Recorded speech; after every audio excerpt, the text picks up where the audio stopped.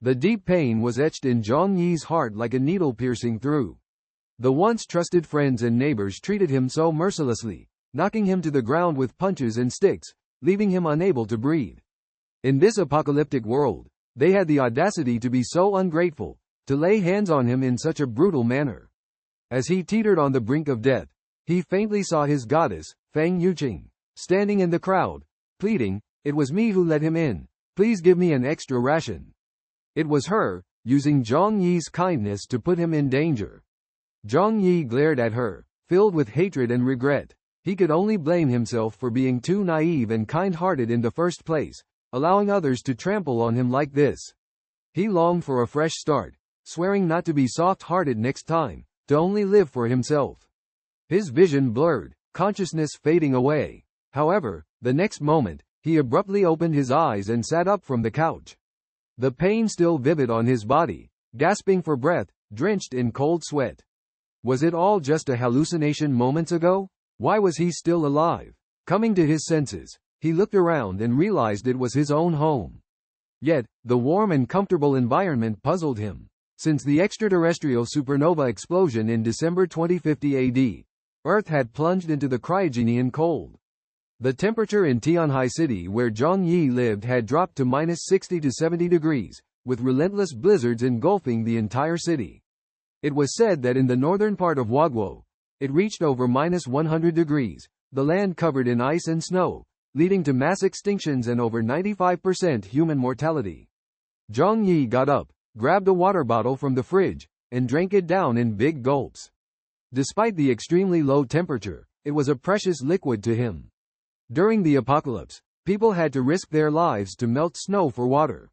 This kind of work was simply perilous. After finishing the water, he glanced at his phone, the date showing November 12, 1 month before the doomsday.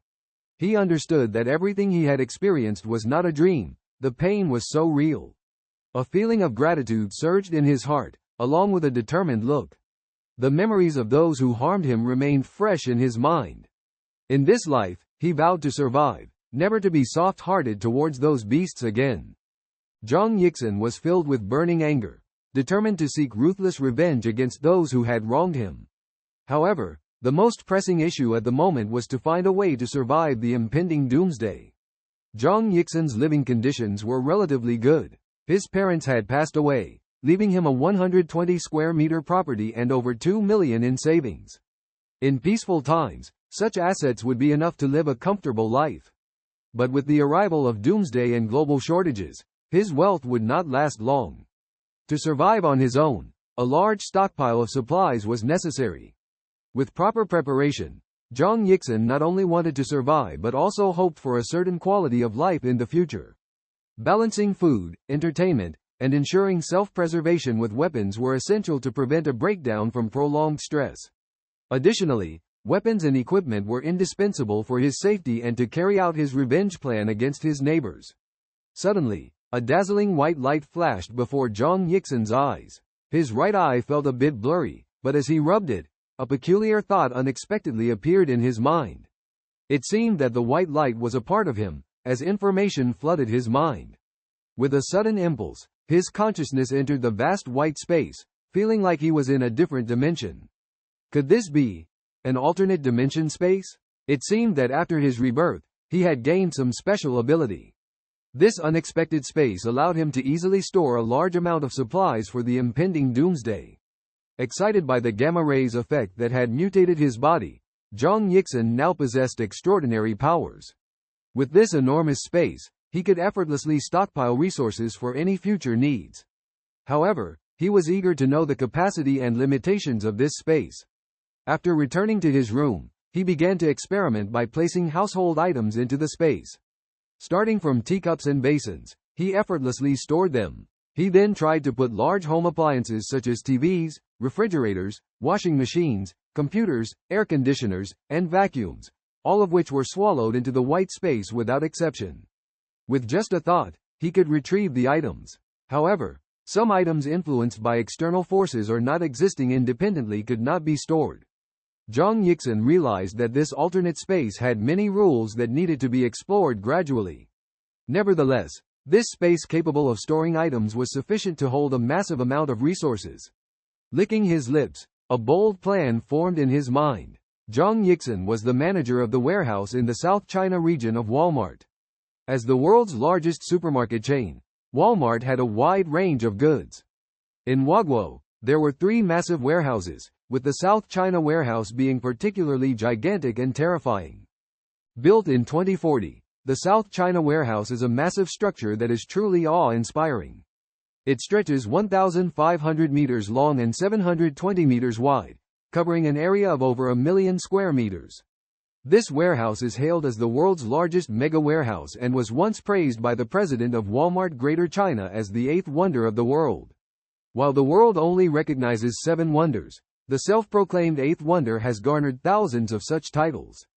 However, the sheer size and storage capacity of the South China warehouse are unmatched, dominating the global logistics field. The supplies stored inside the warehouse are enough to sustain the weekly consumption of millions of people in several cities.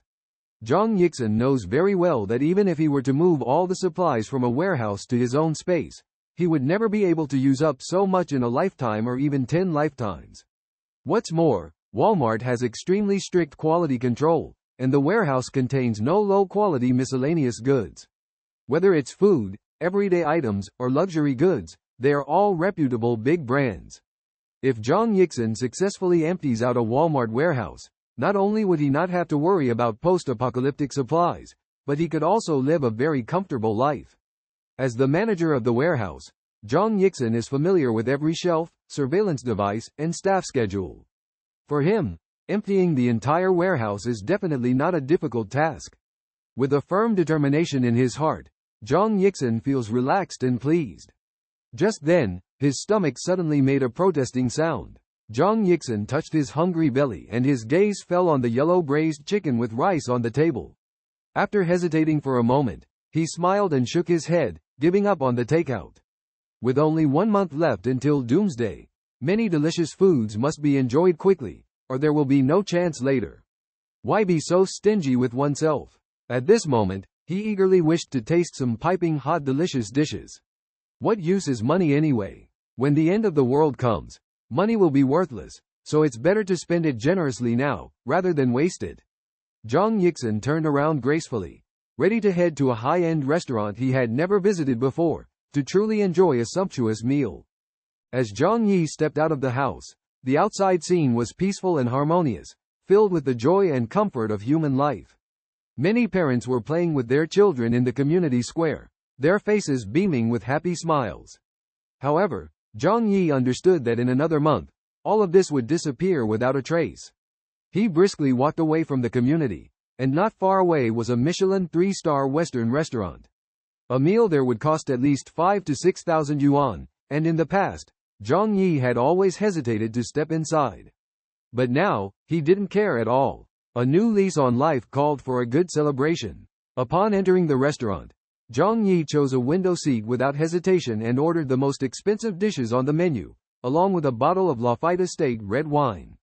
This extravagance cost him 50,000 yuan. Even the waiters in the restaurant looked at Zhang Yi with ambiguous eyes, assuming he must be a wealthy second generation. Otherwise, how could an ordinary person spend so lavishly on a meal? Zhang Yi didn't care about others' opinions. As the sumptuous dishes were served on the table, he began to devour them heartily. Perhaps having experienced 6 months of doomsday, tasting such delicious food at this moment moved him almost to tears. Consequently, his eating manners became somewhat ferocious, attracting discussions among the surrounding diners. But Zhang Yi paid no attention. Because after doomsday arrives, people might even kowtow for a packet of instant noodles. By the time, all civilization and morality would vanish into thin air. While Zhang Yi was enjoying his meal, a woman passing by outside stopped in her tracks. She had long flowing hair, exquisite makeup, Gucci high heels, and an LV handbag slung over her arm. This woman was none other than Fang Yuqing, who had caused Zhang Yi's death in his past life. Beside her was her friend Li Caning. As they passed by the Michelin 3-star restaurant, they couldn't help but sneak a few more glances. They had always longed for such a luxurious place. Unfortunately, their budget didn't allow them to splurge there. But that didn't stop them from scrutinizing their surroundings with discerning eyes. Perhaps they could find a high-quality second-generation rich man to hook a big fish. To their surprise, Feng Yuqing discovered Zhang Yi sitting inside, with a table full of top-notch delicacies in front of him. Isn't that Zhang Yi? How could he afford to dine here? Feng Yuqing exclaimed in surprise. Li Keining also covered her mouth in astonishment, saying, Zhang Yi is so wealthy? In the midst of their conversation, she glanced at Feng Yuqing and said with a smirk, Yuqing, you're really lucky. The lackey who's been pursuing you turns out to be an invisible second-generation rich man. Just look at what he's ordered, worth at least 50 to 60,000. How can an ordinary person be so extravagant at the dining table? Li Keining said enviously, because she knew that Zhang Yi had been pursuing Feng Yuqing for 2.5 years. Feng Yuqing had been stringing him along, neither rejecting nor accepting him. Feng Yuqing was a thorough gold digger, always dreaming of marrying a high-quality second-generation rich man and becoming a young mistress. But she couldn't bear to let go of Zhang Yi, a petite bourgeois with a car and a house in Tianhai City. Feng Yuqing has always regarded Zhang Yi as a spare tire, with an attitude of not taking the initiative, not rejecting, and not taking responsibility towards the spare tire. However, today, when she saw Zhang Yi enjoying a luxurious meal worth tens of thousands of yuan alone, Feng Yuqing began to have doubts. Could it be that Zhang Yi is an invisible second-generation rich? Feng Yuqing propped up her chin and began to ponder this possibility. She recalled common plotlines in TV dramas, where wealthy people intentionally hide their wealth in search of true love. This idea made Feng Yuqing feel hopeful. If it were true, she could save a lot of effort. After all, Zhang Yi has been pursuing her all along, and she believes that as long as she nods, Zhang Yi will propose. Lin Keining also advised, Yuqing, let's go in and find Zhang Yi. Actually, she also has her eyes on that table of delicacies. This Michelin 3-star restaurant's cuisine is a luxury for ordinary people, a once-in-a-lifetime experience. Feng Yuqing hesitated for a moment, shook her head and refused. It's not a good idea. It might make him think I'm a materialistic woman. Let's wait outside and pretend to run into him by chance. Feng Yuqing is not foolish. She won't lose her self-respect for a meal. Even if Zhang Yi is truly wealthy, she wants to maintain her goddess demeanor. Only in this way, when they are together in the future, she can control Zhang Yi and make him continue to pursue her. So the two of them hid near the restaurant, waiting for Zhang Yi. After eating for over an hour, Zhang Yi patted his bulging belly with satisfaction. For him, who had just experienced a rebirth in the apocalypse, the taste of the Michelin 3-star restaurant was ordinary but enough to move his taste buds. Next, he planned to go shopping at a nearby supermarket to test the storage capacity of the alternate space, just in case. Although he was confident in moving supplies from Walmart, he was cautious. Having experienced hunger, he couldn't tolerate any accidents. After paying the bill, Zhang Yi left the restaurant with a smile from the waiter. Suddenly, a familiar voice came from beside him. Zhang Yi, what a coincidence. Zhang Yi turned his head and saw Feng Yuqing and Lin Keining. Feng Yuqing tucked her hair behind her ears, revealing her fair neck and pink earlobes. Zhang Yi sneered inwardly. This move was a classic tactic to make a man's heart flutter. Feng Yuqing, this green tea white lotus, naturally understood this trick. Unfortunately, the current Zhang Yi is no longer the naive lapdog of the past. Not long ago, he was almost killed by this woman, even preparing to boil his ribs into soup. Thinking of this, a coldness flashed in Zhang Yi's eyes, revealing his killing intent. With the apocalypse approaching, even if he killed her, it wouldn't matter. Feng Yuqing felt a surge of indescribable fear in her heart, sensing Zhang Yi's gaze as cold as a knife. Trembling, she asked, Zhang Yi, what's wrong with you? Zhang Yi casually replied, it's nothing, I mistook someone for another. However, deep down, he had other plans. He thought that simply killing this woman would be too easy for her, and he didn't want to face the legal consequences. He didn't want to be stuck in prison when doomsday arrived. He decided to make her taste the bitterness of despair first, and then end her life in some way. Prepared for this, he had enough time to plan. Coupled with memories from his past life, he had countless ways to make her suffer until death. Therefore, He believed there was no need to rush things now. The most important thing at the moment was to build a safe shelter, ensuring his own survival in the apocalypse. Zhang Yi's attitude towards Feng Yuqing was cold and calm. Feng Yuqing and Lin Caning also noticed this attitude. However, when they mistakenly thought Zhang Yi was an invisible second-generation rich, they did not get angry at his indifference. Instead, they became more proactive in approaching him. After all, what's wrong with rich people being a bit willful? That's called having taste. Oh, Zhang Yi, did you just dine at this restaurant? Lin Caning casually asked. Zhang Yi frowned slightly, thinking that this woman was no different from Feng Yuqing. They conspired together to trap him in a difficult situation, so they were equally responsible. Zhang Yi coldly replied, then put his hands in his pockets and walked towards the supermarket. Feng Yuqing and Lin Caning hurriedly followed. Zhang Yi, where are you going? Feng Yuqing asked gently with a smile. To the supermarket. Zhang Yi replied indifferently, with a hint of impatience. If it weren't for wanting them to experience the helplessness of the apocalypse, Zhang Yi would have taken action long ago. Feng Yuqing signaled to Lin Caning and quickly said, we also need to buy some things, let's go together. Zhang Yi suddenly realized, they must have seen him feasting at the Michelin-starred restaurant and mistakenly thought he was a second-generation rich. That's why they suddenly became so enthusiastic. He couldn't be bothered to explain and headed straight to the supermarket. However, the more Feng Yuqing and Lin Caning acted like this, the more convinced they were that he was a second-generation rich. Otherwise, how could he be so arrogant? The two of them followed Zhang Yi closely, with Feng Yuqing getting even closer to him, intentionally touching him from time to time.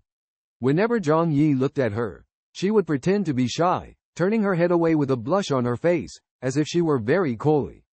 Zhang Yi sneered inwardly. Green tea bitch, your acting skills are top-notch. You could win an Oscar for Best Actress in a movie.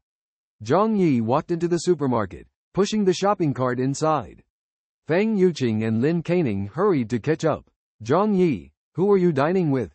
Feng Yuqing asked with a smile. Zhang Yi headed to the food section and said lightly, can't I eat alone? Feng Yuqing's eyes lit up, and she quickly explained, I just thought the food there was quite expensive. I thought you were treating someone. Lin Caning couldn't help but ask, Zhang Yi, your monthly salary is only a little over 10,000, right? This meal would cost you half a year's salary. It seems like your family must have left you a lot of money. Feng Yuqing glared at Lin Caning, silently cursing her for being an idiot. How could she say such things? As a top green tea, the most important rule is to talk about emotions with the rich and money with the poor. Lin Caning realized her mistake and quickly tried to remedy it. Haha, just kidding. In fact, we are all good friends. Money really doesn't matter. Zhang Yi completely ignored them. He walked to the food section, looking at the shelves filled with all kinds of goods, feeling like he was in a treasure trove.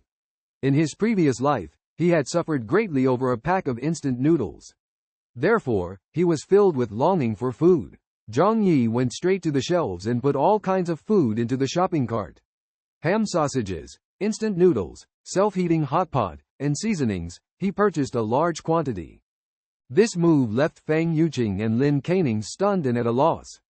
They looked at Zhang Yi in surprise, full of confusion. Zhang Yi, are you going camping? Lin Caning whispered to Feng Yuqing. Would a rich second generation prepare so much food for camping? Feng Yuqing also felt puzzled, but thinking back to the Michelin 3-star meal they had before, she was reluctant to give up the idea of Zhang Yi's identity as a rich second generation. She walked up to Zhang Yi and asked warmly, do you need any help? Zhang Yi had no reason to refuse free help. Looking at Feng Yuqing's innocent smile, Zhang Yi felt a sense of revenge rising in his heart. He had a month to prepare for the coming doomsday. Building a perfect shelter to ensure his safety was not difficult. As for supplies, he could get them from the Walmart warehouse. This way, he could live worry-free and luxuriously in the apocalypse. He decided to deliberately reveal to Feng Yuqing that he had stored a certain amount of supplies, and then wait for her to come to him when the time comes. As for whether Feng Yuqing would leak his information and attract neighbors' attacks, this was not a problem for him. As long as his safe house was built solidly, he not only didn't have to worry about being besieged, but could also counterattack those neighbors. Thinking of their helpless looks, Zhang Yi's mouth curled up in a sly smile. Well, this plan seems good. Zhang Yi planned to have a security company build such a safe house. If feasible, he would adopt this plan.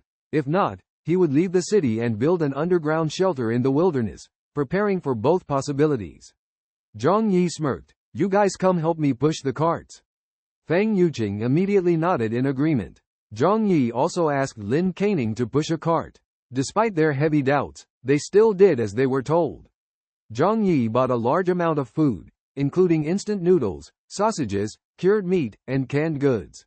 He also prepared a cart filled with meat, fruits, vegetables, and live fish. He wanted to test if his pocket dimension had any special effects for storing fresh food. The 3 carts were packed full, and Zhang Yi handed the cart filled with beef, mutton, and canned goods to the 2 ladies to push. It weighed at least 400 to 500 pounds, making them sweat profusely. Feng Yuqing complained, Zhang Yi, can we eat all this food? Are you planning something without telling me? Zhang Yi sneered, things are unpredictable. What if doomsday comes? I'm stocking up on food just in case. Though Zhang Yi spoke the truth, no one would believe him. Feng Yuqing took it as a joke and said with a smile, forget it, if you don't want to say, that's fine. But after helping you so much today, you have to treat me to a meal later. Her eyes hinted at something more. She was full of anticipation, hoping that Zhang Yi could take her to enjoy the cuisine of a 3-star Michelin restaurant. Zhang Yi smiled slightly and agreed. However, he added, I've been too busy lately and don't have any free time. But next month, I definitely can. Feng Yuqing happily said, that's great, it's a deal then. Lin Caning quickly chimed in, fantastic, let's go together. Haha. She felt extremely happy about the simple task of just pushing a shopping cart to enjoy good food. Seeing Lin Caning so ignorant, Feng Yuqing couldn't help but glare at her. However, Lin Caning pretended not to see it. After Zhang Yi finished paying the bill, the shopping cart was filled with more than 10,000 worth of goods. He paid without hesitation, with no trace of hesitation in his eyes. In the post-apocalyptic world, the value of these goods would increase at least several times, if not priceless treasures. Considering that Zhang Yi purchased a large amount of goods, the supermarket readily lent him a cart. Zhang Yi directed the 2 ladies without hesitation, asking them to help push the items back home. Although he had a car and could have easily driven the items back home, with free labor available, why bother exerting himself? Despite the 2 ladies complaining about being tired while pushing the cart, Zhang Yi promised to treat them to a lavish meal, which immediately lifted their spirits. So, the 3 of them pushed 3 carts full of goods back to the residential area together. Zhang Yi and 2 others pushed 3 carts full of supplies back to the community. On the way, many neighbors witnessed this spectacular scene and started talking about it. Despite the chatter, Zhang Yi paid no attention to being scrutinized for hoarding supplies. After all, his 2 green tea buddies were already aware of his shopping plans, and the news was no longer a secret. If he just wanted to survive, he could easily sell all his assets and escape to a remote wilderness to build an impregnable fortress. However, how could he seek revenge on the neighbors who brutally dismembered him in his previous life if he didn't wipe them all out? If he didn't exterminate those people, the resentment in Zhang Yi's heart would never dissipate. Therefore, one of his doomsday plans was to stay in this community and seek revenge on all those who owed him in a different, cruel way. Of course, the premise of this plan was that the security company could build him an impregnable shelter.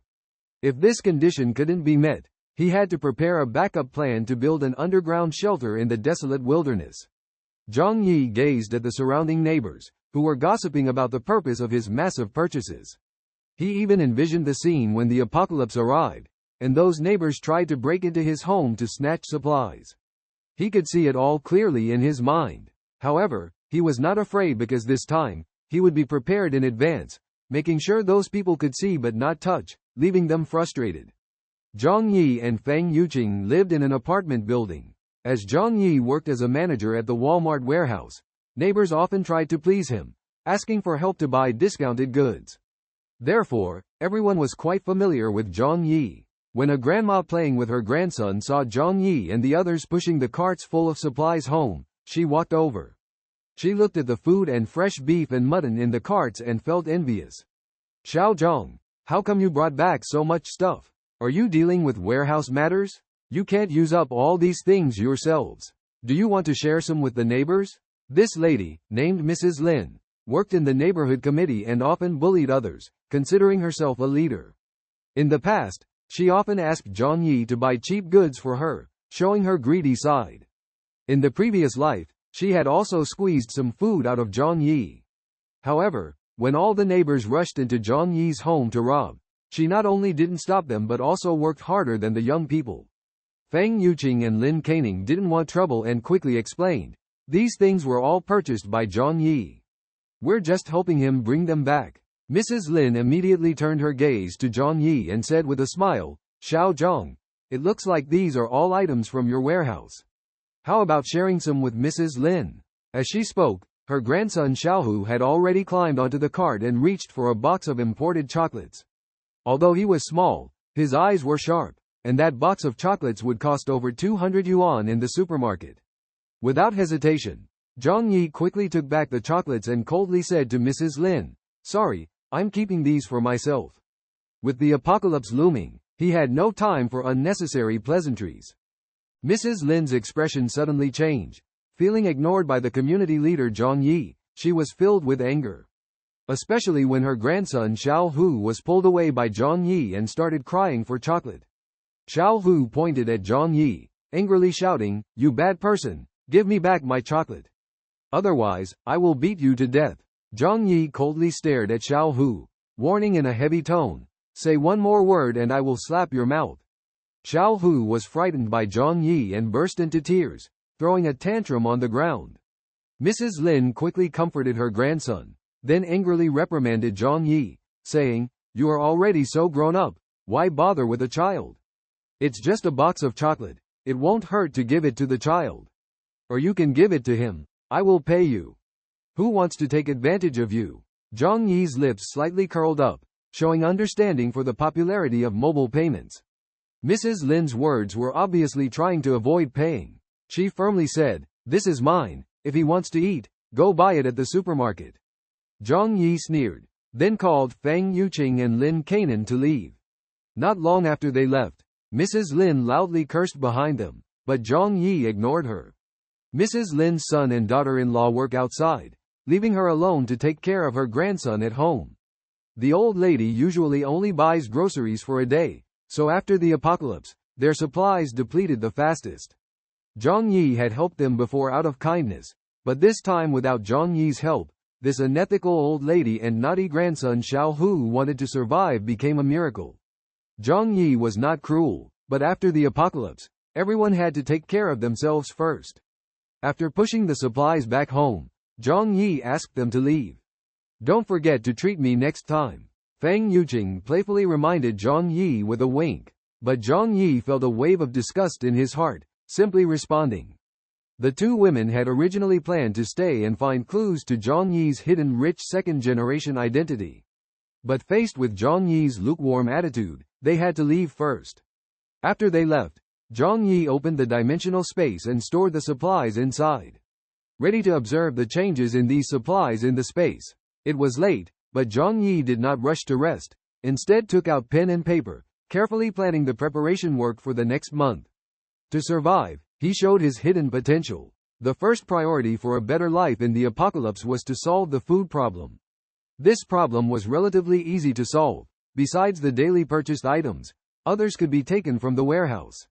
But he couldn't be hasty, needed to investigate first, take them out in a few days to avoid attracting attention. Zhang Yi checked off food on the notebook, then moved on to heating. After the apocalypse, energy supply was scarce, air conditioning couldn't be used, only simple heating methods could be used. The fireplace is Zhang Yi's top choice. This ancient heating method is widely used in the harsh winters of Europe, similar to the principle of a firebed. Thinking about renovating his house, Zhang Yi felt a slight unease in his heart, the terrifying experience of his home being invaded in the past still haunting him. To ensure safety, he decided to turn his home into an impregnable fortress. The top priority was reinforcing thick steel plates or alloy materials, capable of withstanding at least the force of a common explosion. In times of apocalypse, people must prepare fully by any means necessary for survival. Life is no joke, and Zhang Yi deeply understands the terror of death, unwilling to experience it again. Solving the security issue was not difficult. There are companies in Tianhai City that specialize in providing security services for the privileged, including the service of building safe rooms. Zhang Yi also remembered seeing news reports in his previous life about a top billionaire abroad who built a super fortress that could even withstand attacks from small arms. Next, he needed to consider the issue of medications. To prevent diseases, Zhang Yi realized the need to stock up on medicines. While Walmart warehouses have drugs for common illnesses like colds and fevers, it's far from enough. He knew the Cambrian period lasted for at least several decades, so he must prepare adequately.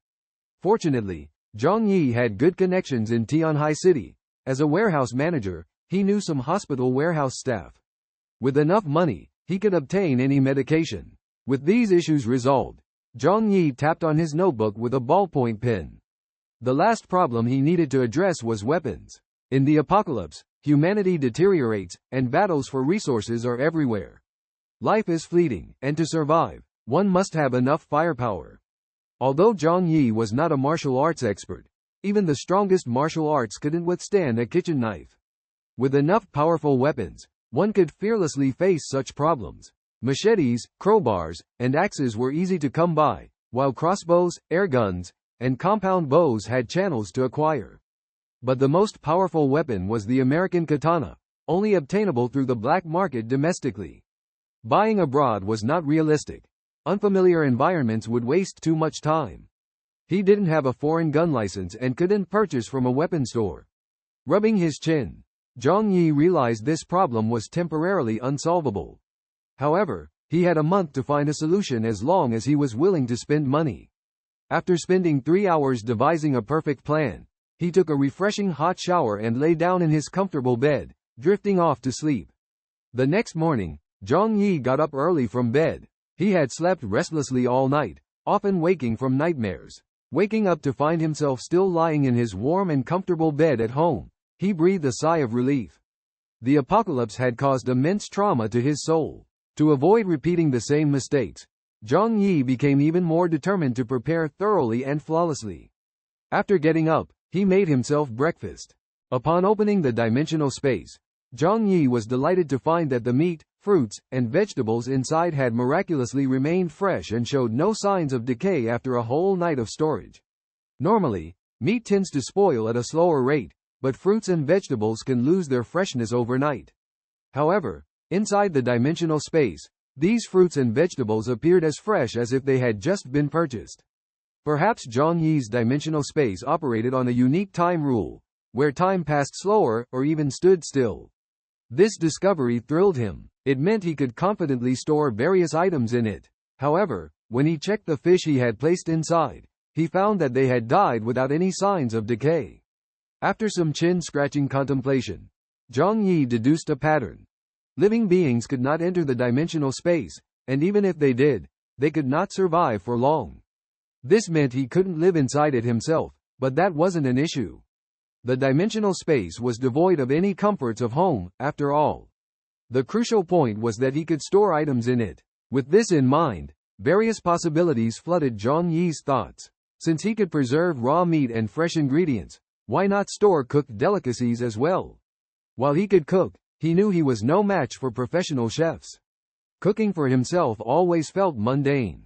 So, he promptly reached out to the top-notch 5-star hotel in Tianhai City, Hongfu Tianxia. This hotel offered delivery services with top-notch dishes, which were his favorite. "Hello, this is Hongfu Tianxia Grand Hotel. How may we assist you?" Zhang Yi immediately exclaimed. "I am hosting a grand 3-day banquet and would like to reserve 500 tables of food." A surprised voice came from the other end of the line. 500 tables of food was a massive undertaking that would require a considerable amount of time. Moreover, as a 5-star hotel, the price per table was not cheap, at least 3,000 to 4,000 yuan. Altogether, 500 tables would cost over $1 million. The waiter didn't dare make a decision and quickly said, "Please wait, let me consult with our manager." After a moment, another voice took over the call. "Hello, I am Chen Dingfang, the manager of Hongfu Grand Hotel. May I ask for your name?" Zhang Yi proudly declared, "I am Zhang Yi. He decided to order 500 tables for the banquet and confidently made this huge request to the manager. The manager was shocked by this massive order, a challenge they had never encountered before at the hotel. However, faced with such a large order, they could not refuse. The manager quickly responded, "Mr. Zhang, the cost of 500 banquet tables could reach $1 million. If you are sure you need them, we will start preparing immediately, but we require a deposit of 200,000. Without hesitation, Zhang Yi replied, "No problem, I will transfer the money to your account." The manager breathed a sigh of relief, immediately sent the bank account details to Zhang Yi, and quickly added him as a friend. Zhang Yi promptly transferred the 200,000 deposit. After confirming receipt of the deposit, the manager immediately mobilized all departments. They eagerly began stocking up and paused other takeaway orders from the kitchen. They had to complete the request for 500 banquet tables within a day. Hanging up the phone, Zhang Yi couldn't help but sigh, "Although the money will be spent in a month, I still need it to buy things now." He had inherited money from his parents and his own savings, totaling about 2 million. This time, half of his savings disappeared, making him a little regretful. However, he realized it was also a good thing. Many people have a large sum of money that eventually vanishes. Not everyone has the opportunity to use money wisely. He realized he had many more expenses ahead, so he began thinking about how to raise more funds. His eyes fell on the property in his home, a 120 square meter house located in the center of Tianhai City, built 10 years ago. According to the current market price, it was worth at least over 5 million. He thought of using a mortgage to raise funds, feeling relieved that he wouldn't need to repay the loan immediately. So, he immediately left home and drove to the bank to apply for the loan. On the way, he received a message from Feng Yuqing expressing her loneliness and boredom. Zhang Yi glanced at the message, casually threw his phone aside, and focused on going to the bank. Due to the large amount of Zhang Yi's loan and complete documentation, as well as the full payment for the property, the loan was quickly approved. The bank finally approved his loan amount of 4 million. Zhang Yi did not negotiate, as this amount was easy for him. He gladly signed the documents, and the bank transferred the loan amount to his account.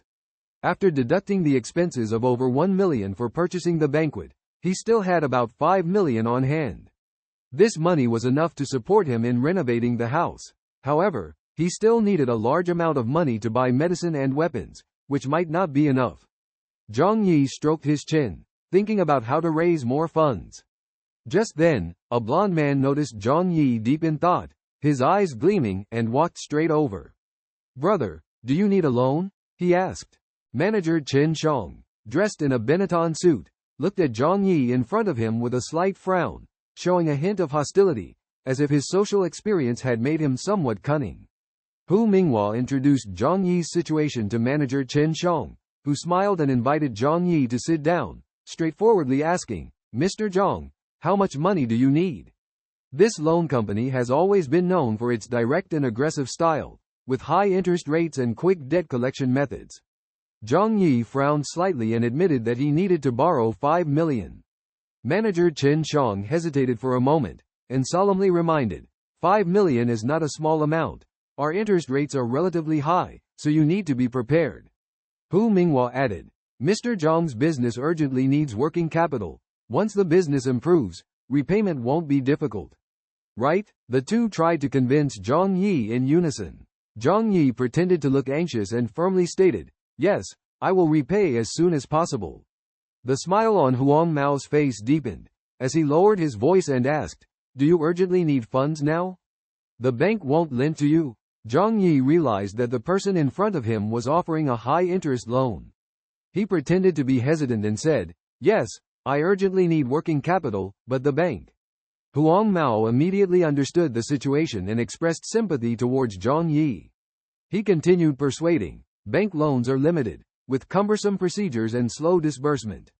But, buddy, if you urgently need funds, I can help you out." Zhang Yi looked at Huang Mao with a bit of caution, hesitantly asking, Are you sure you can do it? I need millions in funds." When Huang Mao heard the amount, excitement flashed in his eyes. He took out a business card and proudly said, "We at Duoduo Loan Financial Services specialize in helping those in urgent need of funds. As long as you need it, We're here to serve you anytime. Zhang Yi looked at the information on the business card, feeling excited.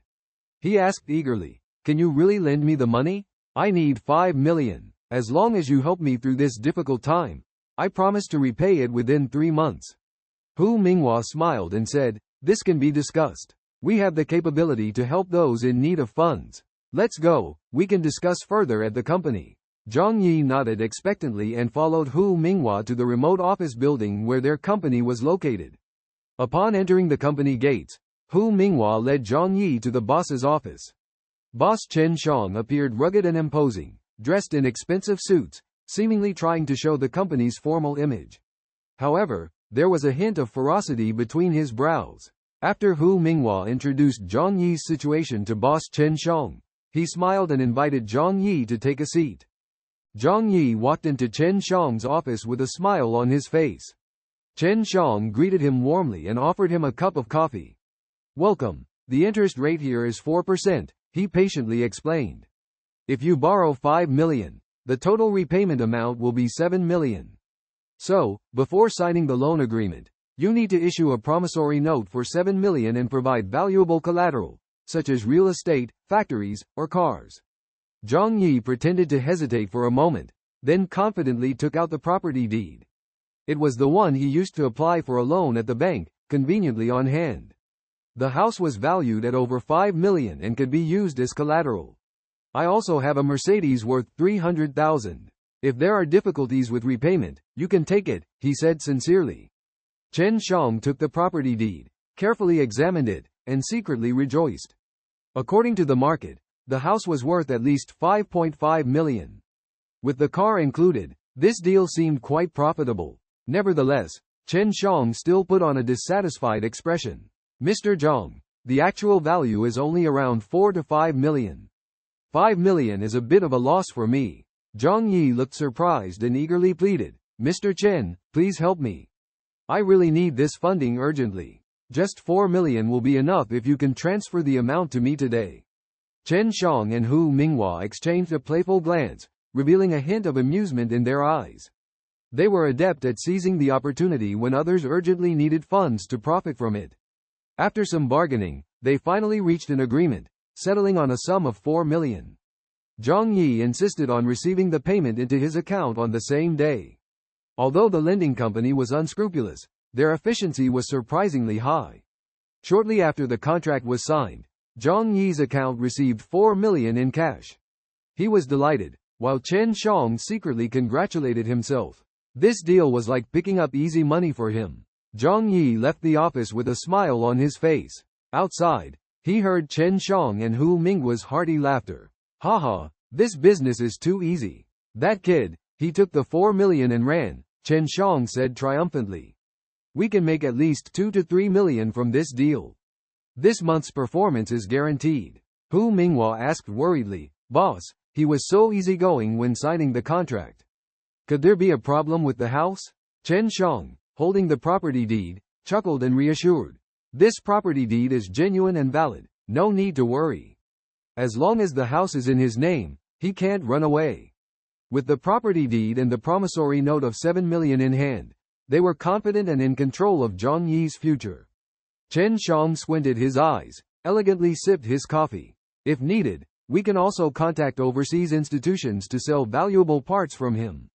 We never make a loss." In the end, they decided to utilize more tactics to the extreme, completely draining every inch of Zhang Yi's wealth. Zhang Yi walked out of the lending company, brimming with joy. He glanced back at the towering skyscraper with a hint of cold smirk in his eyes. These people, how naive, actually handing over the money to him. From now on, Zhang Yi will have no further dealings with Chen Xiang and Hu Minghua. In fact, they are likely to perish in the end-of-month cold wave. Currently, Zhang Yi has already obtained around 9 million in funds, enough to fulfill his plan. After all, whenever he makes any purchases in the future, he can choose to pay with a prepayment deposit. This 9 million will have the purchasing power of tens of millions. He feels that there is no need to make more money, otherwise he doesn't mind making some money on various online lending platforms. Driving to the famous security company, War Dragon Security, in Tianhai City, Zhang Yi was full of anticipation. War Dragon Security is one of the top security agencies in Wagwo, specializing in providing security services for the wealthy and celebrities. Sometimes they even provide assistance to the government's high-level officials. He chose to find them because he had heard that War Dragon Security had built a top-class safe house worth $1 billion for the son of the richest man in Jiangnan province. That family is the second generation of real estate tycoons. Even if doomsday arrives, they can still live comfortably. The credit for the safe house built by War Dragon Security for them is indispensable. Zhang Yi arrived at War Dragon Security and explained his purpose to the front desk.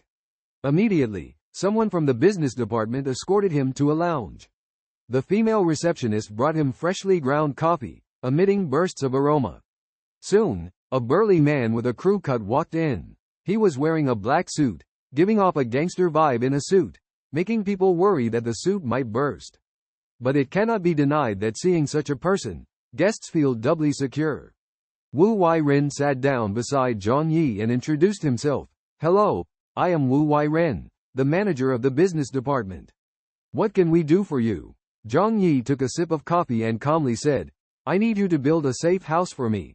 The kind that can withstand the end of the world. A top-class safe house." Wu Wai-ren's eyes immediately became serious after hearing this request. This request may sound absurd to others, as no one would really believe that the world would end. But for War Dragon Security, this is not a joke. Because in this world, those who are the wealthiest and most powerful are often the most afraid of death. A long time ago, there were billionaires abroad who spared no expense to build doomsday shelters worth hundreds of millions of dollars. Over the years, many billionaires around the world have started to follow suit. Some may be genuinely concerned about the arrival of large-scale natural disasters, while others need to increase their sense of security due to numerous enemies. And the end of the world safe house of War Dragon Security caters to this market demand. Wu Wai-ren became enthusiastic upon hearing Zhang Yi's request. They only take on a few such large projects every year. He said to Zhang Yi, "Mr. Zhang, War Dragon is a world-class security company. We will definitely be able to meet your requirements."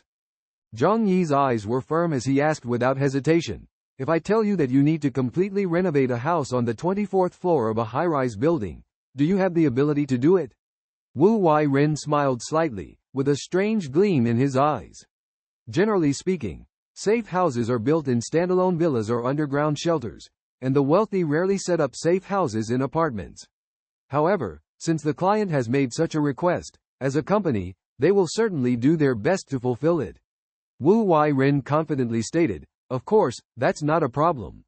Our Dragon Security Company is considered top-notch in the world, and with our technical strength, we can fully meet your requirements." Hearing Wu Wai-ren's confident promise, Zhang Yi felt relieved. In that case, he decided to turn his own house into a safe house. The only reason he stayed was to witness those who had harmed him receive their due punishment. Wu Wai-ren took out a tablet and handed it to Zhang Yi. He patiently explained, "Our company's services are all tailored to your needs. You can choose the services you need here, and there are corresponding price tags for each." In the information age, communication has become extremely convenient. Zhang Yi took the tablet and began to carefully browse the service content on it. It had to be admitted that a professional company was truly exceptional. As long as you can afford it, Dragon Security Company can almost meet all your needs, including building a safe house underground 100 meters or under the sea. However, for Zhang Yi, time was of the essence, as he only had a short month. After reading the introduction about the safe house, Zhang Yi immediately chose the services he needed.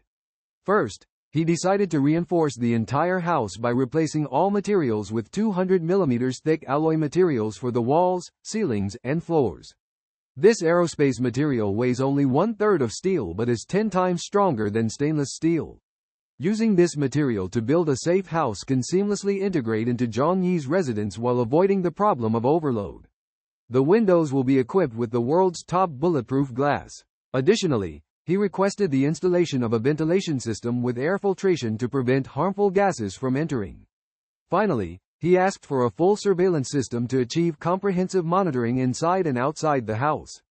Furthermore, all doors will be replaced with heavy-duty vault doors equivalent to those in banks, making it difficult to break open even with small bombs. In short, Zhang Yi's only requirement is to turn his house into an invincible fortress. After making his selection, Zhang Yi handed the computer to Wu Wai-ren. After reading it, Wu Wai-ren couldn't help but widen his eyes. A house of only 120 square meters turned into such a strong fortress. With weapons added, it's simply an impregnable fortress. Wu Wai-ren muttered to himself. Hearing this, a hint of excitement flashed in Zhang Yi's eyes. Oh, so you also have knowledge about fortresses? Wu Wai-ren laughed. I used to be a mercenary abroad and am well versed in military knowledge. Suddenly, an idea popped into Zhang Yi's mind. He lowered his voice and asked Wu Wai-ren, do you have a way to get firearms? This question made Wu Wai-ren's expression serious. In this country, private firearm ownership is prohibited. Mr. Zhang, you should know that, in principle, private firearm ownership is not allowed, Wu Wai-ren said softly. Have you encountered some formidable opponents that make you so worried?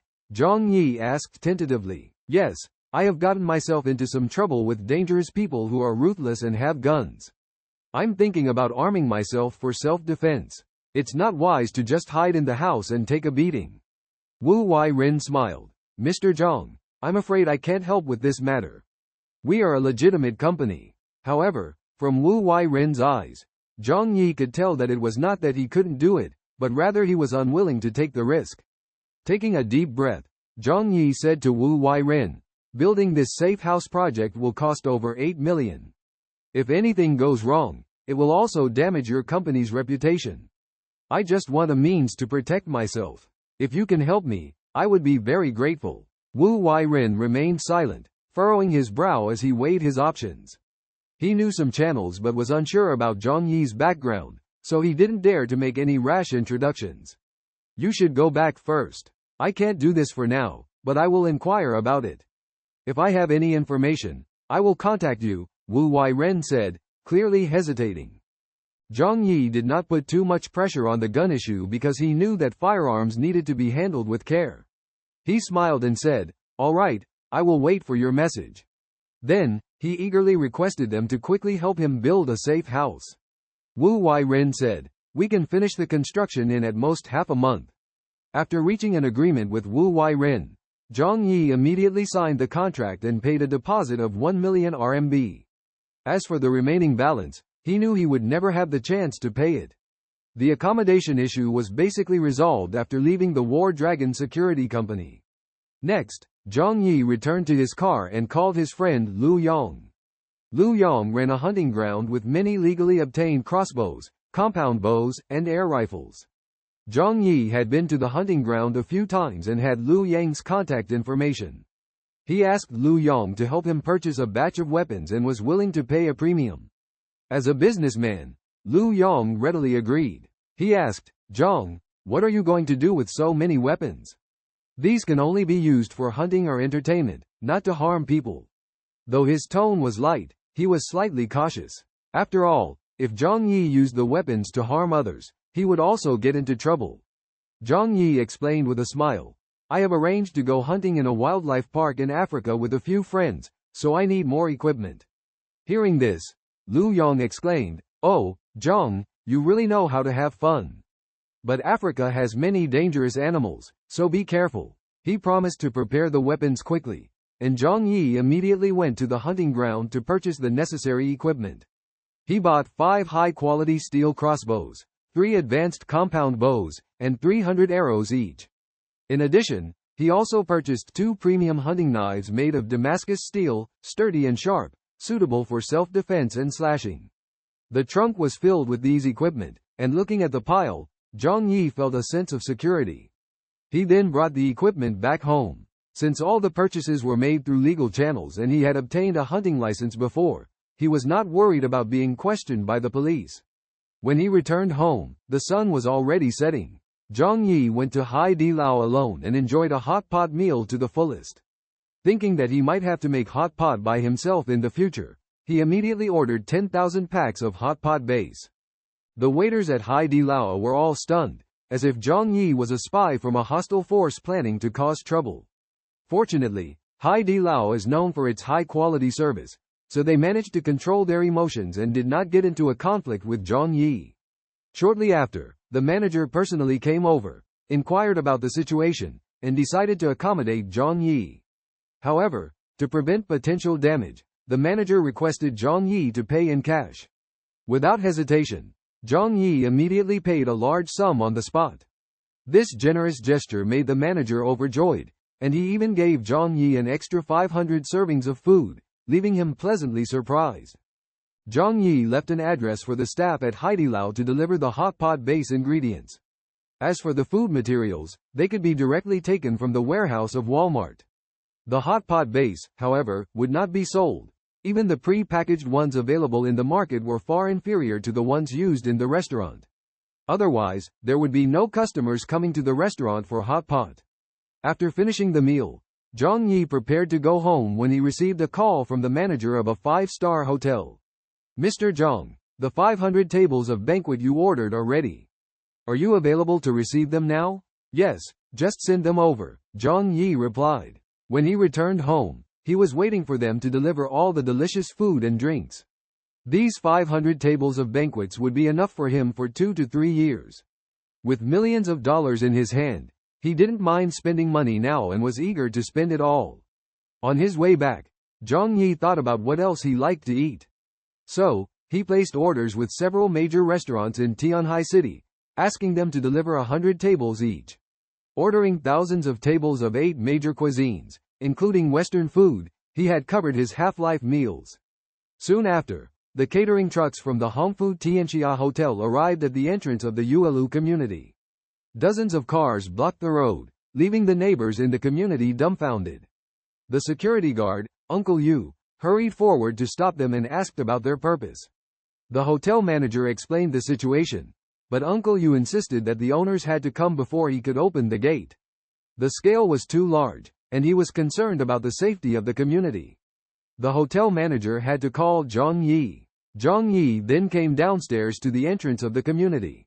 There were many people gathered, including the neighbors from the residential building and onlookers like Feng Yuqing and Lin Caning.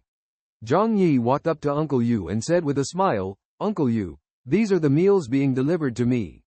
Let them in." Uncle Yu was surprised. "Meals? What are you eating that requires a dozen cars to deliver?" The neighbors heard it was a meal truck and were in an uproar. "Wow, this must be at least a few hundred tables. Where does he plan to put them? Is there something happening at Zhang Yi's house, a banquet perhaps? Is he getting married? A few hundred tables is too intimidating. Look carefully, that's the Hongfu Tianxia, a 5-star hotel. Ordering a few hundred tables from there would cost at least 100,000. Oh my, spending over 100,000 on a banquet. Zhang Yi is truly a hidden dragon. We only knew his family was well off, but now it seems he's a tycoon." The neighbors were discussing animatedly, and their eyes towards Zhang Yi were filled with admiration. Feng Yuqing on the side of the road saw this scene and pursed her lips, strengthening her determination to win over Zhang Yi.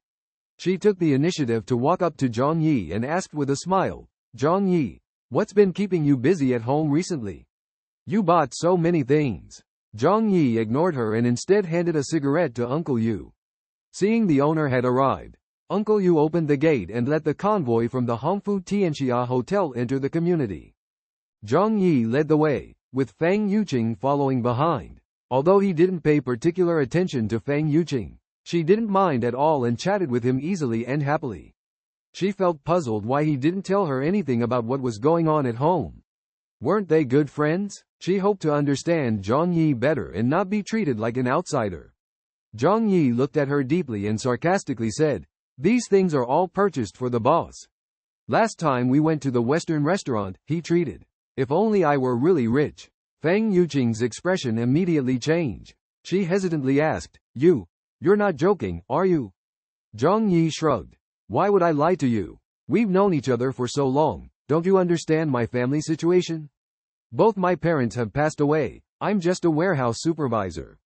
I don't have that much money." His explanation made Feng Yuqing's expression complicated. She had suspected Zhang Yi was a second-generation rich, thinking his family must be running a big business. However, now that Zhang Yi admitted he wasn't a second-generation rich, Feng Yuqing's doubts were answered. She quietly distanced herself from Zhang Yi, adjusted her hair, and politely smiled, saying, "Whether you're a second-generation rich or not, we are still the best of friends, right? I'm not that kind of materialistic woman." She deliberately emphasized the word, friend. Green tea never cuts off all ties, because she needs backups and lapdogs to serve her. Zhang Yi's lips curled into a cold smile, saying no more. Meanwhile, the employees of Hongfujianxia began to move tables of delicious food to the location designated by Zhang Yi. Zhang Yi had a good network, so he managed to borrow the underground warehouse in the residential area from the property management, allowing them to store the food there first.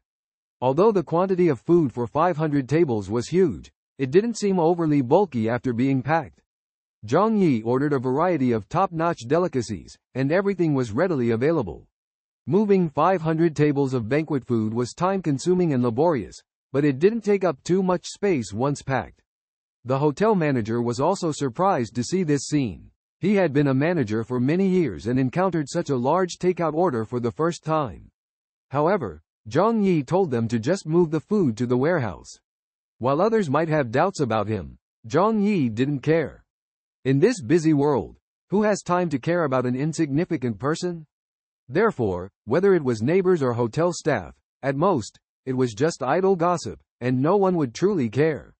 Soon, Zhang Yi stored all 500 tables of banquet food in his own pocket dimension.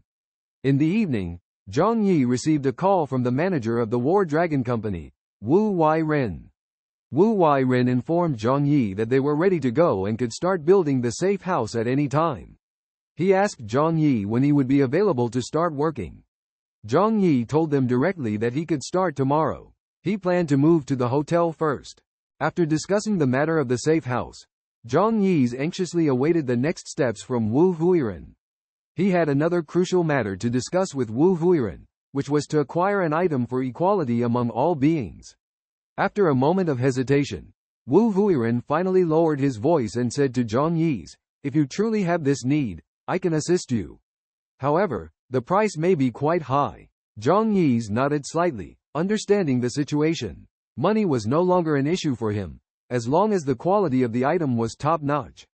Wu Huiren casually added, "In that case, I will provide you with some clues. In 3 days, I will inform you of the specific location for the transaction." Zhang Yi felt relieved, as he had finally taken a step towards achieving his goal. The preparations for the firearms had been completed, and Zhang Yi felt relaxed and content. In the face of the impending doomsday, having firearms meant maintaining a strong sense of confidence when dealing with both humans and mutants. Early the next morning, Zhang Yi organized and stored important items from his home into his own space. In order to build a safe house, he had to temporarily move to a hotel. The Yulu community welcomed 3 black vans, from which a large group of War Dragon Company workers in work uniforms got off and began measuring the data of Zhang Yi's home. The neighbors around saw this scene and their eyes revealed strong curiosity. They speculated one after another, wondering if Zhang Yi had encountered something strange recently. Why did he always make inexplicable moves? Some colleagues even joked that they had seen him buying 3 carts of food at the supermarket the other day. Haha, could it be that he sensed the end of the world was near, so he hoarded so much food? If it expires, wouldn't it all go to waste? Some even suspected that he might have a mental problem. Everyone was puzzled by Zhang Yi's abnormal behavior, but no one really cared, just treated him as a joke. Even Fang Yuqing and Lin Caning thought Zhang Yi had lost his mind. Lin Caning suddenly realized and said, "I understand, no wonder he dined at the Michelin 3-star restaurant that day. Turns out his brain is not working right." Fang Yuqing frowned, feeling very unhappy. Thinking back to the day when she took the initiative to strike up a conversation with Zhang Yi and helped him carry so many things back home, she felt a surge of resentment. She thought, what is Zhang Yi up to? However, Lin Caning, with some concern, said, "But he promised to treat us to a big meal, he won't forget, right?" She was eager to go to the Michelin 3-star restaurant for a delicious meal. Fang Yuqing sneered and said, "Forget it. With him acting so strangely lately, even if he treats me, I won't go. If we are seen eating together by others, it would be embarrassing. I am looking for a wealthy husband, can't ruin my reputation." Hearing Fang Yuqing's words, Lin Canning felt reluctant but helpless, and could only give up.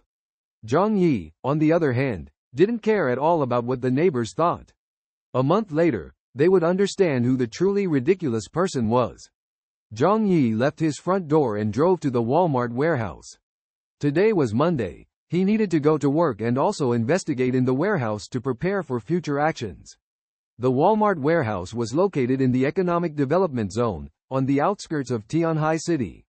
Due to the relatively cheap land prices here, many large companies had set up warehouses, and even some pharmaceutical companies had warehouses here. This provided convenience for Zhang Yi to acquire some special medications in the future.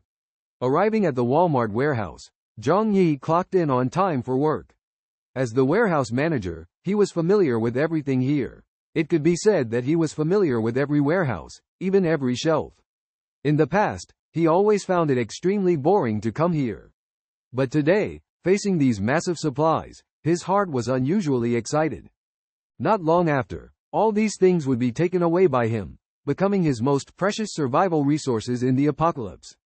As the main warehouse of Walmart in southern China, the abundance of supplies here is beyond imagination. Various daily necessities are piled up, with tens of thousands of Coca-Cola quietly waiting. The warehouse covers millions of square feet, filled with a wide array of goods, including food, clothing, hardware tools, as well as cars, drones, diesel generators, and barrels of gasoline. Almost all items sold in supermarkets can be found here. Zhang Yi has worked here for many years and knows every item on each shelf like the back of his hand. He is familiar with the schedule and the positions of the cameras.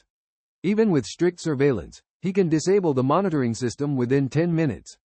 Then, taking advantage of the system's vulnerabilities, he would take away all the supplies. However, at this moment, Zhang Yi did not act in haste. There was still plenty of time, and he didn't want to alert the snake. After circling the warehouse, he quietly left, carrying a pack of Wonghalo cigarettes, and headed to the adjacent warehouse of ruining pharmaceutical company. Because he often worked in the same place, he was familiar with the employees here. Finding the warehouse manager, Zhou Heron, Zhang Yi talked to him and subtly hinted at his needs. He hoped to obtain several boxes of special medicine for treating critical illnesses. Zhou Heron was initially cautious, but when he heard that Zhang Yi was willing to pay double the price, he couldn't help but be tempted. In the end, they struck a deal for 5 large boxes of medicine at a price of 3 million. With the medicine sorted out, Zhang Yi almost had all the supplies he needed for the apocalypse. With less than a month left before doomsday, he had no mood for work. So, he requested a 20-day leave from the warehouse manager, claiming that his ancestral grandfather had passed away and he needed to return to his hometown for the funeral. Zhang Yi had good relations with the manager, so the leave was smoothly approved. Next, he planned to spend his time comfortably in a 5-star hotel, waiting for all the supplies to arrive and the safe house to be built. As he was leaving the office, he happened to see Feng Yuqing pouring coffee, with a seductive and captivating demeanor. A group of young male dogs were attracted and began to chase after her. Among them, one young man with a beaming smile warmly invited Feng Yuqing to join him in watching Jay Chou's concert, holding up the proud ticket in his hand. This young man's name is Zhou Peng, and he left a deep impression on Feng Yuqing. They both live in the same community, and Zhou Peng is a loyal follower of Feng Yuqing, even saving a place for her among his past enemies. Zhou Peng was enthusiastically pursuing Feng Yuqing on the side, but Feng Yuqing was not interested in Zhou Peng.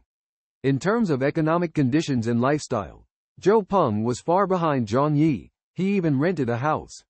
Nevertheless, Feng Yuqing still smiled and said to him, "Thank you, Zhou Peng. But I'm sorry, I already have plans tonight." What a coincidence. A hint of disappointment appeared on Zhou Peng's face, as he had spent an entire month's salary on those 2 concert tickets. He had hoped to confess to Feng Yuqing at the concert, but he did not expect to be rejected. Seeing this scene, Zhang Yi's mouth curled into a mocking smile. He knew very well that Zhou Peng, this lapdog, was destined to get no reward in the end. However, in the midst of Zhou Peng's disappointment, he noticed Zhang Yi's smug expression, which ignited his anger. To divert the awkwardness, he walked straight to Zhang Yi and rebuked, "Zhang Yi, what you did was really unkind. A grown man like you, making a woman help with moving things. Aren't you ashamed? Yuqing complained about her back pain all day at work today. I hope next time you won't let her work for you again. Zhang Yi glanced at Feng Yuqing, realizing that she had spilled the beans. Feng Yuqing put on an innocent look and said, "It's okay, I'm actually fine. Just can't lift heavy things. My back is a bit uncomfortable." With that, she touched her back, showing a painful expression. To show his masculinity, Zhou Peng aggressively pointed at Zhang Yi and said, "You quickly give Yuqing $500 for medical treatment." But he didn't expect Zhang Yi's eyes to turn cold as he angrily retorted, "She volunteered to help with the moving. I never asked her for help. Besides, who do you think you are, bossing around here? Do you think you're something special?" Zhang Yi's stern rebuke shocked both Zhou Peng and Feng Yuqing. Zhou Peng was just an ordinary clerk, without any power. The only reason he dared to shout at Zhang Yi was because Zhang Yi was usually gentle and avoided conflicts. But when Zhang Yi truly got angry, Zhou Peng couldn't help but shrink back in fear. "Why are you shouting so loudly? I just wanted to discuss with you," Zhou Peng said. Zhang Yi sneered and left directly. He didn't bother wasting words with Zhou Peng, because in his eyes, 99% of these people would perish in the storm of the future apocalypse. What's the point of talking to dead people? After Zhang Yi left, Zhou Peng walked up to Feng Yuqing and whispered, "Yuqing, I've told you before, this Zhang Yi is not a good person. It's best to stay away from him in the future." Feng Yuqing frowned and pondered, noticing that Zhang Yi had clearly changed recently, no longer greeting her as before, and not even chatting with her at night. This sudden change puzzled her. After work, Zhang Yi drove to a 5-star hotel in Tianhai City, precisely the Hongfu Tianxia that he had booked before. Upon learning of Zhang Yi's arrival, the manager greeted him with a warm smile and kindly arranged his guest room. The luxurious rooms in the 5-star hotel cost over 1,000 yuan per night, but Zhang Yi didn't mind at all. With millions in his pocket, he didn't feel the pinch of the expense. That evening, Bai Lianhua, Feng Yuqing, took the initiative to message Zhang Yi, breaking their previous silence. Feng Yuqing curiously inquired about Zhang Yi's recent strange behavior, hinting at the possibility of something significant happening.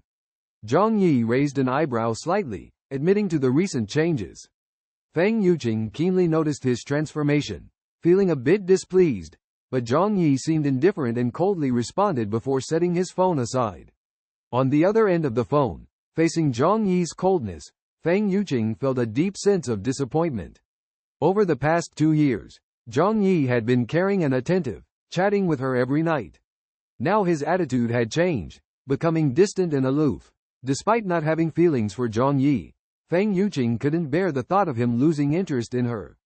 To her, it meant losing a valuable catch. Although Zhang Yi wasn't born with a silver spoon, he was a high-quality middle-class entrepreneur.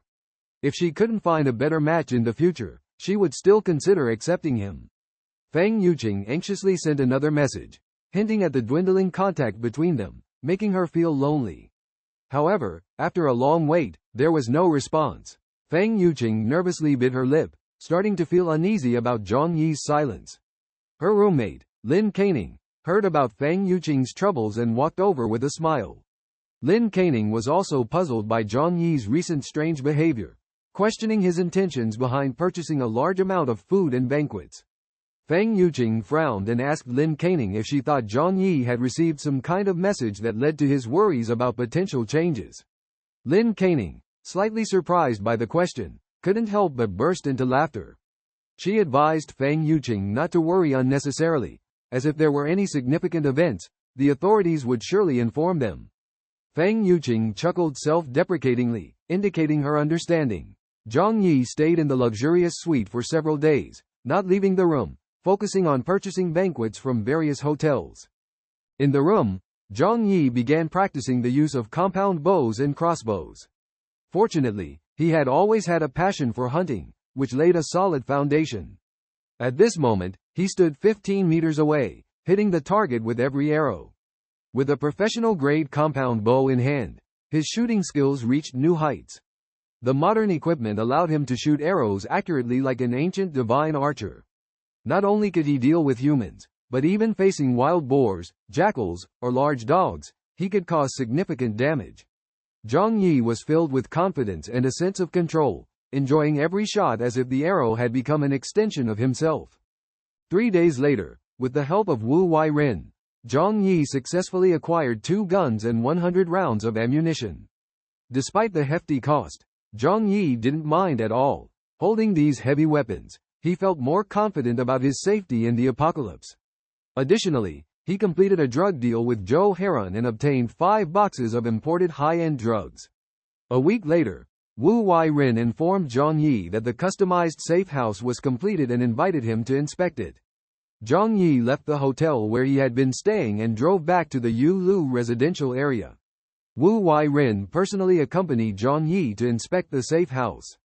Zhang Yi was impressed by the security standards of the Battle Dragon Company. The safe house, reinforced with 200 mm thick alloy plates as per his request, showed no visible changes on the exterior. Wu Weiren patiently introduced the various facilities. The ventilation system was military-grade, capable of filtering harmful gases and preventing gas attacks. The heating system used professional-grade materials, and besides meeting requirements, it also reduced temperature loss by 99.5%. With a mysterious smile, Wu Weiren introduced the surveillance system, with 300 cameras installed throughout the building, allowing Zhang Yi to monitor each floor. Zhang Yi was amazed, marveling at the power of money, which could buy services beyond the imagination of ordinary people. Stepping onto the balcony, he found it had been transformed into a huge bulletproof and explosion-proof floor-to-ceiling window, sturdy yet providing good natural light.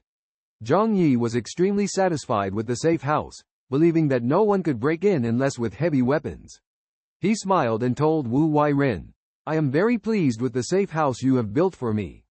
Wu Weiren also smiled and asked Zhang Yi to sign the contract, reminding him to settle the final payment within 3 months. Zhang Yi nodded in agreement, knowing full well that he would not be paying the final installment. With just a deposit of 1 million, he could own a safe house worth nearly 10 million, which was truly delightful. As he lay on the sofa, admiring the perfect safe house, he suddenly realized an important issue: water source. He slapped his forehead and exclaimed, "Oh my, how could I forget such an essential thing?" In the frozen world, even though the outside is covered in ice and snow, securing a water source is crucial. The biting cold outside, with temperatures plummeting to -60 or 70 degrees, makes it unbearable for people to endure. Every time he goes out, Zhang Yi is filled with the potential danger. He cannot tolerate any loopholes in his safe house. After careful consideration, he resolutely placed an order on a food delivery platform to purchase 100 huge water storage barrels, each capable of storing 500 cubic meters of water, enough for him to use for several years. Combined with the ability to always get bottled water from the warehouse, the water resource issue has been perfectly solved. The speed of the delivery guy is amazing. A few hours later, the delivery arrived at Zhang Yi's doorstep. Zhang Yi walked to the entrance of the community and asked the security guard Uncle Yu to let the delivery guy in. The surrounding neighbors saw Zhang Yi buying a bunch of things again and started discussing. Some said, "Is this Zhang Yi crazy?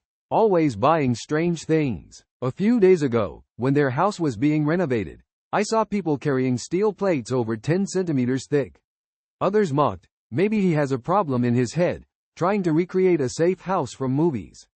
Some people saw in foreign videos that some rich people do this kind of thing out of boredom. Isn't this just overly cautious? Now he's bought so many water barrels, does he think Tianhai City will run out of water? Ha ha. Faced with the ridicule of the neighbors, Zhang Yi disdained to explain. He sneered in his heart, waiting for the ice-sealed doomsday to come. They would understand how foolish they were. Zhang Yi dismissed them, as these people only saw him as a fool and would not listen to his advice. They might even frame him, accusing him of spreading rumors and disrupting social order, and come to arrest him later. The security guard Uncle Yu and neighbor Grandpa Tang were chatting. Uncle Yu walked over and kindly asked, "Xiao Zhang, why did you buy so many water barrels? If you need help, just let me know, I'll help you." Zhang Yi looked at the warm-hearted Uncle Yu, feeling 1,000 emotions in his heart. Uncle Yu is a retired soldier with no children. He has been a security guard in the community for over a decade, always dedicated and responsible.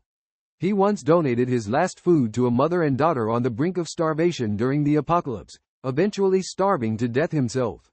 He is a rare beacon of humanity in Zhang Yi's eyes. Zhang Yi said to Uncle Yu, "Uncle Yu, the temperature is unusually cold this year.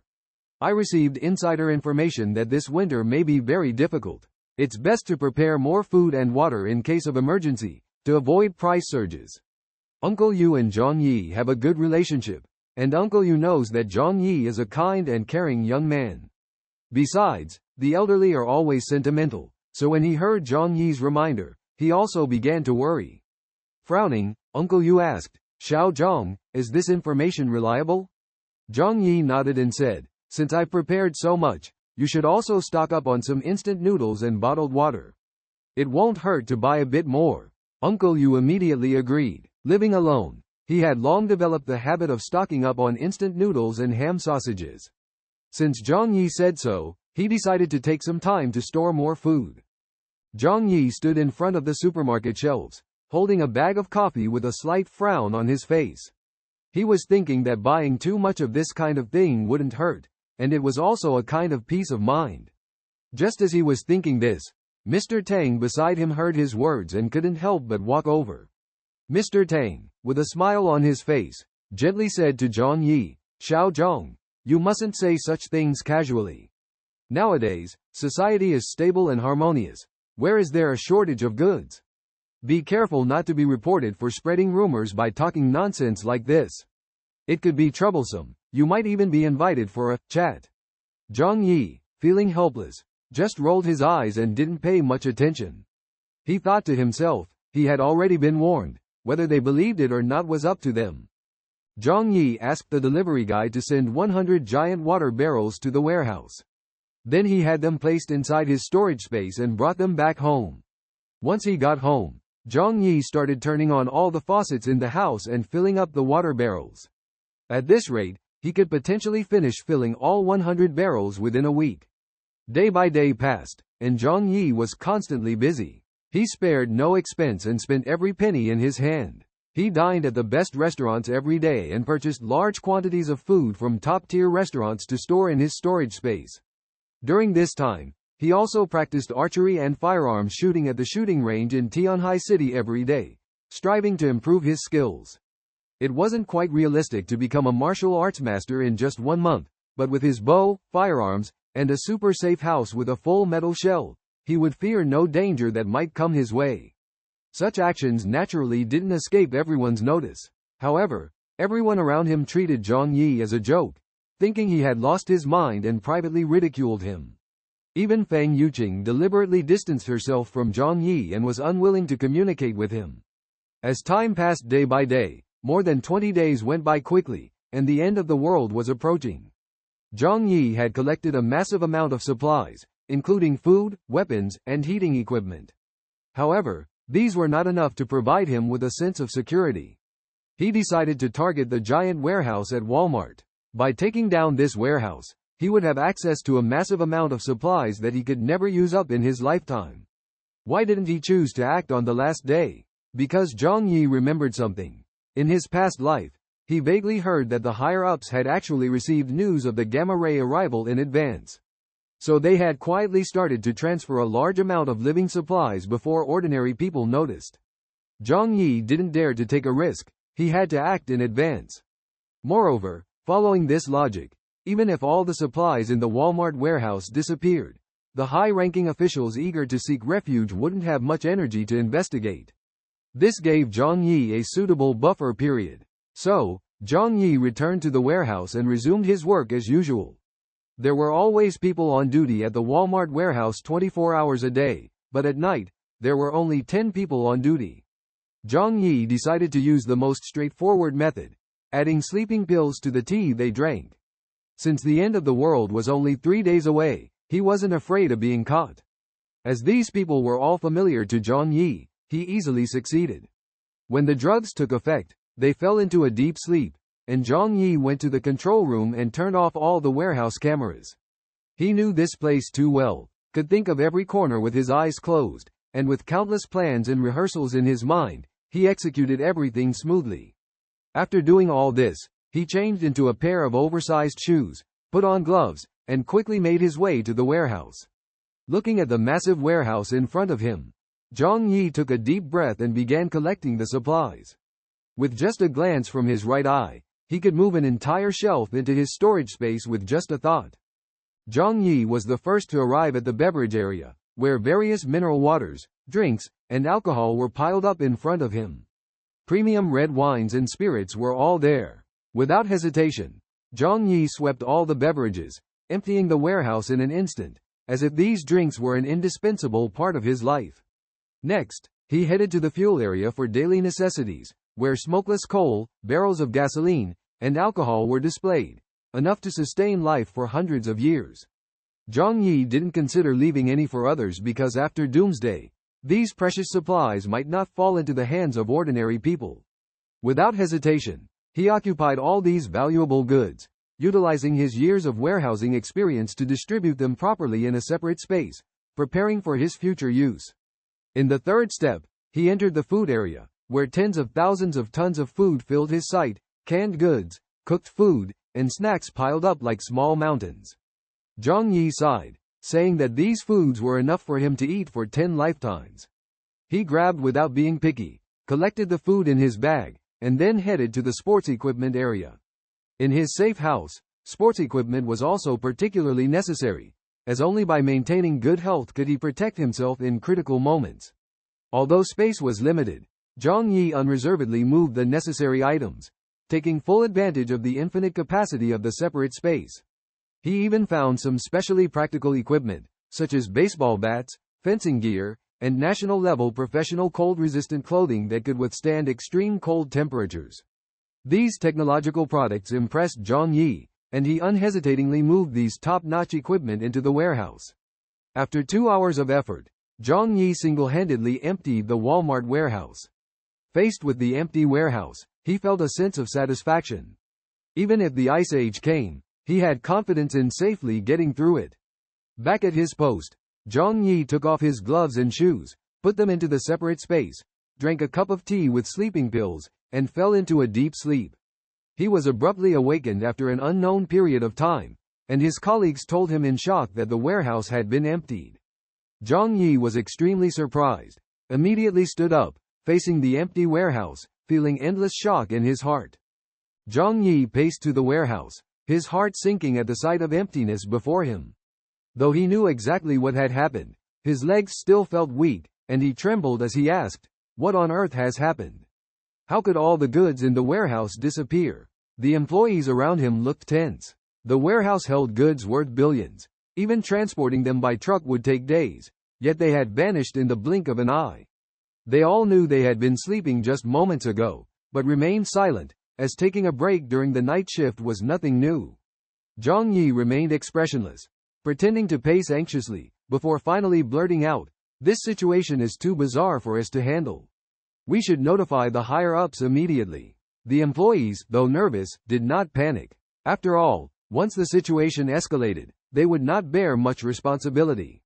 The disappearance of goods worth billions in just 2 hours was clearly beyond their capability. With a monthly salary of just a few thousand, they were not willing to go all out for the company. Therefore, upon hearing Zhang Yi's suggestion, they nodded in agreement. Let the higher-ups deal with this mess. Zhang Yi immediately called the warehouse manager to report the situation. When the manager received the call, he was shocked to the core, even suspecting that Zhang Yi was joking. Zhang Yi emptied the Walmart warehouse in South China. Goods worth billions were all transported into his pocket dimension. However, he acted as if nothing had happened, promptly reporting the situation to Walmart's senior management. The news quickly spread throughout the South China region, and various executives were surprised, rushing to the scene and alerting the authorities. The warehouse manager, Tom Watson, stared at the empty warehouse, his face as pale as paper, feeling extremely anxious. He realized he had to explain to the headquarters because they had ordered the goods to be transported back to the country in the shortest time possible. It was said to be an order from the headquarters, and the ship they sent was already heading to Tianhai port.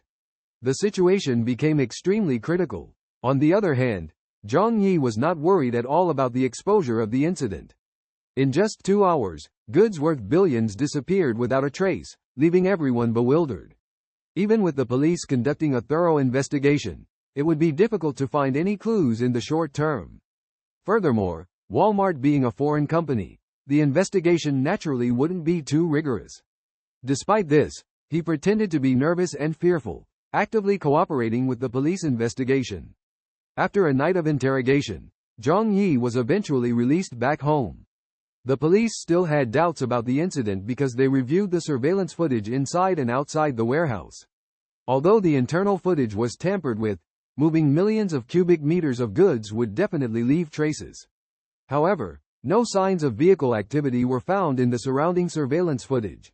This meant that the disappearance of goods worth billions was either a mysterious event or Walmart staging a self-deception. From a logical perspective, the latter seemed more reasonable. Unless a supernatural event occurred, it was impossible to explain how millions of cubic meters of goods disappeared without a trace in a short time. As for Zhang Yi and other ordinary employees, although they raised suspicions, solving the logical puzzle of the missing goods was more important. Walmart being a foreign company, not involved with domestic officials, the case was massive, and the police's efficiency was low. To avoid international repercussions, the investigation reached a deadlock. It would take quite some time to uncover the truth. Zhang Yi was confined to Tianhai City, cooperating with the police and internal company investigations. He cooperated actively and was eventually released. Back at home, he looked out through the blinds of the French windows. It was December 10th today, with only 2 days left until the Ice Age. He just needed to stay at home and wait for the future. Thinking about the billions of goods in his pocket dimension, Zhang Yi felt extremely relieved. After a busy night of interrogation and cooperation, Zhang Yi returned to his bedroom and lay down, feeling a bit exhausted. He fell into a deep sleep and woke up in the evening, turning on the TV to find the news reporting on the theft at the Walmart South China warehouse.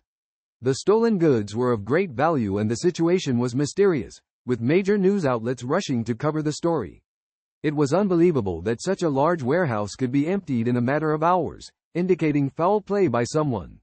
It was highly likely that internal staff were involved, and there was even speculation that it could be orchestrated by Walmart's senior management for insurance fraud. With millions of cubic feet of goods, even with large trucks for transportation, it would be impossible to empty the warehouse overnight. Zhang Yi smiled slightly, realizing that this mystery might remain unsolved until doomsday. Over the next 2 days, Zhang Yi stayed indoors, not stepping foot outside. He knew time was running out and he was determined not to leave the safety of his home. The police and investigators from Walmart headquarters summoned him for questioning multiple times. Although they suspected Zhang Yi's behavior on that night to be somewhat suspicious, due to the short investigation time and lack of concrete evidence, they couldn't arrest him despite their doubts. During this time, some acquaintances sent messages trying to dig for inside information, but Zhang Yi cleverly evaded them all. Finally, December 12th arrived. The gamma rays passed through the blue star, freezing time at 2 a.m., bringing destructive consequences to Earth. A few hours before, Zhang Yi closed off his room and lit the fireplace.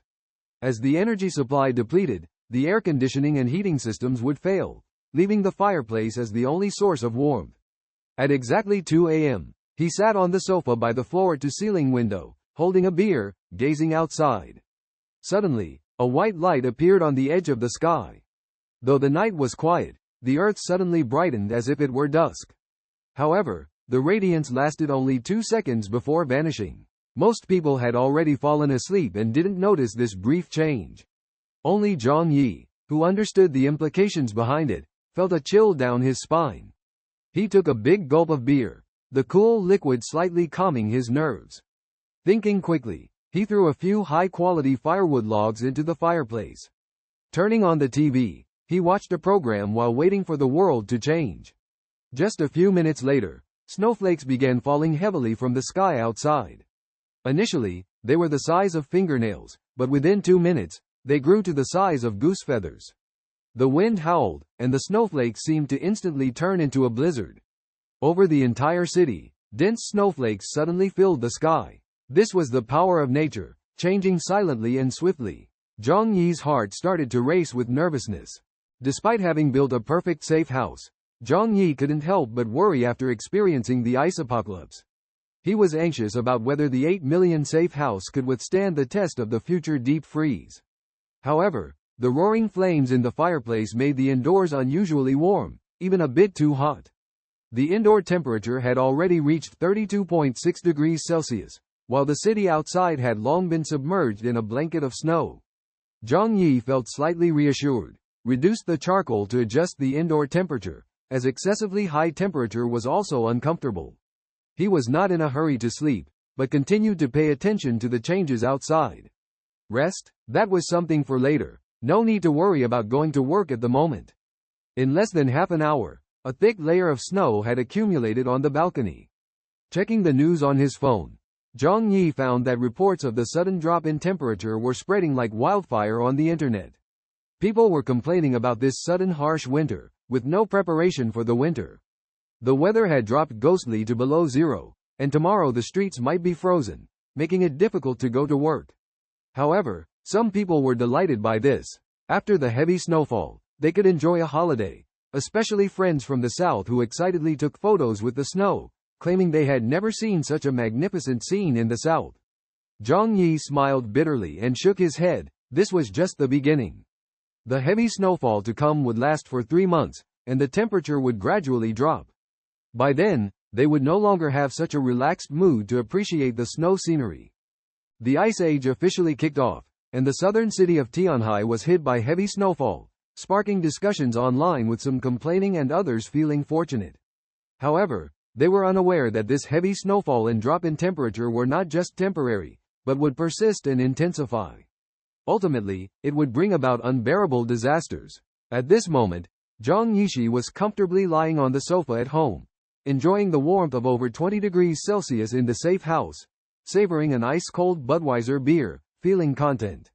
Suddenly, his phone rang, and he picked it up to see a message from the mobile chat groups, including the former classmates group, interest groups, and the residential community group.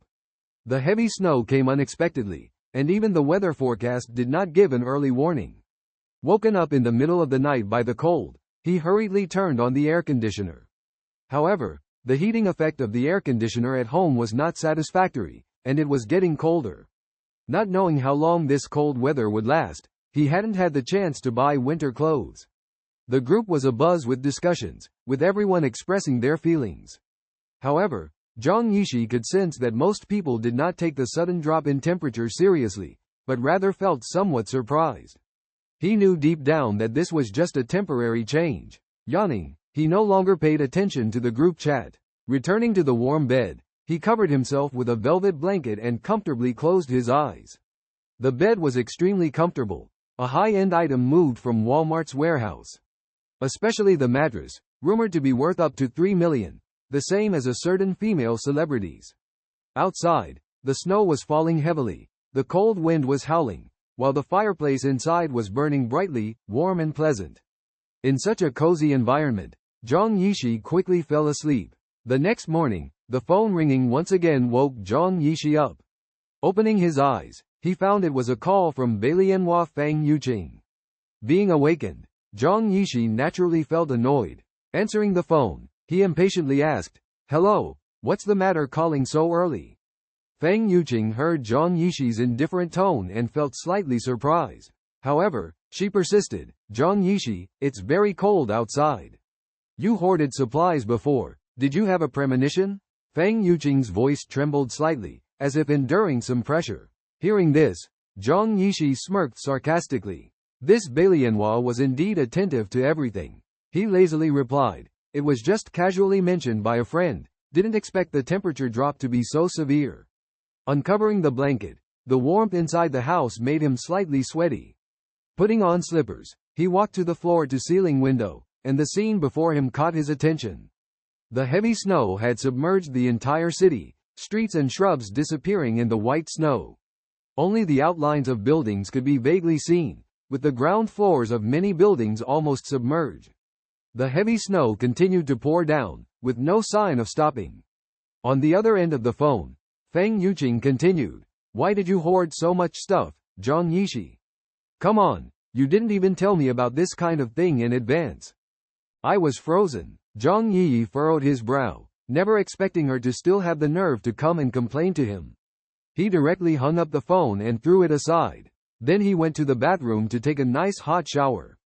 After that, he took out a top-grade A5 Wagyu beef from the space and had steak with pasta for breakfast. While having breakfast, he turned on the TV to watch. Just as the temperature dropped and there were no power outages yet, the TV could still be used normally. But even if there were power outages, Zhang Yi had prepared various backup power sources, along with dozens of generators and a huge amount of gasoline. In terms of energy, it would last at least 300 years without any problem. After turning on the TV, Zhang Yi first tuned to the morning news channel. Although as a reborn person, he knew what was happening outside. But at times like this, watching the situation outside was also a way of entertainment. On the news channel, both anchors were wearing thick down jackets.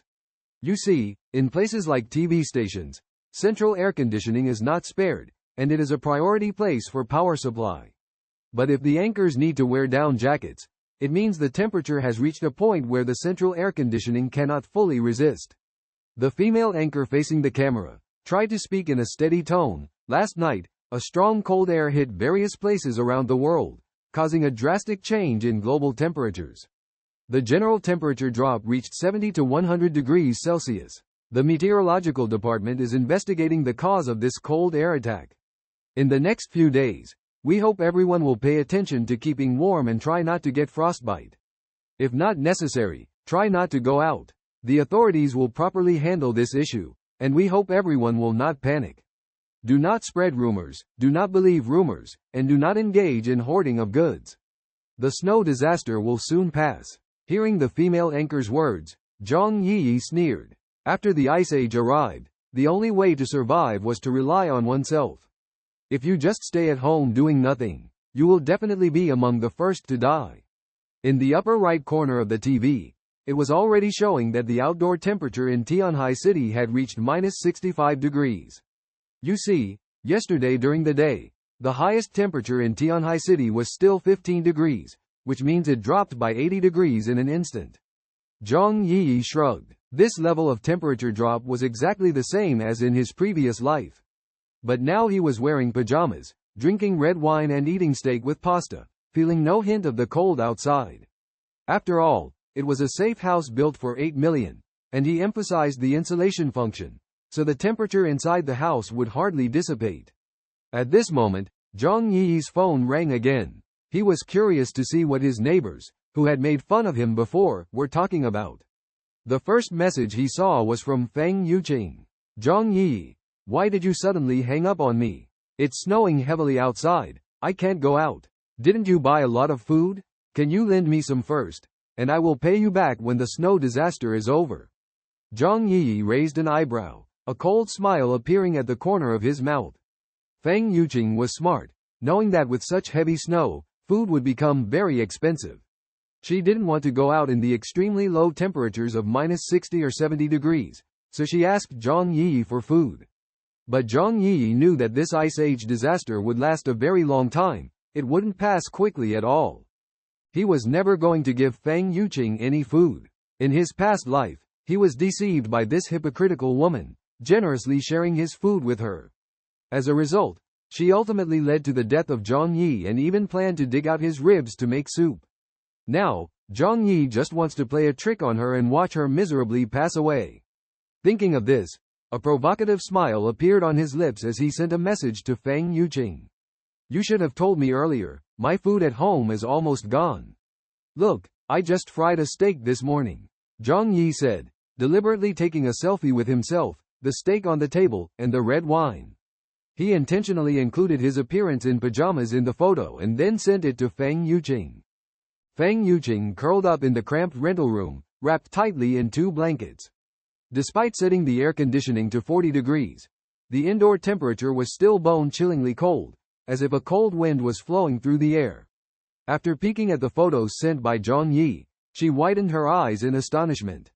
Unbelievably, in such cold weather, Zhang Yi was wearing thin pajamas, enjoying delicious steak and red wine as if in another world. Feng Yuqing stared eagerly at the tempting steak and high-end red wine on the table, almost drooling. As a slightly knowledgeable Lotus-loving girl who appreciates the finer things in life, she could tell at a glance that the steak on Zhang Yi's table was definitely top-grade Wagyu beef, and the French red wine by his side was of premier quality and quite expensive. She shivered from the cold, while Zhang Yi was living comfortably and leisurely, which made Fang Yuqing couldn't help but feel jealous. She immediately messaged Zhang Yi, expressing her desire to taste the steak and red wine as well. Based on past experiences, Zhang Yi should have willingly delivered the delicacies. However, upon seeing the message, Zhang Yi cheerfully replied, "If you want to eat, go buy it at the supermarket." Fang Yuqing's face froze upon reading this response. What a pointless suggestion. It was freezing outside, and she could easily get frostbite at any moment. How could she, a delicate girl, make such a request? She gritted her teeth and said indignantly, "Zhang Yi, you really don't act like a man. You don't even know how to seize such an opportunity, HMPH." Despite her eagerness to taste the steak and red wine, in her heart, Zhang Yi was just a fish in a pond. She believed the snow disaster wouldn't last long, maintaining her proud goddess image without showing any weakness. Zhang Yi ignored Fang Yuqing and turned to check other group chats, getting ready to watch the excitement. In the neighborhood owners group chat, he saw Aunt Lin from the neighborhood committee urging everyone to stay calm and not panic. She emphasized that this was just a sudden drop in temperature and would pass in 2 or 3 days at most. Aunt Lin also urged everyone not to hoard supplies, trust the authorities, and assured that the neighborhood committee would do its best to help everyone get through this difficult time. Some raised concerns about the snow situation persisting. Aunt Lin firmly pointed out that hoarding would only cause prices to soar, urging everyone to follow the regulations and avoid impulsive actions. Upon seeing Lin Mama, who was commanding everyone in the group like a leader, Zhang Yi couldn't help but feel a surge of anger and disdain. It was the first day of the Ice Age, and the outside was unusually cold, with the supplies in the supermarket still not being depleted. Despite the risk of frostbite from venturing out in the snow, there was also an opportunity to stock up on supplies. However, Lin Mama's threats made many people feel lucky and choose to stay home. The outcome was predictable. Suddenly, Lin Mama's gaze turned to Zhang Yi and tagged him. "Xiao Zhang, you stocked up on a lot of supplies before. Now that the snow disaster is severe, you mustn't set a bad example. Stay at home honestly during this time. If I catch you shopping outside again, don't blame me for being rude." Zhang Yi's expression changed slightly. This old lady, still holding a grudge from being refused something last time, was looking for a chance to pick on him this time. But for Zhang Yi, what was this neighborhood committee mama? He coldly responded, "Lin Mama, no one knows how long the snow disaster will last. If you can't go out shopping for a long time, can you bear the consequences?" This questioning represented the voice of the people. Everyone was dissatisfied with Lin Mama but had to endure it because of her status. Zhang Yi took the lead and asked, "If you prevent people from stocking up on supplies, who will be responsible for the food shortage in the future? Are you willing to bear the consequences?" Under the retort of the crowd, Lin Mama became flustered and hated Zhang Yi even more. Openly refuting her in the owners group made her lose face. "Rest assured, our neighborhood committee will ensure the supply of goods, and the snow disaster will soon pass. As for you, Zhang Yi, don't incite emotions at this time, it's illegal." Lin Mama, crouching at home, gritted her teeth and said menacingly, "This Zhang Yi is really arrogant, I'll find a way to catch him." Zhang Yi laughed heartily. At this point, the old lady surnamed Lin still wanted to show off her power, which was ridiculous. In this cold weather, he wouldn't even go out if she called him. His supplies were already well prepared, and he didn't need to rush to the supermarket. Those who believed Lin Mama's words would surely regret it in the future. Zhang Yi sighed inwardly, knowing that when doomsday arrived, some people were destined to freeze or starve to death. Some people deserved it, like those who had killed their neighbors in a past life. Zhang Yi had already made up his mind to survive at all costs, indifferent to the life or death of others. Zhang Yi sat on the sofa, extremely bored, yawning. Despite the bone-chilling cold outside that others were enduring, he was enjoying a carefree life. His safe house was equipped with a perfect insulation system and ample fuel reserves, keeping it constantly comfortable and warm. He didn't need to worry about anything, just needed to ensure he was in a good mood every day. The TV shows were dull, and various live broadcasts had stopped due to the extreme low temperatures.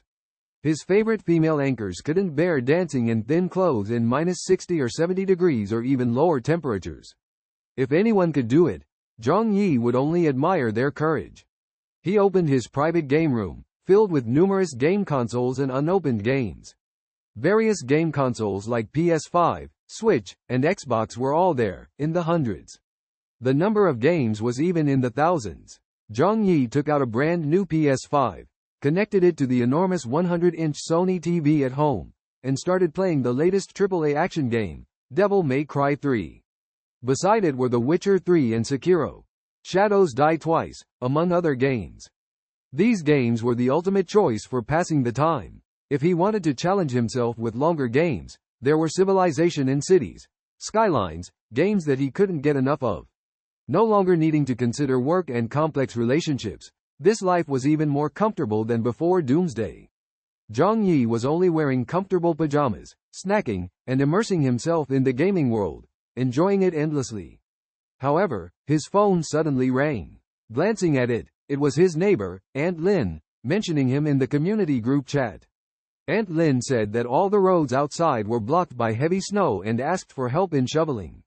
Zhang Yi noticed that almost no one responded in the group chat except for him. Looking at the thick snow outside, the entire building was almost buried. It was nearly impossible to clear the 3 meters of heavy snow manually. Moreover, this snowfall would last for more than 3 months. Going out to shovel in such weather would only freeze him like a popsicle.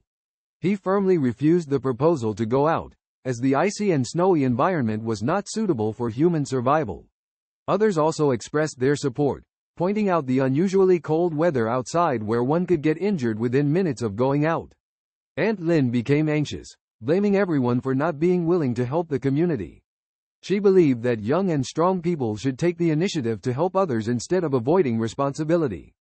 She particularly criticized Zhang Yi and others for not being willing to lend a hand. Zhang Yi received a notice from the neighborhood committee, requiring him to clear the snow. Lin, the leader of the neighborhood committee, issued this order emphasizing the importance of unity and obedience to commands. She warned that opposing the neighborhood committee is opposing leadership and will be held accountable in the future. The homeowners felt angry but dared not speak out. In the early stages of the snow disaster, order had not yet collapsed, and everyone dared not resist. Although the power of the neighborhood committee members was limited, because of the close daily contact, no one dared to offend them. Faced with this situation, everyone chose to remain silent, unwilling to be scapegoats. However, they hoped that Zhang Yi would stand up and confront Lin, speaking out for everyone. Zhang Yi understood everyone's expectations and a hint of contempt appeared at the corner of his mouth for their cowardice. However, he could not remain silent, so he decided to confront Lin directly. Looking through the chat records, he found that Lin only mentioned some easygoing young people, avoiding troublemakers and influential individuals. So, Zhang Yi bluntly sarcastically remarked, "Lin is right, the neighborhood committee should lead the snow clearing, why only call a few of us? Do you think we are easy targets? Why turn a blind eye to socialites and second-generation wealthy?" Facing Zhang Yi's questioning, other homeowners nodded in agreement. Zhang Yi was indeed the mouthpiece that everyone talked about. They all wondered why Lin did not call Chen Zhenghao and Xu Hao. Everyone knew their identities. For example, Chen Zhenghao in room 601 on the 6th floor was a well-known figure in the local community with hundreds of subordinates. Xu Hao in room 802 on the 8th floor. His father was a famous real estate developer, and their family had officials. Lin was clearly afraid of the strong and had lost face. She did not mention those powerful figures because she was timid, and they would not pay attention to her. These people have always been afraid of the strong. If Zhang Yi had been like this before, Lin would not have asked him to clear the snow. Feeling embarrassed, Lin angrily sent several voice messages in the group, emphasizing that snow clearing was for the public interest and accusing some people of being petty and lacking a spirit of dedication. She called these people the troublemakers in the homeowner group and claimed she did not treat anyone specially, she just didn't want to mention them one by one. Lin Mama's accusations seemed to be getting more and more outrageous, which made Zhang Yi burst into loud laughter. When Lin Mama threatened to call the police, Zhang Yi found it even more amusing. Some of the other homeowners, who were a bit timid, started to grab their tools and clear the snow, showing signs of fear. However, Zhang Yi was unfazed by her. She didn't believe that Lin Mama's unreasonable behavior would be supported by the police, nor did she think that the social machinery would work in her favor. Zhang Yi had long regarded Aunt Lin's words as nonsense. However, feeling bored, he decided to tease the old lady. "Oh, Aunt Lin, you are so charming. Since you are so tough, why not call Chen Zhenghao and Xu Hao to come downstairs and shovel snow together?"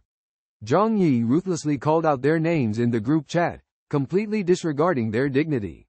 Chen Zhenghao, also known as Brother Hao, was a notorious troublemaker. It was he who led the way into their house brandishing a machete.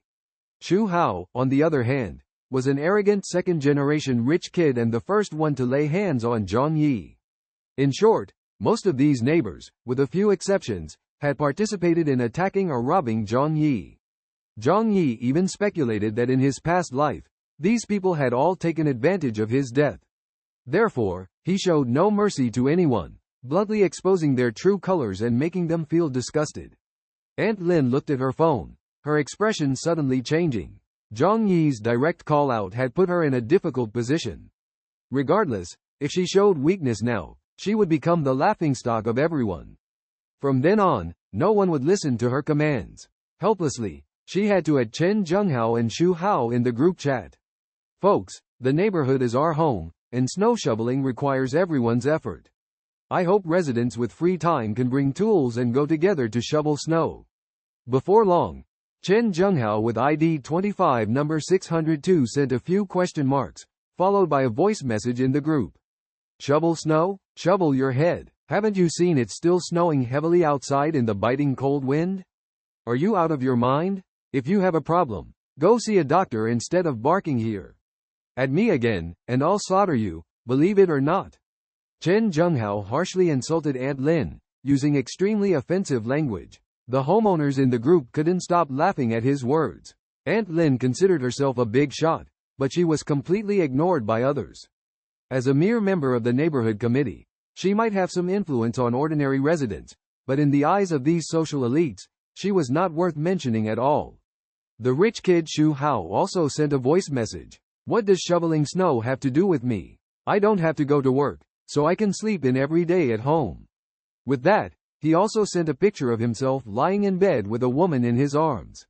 This house was just a place for Xu Hao to keep his mistresses, and he happened to be trapped here. He thought Aunt Lin was crazy to ask him to shovel snow. Aunt Lin dared not talk back to Chen Zhenghao after being scolded, let alone provoke the real troublemaker.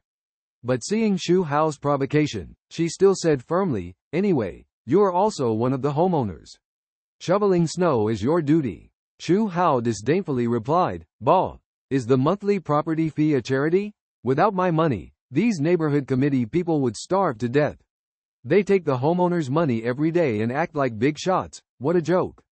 These rich second-generation kids were not easy to deal with, and although Xu Hao was idle, he was well informed. He didn't even consider a small neighborhood committee lady worth his attention. After making that sarcastic remark, he looked smug, with a hint of mockery playing on his lips. "I owe my success today to my family background and my parents' support. How could you poor wretches possibly understand? Hurry up and go clear the snow. You still need to work hard to make a living. Once the snow is gone, I can leave this godforsaken place." Xu Hao taunted, his words leaving the people present feeling angry and helpless, unable to refute. After all, they knew that although Xu Hao's words were harsh, they were not without truth. The dispute between Chen Zhenghao and Xu Hao made the atmosphere cold and silent, and Aunt Lin's persuasion was no longer effective, being ignored. Aunt Lin was seething with anger internally, but directed her fury towards Zhang Yi. She believed she had successfully mobilized the homeowners, only to be disrupted by this troublemaker Zhang Yi. So she angrily messaged Zhang Yi, questioning, "Zhang Yi, are you deliberately opposing me? What do you want to achieve? I asked everyone to go out and clear the snow. Does everyone need to go out? Now no one is doing it. Are we going to be trapped at home?" Zhang Yi raised an eyebrow, sneering, "Another troublemaker looking for a fight? Stop pretending, useless coward. Barking here for what? Get on my nerves. Be careful, I'll deal with you." Aunt Lin was powerless to fight back, knowing she was weak in front of Zhang Yi. His threats made her tremble with fear, as she knew she wouldn't stand a chance if Zhang Yi really acted out. So she chose to block Zhang Yi, afraid of stirring up more trouble. Her shivering body was a mix of cold and fear. Aunt Lin gritted her teeth, thinking, this guy is despicable. It's best not to provoke him now. Wait, one day I will make you regret it. She fantasized about using her position to make things difficult for Zhang Yi in the future, like intentionally delaying the distribution of supplies or not informing him about community activities. She imagined Zhang Yi's regretful expression, even thinking he would come begging for mercy, and she would coldly refuse. You're so arrogant, keep being arrogant. Aunt Lin smiled contentedly, achieving a small victory with a sense of self-satisfaction. Then she continued to urge others in the group to go out and clear the snow. Despite some people disliking Aunt Lin, they still took their tools and braved the cold to clear the snow, considering it necessary for work. However, Zhang Yi did not expect that just as the dispute with Aunt Lin had not settled, someone else came to stir up trouble. This time, he received a call from an unknown number. He glanced at the profile picture and surprisingly saw Chen Zhenghao, the person in the group chat. It seemed that Zhang Yi had mentioned him in the group chat earlier, which angered him, prompting him to call and intimidate Zhang Yi. Zhang Yi had always harbored resentment towards this guy, so when he saw his call, he immediately frowned. At this moment, he actually wished for this ignorant guy to come and cause trouble. After all, in this safe house, Zhang Yi couldn't leave. But if someone dared to stir up trouble, he had all sorts of tricks up his sleeve to make sure the other person met a gruesome end. So, Zhang Yi answered the phone. As soon as the phone was answered, a fierce roar came from the other end.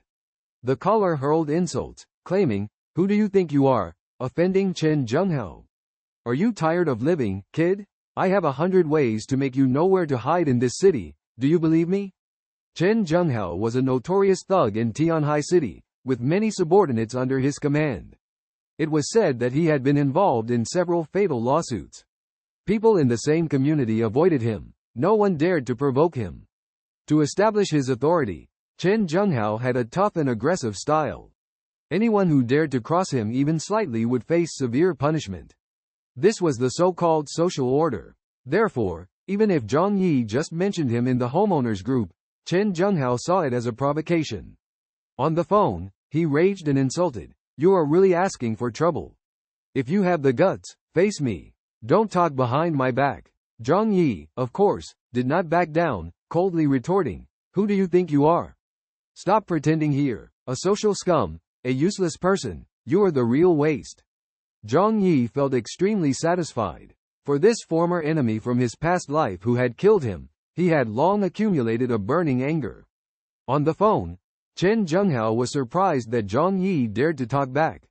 He couldn't contain his anger, his words becoming even harsher. Zhang Yi, without showing any weakness, said, "You only know how to talk big, who are you scaring? Disappear quickly." After that, Zhang Yi hung up the phone and blocked the number. Hanging up and blocking the number, thinking of Chen Zhenghao's angry face, Zhang Yi felt particularly pleased. He walked to the TV and turned on the surveillance camera. When the War Dragon Security Company built the safe house for him, cameras were installed throughout the entire floor. It could be said that the entire building was under his surveillance. Zhang Yi watched the 6th floor where Chen Zhenghao lived, and soon their door was rudely pushed open. Chen Zhenghao, wearing a down jacket and holding a baseball bat, walked out aggressively.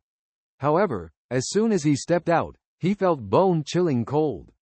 The temperature outside had dropped to over -70 degrees. To show off, he only wore a thin shirt under the down jacket and deliberately left the zipper open to reveal the tattoo on his chest. However, the severe cold quickly taught him a lesson. After confirming that there was no one around, Chen Zhenghao hurriedly rubbed his hands and rushed into the elevator. Zhang Yi sat on the sofa, pulled out a hand crossbow from under the coffee table, acting calmly. This type of crossbow was used for hunting. Even a 300-kilogram wild boar could be shot with an arrow that could penetrate its body. He hummed a tune while loading the arrow. After practicing for a while, he had mastered the use of the crossbow proficiently. Within 15 meters, although not every shot was a bullseye, a target the size of a watermelon would not be missed. As the elevator kept going up, Zhang Yi, holding the crossbow, arrived at the door.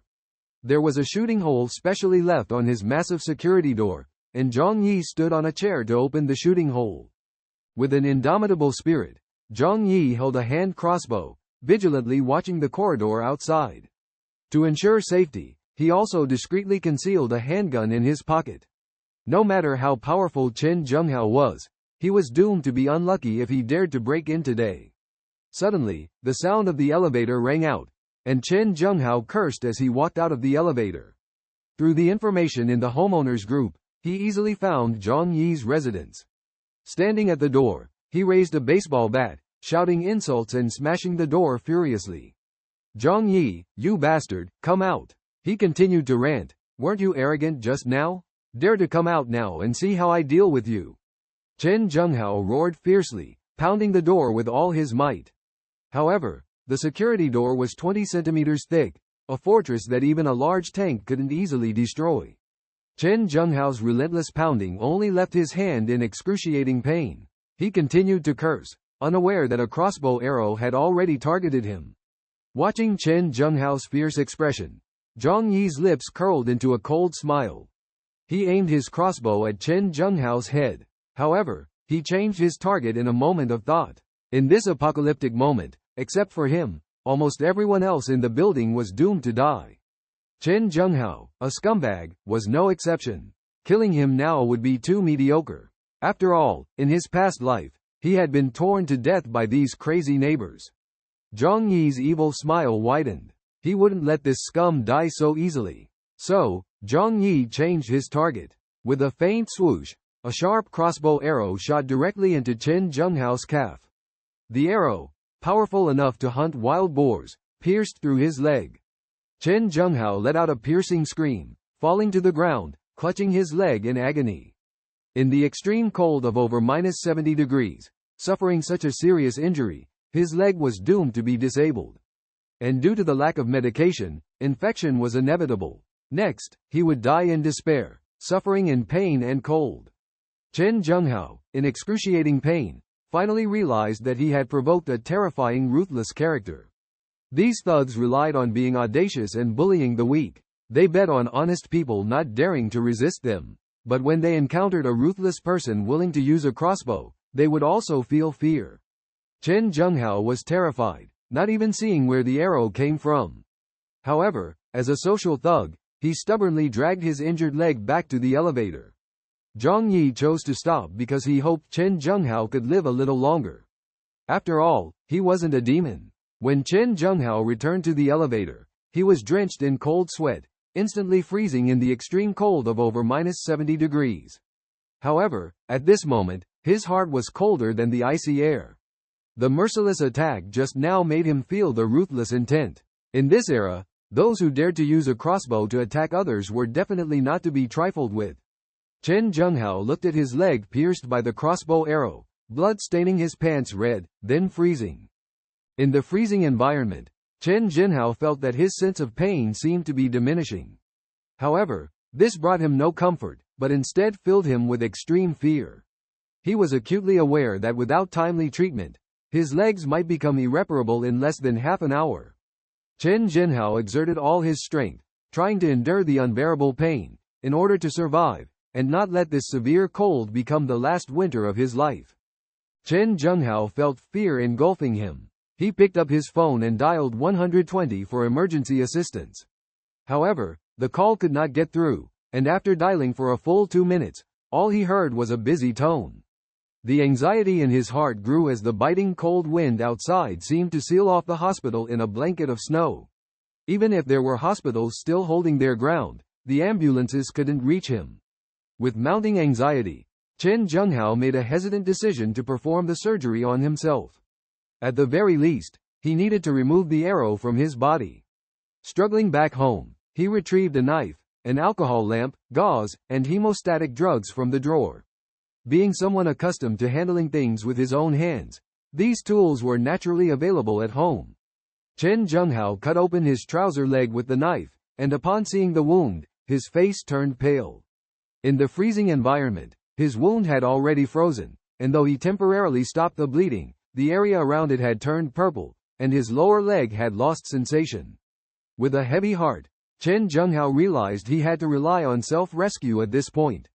Fortunately, being someone experienced in dealing with dangerous situations, he began the self-surgery after careful consideration. With the lower leg already numbed by frostbite, the pain was reduced, and even without anesthesia, he successfully completed the surgery.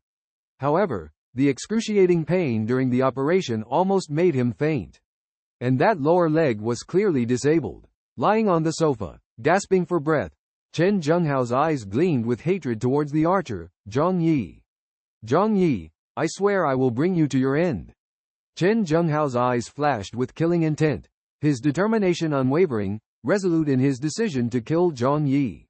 Because he knew that without eliminating Zhang Yi, he would have no place in Tianhai City. Chen Zhenghao picked up his phone, now blocked by Zhang Yi, and could only mention him in the homeowners group. Zhang Yi, just wait. I, Chen Zhenghao, swear to etch you into eternal disgrace. Though the homeowners were unaware of the details, upon learning that Zhang Yi had offended Chen Zhenghao, they secretly shuddered. Chen Zhenghao was a complete villain, ruthless in his methods. However, if they knew that Zhang Yi not only shot Chen Zhenghao but also caused his disability, they would likely be shocked. Nonetheless, some people were unusually excited. For example, Aunt Lin, who had suffered losses before, joyfully said, "Tit for tat, both sides suffer. Let this thug Chen Zhenghao defeat Zhang Yi and let this despicable person reap what he sows." Bai Li and Hua Feng Yuqing also saw the group message and couldn't help but sneer, secretly hoping for Chen Zhenghao to take action against Zhang Yi. After all, Zhang Yi had been so indifferent to her, even ignoring her request for a dish. However, everyone in the group remained silent, afraid of being implicated. After seeing the message, Zhang Yi laughed heartily. As long as he didn't leave the safe house, Chen Zhenghao's threats were hardly worth worrying about. He sent a voice message on his phone. Zhang Yixin was filled with anger, cursing loudly at his phone. Who do you think you are? Just a barking dog. Dare to provoke me again, and I'll disable your other leg too. The residents in the group were shocked to hear this voice message. They never expected that Zhang Yixin would dare to confront Chen Zhenghao. And it seemed like he had actually injured one of Chen Zhenghao's legs. Chen Zhenghao tightly gripped his phone, almost crushing it. You bastard, Zhang Yixin. Just wait and see, I will make you pay. Zhang Yixin mercilessly replied, You coward, if you have the guts, come over here. Let's see who will be finished first. Undoubtedly, after the doomsday arrived, Zhang Yixin became very unrestrained. Without social norms and moral constraints, he could now act recklessly, feeling extremely liberated. On the other hand, Chen Zhenghao was almost exploding with anger. Back in his room, he gradually regained consciousness by the faint air conditioning. However, the intense pain in his leg made him grimace. Now, he could only move with the help of a cane. After careful consideration, Chen Zhenghao believed he could easily deal with Zhang Yixin. He thought he was only hit because of carelessness. Now, with precautions in place, he could easily gather his men, break into Zhang Yixin's house, and defeat him. The cold outside was severe. The hospital and police station were both paralyzed. Now was the perfect time to commit violence. Chen Zhenghao immediately contacted his men, instructing them to bring weapons and come help him take down Zhang Yixin. Many of Chen Zhenghao's men lived nearby, and upon receiving the orders, they arrived at Chen Zhenghao's house with knives and sticks. Seeing Chen Zhenghao injured, they shouted to seek justice for him. Chen Zhenghao coldly said, I'm fine, I'll go to the hospital after the snow melts. He turned and accused, that guy actually dared to shoot me, he's asking for trouble. One of his men immediately volunteered. Brother Hao, tell me his room number, I'll go deal with him now. Chen Zhenghao told them they lived in room 2401, but that guy was cunning and had a crossbow. One of his men angrily said, this guy has no shame. Using sneak attacks, Chen Zhenghao said, be cautious, I know he's alone in his house. Just don't get shot, break in and handle him as you please. Chen Zhenghao's men were all used to violence. Although aware that Zhang Yixin had weapons, they showed no fear, but rather extreme excitement. With the city snowed in and the law ineffective, they could openly seek revenge. Malice was unleashed on them without restraint.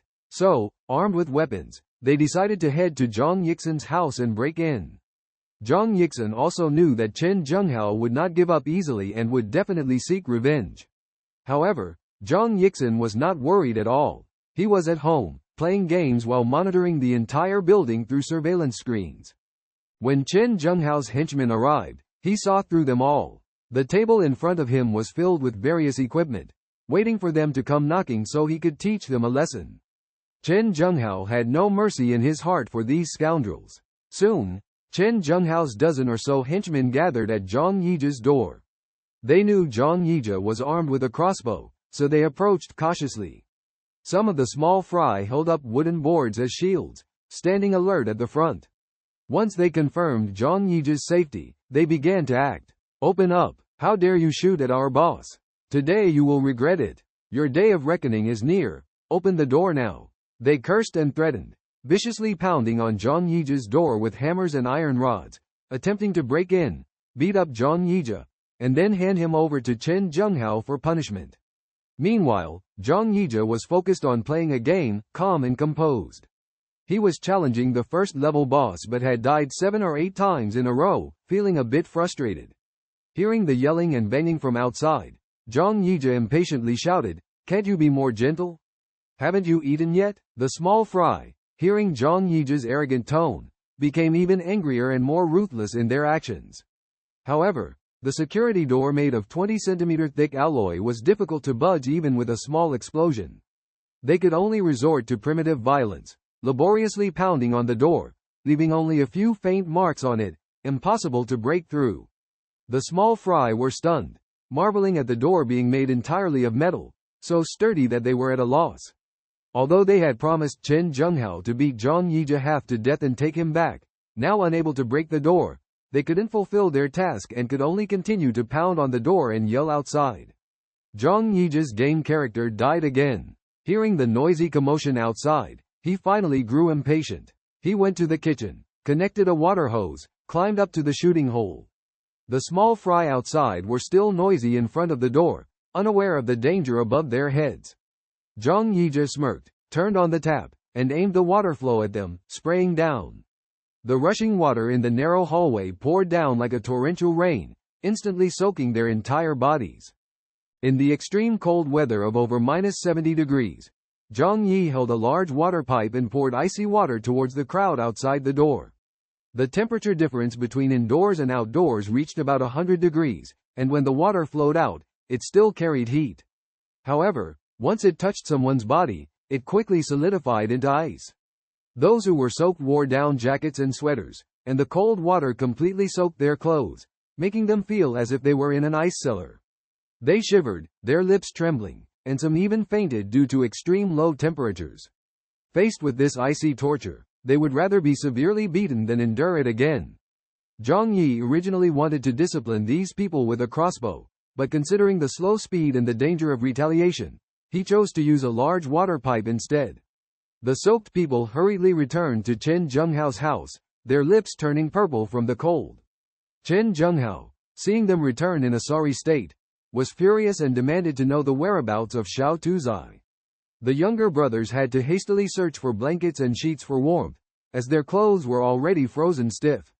In the room, more than a dozen people scrambled for clothes and blankets to keep warm, having to embrace each other for warmth.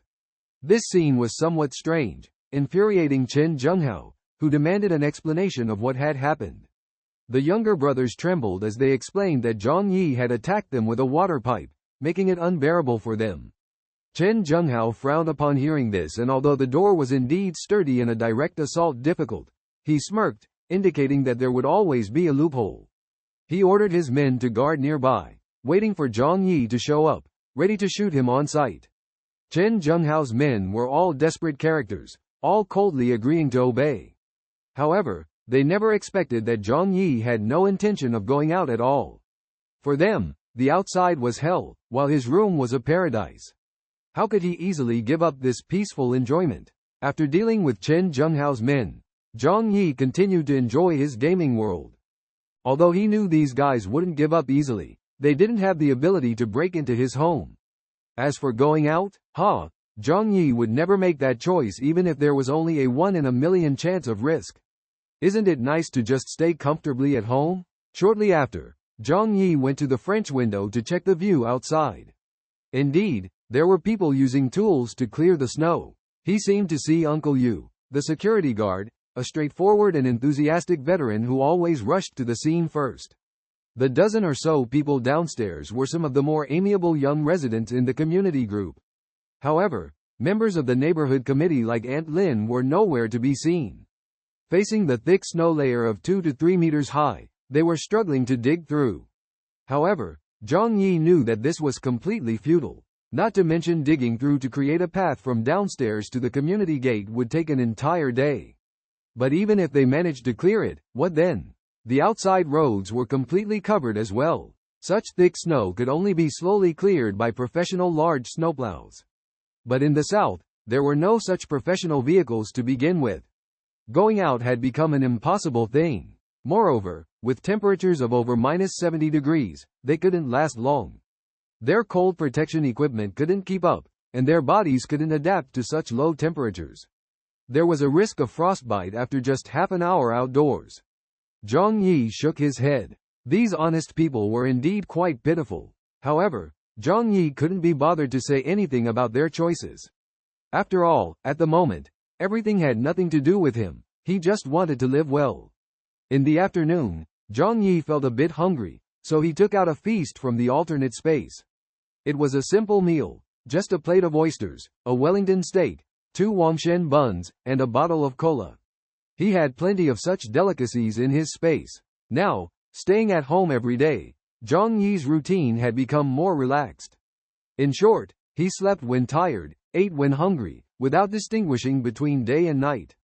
The heavy snow outside kept falling. Zhang Yi took a look at the area below the building in the community. The snow sweepers had all gone back. The cleared area they had worked so hard on was soon covered by the heavy snow again. Perhaps they also realized that with their strength alone, they were unable to fight against nature. Zhang Yi lay on the sofa in autumn clothes. The temperature in the room was at a comfortable 27 degrees. He turned on the TV and watched the programs. Many national TV stations had stopped broadcasting directly. Only some provincial channels and CCTV were still airing. Among them were official work propaganda and encouraging slogans. At this moment, our attention turned to Xinjiang. The authorities are directing the final assault against the snow disaster. It was reported that due to the inadequate prevention and control of the snow disaster, the Great Rice Country had caused 2 billion people to be affected, with millions of deaths. The development of our country's snow disaster is within a controllable range. Everything is moving towards improvement. Hope everyone doesn't panic. Believe in the power of the authorities. Zhang Yi shook his head. The enormity and horror of this snow disaster were beyond human imagination. Despite the authorities' best efforts to address the issue, in the face of nature, human power seems so insignificant. The protagonist is filled with awe, fully aware of their own insignificance and vulnerability. Nevertheless, they do not give up hope, but choose to face the challenges with determination. In the midst of turmoil, their heart is like a beacon, illuminating the path ahead. Despite the numerous obstacles, they always maintain optimism and courage. Though their strength may be small, it shines with an undeniable radiance. In the battle against nature, they may get hurt, they may fail, but they never fear, because they know that even if they are weak, they must still give their all to protect everything they hold dear. In the homeowners group, Aunt Lin kept talking non-stop. Have you all seen the news? The country has enough strength to combat this snow disaster. Don't worry, all issues will be resolved. If anyone needs supplies, please do your best to help. After all, the snow disaster will soon pass. There's no need to hoard supplies. However, few people replied to her. Obviously, 2 days have passed, and there is still no sign of the snow disaster ending, causing many people to start feeling worried. Feng Yuqing messaged Zhang Yi again. Zhang Yi, are you okay? Zhang Yi raised an eyebrow. Feng Yuqing might feel affected by Chen Zhenghao. But he didn't think Feng Yuqing was acting out of goodwill. I'm fine. Oh, that's good then. Feng Yuqing was actually a bit disappointed inside. But soon, she said, our food at home is running out. I remember you bought a lot of things. Can you lend me some? I'll treat you to a meal later, okay? Zhang Yi's lips curled into a cold smile. Sure enough, this woman must have ulterior motives for finding him. He remembered that when he went shopping at the supermarket last time, Feng Yuqing and Lin Caning also bought some things. Although not as much as him, it shouldn't be all gone in 2 days. Oh, you're talking about a long time ago. I don't have those things at home anymore. Actually, I don't have much at home. Feng Yuqing was not giving up. Can you give me a few packs of instant noodles then? As a warehouse manager, would your home still run out? Zhang Yi was very straightforward. There really are no instant noodles left. Look, I usually can only eat these. He took a picture of the indomie and steak on the table and sent it to Feng Yuqing. Feng Yuqing saw the photo and furrowed her brows in anger. Damn it, Zhang Yi, what do you mean by this? Are you deliberately trying to provoke me? Her best friend Lin Caning peeked out from under the covers. Because it was too cold, the two of them slept on the same bed. Seeing the delicious food in the photo, Lin Caning's eyes lit up. These little princesses usually don't cook at all. Either they order takeout or let men treat them. Being snowed in for a few days, they were starving. They could only eat some instant noodles and canned food that they didn't like. Seeing Zhang Yi still enjoying good food, they were both angry and envious. Angry that Zhang Yi was enjoying it alone, and didn't even consider sending some over to them. Lin Caning said enviously, this Zhang Yi is too much. Having so much good food at home, I never imagined it. He used to say he liked you. HMPH, he's totally hypocritical. Feng Yuqing was also not happy. This wasn't the first time Zhang Yi had sent her a photo. She knew that Zhang Yi was deliberately trying to provoke her, but she believed that Zhang Yi still liked her. He just used this method to force her to compromise. HMPH, just because of some food, he wants me to be his girlfriend? Zhang Yi, you're too naive. Feng Yuqing sneered. As a proud girl, she had to maintain a noble image. Looking at the photos sent by Zhang Yi, her eyes revealed a desire for a better life that she couldn't hide. Lin Caning knew her thoughts well, so she suggested, Yuqing, why don't you just tell Zhang Yi directly that you hope he can invite you to dinner? Of course, he will cover the food expenses. This way, you can maintain your dignity and enjoy delicious lobster and steak. I believe he will immediately agree. Feng Yuqing frowned, pondering for a moment. In her heart, Zhang Yi was just a superior backup among the backups. Although he was handsome and wealthy, he was still far from her ideal Prince Charming. Normally, she would never show weakness. However, at the moment, the days of instant noodles and canned food were unbearable. Perhaps giving him a chance to dine together wouldn't hurt. Feng Yuqing said reluctantly, Zhang Yi, it's been a while since we last met. Why not come to my place for dinner tonight? Zhang Yi saw the message and smiled. Are you inviting me to dinner? That's great, thank you. This made Feng Yuqing's face turn pale with anger, perhaps also due to the cold. She complained to Lin Caning, this Zhang Yi is so ungrateful. I wanted to invite him to dinner as a favor, but he turned around and asked me to treat him. Lin Caning was stunned, not expecting Zhang Yi, who had been pursuing Feng Yuqing, to become so unreasonable. Strange, could a licking dog also have a day of awakening? Feng Yuqing angrily threw her phone aside. This Zhang Yi, I was considering keeping him as a backup. Now he's moved down the line. I'm really angry. From now on, I won't talk to him. It's useless for him to beg me. Although Lin Caning was also insincere, she cheered Feng Yuqing on. That's right, look at his selfish nature. Wanting to pursue you but being so stingy, such a man is destined to grow old alone. The two continued to criticize Zhang Yi for a while. Meanwhile, Feng Yuqing held her phone, eagerly awaiting an apology from Zhang Yi. However, Zhang Yi remained silent, fueling her anger. Meanwhile, Lin Caning began to have ulterior motives and secretly sent a message to Zhang Yi. Zhang Yi, why are you so foolish? Yuqing is angry now. Do you know how serious the situation is? Upon seeing the message, Zhang Yi habitually glanced at it. For him, reading messages from various chat groups had become a source of enjoyment. In the face of the impending doom, human nature's performance was more exciting than anything else. Seeing that it was a message from Lin Caning, Zhang Yi smiled. One playing the good cop, the other playing the bad cop, huh? You two have quite the show. This combination of green tea and white lotus, Zhang Yi had long seen through it. Usually, Lin Canning would stand up for Fang Yuqing because Fang Yuqing needed to maintain her pure goddess image. So, the matters of gifts and hinting for men to spend money on Fang Yuqing were all handled by Lin Canning. Zhang Yi looked at Lin Canning innocently, not understanding what he had done wrong. I haven't done anything wrong, he said. Lin Canning sneered, are you stupid? The city is currently blocked by a snowstorm, and there is hardly any food left at home. Isn't this the perfect time to show your sincerity by sending some delicacies over to Yuxuan? If it were me, I would send over all the delicious food like steak and lobster from home.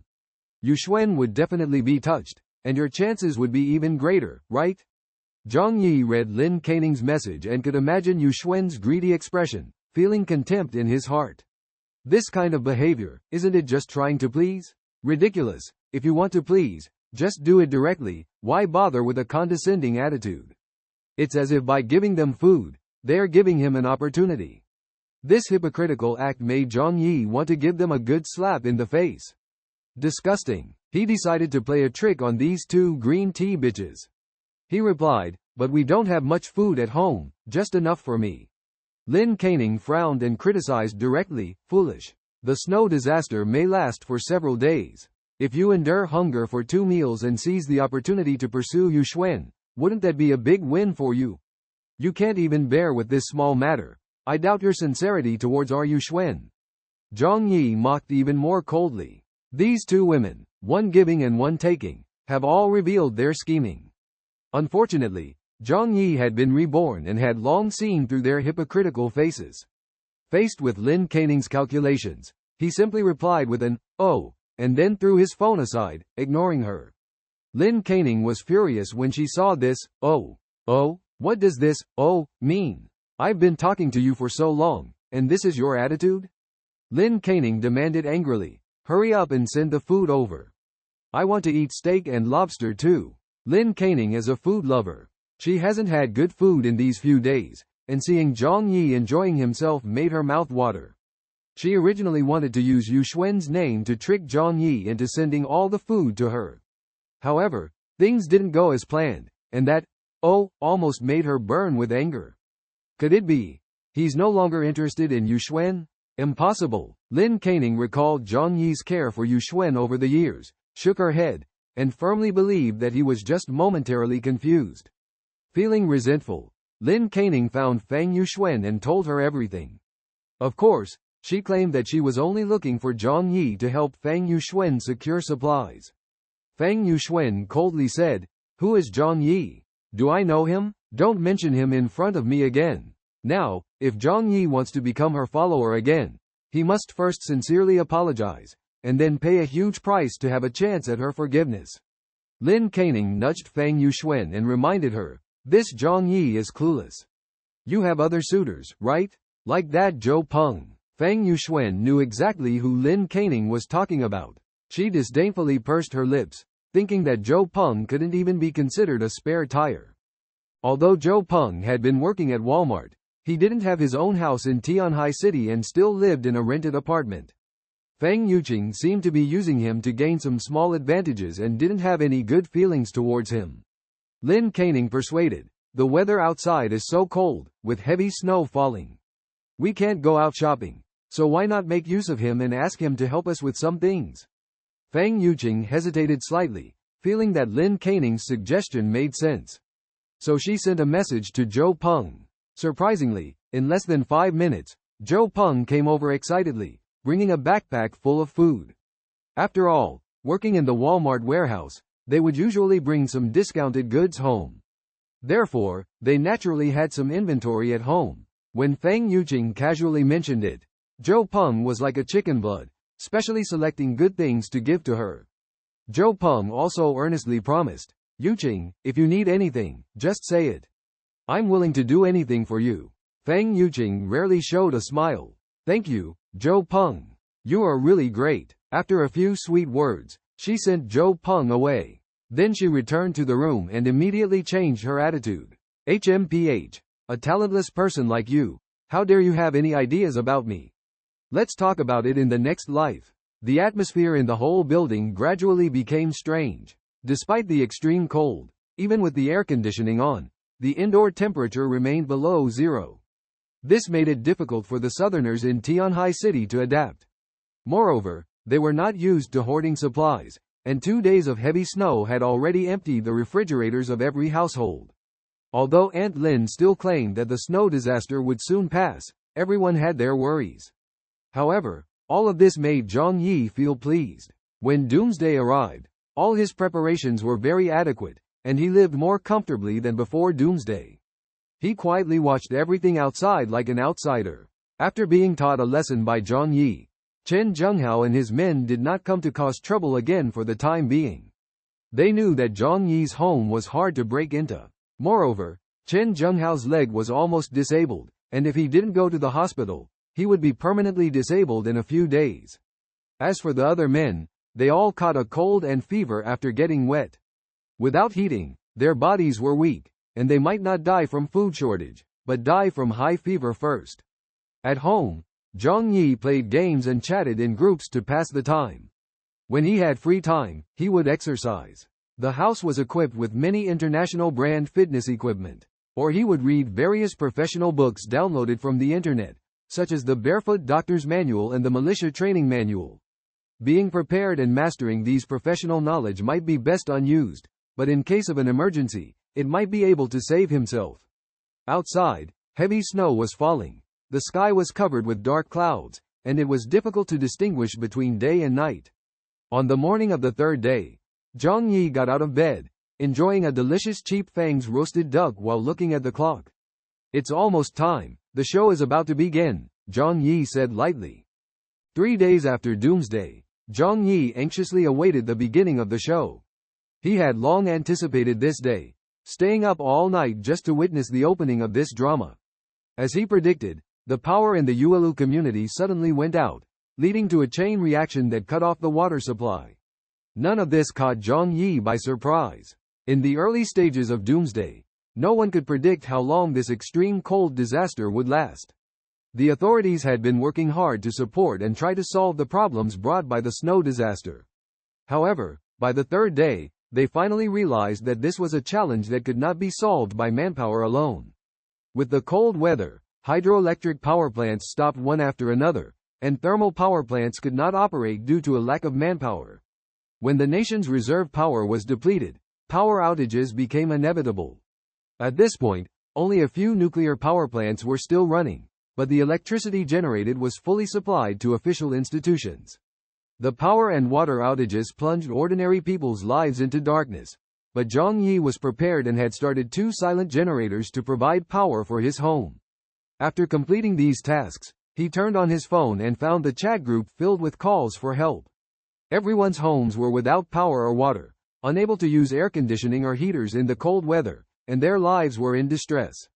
The authorities seemed too busy to care for the people, and survival had to rely on themselves.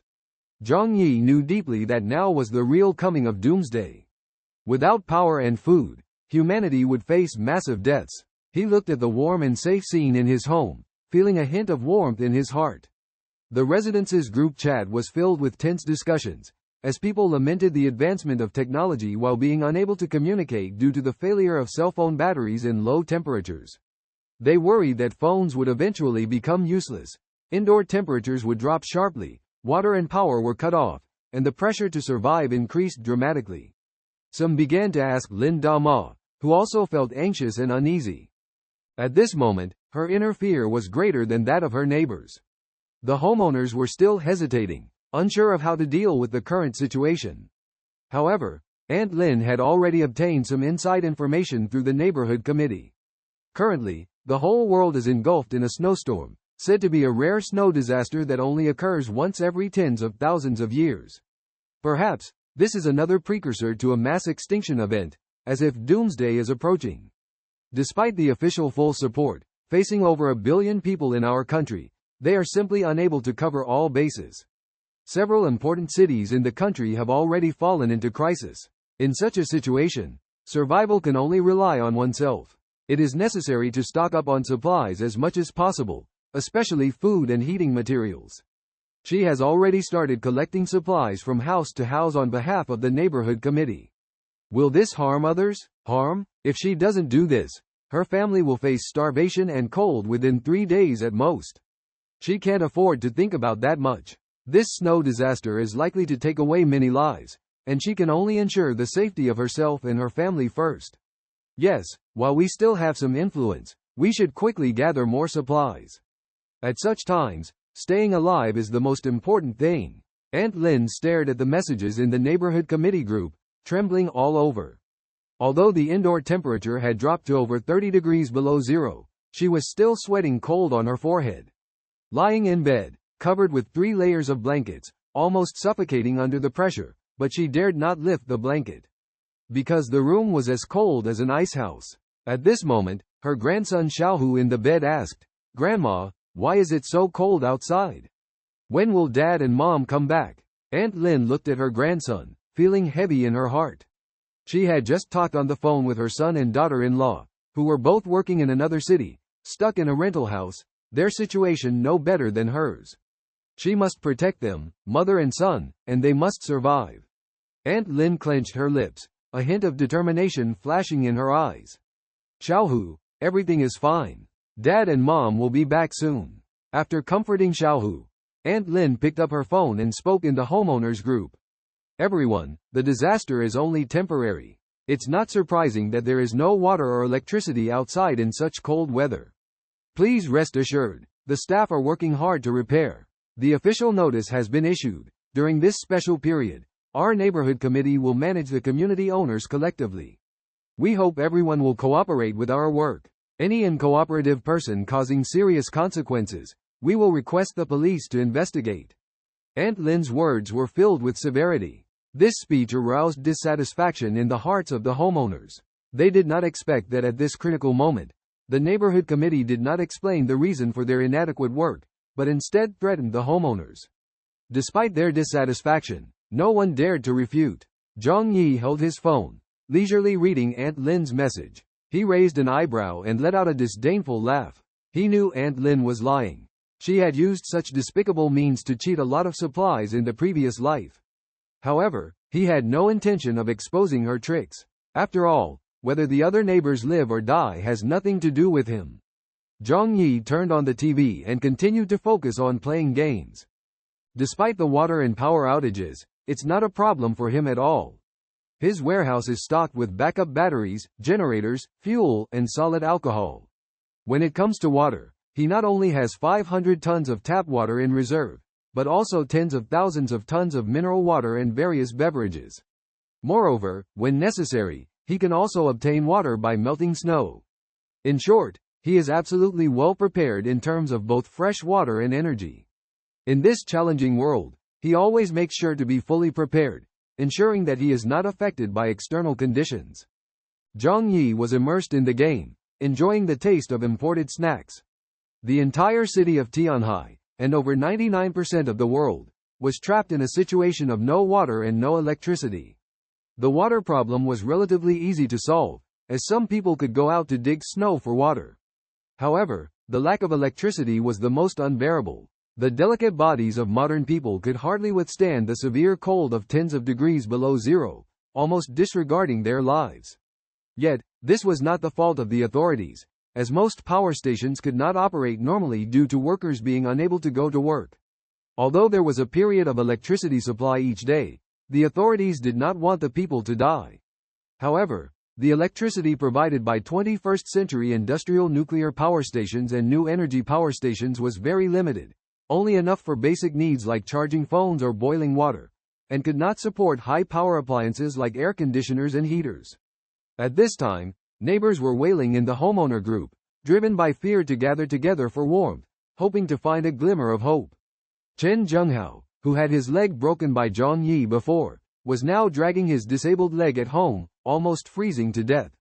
The torture of injury combined with the extremely low temperature made him suffer even more. His buddies were even more pitiful, as Zhang Yi only soaked them, but in this cold, there was no way to keep warm. The indoor temperature gradually approached the outdoor temperature, dropping to 50 to 60 degrees below zero. Many people started to have high fevers, with the lowest body temperature reaching 39 degrees, and even a few exceeding 40 degrees. Since they had no spare medication and even no ibuprofen at home, it was impossible to go out to buy medicine in such weather, so they had to tough it out. That's why Zhang Yi didn't kill them at that time. Letting them freeze to death in despair would be more painful than ending their lives directly. Zhang Yi sat on the carpet, focusing on playing games. Outside, the cold wind was biting, and heavy snow was falling. Inside the room, it was warm as spring, bright as daylight, with plenty of food and water. Perhaps the only regret was the lack of a female companion. However, Zhang Yi was not blindly pursuing emotions. Having suffered in his past life, safety and quality of life were his top priorities now. Unless absolutely safe, no one could enter his safe house. In the apocalypse, human hearts were unpredictable. He had witnessed a woman kill her own husband for a packet of instant noodles. At this moment, Zhang Yi's phone lit up again, and he picked it up to see that Aunt Lin was reminding everyone in the homeowner group. The blizzard had a great impact on everyone's life, and according to official notices, the blizzard would continue for some time. To ensure that everyone maintains their dignity in times of hardship, the neighborhood committee has started to collect supplies from each household for centralized distribution. This is an official directive, and we hope that everyone will cooperate actively. Otherwise, those selfish families who refuse to cooperate will face severe sanctions from the organization.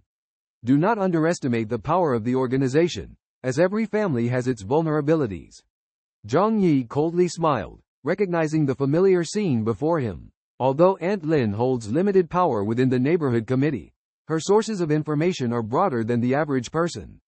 She had long been aware of the impending doomsday and the paralysis of the authorities in Tianhai City. Therefore, she attempted to deceive and intimidate people into surrendering their supplies.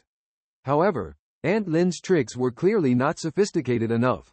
She was just an elderly person with a high school education, and clever individuals quickly saw through her flaws. Even if there were centralized controls by the authorities, they would not issue such orders. Nevertheless, in this building, there would always be some timid individuals who succumbed to Aunt Lin's intimidation. Zhang Yi had no intention of intervening. He simply wanted to observe the situation unfold. As expected, Aunt Lin demanded forcefully to confiscate supplies from each household, which finally angered some people. Wang Min from the 15th floor, Zhang Yi's colleague, a thrifty homemaker who often brought things home from the warehouse, was known by the neighbors for this. So, they knew that Wang Min's family could not escape. Wang Min said, "With the heavy snow blocking the roads, we cannot go out, and the food at home is already running out. How can you collect supplies for centralized distribution? Is this reasonable?" Another homeowner, Sun Jichao, also expressed, "Everyone is struggling to get by, and saving some food is already very difficult. To confiscate it is too much." Aunt Lin gritted her teeth and firmly pressed the voice key. "I have already said, now is an extraordinary time that requires extraordinary measures. The snow disaster will soon pass, so you don't need to worry. It's just a matter of redistributing supplies. Many families are lacking food now. Are you all so selfish? Can't you think more about your neighbors?" In this situation, those families lacking supplies naturally stood up to support Aunt Lin. They believed that mutual assistance was only natural during this special period. Two opposing voices began to emerge in the WeChat group. Zhang Yi remained silent, while Bailianhua Fang Yuqing and Lin Caning also did not express their opinions. Despite having a considerable amount of supplies at home, they would never easily surrender them based on their personalities. Zhang Yi initially intended to just observe, but soon he received a private message from Aunt Lin. Xiao Zhang works in the warehouse and usually keeps a rich supply of food and drinks at home. He remembers buying 3 loads of supplies last time he went shopping. Now facing trouble, he needs to step up. Despite feeling worried, he firmly believes that after the snow disaster passes, everyone will surely repay his kindness. He knows well that his colleagues will remember his contributions. Aunt Lin stirs up emotions in the WeChat group, creating a panic atmosphere that makes some timid people feel uneasy. Then, she starts to break through the defenses one by one. As long as she can deceive a family, she can get some supplies to help her and her grandson survive a few more days. Meanwhile, Walmart's warehouse manager, Zhang Yi, has become the target of Aunt Lin's focus. Zhang Yixin's heart was filled with a hint of cold laughter. His experiences from the previous life had made him deeply aware of the seriousness of snow disasters. Back then, he thought he could win the favor of his neighbors by generously sharing the supplies he had hoarded. However, the result was unexpected. His neighbors did not appreciate his good deed, but instead mistakenly believed he had more supplies. In the end, he was broken into and brutally killed, becoming food for others. All of this was closely related to a certain Mrs. Lin. With a slight smirk on his lips, he lazily sent a voice message. "Great, our stock at home has run out.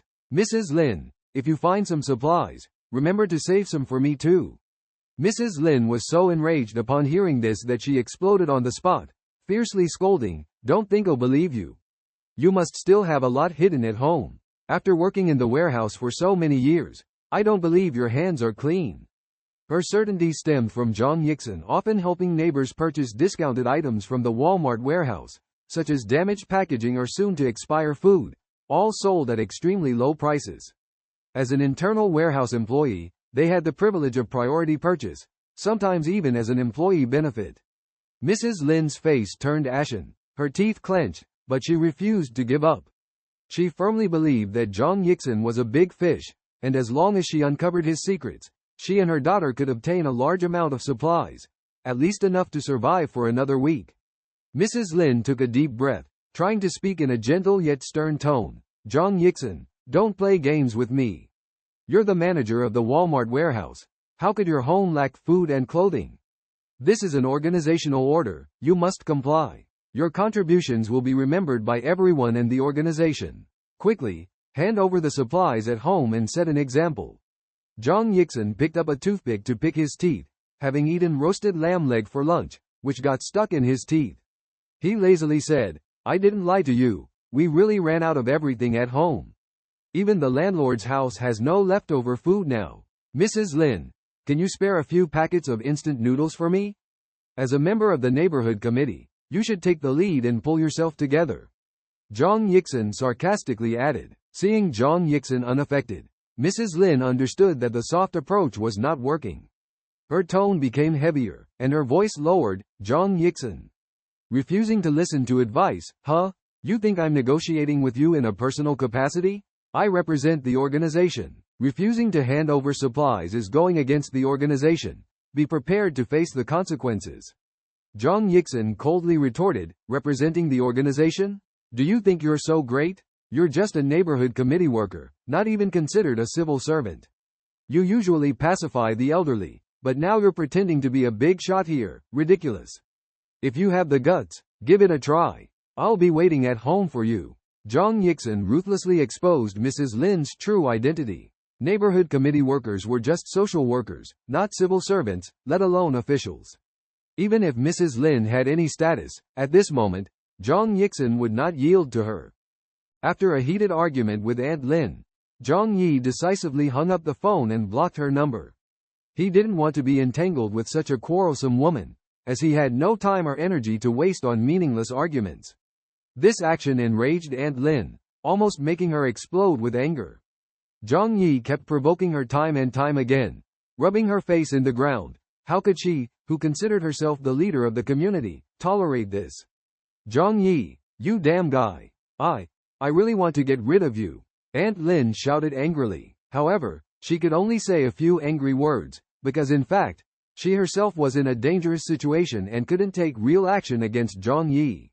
She wanted to kick Zhang Yi out of the owners group, but upon careful consideration, it seemed that this would not cause any substantial harm to Zhang Yi.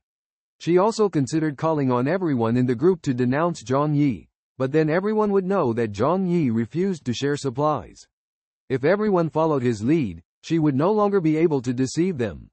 In any case, she couldn't deal with Zhang Yi right now. The more Aunt Lin thought about it, the angrier and more uncomfortable she felt. However, she was powerless and could only suppress her anger. At the moment, her most pressing issue was how to deceive others out of their supplies. She had to deceive as many people as possible before they realized it. Over the next 2 days, Aunt Lin managed to deceive some people into giving her supplies through a combination of soft and hard tactics. However, not everyone was easily fooled. In the face of the apocalypse, everyone's first consideration was the survival of themselves and their families. Some chose to ignore Aunt Lin's demands, while some hot-tempered individuals directly drove her away when she came to ask for supplies. She didn't even dare to approach people like Chen Zhenghao and Xu Hao, who were difficult to deal with. Zhang Yi, through the surveillance cameras, could see everything clearly. However, he lived his own life and enjoyed it without having to worry about others' affairs. It was already the 5th day since the ice and snowstorm began. The food reserves of ordinary families were only enough for 3 to 5 days. Although some people here worked in a large warehouse and had relatively more supplies at home, the consumption rate was faster due to the need for fuel and food for heating. These days, a sense of anger gradually spread in the chat group. Initially, the owners who were waiting for official rescue organizations were rational, but due to the lack of energy for heating and food, their mindset began to change. Especially those families who had been deceived by Aunt Lin before finally started questioning her in the group, asking how the supplies were distributed after being taken away. Unit 1502. Lin Chunxia, Aunt Lin, didn't you say that the supplies would be distributed uniformly after being taken? Our food is all gone. It's been 2 days already, please give us some. That's right, we agreed on uniform distribution so everyone could have something to eat. The owners clamored. Even those who hadn't received supplies before hoped to get a share. However, Aunt Lin seemed to have disappeared, with no response at all. She certainly saw these messages, but at this moment, she had no intention of distributing the supplies. In the entire building, only she and Zhang Yi truly knew what had happened. The world outside has descended into chaos, where people must rely on resources for survival, or else face certain death. Holding her grandson tightly, she curled up under 5 layers of thick blankets, gritting her teeth as she declared, "These resources were hard-earned by me. How could I easily hand them over to you?" Her eyes were filled with resignation and determination, as she was determined to protect her family, even if it meant sacrificing others. The neighbors realized that Aunt Lin was indifferent all along, and began to realize that they had been fooled by Aunt Lin. The chat group was filled with enthusiastic greetings to Aunt Lin. However, ever since Aunt Lin decided to deceive the neighbors, she no longer cared about how they criticized her. Nevertheless, someone has already set their sights on the goods she swindled, such as the socialite Chen Zhenghao. Although doomsday has arrived for 5 days, everyone is still in the dark about the real situation outside, so it has not reached the point of fighting desperately for supplies. In Zhang Yi's memory, Chen Zhenghao had led his men to plunder goods from others and even killed people. However, at this moment, he did not intend to seize the neighbor's supplies by force. He was not completely crazy and still retained some rationality. Even though Zhang Yi had shot off one of his legs, he did not dare to break into Zhang Yi's house again. Now, their family's supplies have been exhausted. These socialites are not accustomed to hoarding supplies. Although there are plenty of beers in the fridge, they have frozen and cannot fill their stomachs. If they want to drink, they can only gnaw on ice cubes. Aunt Lin's behavior caught his attention. Aunt Lin promised to collect supplies and then distribute them uniformly. Although he was skeptical of Aunt Lin's words, it is evident now that Aunt Lin obtained some neighbors' supplies through deception. This gave him enough reason to seize these supplies. Even after the snow and ice melt, if the situation deteriorates, Aunt Lin will not be able to take any action against him because she is in the wrong. So, Chen Zhenghao picked up the phone and called Aunt Lin. At this moment, Aunt Lin was happily eating cookies with her grandson Xiao Hu. Instant noodles had to wait for the brief power on time each day to boil water. Suddenly, the phone rang urgently. Xiao Hu pointed to the phone and said, "Grandma, phone." Aunt Lin snorted coldly, with a hint of disdain in her eyes. She thought the call must be from the neighbors who were fooled into giving her supplies. She felt no guilt towards those fools and even thought they were all idiots. However, when she saw the name displayed on the incoming call, a hint of fear appeared on her face. Chen Zhenghao? What does he want from me? Chen Zhenghao is a well-known socialite with many followers, and it is said that he has a powerful background, not someone that she, a mere community worker, can provoke. Aunt Lin answered the phone. Chen Zhenghao's voice came through. "Hey, Aunt Lin. You are really something. Getting everyone's supplies into your hands." Aunt Lin heard the word supplies, and immediately became alert. She coughed and said, as a community worker, managing supplies is my responsibility. Chen Zhenghao sneered, hey, that's great. We are short of supplies at home, so please send some over quickly. Aunt Lin's face changed. She did not expect this thug to come to extort her supplies. She seemed to have forgotten that she had also used unsavory means to swindle goods from other neighbors. Although Aunt Lin is afraid of provoking Chen Zhenghao, she is unwilling to easily hand over the supplies in her hands for the sake of herself and her grandson's survival. She grits her teeth and firmly states, I still need to further process these supplies, and there are still some items from other families that have not been turned in yet, so I cannot distribute them at the moment. Chen Zhenghao is starting to feel impatient. He looks at Aunt Lin, angrily saying, old lady, can't you just be honest? Are you hiding these supplies? Let me tell you, hand them over quickly, or I'll come and get them myself. Aunt Lin is scared, her face pale and trembling, not knowing how to respond. She is used to being tough with ordinary residents, but facing someone like Chen Zhenghao, she feels helpless. Bravely she says, what do you want? I warn you, don't act recklessly. I am a staff member of the neighborhood committee. Chen Zhenghao sneers, thinking you're someone important. If you don't give them to me, I'll take them myself. With that, he decisively hangs up the phone. To keep warm, Chen Zhenghao gathers his men at home, while also having someone sick who needs care. He realizes the situation is not good and nervously mobilizes his men to ensure he has absolute control. However, the people need food. Without hesitation, he leads his men, aggressively charging towards Aunt Lin's residence, holding a mop and a baseball bat. All of this is clearly seen by Zhang Yi on the monitor. Zhang Yi sits in front of the TV, legs on the coffee table, enjoying potato chips, watching the scene on the screen intently.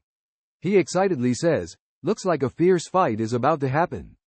It's so unexpected, such an exciting drama on the 5th day of the apocalypse, and both sides are people I dislike. Zhang Yi, in a great mood, suddenly remembers the neighbors who were deceived by Aunt Lin. Based on his past life memories and understanding of the neighbors, he knows that even after this incident, some will still fall for it. People always hold onto a sense of luck, influenced by the thousand-year-old Confucian ideology, tending to obey the neighborhood committee representative Aunt Lin.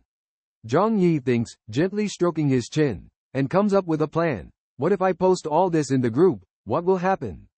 With a mischievous smile on his face, he decides to record this scene. After Chen Zhenghao and his men arrive at Aunt Lin's house, they begin to loudly rebuke and demand Aunt Lin to open the door. Yuelu district is a mid-range community, with every household having anti-theft doors. However, it is well known that anti-theft doors are only effective against thieves and are powerless against forced entry. The contrast between Aunt Lin's house and Zhang Yi's house is stark. Despite Aunt Lin's best efforts to protect her home, even the anti-theft door lock could not stop a group of greedy thugs. They wielded baseball bats, steel bars, and crowbars, violently smashing the lock, quickly breaking through. Clearly, this was not their first time doing such a thing. Once the lock was destroyed, the tables and sofas Aunt Lin used to block them were useless. Watching through the surveillance camera, Zhang Yi saw the look of despair written all over Aunt Lin's terrified pale face. Soon, Zhang Yi heard Lin Dama let out a miserable scream, like the sound of a pig being slaughtered. Chen Zhenghao rushed into the room and mercilessly slapped Lin Dama across the face. Old hag, you deceived your neighbors. Today I will deliver justice on their behalf, he said with a big grin. Lin Dama fell to the ground, dizzy and almost unable to speak. Chen Zhenghao ordered his men to search the house and take all the food they could find. The neighbors worked hard to save up those things, and this old woman shouldn't profit from it. The men laughed and jokingly rushed into the kitchen and bedroom, thoroughly searching every corner of Lin Dama's house. They quickly found a pile of instant noodles, bread, biscuits, and bottled water. Lin Dama crawled over, tears streaming down her face, pleading with Chen Zhenghao not to take everything as they still had their own reserves. Chen Zhenghao coldly stared at her and sneered, none of my concern. Get lost. With that, he kicked her in the face, causing her to scream in pain and fall backward. Just then, a roar came from the bedroom, you beasts, get out. It was Lin Dama's grandson, Xiao Hu, who had hidden chocolate cookies discovered by someone, his eyes red with anger.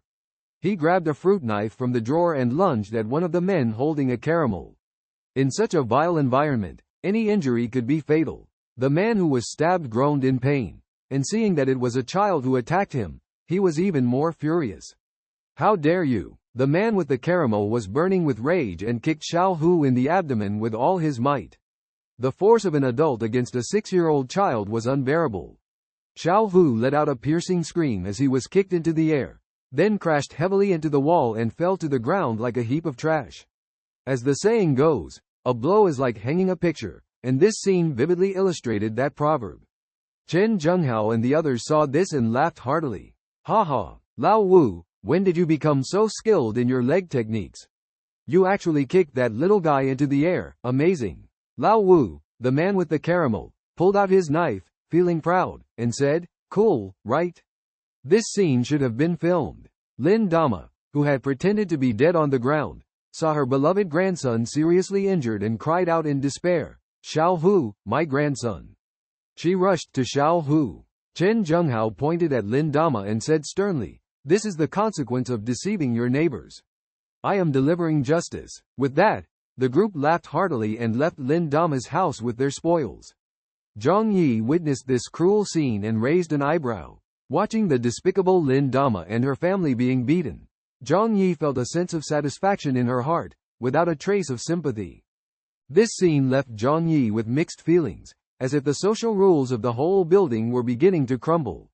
He knew well that similar brutal events would escalate, just like cracks spreading rapidly on the ice once it starts to break.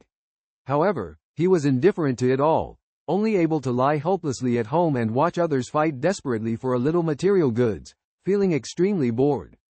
Zhang Yi lay leisurely on the imported sofa, smiling as he let out a sigh.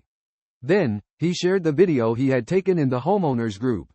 In the group, the homeowners who had been deceived by Aunt Lin were still indignantly accusing her. However, when they saw the video of Aunt Lin's home being broken into by Chen Zhenghao and his men, the mother and son being violently attacked, and all the deceived goods being taken away, they unexpectedly felt a sense of pleasure. For a moment, some even hailed Chen Zhenghao as a hero, praising him endlessly. Although these deceived homeowners knew that Chen Zhenghao would not return anything, seeing Aunt Lin being beaten still gave them satisfaction. Some even thought that Chen Zhenghao was the embodiment of justice, offering him advice and praise. Chen Zhenghao gained both fame and fortune, not only without facing resistance from the homeowners, but also receiving a large amount of goods. However, as Zhang Yi watched the conversations of the homeowners, he couldn't help but sneer and shake his head. These homeowners failed to realize an important issue. Today Chen Zhenghao could break into Aunt Lin's home to rob. Tomorrow he could do the same to their homes. With people's desperation deepening towards the outside world, this danger will swiftly approach. Nevertheless, the homeowners could still speak freely in the group, indicating the fact that they still held a certain amount of goods. Many residents of the Yuelu district were accustomed to stockpiling goods, so even in difficult times, they could persevere for a period. Despite the current hardships, with careful budgeting, they could still barely sustain their livelihood. Zhang Yi vividly remembered in his past life when he held out for a month, only to be torn to pieces by starving neighbors driven mad. Everyone knew the importance of guarding their wealth, and the so-called crying poverty was just to avoid others borrowing goods from them. However, they were merely surviving, already devoid of quality of life. Zhang Yi no longer paid attention to the group chat, but took out a target from another space and quietly hung it on the wall. This target seemed to be a warning from his inner self about the future. Every day, Zhang Yi would engage in shooting training in his safe house. No matter how dangerous the outside world was, he dared not slack off. Armed with a crossbow and a compound bow, he constantly honed his shooting skills, which were crucial for his survival.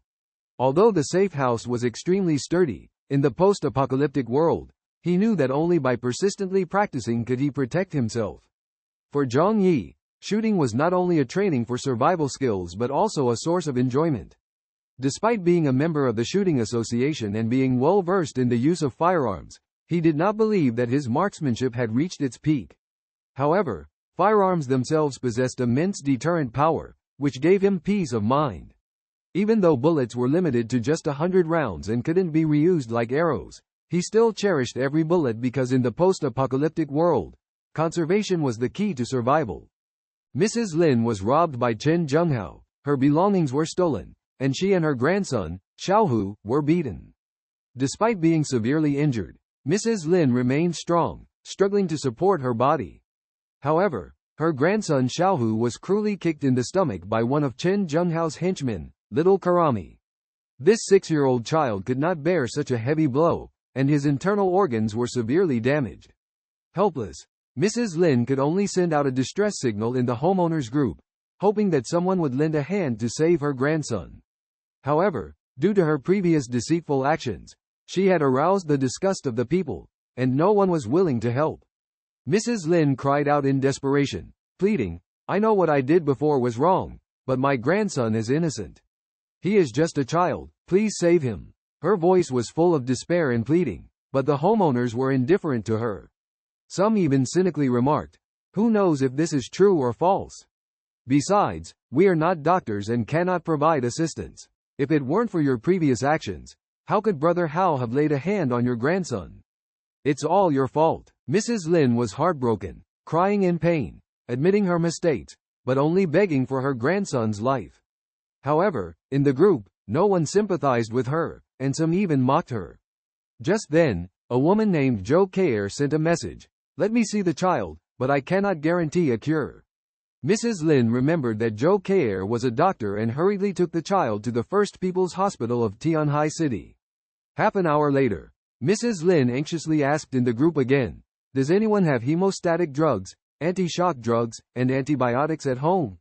My grandson needs surgery, please help. I am willing to kowtow to beg you." Xiaohu's injuries were very serious, with a ruptured liver. Although Zhou Keir was a doctor, her home lacked the necessary medications. When the homeowners heard the request, they remained silent, and Chen Zhenghao sneered, "These drugs are not something everyone has at home, and what's the use of kowtowing in the group?" Mrs. Lin's voice was filled with tears and pleading, but no one offered to help. Zhang Yi frowned slightly, knowing that he had these medications in his spatial dimension but decided not to bring them out. In the post-apocalyptic world, medications were extremely precious, and he was unwilling to expose them. Furthermore, he was deeply repulsed by Mrs. Lin and Xiaohu's behavior, believing they did not deserve assistance. Therefore, no matter how much Mrs. Lin pleaded, no one paid attention. After Dr. Zhou Kei's emergency treatment, Lin Xiaohu's injuries were temporarily stabilized. However, this situation is only temporary, and it is necessary to go to the hospital for surgery as soon as possible to ensure the child's life. Dr. Zhou Kei expressed in the group that she is willing to help if anyone encounters an emergency.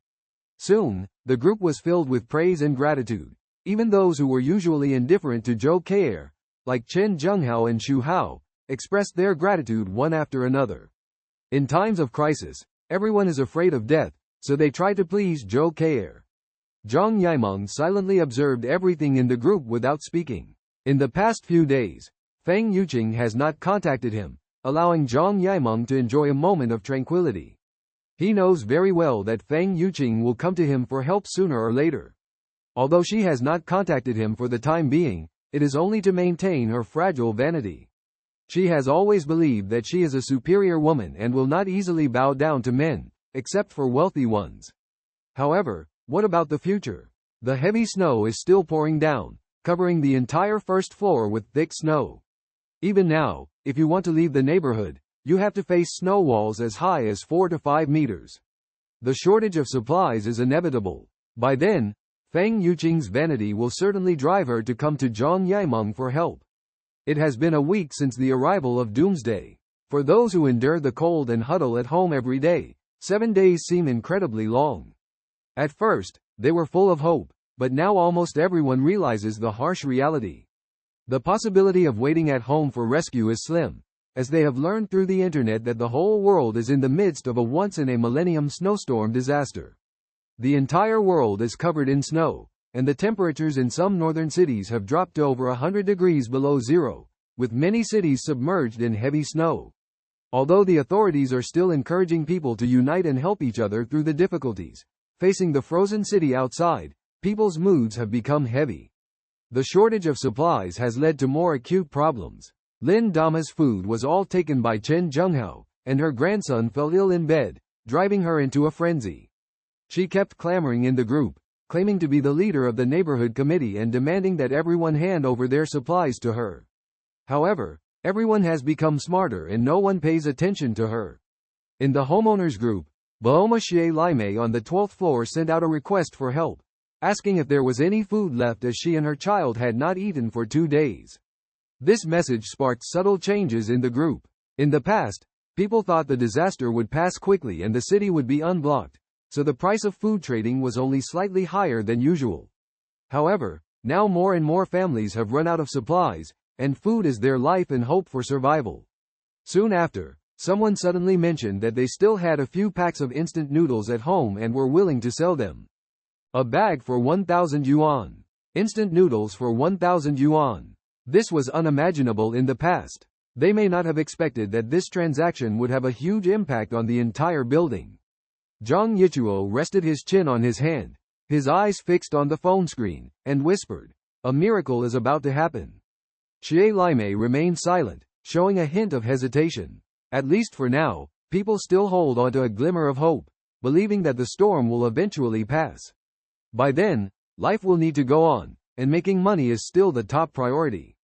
Just then, Exahao, the rich second generation who hadn't spoken in the group for a long time, suddenly interjected, 2,000 yuan per pack. How many do you have at home? I'll take them all. The remarks of the second generation rich Lin Hao caused a stir in the chat group. What? A pack of instant noodles for 2,000 bucks? People in the group were shocked and started to worry about the soaring prices. Some expressed their inner fear tremblingly, trying to calm themselves down. They hoped the snow disaster would pass quickly and life would return to normal. However, the actions of the wealthy mom Xie Laimei and the second-generation rich Chen Hao, who were buying food at high prices, left them feeling shocked and desperate. Some tried to use humor to diffuse the tense atmosphere, joking, 2,000 bucks for a pack of instant noodles? Is it the end of the world? Zhang Yi just smiled bitterly and shook his head. He believed that instead of comparing this event to a zombie siege, it was better to face the threat brought by natural disasters. In his view, humans appeared so small and fragile in the face of nature. Xu Hao appeared confident in the group, believing that being rich means being willful, solving problems with money. What's wrong with that? He tried to hide his inner fear and unease. However, observant Zhang Yi had already seen through Xu Hao's disguise. He understood the fear and anxiety behind Xu Hao's actions. Otherwise, Xu Hao wouldn't have offered such a sky-high price. Despite Xu Hao's wealth, at the moment of the apocalypse, he also felt the fragility of life. Being rich does not mean being fearless, but a deeper awareness of the severity of the crisis. Xie Laimei sighed, "Our family is already out of food. Food is the source of life for us." Xu Hao responded indifferently, "I'm just offering a high price. The choice is in their hands." Xie Laimei pleaded in the group, "My daughter is only 9 months old. Without food, there will be no milk. We will starve." However, silence loomed in the homeowner group. People's selfishness and indifference were evident. Xu Hao offered 2,000 bucks for a pack of instant noodles, while Xie Laimei's price was only half of that. With an average monthly salary of 5,000 bucks, who would easily sell their hard-earned goods at a low price? Many people negotiated privately with Xu Hao, starting trade talks. Xie Laimei realized all this and continued to plead for help from the people in the group, but no one responded, not even a word of comfort. Sherry Mei is a helpless mother, struggling with the challenges of life while taking care of her 8-month-old baby. Her tears flowed like a spring, her heart filled with despair. Zhang Yi's memory of her is not profound, thinking that she has always presented herself in a delicate manner, relying on sympathy to meet her survival needs. However, the memories of their past lives that surfaced in Zhang Yi's mind showed that Sherry Mei and her daughter were doing well, which left him puzzled. He began to suspect the hidden complexities and darkness behind Sherry Mei. In a world on the brink of apocalypse, a maternal mindset is fatal, so Zhang Yi chose to watch coldly, only concerned about his own survival. However, Sherry Mei's crying eventually touched the heart of the security guard Uncle Yu, who agreed to share some food with her. Sherry Mei was extremely grateful, vowing to always remember Uncle Yu's kindness. Through surveillance, Zhang Yi discovered that Chu Hao had purchased some supplies with money, enough to sustain him and his girlfriend for a few weeks. He sneered at this, believing that the value of money in the post-apocalyptic world had greatly depreciated, and that the true value lay in supplies. Chu Hao's actions affected the residents of the entire community, as everyone began to realize the scarcity of supplies. On the 10th day of the icy apocalypse, the supplies in Feng Yuqing and Lin Caning's home were running out. The two argued incessantly over a packet of instant noodles, facing the threat of hunger. They sat on the sofa, their faces pale, with only the last packet of compressed biscuits left. Lin Caning looked at the food and said to Feng Yuqing, "Yuqing, this might be our last food." Feng Yuqing's eyes were filled with pain and despair, her once picky taste replaced by hunger. These meager rations were now their only hope for survival. Whenever she sits down to enjoy a meal, she always shows a special focus and delight. Each bite of food is savored carefully, as if savoring the beauty of life. Even the most inconspicuous food residue, she always can't bear to waste. She will pick it up carefully, chew it slowly, and enjoy every bit of flavor. This delicate taste and love for life fill her life with beauty and happiness. Lin Caning continued, "We still have 5 bags of instant noodles and 3 bags of ramen left. There's half a bottle of Lao Gan Ma chili sauce in the kitchen, but we've already finished the steamed buns and dried noodles." Feng Yuqing, holding her head in pain, said, "Instant noodles just can't fill my stomach." Lin Caning stared at her intently. "Yuqing, the situation outside is not looking good. Will this heavy snow ever stop?" Feng Yuqing paused for a moment, then turned blankly to look out the window. Through the frosty glass, she saw snowflakes continuously falling. It had been snowing for a full 10 days. The second floor was already submerged, making it impossible to go out. The street was eerily quiet, with no sign of snowplows. Feng Yuqing felt like she was falling into an abyss of despair. She didn't know when this snowstorm would end, or if it would end at all. Feng Yuqing cried in despair, "Ningning, what should we do? We're going to starve to death." Lin Caning gritted her teeth and asked, "Is there any food left at Zhou Peng's place?" Feng Yuqing shook her head. "I've tried a few times, he doesn't have anything left. He even sent over 2 packs of instant noodles, his last bit of food. He's so thin now, he probably can't even feed himself." Lin Caning clenched her fists unwillingly. "Are there any other men we can try? We're both so pretty. Some guy should be willing to help us, right?" Feng Yuqing looked at her disapprovingly. "You're thinking too simplistically. Everyone now sees food as their lifeline. Even if they are tempted, they won't easily share their food. And with the weather so cold, even if we were willing to offer ourselves, the other party may not have the energy." Feng Yuqing's eyes flickered with pain as she said this. Lin Caning didn't know that Feng Yuqing had already tried this tactic, trying to exchange her looks for survival, but the demands were too high, and it was all in vain. Even the neighbor's 60-year-old grandfather said, "You're too late, otherwise I would have made a brave attempt." Lin Caning bit her lip, filled with fear. She had originally planned to use her looks as a last resort, but she found that satisfying hunger was more urgent than desires. Suddenly, a man's face flashed in her mind. She said to Feng Yuqing, "Oh, Yuqing, don't forget there's still a lapdog." Feng Yuqing, of course, knew who she was referring to. She clenched her lips stubbornly. "That guy, unless he begs for my forgiveness, I won't go to him." She had tried a few times, hoping he would send something to please her. But his attitude was cold, even provoking her with photos. Feng Yuqing felt extremely angry, swearing that Zhang Yi would come to lick her feet. If she were to contact him first, wouldn't that ruin her image as a aloof goddess? That was absolutely unacceptable to her. Once her image was destroyed, how could she still find a rich second-generation boyfriend? Lin Caning reminded her, "Don't you remember? Zhang Yi's family had stored a lot of food before. Even after a month has passed, they still have more than the average family. If you reach out to him, he will definitely agree to send you food immediately." Upon hearing the word, food, Feng Yuqing felt a bit swayed. However, she hesitantly said, "But, when I contacted him before, he was very indifferent to me." Lin Caning explained, "You are really silly. He may feel unworthy of you, so he wanted to give up. After all, you weren't very warm to him before." Feng Yuqing immediately became excited. "It's all his fault. Clearly just a commoner. yet pretending to be a rich second generation, causing me to waste so much emotion. Lin Canning laughed and said, but now he's also a backup plan. Isn't the role of a backup plan to be used when needed? If you treat him a little better, he will rekindle his hope. Then he will listen to you, won't he? After listening to Lin Canning's advice, Feng Yuqing felt that she was absolutely right. But more importantly, at this moment, she felt extremely hungry. Just the thought of those tempting images of steaks, lobsters, and desserts that Zhang Yi had sent before made Feng Yuqing's mouth water. She no longer cared about her image and just wanted to fill her stomach. So she picked up her phone, found Zhang Yi's WeChat, and recorded a gentle voice message to send over. Meanwhile, Zhang Yi was sitting on the sofa at home watching TV shows.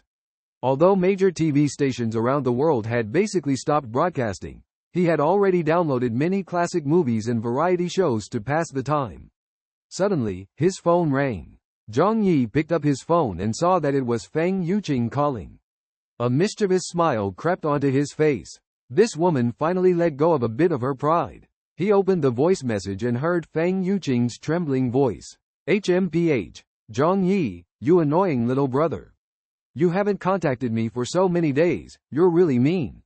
I regretted saying those things to you at the time, but as a girl, I felt embarrassed to contact you first. You heartless little brother. Feng Yuqing, as a girl who was good at being cute and coquettish, could easily bewilder Zhang Yi in the past life, showing off her skills. Hearing her sweet voice, Zhang Yi felt a bit softened. He clenched his teeth. This little troublemaker, if he didn't know how cunning she was, he really wanted to scold her. Zhang Yi replied with a message, claiming that he was not feeling well recently, probably sick, which was why he was too lazy to check WeChat. Upon hearing this, Feng Yuqing hurriedly asked, sick? Do you have a cold? You must keep warm in this weather. No, I have a fever, Zhang Yi replied. Feng Yuqing looked puzzled at Zhang Yi's response. A fever? Are you kidding me? The temperature in our house is already 50 to 60 degrees below zero. We have to wrap ourselves in blankets and snuggle with Lin Canning every day to keep warm. We can't feel any heat at all. Oh, I have a fireplace at home, so I don't feel cold, explained Zhang Yi. It gets really hot when it's burning. Maybe I caught a cold a few days ago when I slept too close to the fire. He said, taking a picture of the flames burning next to the fireplace and sending it to Feng Yuqing. In the photo, his legs and the snacks piled on the coffee table, along with the leftover lamb chops and chicken legs, were also captured.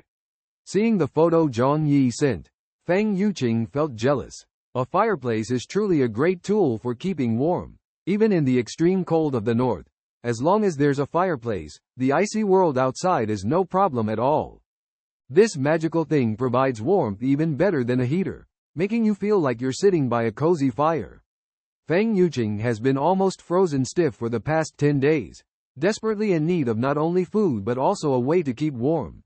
A few days ago, she and Lin Canning even lit a chair on fire in the house just to stay warm. Although the heat only lasted for a short 15 minutes, the high temperature of the flames moved her to tears on the spot. However, there were few combustible things left in the house. After burning everything, she could only silently reminisce about that moment of warmth. Who would have thought that Zhang Yi actually had a fireplace, a luxury item, in his home? As a southern city, Tianhai City, in the dead of winter, doesn't require wearing down jackets, and no one would install a fireplace at home. Feng Yuqing didn't have time to ponder this issue. Her gaze was fixed on the photo, with only one desire in her heart. She longed to go to Zhang Yi's house. Seeing Zhang Yi's relaxed posture with food spread out on the table, he had become Feng Yuqing's biggest aspiration at that moment. Lin Canning, curled up in a blanket beside her, also noticed Feng Yuqing's changing expression. She leaned over to take a look and was immediately stunned, exclaiming, "Oh my God! Is this photo edited? How can anyone be so comfortable at a time like this? It's like heaven." Feng Yuqing suddenly realized, yes, everyone is starving and freezing at home now. Why should Zhang Yi be so comfortable? Perhaps these photos, even the previous ones, were all retouched by him. She came up with a plan and immediately made a video call to Zhang Yi. The truth would be revealed at a glance.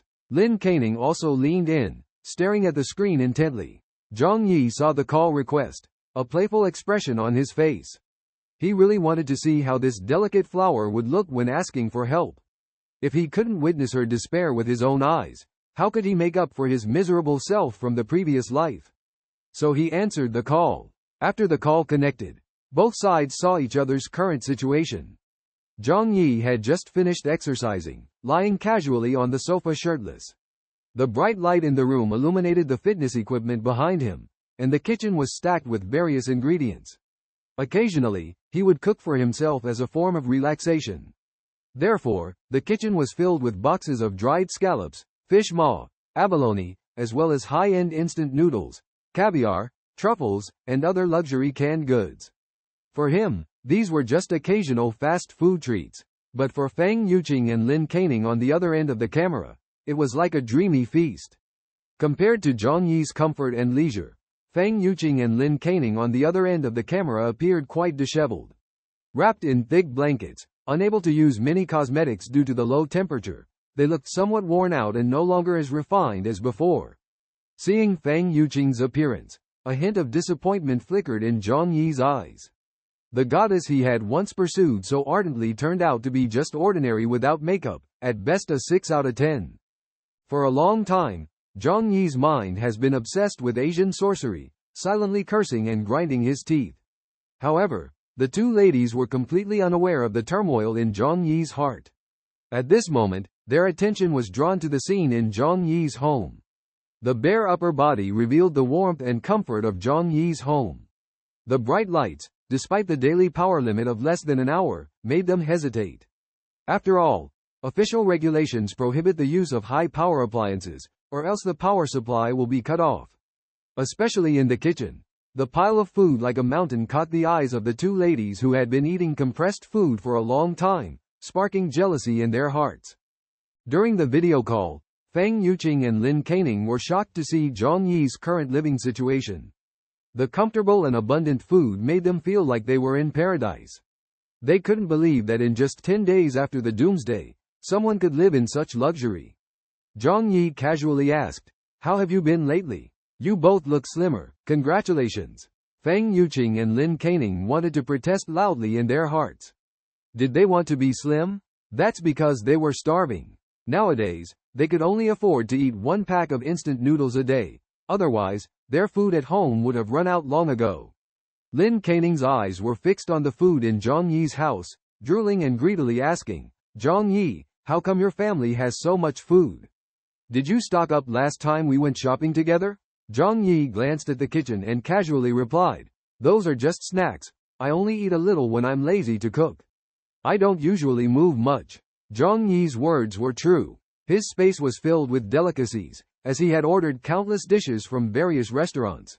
Among the billions of supplies in the Walmart warehouse, there were tens of thousands of types of food.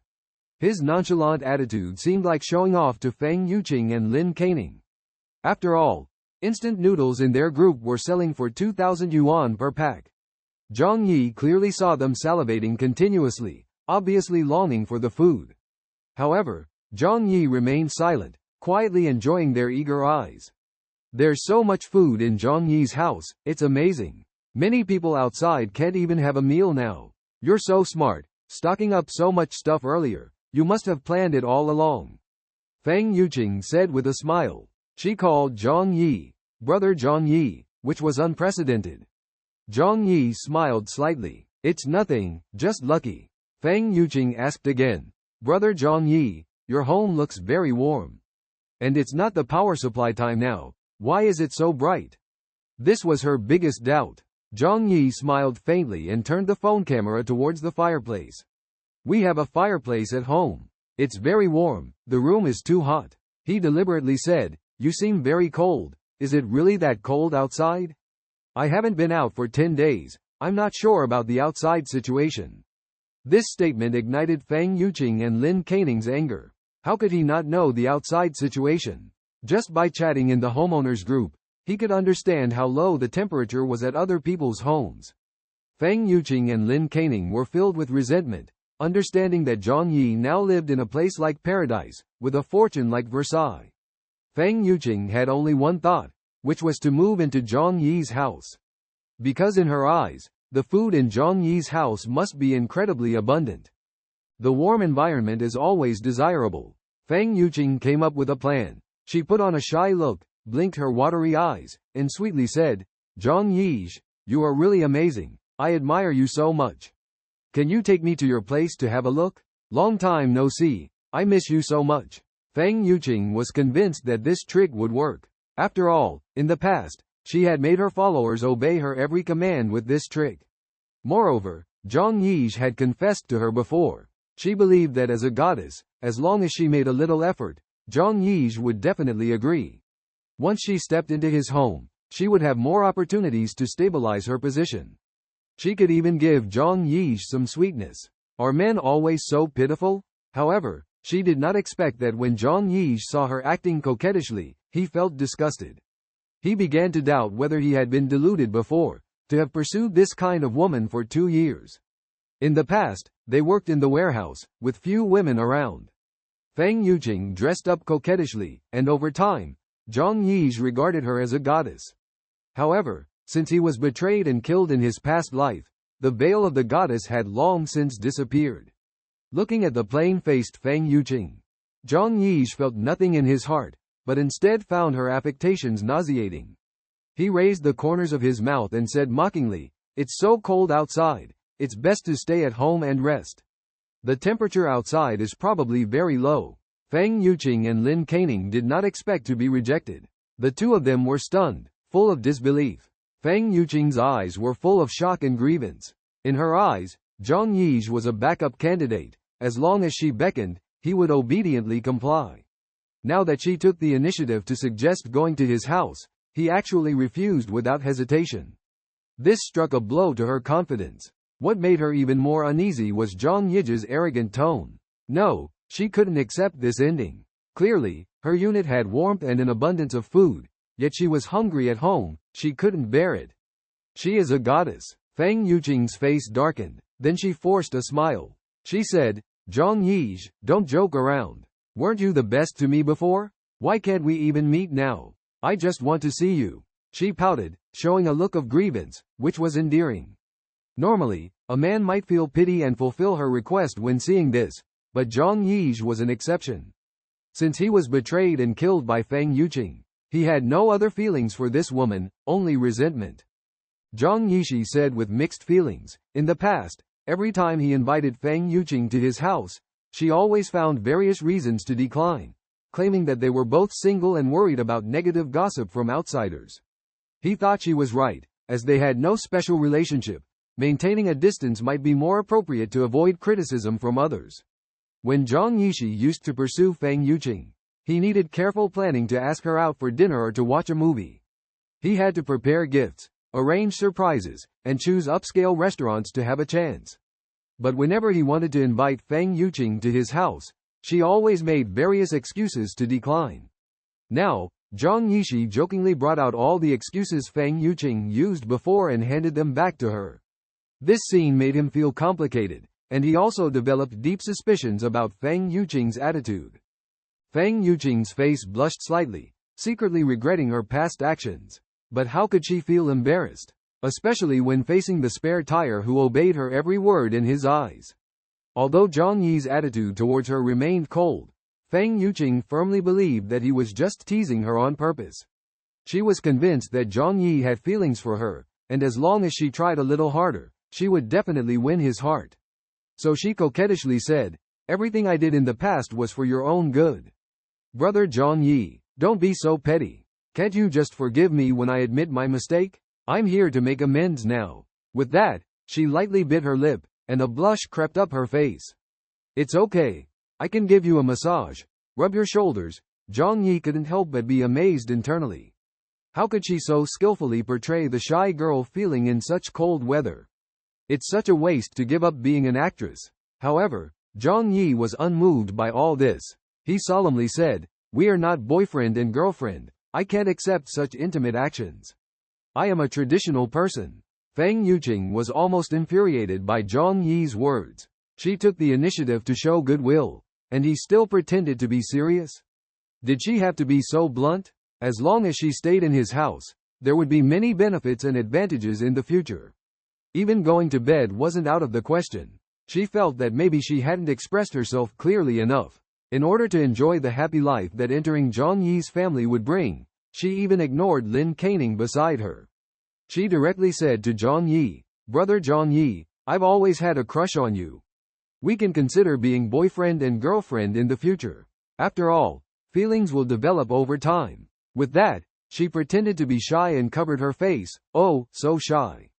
Do you need me to be even clearer?" Her shy expression, coupled with the inviting gaze, was truly seductive. If it were the old Zhang Yi, he would definitely have been impulsive and let her in. It must be said that not everyone can be a hypocritical person. This performance requires years of experience. Zhang Yi quickly thought in his mind, should he let Feng Yuqing, this white lotus flower, step into his home? Don't get him wrong, he's not a saint. He just felt that he had pursued her for 2 years before. If they could go to bed, it would also be a closure for the past. However, this thought only flashed by and was firmly denied by him. Because the current situation is severe, any risk must be eliminated. So, he wouldn't open the door to let someone invade his rock-solid life. Living is more important than anything else. Zhang Yi sneered, his eyes full of mockery. "Feng Yuqing, have you misunderstood something? I admit, we used to have a good relationship." His face was close to the camera, mocking, "Do you really think I'm interested in you?" For a confident green tea white lotus like her, this kind of statement was like a slap in the face. Sure enough, Feng Yuqing's face immediately turned extremely ugly after hearing it. Lin Caning beside her couldn't help but sneak a glance at her, a hint of imperceptible joy flickering in her eyes. Indeed, even between best friends, there are hidden agendas. There are just too many people who, on the surface, care about you, but secretly hope to see you embarrassed. Feng Yuqing questioned, "Zhang Yi, what do you mean by this? Weren't you most fond of Qing'er in the past?" Zhang Yi sneered, "Misunderstanding, you do have some looks, a pretty little sister. But I never intended to date you, at most just for fun. For someone like me, finding a decent girlfriend in Tianhai City is a piece of cake. Where does your confidence come from? Do you think I would pursue you desperately?" Zhang Yi looked mischievous. Everything he said was true. As a local in Tianhai City with a good family background, financial resources, and handsome looks, he was a top choice in the blind date market in Tianhai City. Otherwise, Feng Yuqing would not have considered him as a backup after failing to hook a rich boyfriend. If Zhang Yi had been a little more calculating in his past life, he would have had countless women by now. Zhang Yi's words were like a sharp blade, directly piercing Feng Yuqing's heart. For a self-proclaimed goddess White Lotus, the most unbearable thing was not being recognized for her charm, as that was her only reliance. She used to think Zhang Yi was just a spare tire and a lapdog, holding on to Zhang Yi while looking for a richer second generation. However, in the end, Zhang Yi told her that she was the one being played. This fact was unacceptable to Feng Yuqing. Her anger was evident. "Zhang Yi, you are too much." Zhang Yi coldly laughed, continuing to apply pressure. "Stop pretending to be a pure innocent girl. I see through you. You just want to cling to rich people, always looking for a sugar daddy. Do you think rich people are easy to fool? Oh, let me tell you one more thing. You are quite famous in the rich second-generation circle in Tianhai City. Today messing with Zhang Xiao, tomorrow chasing Li Xiao. They are just playing with you, and you think you are a rich man's wife? Do you know how they privately refer to you? A bus, a public power outlet." Zhang Yi unabashedly mocked Feng Yuqing. When she thought she could win Zhang Yi over with her beauty, wanting to enjoy his wealthy lifestyle, Feng Yuqing's face turned pale with shock and her body trembled slightly from excessive anger. She had never experienced such blatant humiliation before. And to add insult to injury, it was from the spare tire lapdog in her mind. This was trampling on her self-esteem, ruthlessly crushing it. "Shut up, Zhang Yi!" Feng Yuqing roared. Zhang Yi chuckled. "I'm just speaking the truth. Why are you so worked up?" After listening to Feng Yuqing's words, Zhang Yi felt a surge of unnamed anger. She believed that these things were all done by Feng Yuqing herself, so how could she just blame Zhang Yi for everything? This sense of grievance made Zhang Yi very uncomfortable. She felt like she had to bear a lot of responsibility and yet still be accused. In a fit of emotion, Zhang Yi didn't give Feng Yuqing a chance to scold her, and simply hung up the call. Zhang Yi angrily rebuked Feng Yuqing, exposing her hypocritical nature and defining her as a hypocritical woman. His words deeply wounded Feng Yuqing's heart. Despite her excessive pursuit of money and frivolous relationships with men, she still saw herself as a kind girl. Being ridiculed by Zhang Yi struck a blow to her confidence. She felt belittled by the petite capitalist Zhang Yi, making her feel lacking in charm and unlikely to attract a wealthy second generation, let alone become a rich man's wife. After hanging up the phone, Zhang Yi quickly received a series of voice messages from Feng Yuqing. Although he didn't listen to them, he guessed that they were all insults directed at him. However, Zhang Yi didn't care. In the moment of the apocalypse, this hypocritical woman was destined to die alone in extreme and harsh conditions. Zhang Yi was just toying with her, witnessing her tragic fate. How could he be angry with someone who was about to perish? On the contrary, seeing Feng Yuqing's angry and desperate expression brought him a strange sense of pleasure. Ha ha ha! Zhang Yi laughed heartily. He walked into the kitchen and took out a bottle of Romani Conti worth 200,000. This precious wine had been stored in a temperature-controlled wine cabinet at Walmart. Zhang Yi didn't have many bottles of this wine, just a few dozen. Today, in a good mood, he decided to celebrate. There would be no power shortage at home because the electrical circuit had been modified during the renovation, connecting backup power sources and a noiseless generator. His energy supply was absolutely sufficient. He entered the living room, filled with a sumptuous feast including French snails, tomahawk steaks, stargazing, Jinling salted duck, accompanied by a bottle of Romani Conti worth 200,000. As the apocalypse approached, social norms were rapidly disappearing. Zhang Yi ate without restraint, pairing whatever he wanted and even treating caviar as a staple food. This luxurious lifestyle was now unique in the world. Because the apocalypse came too quickly, even those with power and wealth did not have time to make adequate preparations. For example, Xu Hao, whose father was a famous tycoon in Tianhai City. But in Zhang Yi's memory, his father passed away half a month after the apocalypse arrived. His wealth turned to nothing, and that obese old man had no ability to survive the apocalypse. Meanwhile, in the house Feng Yuqing and Lin Canning rented together, Feng Yuqing was on the verge of a breakdown, angrily smashing things and cursing Zhang Yi. Under normal circumstances, she might not be so angry. But at this moment, she saw the happy and heavenly scene in Zhang Yi's home. The comfortable and warm environment and the sumptuous food became especially precious in the icy apocalypse. Heaven was within reach, but she couldn't step into it, which she found hard to accept. Zhang Yi, you despicable guy, who do you think you are to dare insult me? If it weren't for the blizzard now, I wouldn't even bother with you. Feng Yuqing gritted her teeth and cursed. On the sofa, Lin Canning stared at her, a hint of disdain flashing in her eyes. Feng Yuqing gritted her teeth, filled with jealousy and anger. What did Zhang Yi have that she didn't? Just a luxury mansion and some savings. As for her, Feng Yuqing, she was destined to be a daughter of a wealthy family, to become a rich lady. Lin Canning frowned, but at the moment, Zhang Yi's home was filled with delicious food and a warm fireplace. This kind of life far surpassed that of the second-generation rich. Looking through the window at the swirling snow outside, Lin Canning worriedly said, "Will this snowstorm ever stop?" On the TV, the few remaining official channels were still inspiring people. Experts in heavy down jackets shivered as they said, "The disaster is about to pass, and the people will surely overcome the difficulties." However, there was no sign of the disaster ending in sight. Lin Canning hugged herself tightly, fearing that if this heavy snow didn't stop, they would starve to death at home. Lin Canning's words turned Feng Yuqing's inner anger into fear. It had been 10 days. They had been trapped at home for a whole 10 days. This period of time seemed longer than 10 years. Unless experienced firsthand, one could not understand the torment. This kind of predicament could even plunge a person's heart into chaos. Despite their outward elegance, as women in their 20s, Feng Yuqing and Lin Canning were equally fragile inside. Faced with the snow that showed no signs of stopping, they had thoughts of death. Feng Yuqing curled up on the sofa, picturing the warm and comfortable scene at Zhang Yi's home.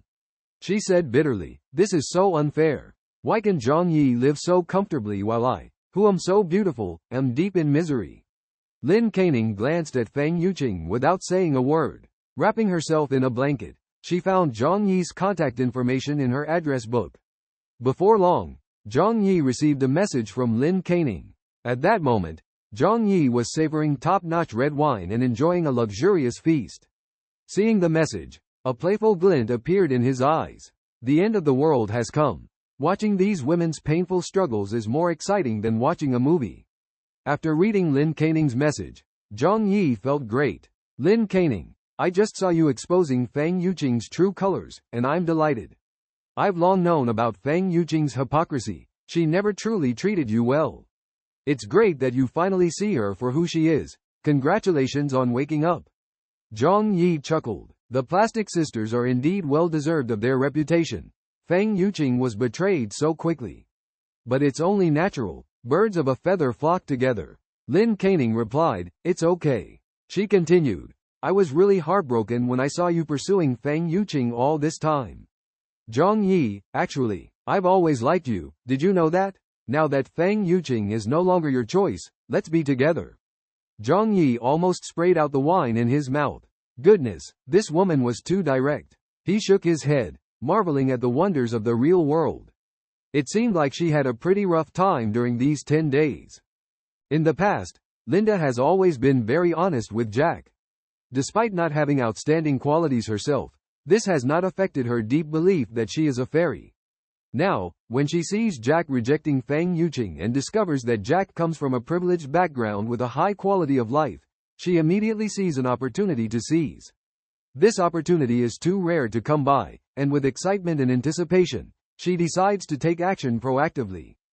Zhang Yi sighed and muttered to himself, does this woman really think I'm a junk collector? Although Feng Yuqing looks pure and innocent on the outside, at least she knows how to act cute and please others, and she knows how to dress up. On the other hand, what does Lin Canning have besides self-love? But for the sake of teasing, Zhang Yi still smirked and said, oh, I see. So I just scolded Feng Yuqing harshly. You know, you two are good girlfriends. Will it affect your relationship with her if you follow me? Lin Canning's eyes lit up after hearing this, feeling that there might be a chance. She replied without hesitation, what girlfriends? We are just roommates. In order to gain Zhang Yi's trust, she started revealing Feng Yuqing's bad behaviors. She looked at Zhang Yi and said affectionately, you don't know, she's very lazy. She doesn't even want to go to the bathroom herself. She uses mineral water bottles instead. And although she looks innocent, she frequently visits nightclubs to seek men. Especially rich second generations, she actively sticks to them. If she needs money, she will go out to work part-time, earning 1,500 in one night. It's really despicable. I really look down on such a woman. Zhang Yi only then realized Feng Yuqing had this side to her. He gritted his teeth and sighed at how absurd the world can be. But he was not foolish. Although he liked Feng Yuqing, he would never be a humble follower like Zhou Peng. Lin Canning, in order to win Zhang Yi's favor, continued to expose Feng Yuqing's dark side. She said emotionally, don't be fooled by her innocent appearance. She has had a child long ago, and even let a contractor support her for 4 years. Zhang Yi listened silently, feeling that something was not right. He decided to record her words and send them to Feng Yuqing. Lin Canning clearly held resentment towards Feng Yuqing, as Feng Yuqing was better at acting cute and more beautiful, leaving Lin Canning to be just a supporting role. In this world, which woman would willingly be someone else's green leaf?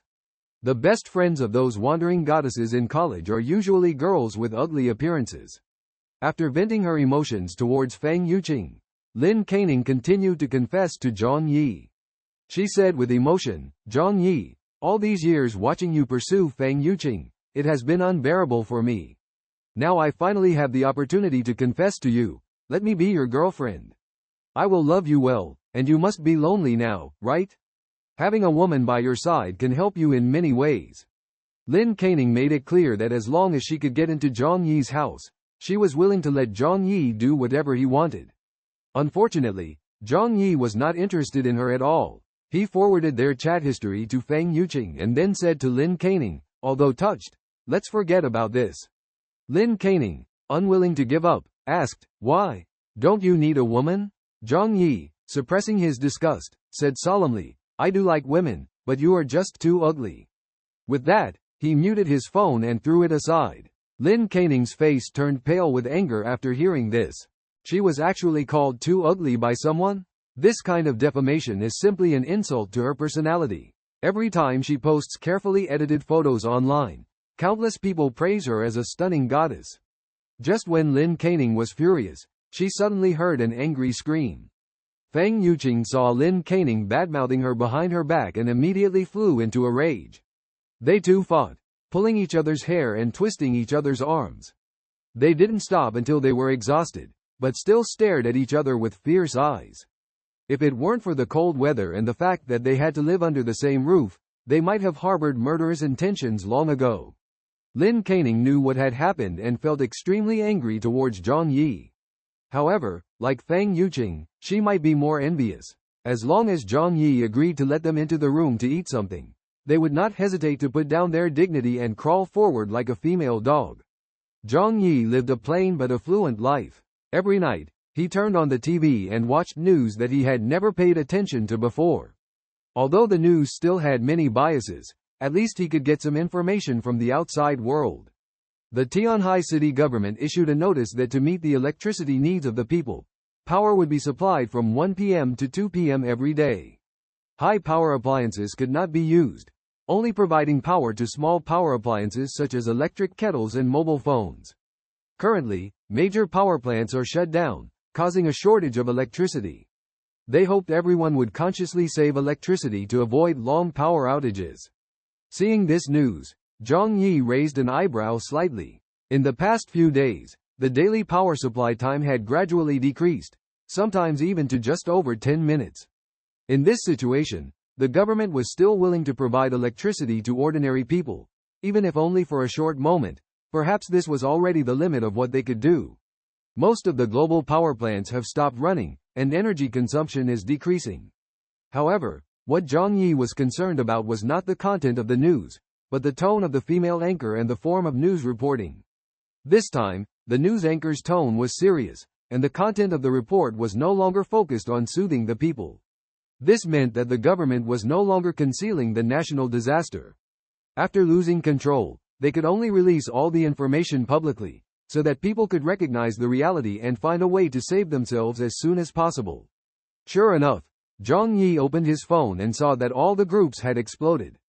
Some people denounced the government's inaction, some were desperate and crying, and more were selling goods at high prices. The price of instant noodles had risen from 2,000 2 days ago to 5,000. Zhang Yi was speechless. The greed of human nature was evident at this moment. Knowing that the world was about to end, money was almost useless in the short term, yet there were still people willing to exchange food for money. Zhang Yi remained silent, like an aloof observer, quietly watching everything. Although life goes on, even when hope is lost, people still carry the flame of survival in their hearts and are unwilling to give up easily. Despite endless arguments and disputes, the next day they still strive to fight on, making relentless efforts to continue their lives. In the end, life must go on. After the water pipes froze, residents in the community faced a drinking water crisis. In the extreme cold of -70 degrees, they had to take risks and go to the first floor to get snow water. However, the snow water they brought back became another problem because in the indoor temperatures of -50 or 60 degrees, the ice was as hard as concrete. Some residents couldn't resist their thirst and tried to lick the ice with their tongues, only to find themselves stuck and suffering from frostbite on their tongues. Meanwhile, Zhang Yi discovered through surveillance cameras that Chen Zhenghao's men were peeping at them every day. They thought Zhang Yi would also go out to get water, so they planned to take the opportunity to get rid of him. However, after several days passed, they never saw Zhang Yi leave the room. They couldn't imagine that Zhang Yi had such abundant supplies in his home that he could live comfortably in this room forever if he wanted to. Hasn't Chen Zhenghao died yet? He's quite resilient, Zhang Yi muttered to himself. Chen Zhenghao's leg was hit by an arrow and didn't receive effective treatment, so his leg might be disabled. Infection could endanger his life, not to mention that any wound could cause a high fever in such low temperatures. Surviving in such an environment is truly a miracle. Is it because the temperature is too low that the virus cannot survive, so he hasn't died? Zhang Yi had limited knowledge of medicine and couldn't determine the reason why Chen Zhenghao was still alive. But he didn't care much because life and death outside didn't affect him much. Chen Zhenghao's death was just a matter of time. The next morning, Zhang Yi woke up and picked up his phone. Checking group chats and browsing forums had become his greatest pleasure. In the apocalyptic disaster, watching others struggle to survive in extreme conditions while he enjoyed a heavenly life brought Zhang Yi great satisfaction. At least, it alleviated his boredom and occasional loneliness. Compared to those who froze or starved to death or were on the verge of death, he was truly fortunate. Opening his phone, he unexpectedly saw messages from Feng Yuqing and Lin Caning. Feng Yuqing apologized to Zhang Yi. "Zhang Yi, I'm sorry for losing my temper with you yesterday. I was probably too cold and in a bad mood. I used to be naive and didn't realize who was best for me. Now I understand. You're the best person for me. I really like you in my heart. Forgive me. Let's be together and spend the rest of our lives together. I want to be your woman. You must feel lonely living alone, right? I can accompany you so you won't be lonely in the apocalypse." Zhang Yi was filled with mixed emotions. The once aloof and proud Feng Yuqing had set aside all dignity and arrogance in the face of disaster, even willing to submit to Zhang Yi. "Alas, my previous self was truly foolish. If I had known she was such a woman, I wouldn't have easily approached her." Feng Yuqing is the kind of person who is clearly worthless, but insists on pretending to be a high and mighty goddess. She's extremely lowly, yet still pretends to be innocent. Zhang Yi replied, "While I can accept the ordinary, I do not have such an urgent need.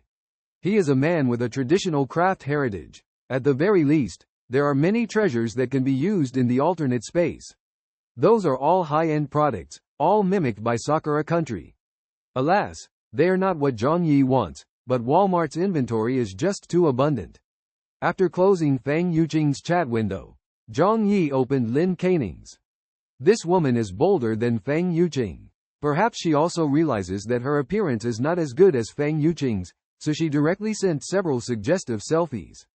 Compared to Feng Yuqing, she is more open, and this behavior may cause her downfall. Zhang Yi quickly replied, feeling calm and even wanting to laugh.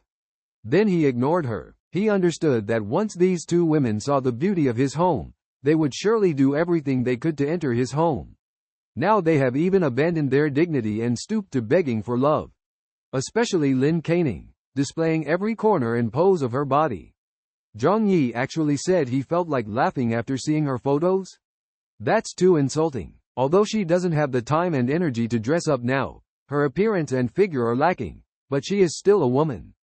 Doesn't she deserve respect? The more they thought about it, the angrier they became. Life now is like hell, not only enduring hunger but also extreme cold. Zhang Yi's home has become their last hope. Feng Yuqing clenched her teeth, her eyes flashing with a sharp light. If the situation worsens, she will directly break into their home.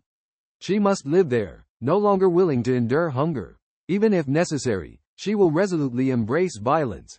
Despite thinking this way, she is still a woman. If she breaks into Zhang Yi's home, she is definitely not his match. Thinking of this, Feng Yuqing's gaze became cold, and she turned to the next door. She and Lin Caning have already broken up, their once close friendship completely torn apart. But now, Feng Yuqing needs a companion. So she went next door and said to Lin Caning, "That damn Zhang Yi is watching us suffer but not letting us into his home. We can't just sit and wait to die. Such a good house, he doesn't deserve to have it. Let's figure out a way to take his home away from him." When Lin Caning heard Feng Yuqing's proposal, her eyes also lit up. After experiencing various setbacks, Zhao Ming finally reached his breaking point and a burning anger towards Zhang Yi ignited in his heart. He felt Zhang Yi was too arrogant, enjoying such superior living conditions. Zhao Ming decided that if Zhang Yi didn't leave willingly, he would have to resort to more drastic measures. He was determined to make Zhang Yi taste the bitterness of being forced out of his home, feel the agony of freezing to death, or the fear of being torn apart by wild dogs. For Zhao Ming, moving into Zhang Yi's mansion seemed like the most fitting solution. Out of hatred towards Zhang Yi and a desire for her property, the two plastic sisters united once again. However, they realized that seizing Zhang Yi's house would not be easy, as they might not be able to defeat her individually. Moreover, they were currently in dire straits while Zhang Yi lived a carefree and energetic life.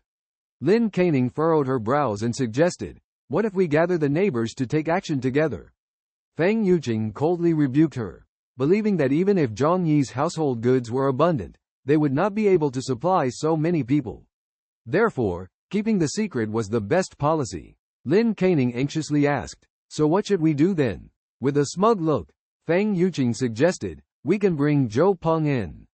Zhou Peng is Feng Yuqing's loyal follower, and he always follows her instructions. Although Zhang Yi has tried to flatter Feng Yuqing before, at least she has some tricks up her sleeve and won't be easily swayed by Feng Yuqing. Zhou Peng, on the other hand, is a man without opinions and would do anything for Feng Yuqing. Therefore, Feng Yuqing decided to let Zhou Peng help seize Zhang Yi's house. Lin Canning enthusiastically praised, "What a great idea! This loyal follower is indeed useful." Feng Yuqing immediately called Zhou Peng. At this moment, Zhou Peng was already starving. As a warehouse worker, his family used to have plenty of food, but most of it was taken by Feng Yuqing. Zhou Peng, oblivious to the fact that he was just a plaything to Feng Yuqing, believed that his efforts would earn him Feng Yuqing's love. When he received Feng Yuqing's call, he forgot about hunger and cold, eagerly rushing over. Upon arriving at Feng Yuqing's house, she immediately approached him, complaining about Zhang Yi's frivolous behavior towards her. "Oh, Zhang Yi is just despicable. I only wanted some food, and he demanded that I sleep with him. Zhou Peng, you understand, I am not that kind of woman." Zhou Peng, seeing Feng Yuqing's tearful appearance, and recalling how she turned to him first when bullied, felt immensely pleased. "See, when she has trouble, why doesn't she turn to someone else but me? This shows that I hold a special place in her heart. Maybe this is love." Zhou Peng felt it was a moment to show his masculinity. Perhaps he could win Feng Yuqing's heart in one fell swoop. So, he straightened his chest and said, "Zhang Yi is despicable. Daring to lay a hand on you, I must teach him a lesson." Feng Yuqing and Lin Canning exchanged a glance, thinking, this follower is indeed easy to deceive. They had prepared many words, but before they could speak, Zhou Peng took the initiative to deal with Zhang Yi. Feng Yuqing held Zhou Peng's arm, gazing at him with enchanting eyes. Zhang Yi's house is well stocked with a fireplace, warm and cozy. How can such a villain deserve such a lovely place? Zhou Peng, we need to find a way to take over his house. In the future, we will live there together. What do you think? Zhou Peng already had some dislike for Zhang Yi, as he was handsome and wealthy. In the past, there was a subtle emotional entanglement between Feng Yuqing and Zhang Yi, with Feng Yuqing's fondness for Zhou Peng clearly surpassing that for Zhang Yi. Now, as Zhou Peng felt Feng Yuqing's arm around him, the sensation through the thick clothing was almost imperceptible, giving him a sense of triumph. Immediately, he boldly declared, "Haha, no problem. Yuqing, leave this matter to me." Seeing Zhou Peng agree, Feng Yuqing expressed her concerns, saying, "But you need to be careful. That selfish and shameless guy Zhang Yi might retaliate if we try to take his house. We need to bring weapons and strike first for strength." Lin Canning also chimed in, "I think we should just kill him directly." Her hatred towards Zhang Yi ran deep. She had once sent intimate photos to him, only to be met with indifference and even repulsion for being too dark. If this matter were to be exposed, she would rather end her own life. Therefore, Zhang Yi had to die.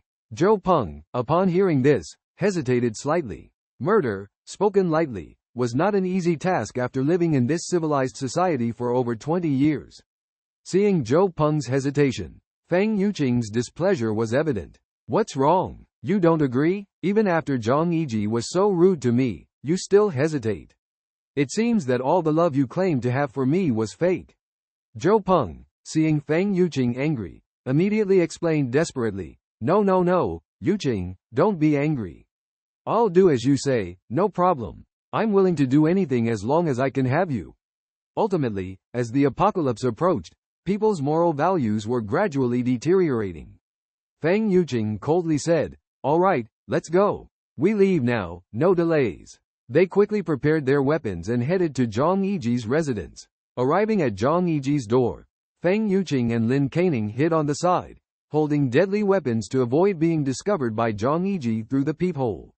Exchanging glances, they signaled Zhou Peng to knock on the door and lure Zhang Yi out. Zhou Peng nodded, gripping the kitchen knife hidden in his clothes, filled with confidence. He knocked on the door. Zhang Yi, are you home? It's Zhou Peng. Hearing the voice outside, Zhang Yi became curious. Although he and Zhou Peng both worked in the warehouse, their relationship was not harmonious. Especially because they had both pursued Fang Yuqing and had some conflicts. He thought that Zhou Peng coming to him must be for no good reason. There were no good news in the world in the apocalypse. Instead of opening the door, Zhang Yi turned on the surveillance TV. Sure enough, he saw the scene outside. Seeing the two women with deadly weapons and fierce expressions hiding by the door, Zhang Yi's spine tingled. Despite being fully prepared, the ferocity of these two women still sent shivers down his spine. Facing the group of people who were trying to harm him, Zhang Yi felt a surge of anger. With a cold laugh, his eyes sparkled with determination, as if conveying a challenge to his opponents. He boldly declared, "You think you can lead me to my death? You are not even worthy. Who will emerge as the victor? It's hard to say." Zhang Yi's voice carried a hint of indifference, yet with firmness and confidence. In this life or death struggle, he displayed a unique decisiveness and courage. Zhou Peng knocked desperately on the door, but no one answered. He was in a state of anxiety and pounded harder on the door. "Zhang Yi, Zhang Yi, it's Zhou Peng," he shouted urgently, hoping to get the others' attention. Zhang Yi heard the sound outside, sneered, took out a gun and unlocked the safety, then walked towards the door. Zhou Peng, seeing Zhang Yi with the gun, felt a pang of fear and quickly signaled to Fang Yuqing and Lin Caning to get ready. Although the two women were nervous, their eyes were filled with determination for a better future. "Zhang Yi, our family is running out of food. Please open the door. I have something important to discuss with you." Zhou Peng pleaded with a pleading expression, but his hand quietly moved towards the dagger at his waist. Zhang Yi leaned against the door and replied indifferently, "I'm sorry, we don't have any extra food here either." Fang Yuqing and Lin Caning cursed inwardly, thinking, "Are the dried scallops, and abalones in your house just decorations?" Despite this, they were mentally prepared. Zhou Peng made up his mind and took out a box of medicine from his pocket. "Zhang Yi, I'm not asking for nothing. I can exchange this box of ibuprofen with you." In this cold weather, catching a cold and fever was common, and the value of medicine was no less than food. To impress Zhang Yi, Zhou Peng took out his precious ibuprofen. Meanwhile, Zhang Yi behind the door was thinking about how to deal with them. Killing them would be too boring, and living would be a torment. He decided to play a psychological game. He walked to the trash can, picked up a bottle, and relaxed his body. "Ibuprofen? Not bad, I'll consider it," Zhang Yi said leisurely as he chatted with Zhou Peng. The three outside the door heard the sound of water but didn't know what was happening, only feeling a change in Zhang Yi's attitude and a glimmer of hope in their hearts. "I just need 2 packs of instant noodles, that's all." Zhou Peng tried to persuade Zhang Yi to open the door, offering a low price in the hope of tempting him. Zhang Yi responded with a smile, "How can I accept that? 2 packs of instant noodles are too few. Let's consider this bottle of iced tea as my gift in return." Thinking that Zhang Yi was already wavering, Zhou Peng couldn't help but lean on the door, urging him. Zhang Yi stepped on a stool, poured a bottle of iced tea on the 3 people outside the door, catching them off guard.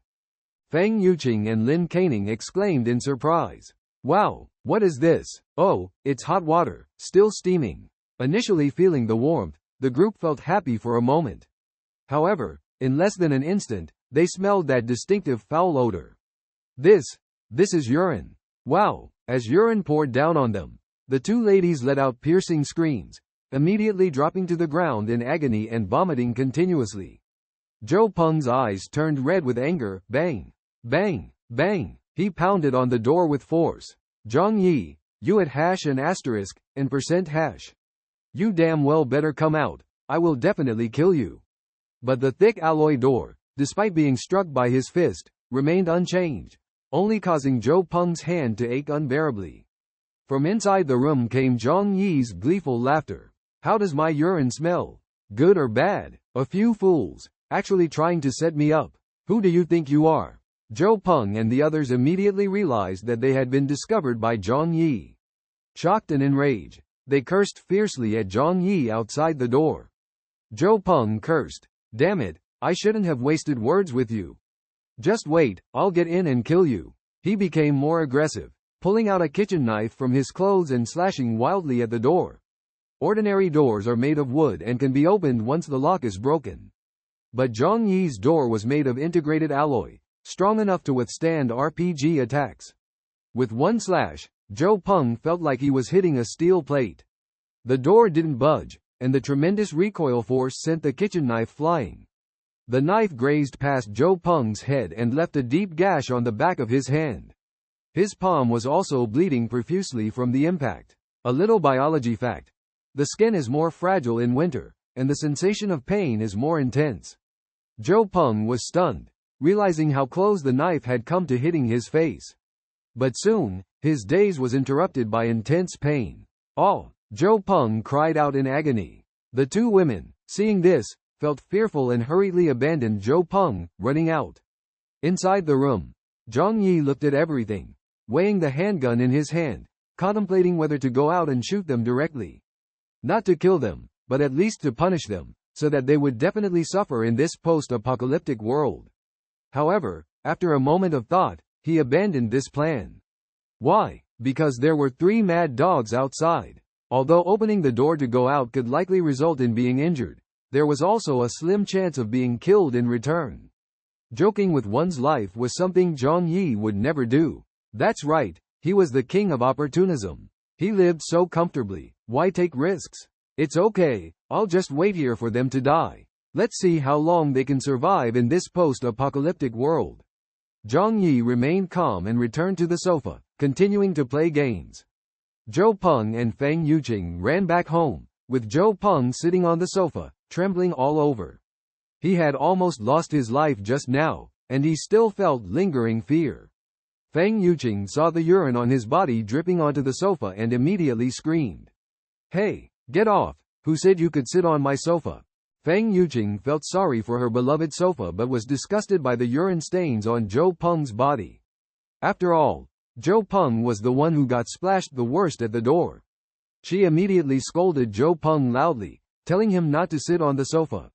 Zhou Peng felt extremely wronged. After all, it was because of Feng Yuqing's words that he went to find Zhang Yi trouble. At this moment, soaking wet and shivering from the cold, his wounds still ached. However, a bootlicker is still a bootlicker. Upon second thought, Zhou Peng realized that Feng Yuqing's scolding was justifiable. He knew that his actions were clumsy, covered in filth.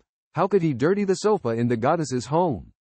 The more Zhou Peng thought about it, the more he felt guilty. So, he quickly stood up and apologized deeply to Feng Yuqing. "I'm sorry, Yuqing, it's all my fault. Please don't be angry." Feng Yuqing and Lin Caning hurried to change clothes, waving at him. "Get out quickly, we need to change clothes." Zhou Peng had nothing to say and had to leave in a hurry. The two ladies returned to the room, quickly taking off the urine-soaked clothes. However, even after changing clothes, they could still smell the pungent odor. Because not only were their clothes stained, but their hair and skin were also splashed, even dripping down their necks into their collars. In the cold weather, taking a shower was simply seeking torment, so they dared not try. They had to endure the nausea. Faced with failure and being splashed with urine again, the two ladies hated Zhang Yi even more. What to do? Zhang Yi is too cunning and hard to deal with. Damn it, no matter what, I will take over his house. We must figure out a way. Believe that he must have weaknesses. While the two ladies were discussing how to deal with Zhang Yi, he sent a threatening message to Feng Yuqing. This time it's urine. Next time it might be feces. This time, considering Zhang Yi's haste, if he were well prepared, he might splash them with feces. Feng Yuqing and Lin Caning's faces changed. The thought of being splashed with feces almost drove them to despair. Zhang Yi closed the chat window, no longer looking at Feng Yuqing's messages. Although he had turned off message notifications, the number of messages was rapidly increasing, and he could guess the content was not good without checking. He turned to check the homeowners group. As soon as he entered, he found a fascinating scene. Since Chen Jinhao took over the house, Aunt Lin's mental state seemed to have problems. Now she kept sending voice messages in the group, threatening everyone to hand over all supplies. I am the director of the neighborhood committee. Who dares to disobey? I will catch you all when the snow melts. Did you hear me? You must deliver the food to my house today. However, almost no one paid attention to her. Over the past 10 days, people gradually realized the current situation. The authorities were too busy to take care of everyone, and the so-called neighborhood committee mentioned by Aunt Lin had long ceased to exist. She couldn't scare anyone but instead brought mockery upon herself. Damn old lady, why don't you just die? You cheated us with a box of instant noodles back then. I haven't settled the score with you yet. Someone brought up the events from the early days of the snow disaster. If it weren't for Aunt Lin soothing everyone, telling them not to panic and hoard supplies, how would we be in this situation now? This mention immediately ignited the anger of the crowd. When the first snow fell, despite the bone-chilling cold, some still wanted to go shopping. However, Aunt Lin kept insisting in the group that the snow disaster would pass soon, and even warned that hoarders would be punished, causing everyone to hesitate. A few days later, heavy snow blocked all the roads, making going out a luxury. If it weren't for her, at least we could have stocked up on supplies for another half-month. Neighbors hated Aunt Lin to the core, criticizing her selfish behavior. Meanwhile, the rich second-generation Xu Hao also joined the group chat. He was buying food and drinks at high prices, 10,000 yuan for a pack of instant noodles, 5,000 yuan for a bottle of mineral water. The price of instant noodles soared to 10,000 yuan, and Xu Hao's anxiety was evident, with money now as worthless as waste paper.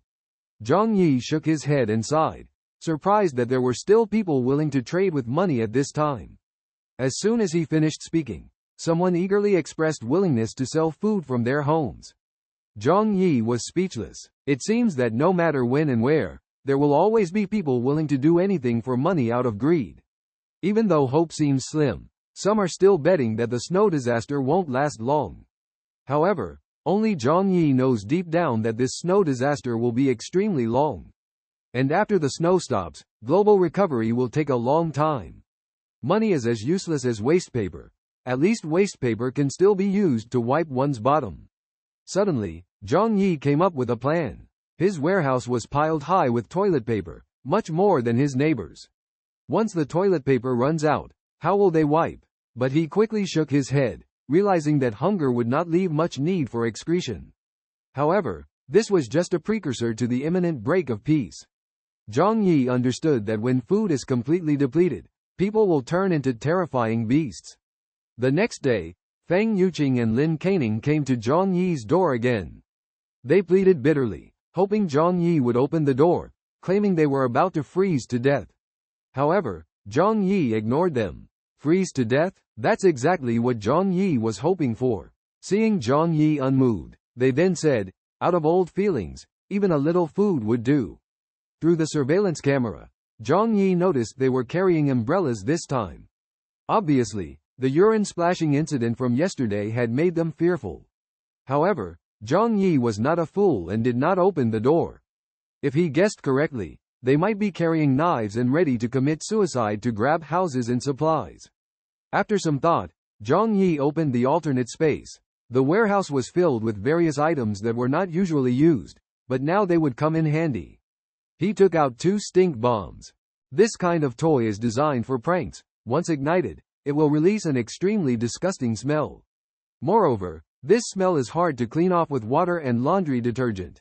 He heard the voices of Feng Yuqing and Lin Caning outside the door, couldn't help but smirk, then picked up the stink bomb and walked towards the door. In a situation they couldn't anticipate, the prank is about to unfold. Zhang Yi lit a stink bomb and quickly threw it towards the shooting hole on the door. After the stink bomb exploded, a thick smoke quickly spread, filling the corridor with a nauseating smell. Feng Yuqing and Lin Caning smelled the odor and immediately felt like they had opened a can of sealed feces from 10 years ago, causing them to vomit uncontrollably on the spot. The disgusting smell continued to fill the hallway. The 2 women hurriedly fled the scene, while Zhang Yi was not worried at all that the stench would return to the room. He closed the shooting hole, partially sealing off the entire room. Although the air could still circulate, The house was built with an air filtration system in mind to ensure no odors or harmful gases entered. Through surveillance cameras, Zhang Yi saw the two women fleeing in distress and vomiting, which made him unable to help but burst into laughter. However, he soon received complaints from the neighbors. The neighbors questioned Zhang Yi, asking what could smell so bad. Could Zhang Yi please consider the feelings of others? Zhang Yi's neighbors were a couple who had been living here for 2 years. However, Zhang Yi didn't interact with them much on a regular basis, at most nodding to them in the elevator. In this situation, he didn't care to maintain neighborly relations. At the time of the apocalypse, everything he did was for his own safety, and he didn't care about the plight of others at all. It could be said that as long as he could survive safely and comfortably, he would not hesitate to deprive others of their right to survive. In the era of the apocalypse, any trace of compassion was superfluous, and once it surfaced, it must be immediately extinguished. After finishing his cold words, Zhang Yi directly blocked the neighbors. He was too lazy to argue with people and felt that verbal disputes were a waste of time. Soon, Zhang Yi found out that the neighbors were criticizing him in the group chat. However, others didn't care about their conflicts at all. Zhang Yi smirked and felt the liberating feeling of being free from moral constraints. One afternoon, Zhang Yi was awakened by a loud noise in his dream. Bang! A loud noise echoed in the hallway, quickly spreading throughout the entire building. Zhang Yi's expression turned serious as the sound resembled gunfire. Someone was actually carrying a gun in their neighborhood. Zhang Yi wasn't sure if it was real gunfire or firecrackers, so he quickly went to the living room and turned on the TV to check the surveillance footage. The scene before him made his pupils shrink. At the entrance of the third-floor unit, Chen Zhenghao was holding a black gun, its dark gleam sending chills down one's spine. The door was wide open, and faintly visible on the monitor were 2 pairs of legs. A group of people under Chen Zhenghao's feet were holding food and candles, looking smug as they walked out. Obviously, the occupants on the 3rd floor had encountered misfortune, and even if they hadn't died, the person who was shot and lost all their supplies wouldn't last long. It was 10 o'clock in the morning, when each household would usually go out together to shovel snow and melt it into drinking water. Working together could temporarily increase the temperature in the hallway and avoid excessive cold. Without water, there was no survival, so this activity was carried out every day. Chen Zhenghao had seized this opportunity to start robbing and killing. The ringtone of the phone suddenly interrupted Zhang Yi's thoughts. He picked up the phone and found it was a message from Dachun. Chen Zhenghao sent a voice message, his voice carrying a hint of authority and dominance. The city was snowed in, and everyone had to rely on themselves. Chen Zhenghao volunteered to take on the responsibility of managing 25 buildings, declaring that everyone should listen to him. He showed a gun and a photo of a resident who was killed, plunging the entire group into silence and fear. Zhang Yi felt the fear and helplessness of the people around him, and a chill crept into his heart. In this closed unit building, Chen Zhenghao controlled the situation with force and threats. Zhang Yi knew that Chen Zhenghao's bullets were limited, and his power was not that strong. But it was this uncertainty that made his threat even more terrifying. Faced with the threat of death, most people chose to obey and stay quiet, even though they were filled with fear. They hoped to exchange obedience and patience for a chance to survive, even if that chance was slim. Zhang Yi looked around and smiled knowingly. He knew he had the ability to protect himself and was not afraid of Chen Zhenghao's threats. He maintained a cold attitude towards the choices of others. Suddenly, the phone beeped with an urgent message notification, piquing his curiosity. He found himself pulled into a new group chat, without Chen Zhenghao and his men. This surprised Zhang Yi, and at the same time, filled him with curiosity and anticipation for the future. The threat of Chen Zhenghao's death made some people uneasy, and they began to consider gathering together for safety. In contrast, Zhang Yi remained silent, as he knew deep down that he was not under threat. He quietly observed the crowd around him, curious to see what actions they would take. He was filled with curiosity about what this group of people would do. When the new community was established, the homeowners and tenants in each household were all talking about it. Chen Zhenghao was like a devil. He forcefully entered 3 residences, intimidating everyone. In Building 301, there were 2 young people with fiery personalities who tried to resist but were coldly shot down by him. The other 2 households, 302 and 401, were frightened into submission and handed over all their food and drinks. In such a situation, once the food and water ran out at home, it was a death sentence. Some people indignantly called for unity to fight against this thug, Chen Zhenghao. Immediately, someone responded, "Yes, with so many families, how can we fear a few of them? As long as we unite, what can he do?" However, someone expressed concern, "But he has weapons." "Huh, so what? He only has a few bullets in his hands." "Yes, if we unite, he won't stand a chance. I'll kick with my left foot and whip with my right leg, guaranteeing to make him collapse. Even if he is disabled now, he can't withstand a blow. If he is unarmed, haha, I alone can subdue him." Everyone united to fight against Chen Zhenghao, all indignant, as if they couldn't wait to rush into his residence and bring him to justice. However, someone raised a question at this moment: when do we act? This statement caused a moment of silence. It's easy to talk about it verbally, but when facing a life or death test, not everyone dares to act. Everyone understands the reason, but no one wants to be the one who rushes to the front line and takes the bullet. Talking big is actually to induce others to take the bullet. This matter is not difficult. We can definitely solve it. After all, he is a fugitive with a few henchmen. We need to consider it carefully. Yes, acting recklessly will only make one a reckless person. We should win with wisdom. Zhang Yi rolled his eyes. He just shouted that Chen Zhenghao was not to be feared, and now he advocates winning with wisdom. He was speechless. At this moment, the community security guard Uncle Yu suddenly spoke up.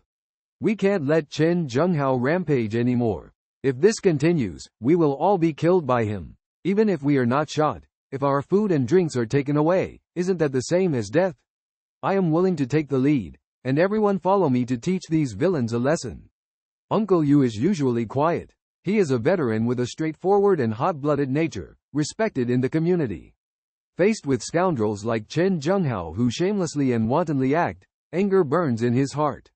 Wow, Uncle Yu is brave and fearless. He is truly extraordinary as a former soldier of the people. "Uncle Yu, I support you. Do you need weapons? I can lend you my kitchen knife. I also have an exceptionally sharp Longchen sword purchased last year during a trip that I can lend you. Chen Zhenghao is just a cripple. Uncle Yu, you can take the opportunity to attack him from behind. Don't give him any chance." Everyone praised Uncle Yu unanimously and offered their suggestions, but no one was willing to face Chen Zhenghao with Uncle Yu. Uncle Yu was also somewhat helpless. Chen Zhenghao and his gang are armed there, so it would be unwise for one person to go over there. At least a dozen young men are needed to ensure safety. As a former soldier, he is confident that he can lead everyone in the charge. The male residents with adult men in their homes fell silent, but the women without adult men in their homes are full of fighting spirit. They know they are weak and powerless, unable to deal with these thugs. Now, men of Building 25, show your true manhood. The men in our building are all great guys, you must succeed. Show your gentlemanly demeanor and protect us delicate women. The adult men among the owners are starting to feel unhappy. Some are unmarried and live alone or share a rental with friends, making them confront the villains at the risk of their lives. They are not entirely incapable. But seeing the attitude of the female owners, they seem somewhat at a loss. The women see it as their responsibility to risk their lives to fight the villains, which makes these men feel dissatisfied. They begin to question why women should go forward in times of danger. We advocate equality now, so let's face it together. If you can talk big online, then go face Chen Zhenghao and his gang. I am willing to risk my life, but I will only protect my wife and children. The female owners see that the men are unwilling to confront Chen Zhenghao and start to scold them. Aren't you men? Isn't it time for men to step forward at this time? How can you let women take risks? How can you say such things? It's disgusting. I will never marry someone like you in the future. Originally intended to discuss how to deal with the risks brought by Chen Zhenghao, it turned into a dispute over who should confront him, ultimately evolving into a male-female confrontation. Zhang Yi saw this scene and felt very helpless. All of this is exactly the same as in the previous life. That's why in the previous life, Chen Zhenghao was able to kill half of the people in the building and later control everyone with a gun. They could only close their eyes helplessly when they died, unable to struggle. Uncle Yu anxiously urged everyone not to argue. The most important thing now is to deal with Chen Zhenghao. There is a female owner named Lu Tianxian living in the unit building. She is the main representative of the male-female confrontation, a 22-year-old girl who has just graduated. At this point, both men and women in the group are furious, and Lu Tianxian immediately counterattacks whenever she sees a man speaking. Even when kind Uncle Yu speaks, she quickly strikes back. Uncle Yu, why are you pretending to be a good person? You were a soldier. You should be the first to charge in this situation. With so many men in our building, if they switch with them, everyone else will be safe too. Nowadays, in society, it is obvious that we women are more important, and the only role of you men is to service women. On a sunny morning, Xiao Ming walked into the company building with excitement. Today was the day he would attend the company's annual recognition ceremony, and he was looking forward to showcasing his hard work and achievements. Xiao Ming had always been a low-profile employee, but he was passionate about his work, striving hard every day in hopes of being recognized. As he entered the conference hall and saw the glittering trophies and certificates on the stage, his excitement grew. He recalled his hard work and dedication over the past year, with vivid memories of the late nights spent working overtime. He thought to himself, at this moment, he could finally show everyone his efforts and dedication. As the award presentation began, Xiao Ming became nervous. He clenched his hands tightly, closed his eyes, and silently prayed. When the presenter announced Xiao Ming as the recipient of the Best Employee of the Year award, the entire room erupted in applause and cheers, and a radiant smile lit up Xiao Ming's face. In that moment, his hard work was acknowledged, his efforts paid off, and his heart was filled with satisfaction and pride. Xiao Ming walked off the stage with the trophy, surrounded by colleagues congratulating him. He felt the kindness and well wishes from his colleagues, overflowing with gratitude. He knew that this honor belonged not only to him personally but was also the result of the team's collective effort. At this special moment, Xiao Ming decided to continue working hard, contributing to the company's development, and letting more people see his shining qualities.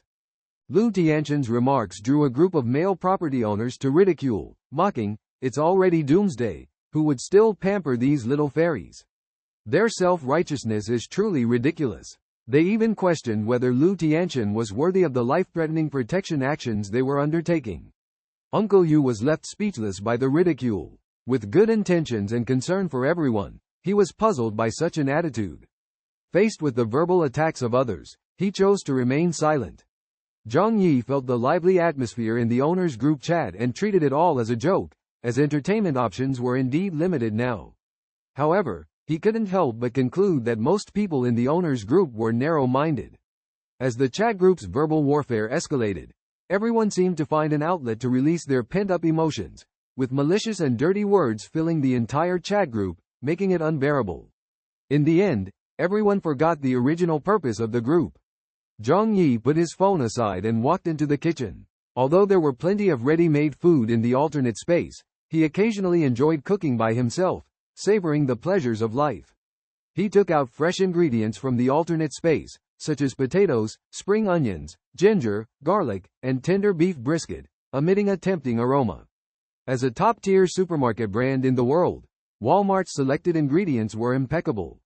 Zhang Yi simmered a pot of fragrant potato-stewed beef brisket and, following the method of clay pot chicken, placed a few pancakes on the side of the pot to absorb the broth fully, enriching the taste.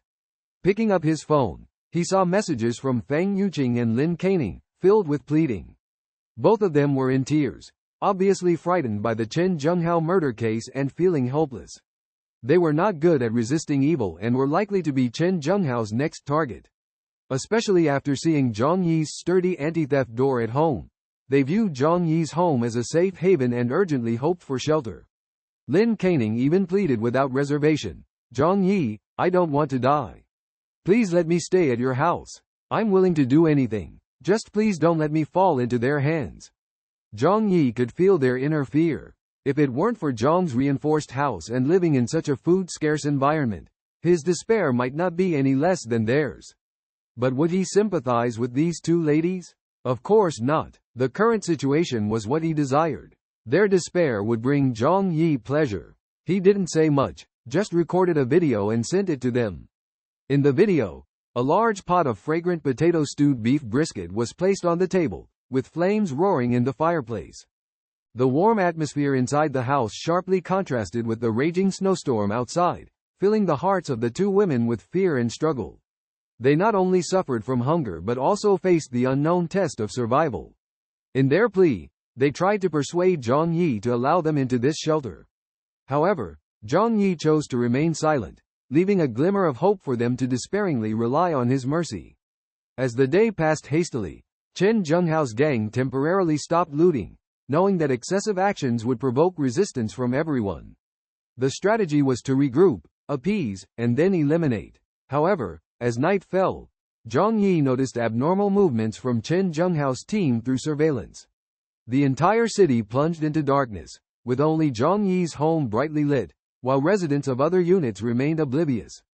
Zhang Yi witnessed Chen Zhenghao's men carrying out two bodies, and upon closer inspection, he realized that he recognized these two individuals. Due to Zhang Yi's familiarity with the building's owners, it was evident that they were not from the same building but were helpers summoned by Chen Zhenghao.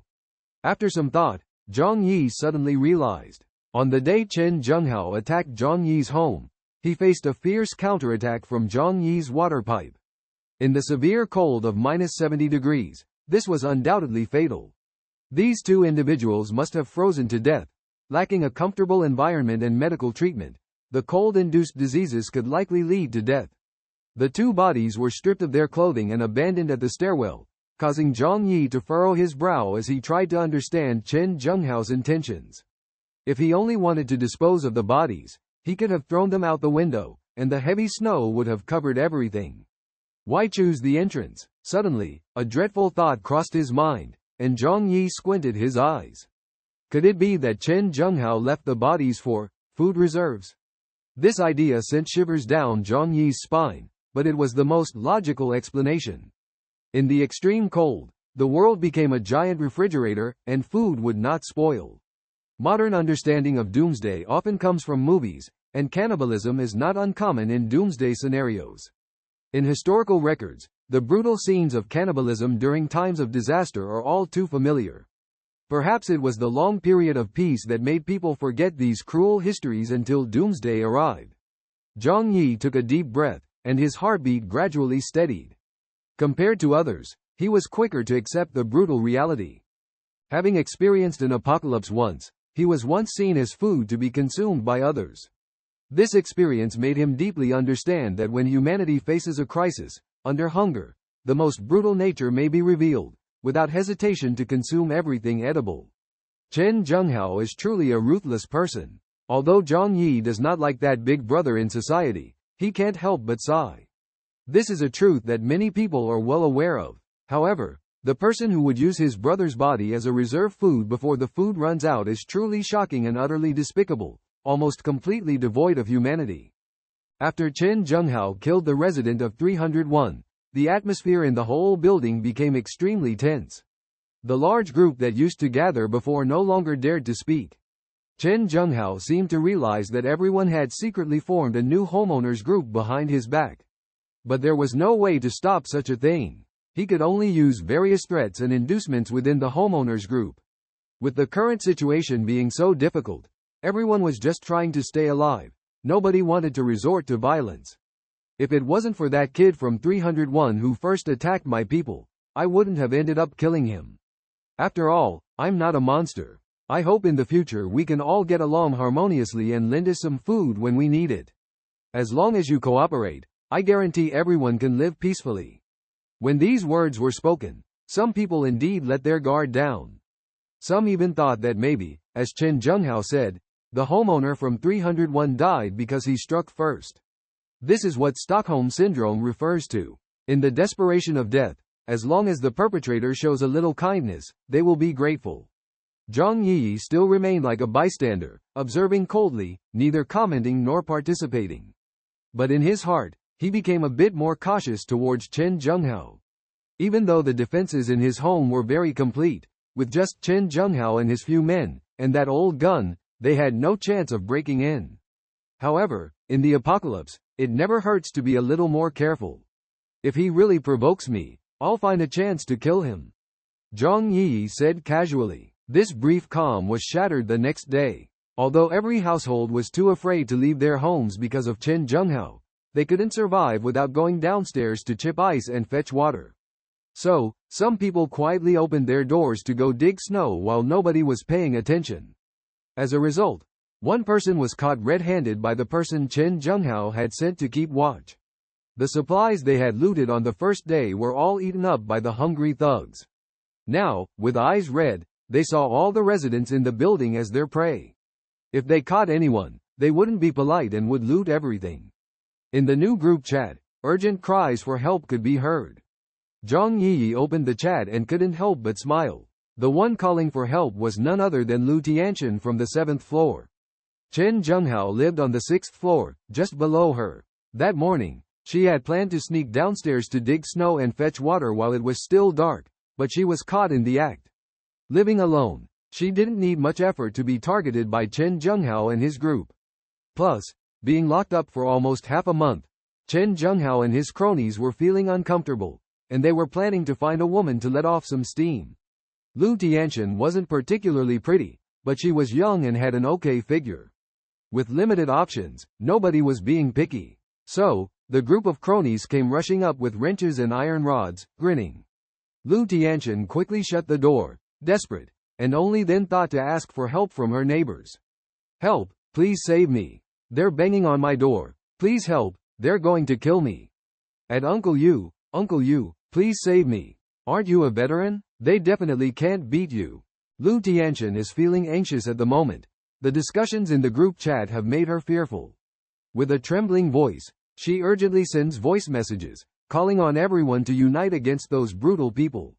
However, just yesterday, she was arrogant and confrontational when challenging a group of male property owners. Uncle Yu tried to comfort her, saying that it's difficult for one person to confront the group of people and firearms under Chen Zhenghao's command. If they had formed a security team yesterday, it might have deterred the other side. Uncle Yu's words chilled Lu Tianchen's heart. She cried out, "Can't you even protect a weak woman? What kind of men are you?" Her shameless behavior and moral blackmail angered everyone. Combined with yesterday's conflicts, no one had any sympathy for her. Mocking laughter echoed in the group chat. The little fairy thought highly of herself, but now needed others to rescue her. People gloated over her misfortune, because Lu Tianchen's house was robbed and temporarily safe. Feeling the cold mockery, Lu Tianchen's spirit was completely desperate. She turned to female property owners for help, only to receive similar responses. Everyone was at a loss. Some offered insincere comfort, while others made malicious threats. Twisted minds had become the norm. More and more people joined the group chat, but the conversation took a turn for the worse. Frustrated, Lu Tianchen was about to speak when the door was kicked open. In Zhang Yi's surveillance, Lu Tianchen screamed as she was dragged out by a few henchmen. Zhang Yi sighed at the fierce intensity. In such a situation, the biological instinct is to want to continue life. Under the threat of death, people's true nature gradually reveals itself. Zhang Yi took a bite of his chocolate bar, watching the surveillance footage. Suddenly, he remarked, "The temperature is too high. Any exposed skin could be life-threatening." His voice was filled with concern and warning, revealing his high regard for safety issues and sense of responsibility. This action showcased his meticulous and thoughtful nature, as he always pays attention to details, especially those concerning life safety. Deep down, the safety of others is always his top priority. The final fate of Lu Tianchen, although no one witnessed it, could be speculated by everyone. A girl all alone falling into the hands of wolves was destined for little good fortune. Even if Chen Zhenghao and the others spared her life, she would only be left with no resources and a bleak future. However, no one felt too sad about it, rather they breathed a sigh of relief. At least Lu Tianchen could sustain Chen Zhenghao and the others for a while. Nonetheless, this incident served as a warning to the other homeowners. If things continued this way, they might not live for much longer. One afternoon, Zhang Yi suddenly found himself pulled into a chat group. In the face of this unstable environment, people's suspicions were growing, and small groups were expanding. It seemed that by uniting, they could become stronger. Zhang Yi glanced at the members in the group and found only 6 or 7 people. Neighbors like Zhou Peng, Fang Yuqing, and Lin Caning were among them. Zhang Yi furrowed his brows slightly, not understanding their intentions. Soon, someone approached him. Feng Yuqing at Zhang Yi. It's too dangerous outside. Chen Zhenghao and his gang could show up at any moment. We must unite. Zhang Yi replied indifferently. I'm quite comfortable on my own. Lin Caning interjected. You alone against Chen Zhenghao and 5 or 6 others, with guns, it's too risky. Zhang Yi sneered. Why not ask Chen Zhenghao who broke his leg? He dares not retaliate till now because he knows I'm not to be messed with. Zhang Yi asked. What do you plan to do? Feng Yuqing hurriedly said. It's too dangerous to live scattered. We've decided to move in together to resist Chen Zhenghao. Zhang Yi chuckled. Gathering together doesn't make you immune to bullets, does it? Unity in numbers is just psychological comfort. Sun Jichao in the group continued. More people will at least make them wary. We can block the entrances to prevent them from breaking in. What we need now is a strong base. Feng Yuqing added. Your balcony is sturdy and perfect for facing off against Chen Zhenghao. We hope you'll join us in resisting them. Zhang Yi suddenly realized that Feng Yuqing must have boasted about the conditions of his home. These people likely knew about the excellent heating facilities and ample food supplies in his home. Zhang Yi disdainfully said, I don't need it, thank you. Zhang Yi lived a very comfortable life alone, enjoying his own space and lifestyle. When it came to those who wanted to move in and share the living space, he was firm in his attitude, directly stating that he didn't need it. He felt that having 7 or 8 people crowded together not only made the home unbearably cramped but also increased safety risks. He believed he didn't owe anyone anything, so why should he force himself to accommodate others?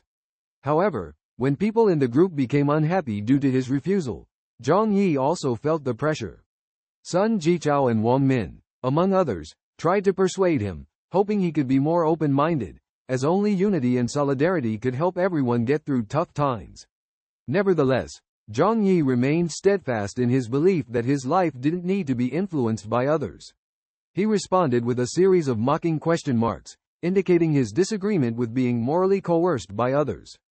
Feng Yuqing took the opportunity to express her dissatisfaction with Zhang Yi and her intention to use public opinion to exert pressure. She believed that in a life-and-death situation, Zhang Yi should show generosity and tolerance, as human lives were at stake. Lin Caning and others also joined in persuading Zhang Yi, hoping he would show mercy. However, after experiencing the troubles of the previous life, Zhang Yi had become resolute and decisive. He rejected their requests, stating that in this doomsday moment, everyone had to rely on their own abilities to survive. He believed these people held no value to him and had no right to demand his protection. Therefore, he decisively exited the group chat, rejecting any moral coercion and restraint. While enjoying the beautiful scenery of the snowy morning, he suddenly witnessed a shocking scene. A person falling from the 18th floor of a high-rise building landed in the thick snow with desperate cries, facing life-threatening danger.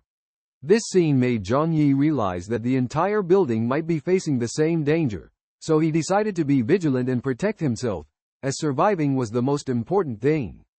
The city is shrouded in a crisis of scarcity, with people fighting for limited resources and even resorting to violence to survive. In this dangerous world, Zhang Yijing sits quietly in a corner, holding a bag of potato chips with a solemn expression.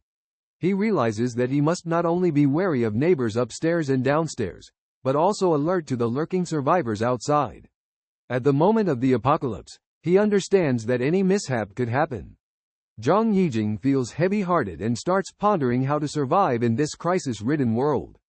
In Building 25, Chen Zhenghao and others continued to commit robberies, resulting in the deaths of 5 people. In this situation, the residents of the building began to unite.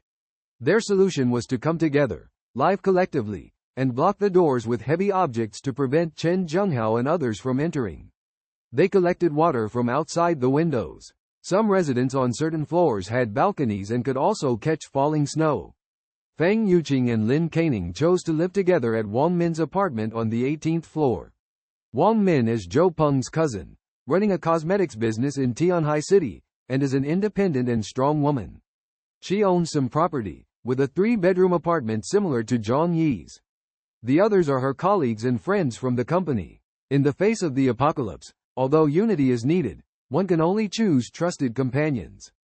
Feng Yuqing and Lin Kaining were allowed to come over because of Zhou Peng's assurance. As for the situation at Zhang Yi's home, it remains to be seen. At this moment, a group of people sat in the living room, wearing thick down jackets and scarves, hoping to wrap themselves up as much as possible.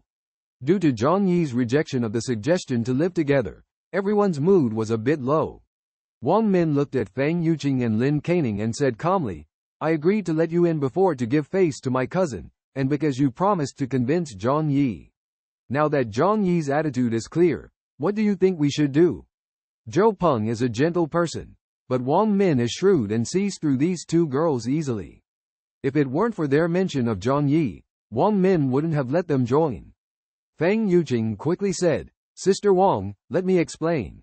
Zhang Yi's house is very resourceful, and they even have a fireplace. If we can move in, our days will improve. Feng Yuqing was already disappointed in Zhang Yi and began to reveal information about Zhang Yi's home, including photos and videos. Lin Kaining chimed in, That's right, we've seen the videos and know how comfortable Zhang Yi's house is. Let's try our best to move in, not only to fight against Chen Zhenghao but also to live a better life. After hearing this, Wang Min and the others couldn't help but take out their phones and watch the videos Feng Yuqing sent. The videos showed the comfortable environment of Zhang Yi's home, impressing them. Wang Min frowned and said, But his attitude has shown that he is unwilling to let us move in. At this moment, Sun Jichao, wearing glasses, raised his gold-rimmed glasses and said solemnly, He is too selfish, not considering others at all. We don't need to be polite to such a person. He lives alone, maybe we need some special means. Sun Jichao's words caught everyone's attention. It is obvious that Sun Jichao's intention is clear, to break into Zhang Yi's residence and force him to give up the property. His friend Lu Dao immediately expressed his support without hesitation, claiming it was a brilliant idea. This selfish person only cares about himself, without any consideration for others. Why should he enjoy such a superior place to live? Wang Min frowned slightly. However, according to Zhou Peng's description, their anti-theft door is indestructible. We are not the kind of rough people who are good at this kind of thing. Zhou Peng added, That's right, and Zhang Yi's behavior is despicable. Last time we went to knock on the door, he even poured urine from upstairs. Mentioning this, Feng Yuqing and Lin Kaining couldn't help but feel nauseous, almost unable to hold back vomiting. Until this moment, they still had Zhang Yi's smell on their hair and skin. If it weren't for the cold weather causing nasal congestion, this smell would almost suffocate them. Sun Jichao raised his glasses and sneered, saying, This is an easy matter. We just need to wrap ourselves tightly, wear masks, carry umbrellas, and go there without fear of any means he uses. As for breaking the door, he looked at Lu Dao beside him. Lu Dao cleared his throat and said, I used to work in a locksmith company and have a lot of experience in this. I can unlock all kinds of locks on the market. Feng Yuqing and others were extremely excited after hearing this. Great. As long as we unlock their anti-theft door, we will all rush in and see how Zhang Yi can resist. Feng Yuqing gritted her teeth in condemnation. Earlier, she had begged Zhang Yi, only to be rejected and humiliated, which made Feng Yuqing deeply resent Zhang Yi. After entering the door, I will make him put his head in the toilet and taste the bitterness.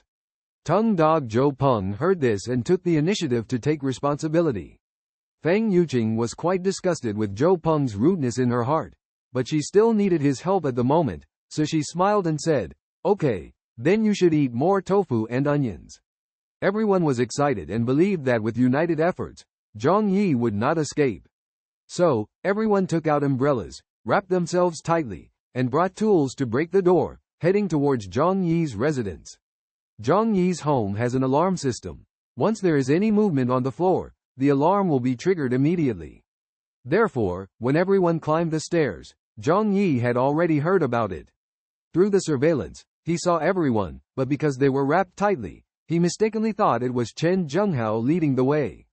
It's just in time. I didn't solve you last time. It's not bad to teach you a lesson again this time. Zhang Yi said with a cold smile. However, he was not planning to take action against Chen Zhenghao for now. If Chen Zhenghao falls, who will deal with this group of bastards in the unit building?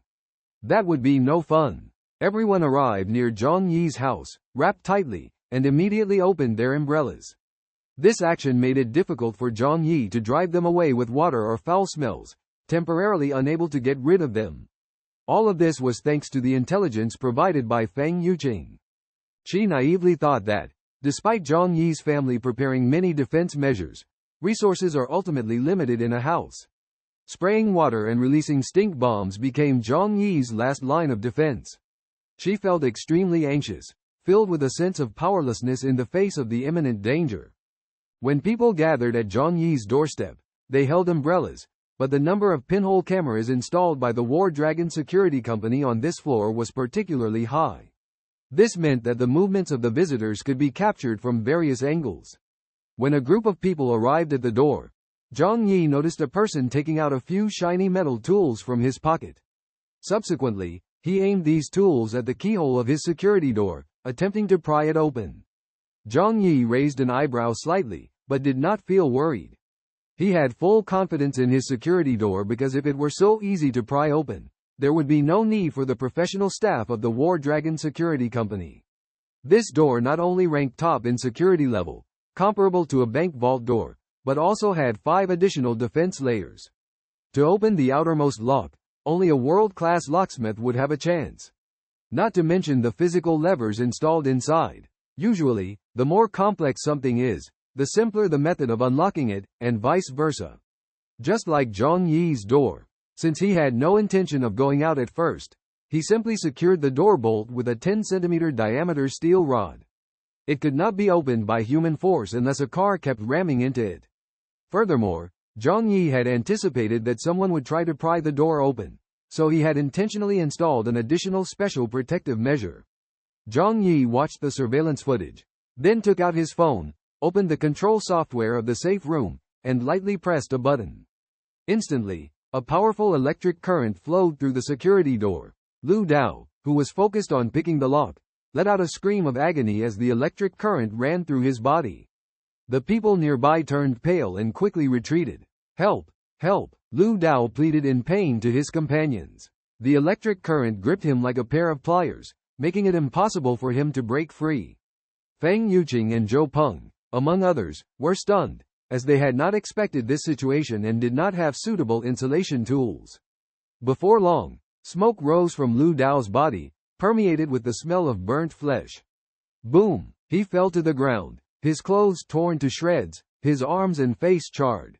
Obviously, he could not escape the calamity. "Oh!" Feng Yuqing, Lin Caning, and others screamed. Witnessing someone die on the spot was undoubtedly a huge shock. Inside the room, Zhang Yi's lips curled up slightly. Inexplicably, he felt somewhat satisfied. But who could they blame? Daring to provoke Zhang Yi, simply unforgivable. Wang Min and others felt a chill in their hearts, as their plan to pry the door had completely failed. Sun Jichao and Lu Dao had been good friends for many years. Watching their brother die tragically, flames of anger burned in their eyes. "Zhang Yi, you despicable guy, come out and face me." He picked up a shovel and smashed it against Zhang Yi's big door. The banging sound echoed throughout the building, yet the huge iron door remained unharmed. After the exterior paint peeled off, it revealed the sturdy alloy material underneath.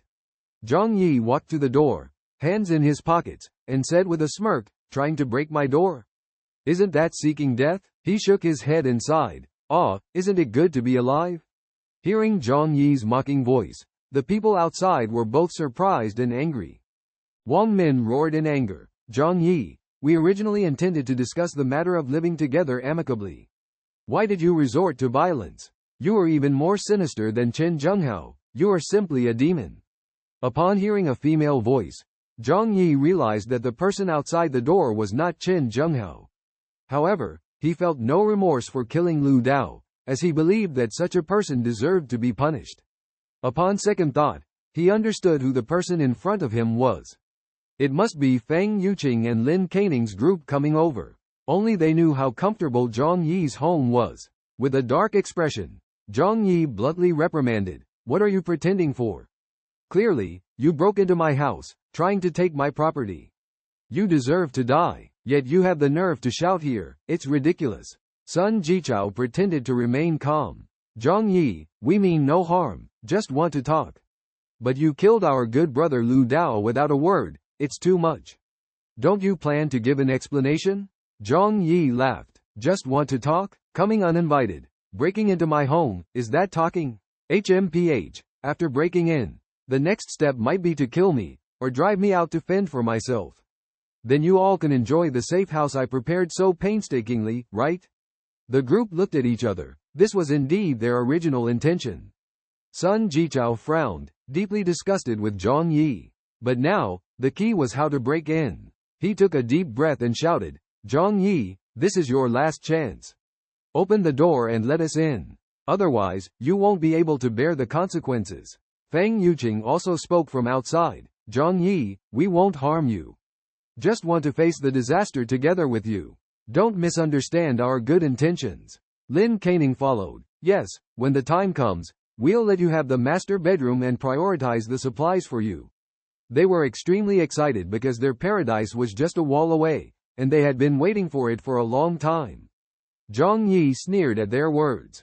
Are you all out of your minds? This house was originally mine, yet you are dividing it up like masters. If you have the guts, bring it on. See if you can break in. As he spoke, Zhang Yi busied himself with bullets, gripping the hand crossbow tightly. The hunt was about to begin. Through the surveillance, he could clearly see everything outside, even hear their whispers. Sun Jichao and the others discussed their next move. Among them, the timid Zhe Jialiang nervously asked, what do we do? Lu Dao is dead, and no one has the key. Sun Jichao cursed, what are you afraid of? This is the 24th floor, they'll be exhausted coming up. If they want to kill someone, they'll start with the lower floors. Wang Min said seriously, Zhang Yi is indeed not easy to deal with. His performance is as if he knew the end of the world was coming, and he is very well equipped. In this cold post-apocalyptic world, people are struggling with hunger and cold, facing difficult lives. However, Zhang Yi is living a carefree life, even installing a fireplace and sturdy security door in the city of Tianhai in the south, clearly being prepared. Zhou Peng gritted his teeth and accused, Zhang Yi is despicable. He knew the blizzard was coming, but only cared about himself and didn't warn the neighbors in advance. He was full of resentment, not forgetting to criticize Zhang Yi. Wang Min and others frowned in silence because they also knew that at this time, the priority had to be themselves and their families. What should they do next? Wang Min looked at Zhou Peng, Sun Jichao, and Zhe Jialiang, the mainstays of their team. The group whispered to each other and then left the stairs. Zhang Yi saw them leave through the surveillance camera, holding a gun and a crossbow, quietly observing. Although he could have taken them down, he deliberately waited, craving some excitement. He wanted to see what these people were up to. This was also to prepare for facing stronger opponents in the future. Shortly after, they came back, carrying a huge piece of wood, obviously torn from a bed. Several women held umbrellas, guarding against Zhang Yi's cold water attacks. The three men raised the wood and forcefully slammed it into the door, making a huge impact sound. The walls were shaking, but Zhang Yi was not worried because the 20-centimeter steel plate on the door was enough to withstand their impact, unless there was a green giant on the other side. Zhou Peng, Sun Jichao, and Zhe Jialiang desperately hit the door, while Zhang Yi sat on the sofa, watching their performance, monitoring the house situation through a mobile app. This app was specially designed for users to check the house dynamics at any time. He held the weapon steady and would act if he sensed anything wrong. However, after half a day of hitting, the door remained unbreakable, not even a dent. The group was stunned, marveling at the thickness of the door. Sun Jichao and the others fell into despair, roaring in anger, expressing their inner unwillingness and despair. But Zhang Yi, watching this scene, smiled slightly, more confident in the quality of his safe house. All right, it's time to teach you a lesson. Zhang Yi stood up, put the gun back in his pocket, and opened an iron box. In the iron box lay 20 crossbow bolts, covered in patches of rust, giving off an eerie vibe. These arrows had been deliberately treated to rust, appearing as if they had weathered the test of time. Although alloy bolts are not prone to rust, Zhang Yi intentionally let them rust, as any skin contact would lead to tetanus, posing a threat. In the absence of medical facilities, tetanus wouldn't be immediately fatal, but would gradually spread after infecting the wound, leading to abscesses and ulcers. This knowledge came from Zhang Yi's learning from Chen Zhenghao. Despite Chen Zhenghao's crippled leg, he had managed to survive. But another arrow strike would be disastrous. Zhang Yi's lips curled into a devilish grin as he decisively climbed to the shooting position. Feng Yuqing and the others held umbrellas, unable to see clearly below. Without hesitation, Zhang Yi aimed his arrow beneath the umbrella. Their fate was in their hands. Life or death was their decision. The arrows whistled through, piercing the umbrella, followed by a piercing scream. Zhang Yi swiftly loaded a second arrow. No need to aim as they were huddled together. The second arrow shot out, followed by another scream. Zhang Yi quickly switched crossbows, pulling the bowstring taut. Only then did the crowd realize the danger, fleeing in terror. Zhang Yi calmly aimed, focusing on shooting their arms and thighs, avoiding fatal areas as much as possible. 3 out of 6 were hit. One person struck twice. However, due to the slow reloading speed of the hand crossbow, Zhang Yi couldn't shoot again as they had escaped into blind spots. Zhang Yi shrugged, unconcerned. Those people were already doomed, destined to depart in extreme agony. As for the rest, he had plenty of time to enjoy this game at his leisure. Time always favored him. Zhang Yi chose to act cautiously, never striking rashly, not even risking a 1 in 1,000 chance. However, the issue of arrow consumption also troubled him. Frowning, Zhang Yi began contemplating the future. He had purchased 300 crossbow bolts and 300 arrows but couldn't easily retrieve them due to circumstances. Despite abundant stock, a lack of foresight would lead to imminent troubles. After careful consideration, Zhang Yi had a sudden inspiration, opening a dimensional space and finding a solution. The warehouse was stacked with many marbles for hand crossbow shooting, including glass marbles. Though less powerful than steel bolts, they still packed a punch when fired from a professional hand crossbow. Even if arrows were scarce, metal products in the warehouse could be transformed into weapons. Satisfied, Zhang Yi knew he could handle any situation with these resources. While he might feel comfortable, others were plunged into despair. Feng Yuqing and the other 6 companions originally had ill intentions, trying to intimidate and seize Zhang Yi's property. However, their plan backfired. Not only did one person lose their life, but 3 others were also shot with crossbow bolts and had to flee in embarrassment. They didn't even dare to retrieve the body of Lu Dao. Feng Yuqing, Wang Min, Sun Jichao, and others hurried back to the room like dogs who had lost their home. After closing the door, they were covered in cold sweat, gasping for breath with pale faces. Several injured people curled up in pain on the sofa, gritting their teeth. Zhang Yi's arrows hit Sun Jichao, Zhou Peng, and Zhe Jialiang, as they were the main attackers standing in front of Zhang Yi's house. Feng Yuqing and Lin Caning, having witnessed Zhang Yi's methods, intentionally stood behind, avoiding the danger. As a result, 4 out of 7 people either lost their lives or were injured by arrows. Initially, they did not feel extreme pain, only a chill running through their bodies. However, upon returning home, they had to endure the cold, gritting their teeth as they unbuttoned their clothes. Upon seeing the wounds, everyone's faces changed. If the arrows were normal, they could be pulled out, disinfected, and treated with anti-inflammatory drugs. But the arrows were rusted. Without antibiotics, once infected, they could only wait for death, a very miserable way to die. No, no, Sun Jichao's pupils contracted, knowing full well that the shadow of death was looming. Smack! Wang Min, furious, slapped Feng Yuqing heavily. All the injured were her relatives and friends, and all this happened because Feng Yuqing instigated the robbery of Zhang Yi's house. How could she not be angry? You fools, it's all because of you. You said his house only had a sturdy door. How could there be arrows? Did you know in advance and fled? Why are you unharmed? Wang Min was tall and towering over Feng Yuqing and Lin Caning. This slap made Feng Yuqing tremble in fear. Feng Yuqing covered her face, tears of grievance falling. I didn't know either. He didn't shoot arrows last time when I went there. Zhou Peng was shot with an arrow, and seeing his lover being scolded by his cousin, he hurriedly stepped forward to protect her.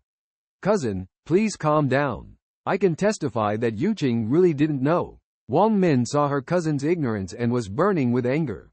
Pointing at Feng Yuqing and Lin Caning, she questioned why the 2 of them were unscathed.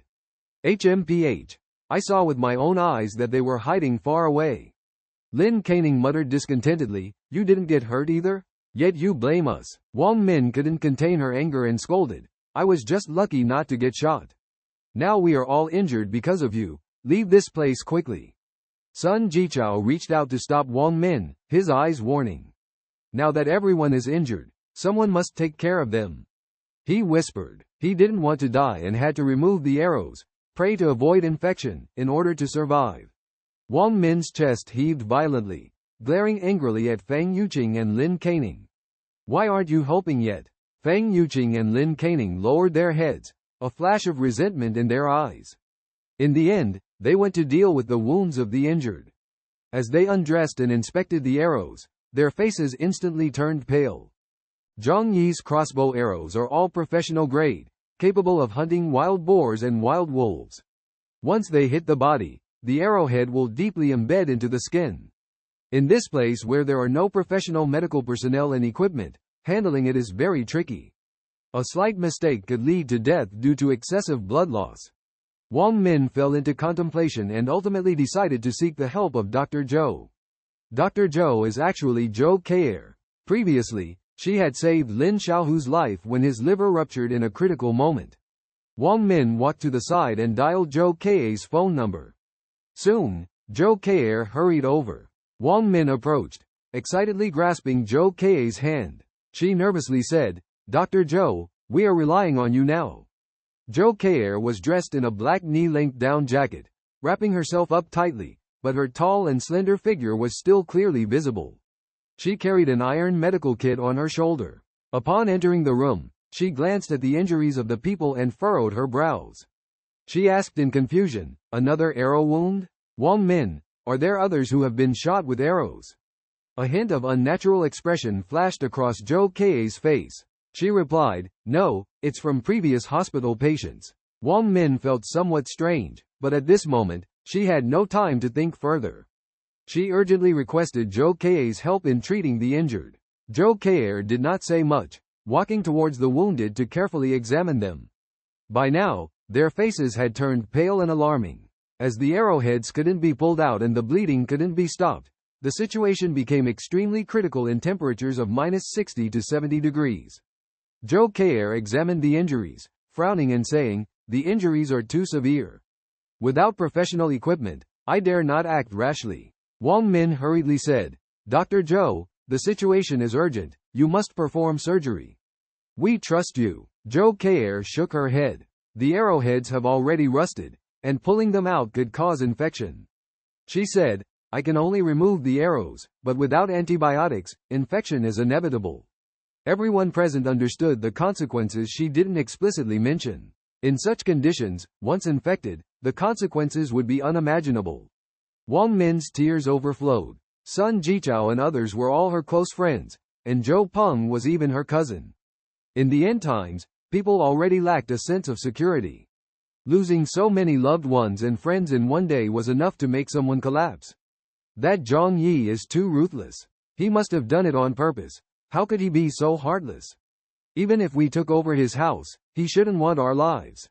Wang Min angrily scolded. Mentioning Zhang Yi, Zhou Kei'er also recalled him. She remembered him as a sunny and handsome man, but due to her own cold personality, she didn't have frequent contact with him.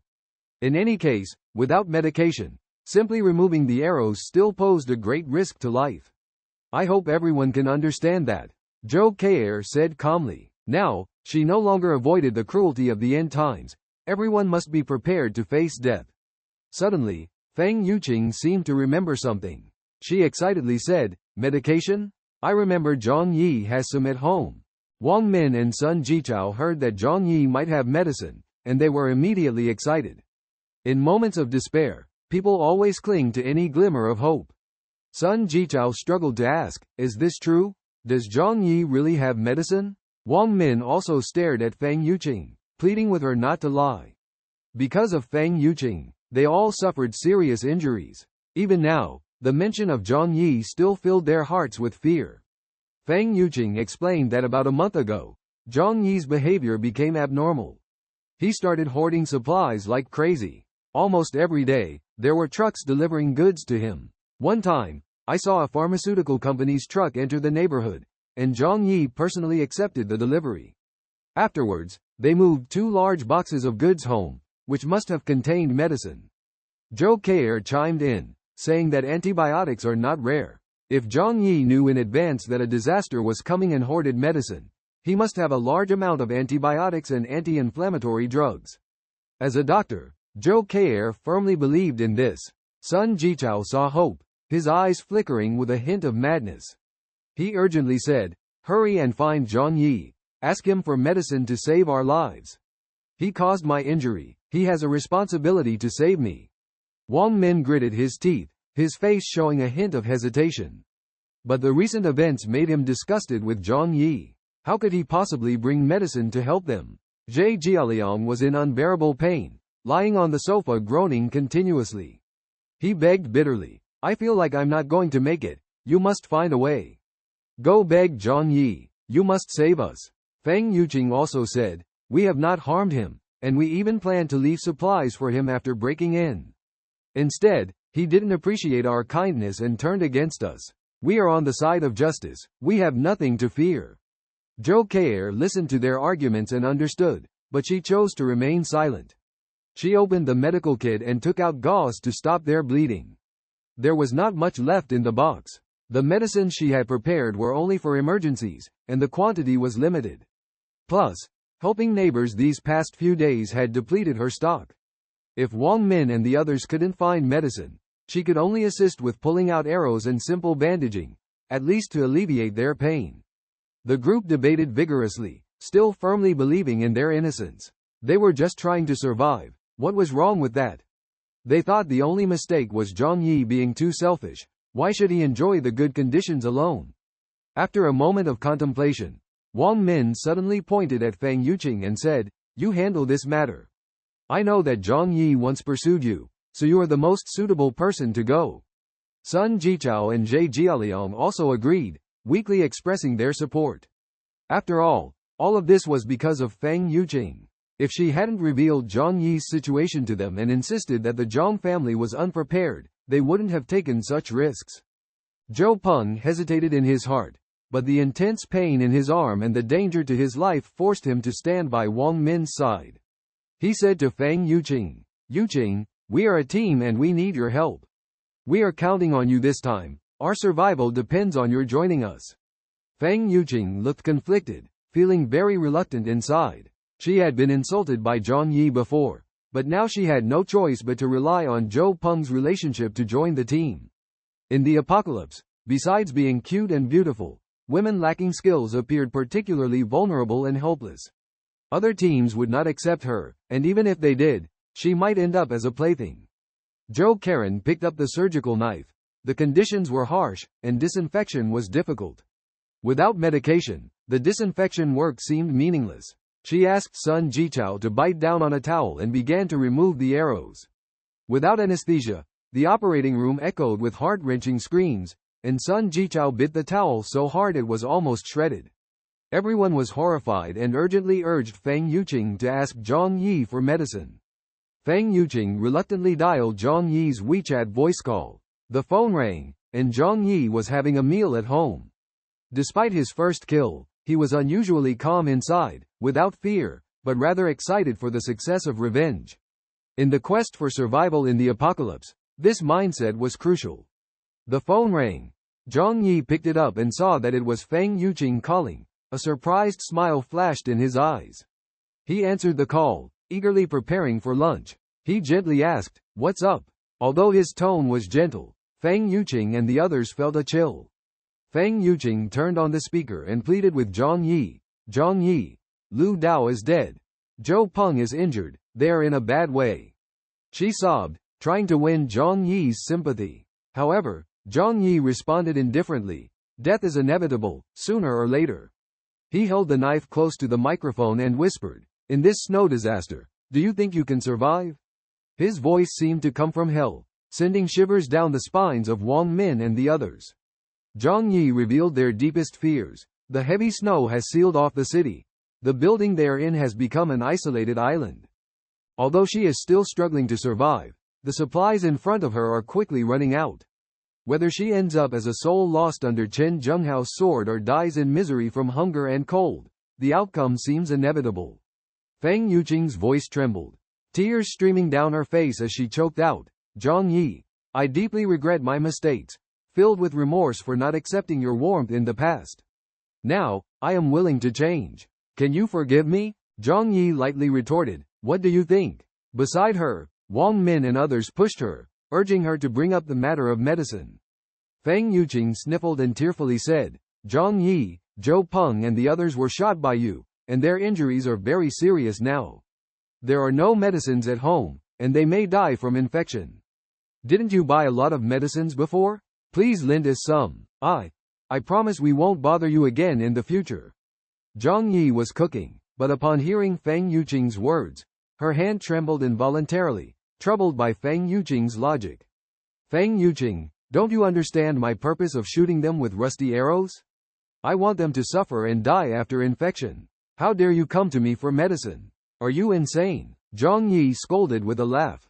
Feng Yuqing and the others knew the truth, but at this moment, they had no other choice. If they didn't muster the courage to ask Zhang Yi for help, they would have to watch their companions die. And Zhou Peng and the other two men were their hope for the future survival. Feng Yuqing cried and said, Zhang Yi, we were wrong. Please spare them. We promise we won't bother you again. In such difficult times, we should help each other. Please don't be so cruel, okay? Will you be happy if they die? Before Feng Yuqing finished speaking, Zhang Yi decisively said, yes, I am very happy now. Feng Yuqing was speechless at Zhang Yi's response, feeling extremely helpless. Wang Min hurried over and said to Zhang Yi, I am Wang Min. Do you remember me? I invited you to dinner before. Zhang Yi rolled her eyes. Wang Min had asked him for help before, getting goods at a low price from the warehouse. Zhang Yi had eaten her meal, but later also helped her make a lot of money. Do you find this amusing? Zhang Yi asked coldly. Wang Min gulped, hearing Zhou Peng's screams of agony from the living room. Zhang Yi's face showed a satisfied expression upon hearing it, regretting that she couldn't witness their miserable scene with her own eyes. Wang Min said, Zhang Yi, we are all on the brink of death now, and the tyrant Chen Zhenghao is rampant. Leaving a glimmer of hope, perhaps we will need help in the future. If you give us the medicine this time, I, Wang Min, will remember your kindness and will definitely repay you. Zhang Yi disdainfully said, kindness? Do you think I'm stupid? I hurt those guys, and someone died here at your place. No matter what I do, this hatred won't stop. Helping you will only invite future retaliation, right? This is hilarious. Wang Min wanted to explain, we are not those kind of people. Zhang Yi interrupted her, stop talking. It's pointless. Zhang Yi clicked her tongue twice. Whether you are those kind of people or not, it doesn't matter to me. What matters is, I don't believe you are, so I won't lend a helping hand. Helping those who threaten oneself. That's not a saintly act. No matter how appealing the other party's words are, Zhang Yi will not waver. Seeing Zhang Yi unmoved, the group of people were in a panic.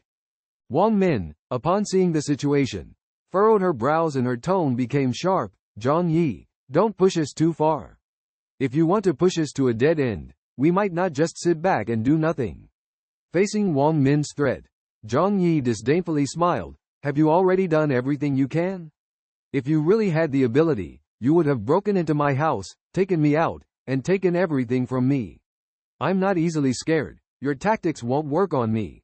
Feng Yuqing snatched the phone, tears welling up in her eyes as she looked at Zhang Yi and said, Zhang Yi, do we really have to come to this point? We had such good times in the past. Why can't we put aside our differences and start anew? You've always been in my heart. At this moment, in the next room, Zhou Peng was undergoing surgery. Upon hearing this conversation, his eyes widened and his crying became more intense. Facing this astute woman, Zhang Yi couldn't help but admire her decisiveness. His thick skin was thicker than a city wall. In this environment, Zhang Yi was practically a tycoon, while this materialistic woman's relentless pursuit was truly impressive. Suddenly, Zhang Yi came up with a plan, realizing that others were nearby and Zhou Peng could also hear their conversation. So, he intentionally said, Hey, Yuqing, I still have feelings for you in my heart. It's just that you hurt me too deeply in the past, making it hard for me to let go. These words were like a match, igniting hope in Feng Yuqing's heart. Ignoring the angry glares around her, she trembled with excitement and said, Zhang Yi, I always knew you still loved me. You're so silly, my favorite person is you. Everything before was just my test. How can you not understand my heart? The people present were starting to feel nauseous, and Zhou Peng was almost passing out from anger. But everyone knew that only by getting Feng Yuqing and Zhang Yi together could they have a chance to share his wealth. So, everyone remained silent. Zhang Yi, let Qing'er move into your house. From now on, Qing'er is your woman, obedient to your commands. Feng Yuqing jumped up excitedly, as thrilled as if she had just drunk a large bowl of soy milk. Lin Canning anxiously pleaded, take me with you, take me with you.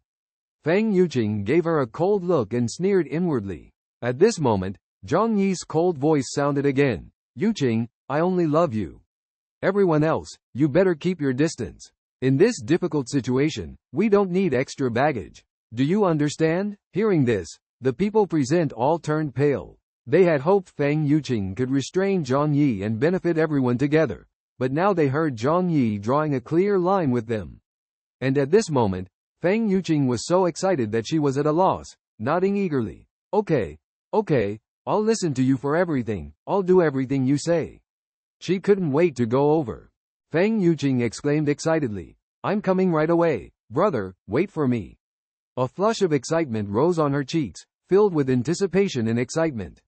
Thinking about escaping from the hellish life she was currently living, her heart was instantly intoxicated, and all worries dissipated.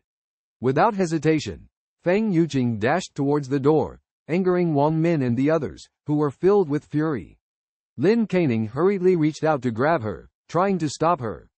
Feng Yuqing turned around, her face contorted, and roared, get out of my way. Don't stop me from finding Zhang Yi. I've had enough of this torment. Before she could finish speaking, Wang Min suddenly raised his hand and delivered a heavy slap to her face. He scolded, you shameless and despicable woman. You've caused us to be trapped, and now you want to escape scot-free. There's no way out. Wang Min and the others are extremely excited now. It's all because Feng Yuqing lured everyone to attack Zhang Yi's family in the first place, and now we have casualties. But Feng Yuqing wants to enjoy happiness alone? How can this be allowed? Zhou Peng, who is undergoing surgery, is burning with anger when he hears that Feng Yuqing wants to go find Zhang Yi. Yuqing, how can you treat me like this? Didn't you say you hated Zhang Yi the most? And promised to be my woman? Feng Yuqing was slapped by Wang Min. She covered her face, but firmly said, is there anything wrong with pursuing my own happiness? Being with everyone is just temporary. Do we have to wait until the supplies run out to regret it? Zhang Yi's family conditions are so good. What's wrong with me going to find him? She looked at the pained Zhou Peng with a hopeful expression. Zhou Peng, you are a kind person. You were good to me before. But loving someone means wanting her to be happy, isn't it? Although you helped me, can you give me what Zhang Yi can give me? Zhou Peng's face turned pale, speechless. Zhou K'er frowned and said to him, don't move. Otherwise, you will cut the major artery, and the consequences will be unimaginable. Wang Min became nervous and quickly went forward to hold Zhou Peng down. Little cousin, don't be angry for this despicable woman. Saving your life is the most important thing. She took a deep breath, stared at Feng Yuqing and said, Feng Yuqing, if you want to leave, then leave. But Zhang Yi has to bring medication to exchange for your freedom. Lin Canning stood at the door, raised his neck. Feng Yuqing, if you leave, I will leave with you. Feng Yuqing glared at them, helplessly said to Zhang Yi, big brother Zhang Yi, they won't let me go. Can you give them some medicine?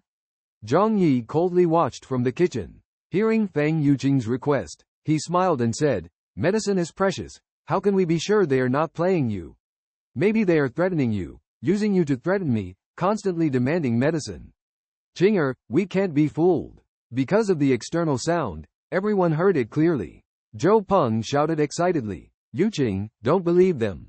They are just playing with you. This is what outsiders think. But in this environment, Feng Yuqing's mind has already become somewhat abnormal. Zhang Yi gave her a glimmer of hope, and she clung to it like a drowning person grabbing onto the last straw. Even though she knew it couldn't save her, she held on tightly. She nodded repeatedly. Yes, big brother Zhang Yi, you're right.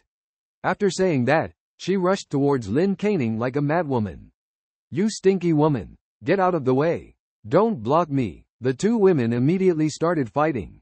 Completely losing her sanity to find Zhang Yi, Feng Yuqing's eyes were bloodshot. She desperately pulled Lin Caning's hair, bit Lin Caning's arm with her teeth. Lin Caning was in pain, also acting like a madwoman fighting back. The two fell to the ground, like two crazy women. Wang Min was in a state of extreme urgency, with several patients still undergoing surgery in front of her. She realized the urgency of the situation and knew she had to stop this. She made a resolute decision to join the battle, working together with Lin Caning to finally subdue the out-of-control Feng Yuqing.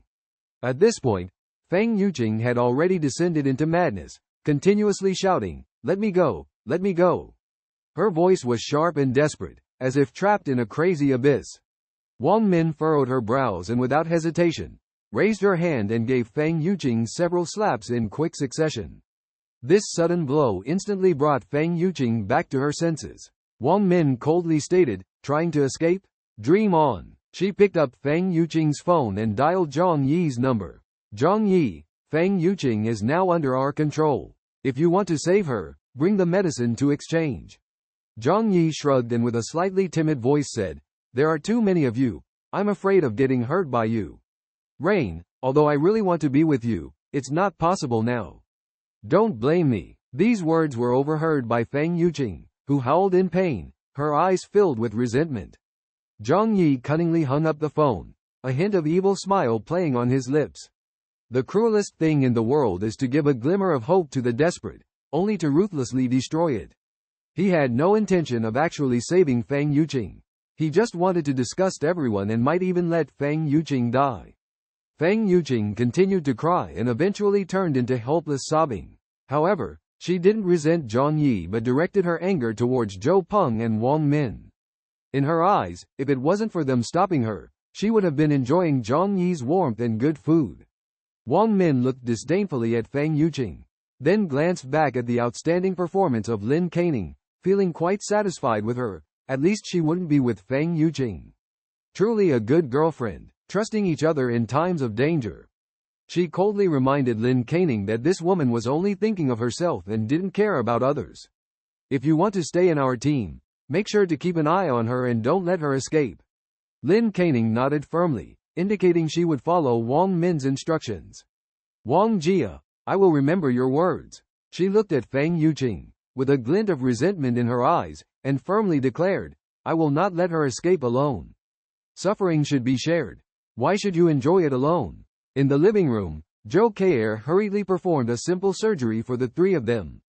Due to a lack of sterilization and anesthesia conditions, they could only hastily remove the rusty wind arrow and stop the bleeding with crude gauze. It was sad that even disinfectant cotton balls were scarce, and medical alcohol had frozen due to the cold weather. The only fortunate thing was that the low temperature prevented them from fainting in pain. However, under extreme low temperatures, the body is prone to necrosis, with a high risk of subsequent infections. After organizing the surgical tools, Zhou K'er told Wang Min and the others, "We can only provide temporary treatment for now, there are no medications, and the risk of infection is very high. Be prepared mentally." Wang Min and their eyes were filled with helplessness and anxiety. Zhang Yi ignored them completely, leaving them feeling helpless and unsure of how to obtain the medicine. Faced with this dilemma, they felt powerless and discouraged. Just then, Wang Min suddenly came up with a crazy idea. Zhou K'er reached out her hand to signal Wang Min. She knew very well that this kind of help couldn't come for free. Wang Min also understood the rules of exchange and handed her a packet of biscuits as a return. Although the quantity was not large, as long as she ate sparingly, it would be enough to sustain her for 2 days. Zhou K'er felt content and then left the room. As soon as she left, the atmosphere in the room became extremely heavy. The pain from the wound continued to throb, causing the three men to curl up on the sofa, wrapping themselves tightly in blankets, unwilling to move. Zhou Peng stared at Feng Yuqing on the floor, his eyes filled with sadness. The eyes of the others, however, were full of hostility. Sun Jichao took a deep breath, firmly believing that they couldn't just sit back and wait for death. They had to get the medicine from Zhang Yi. Otherwise, if the wound got infected, they were destined to die a horrible death.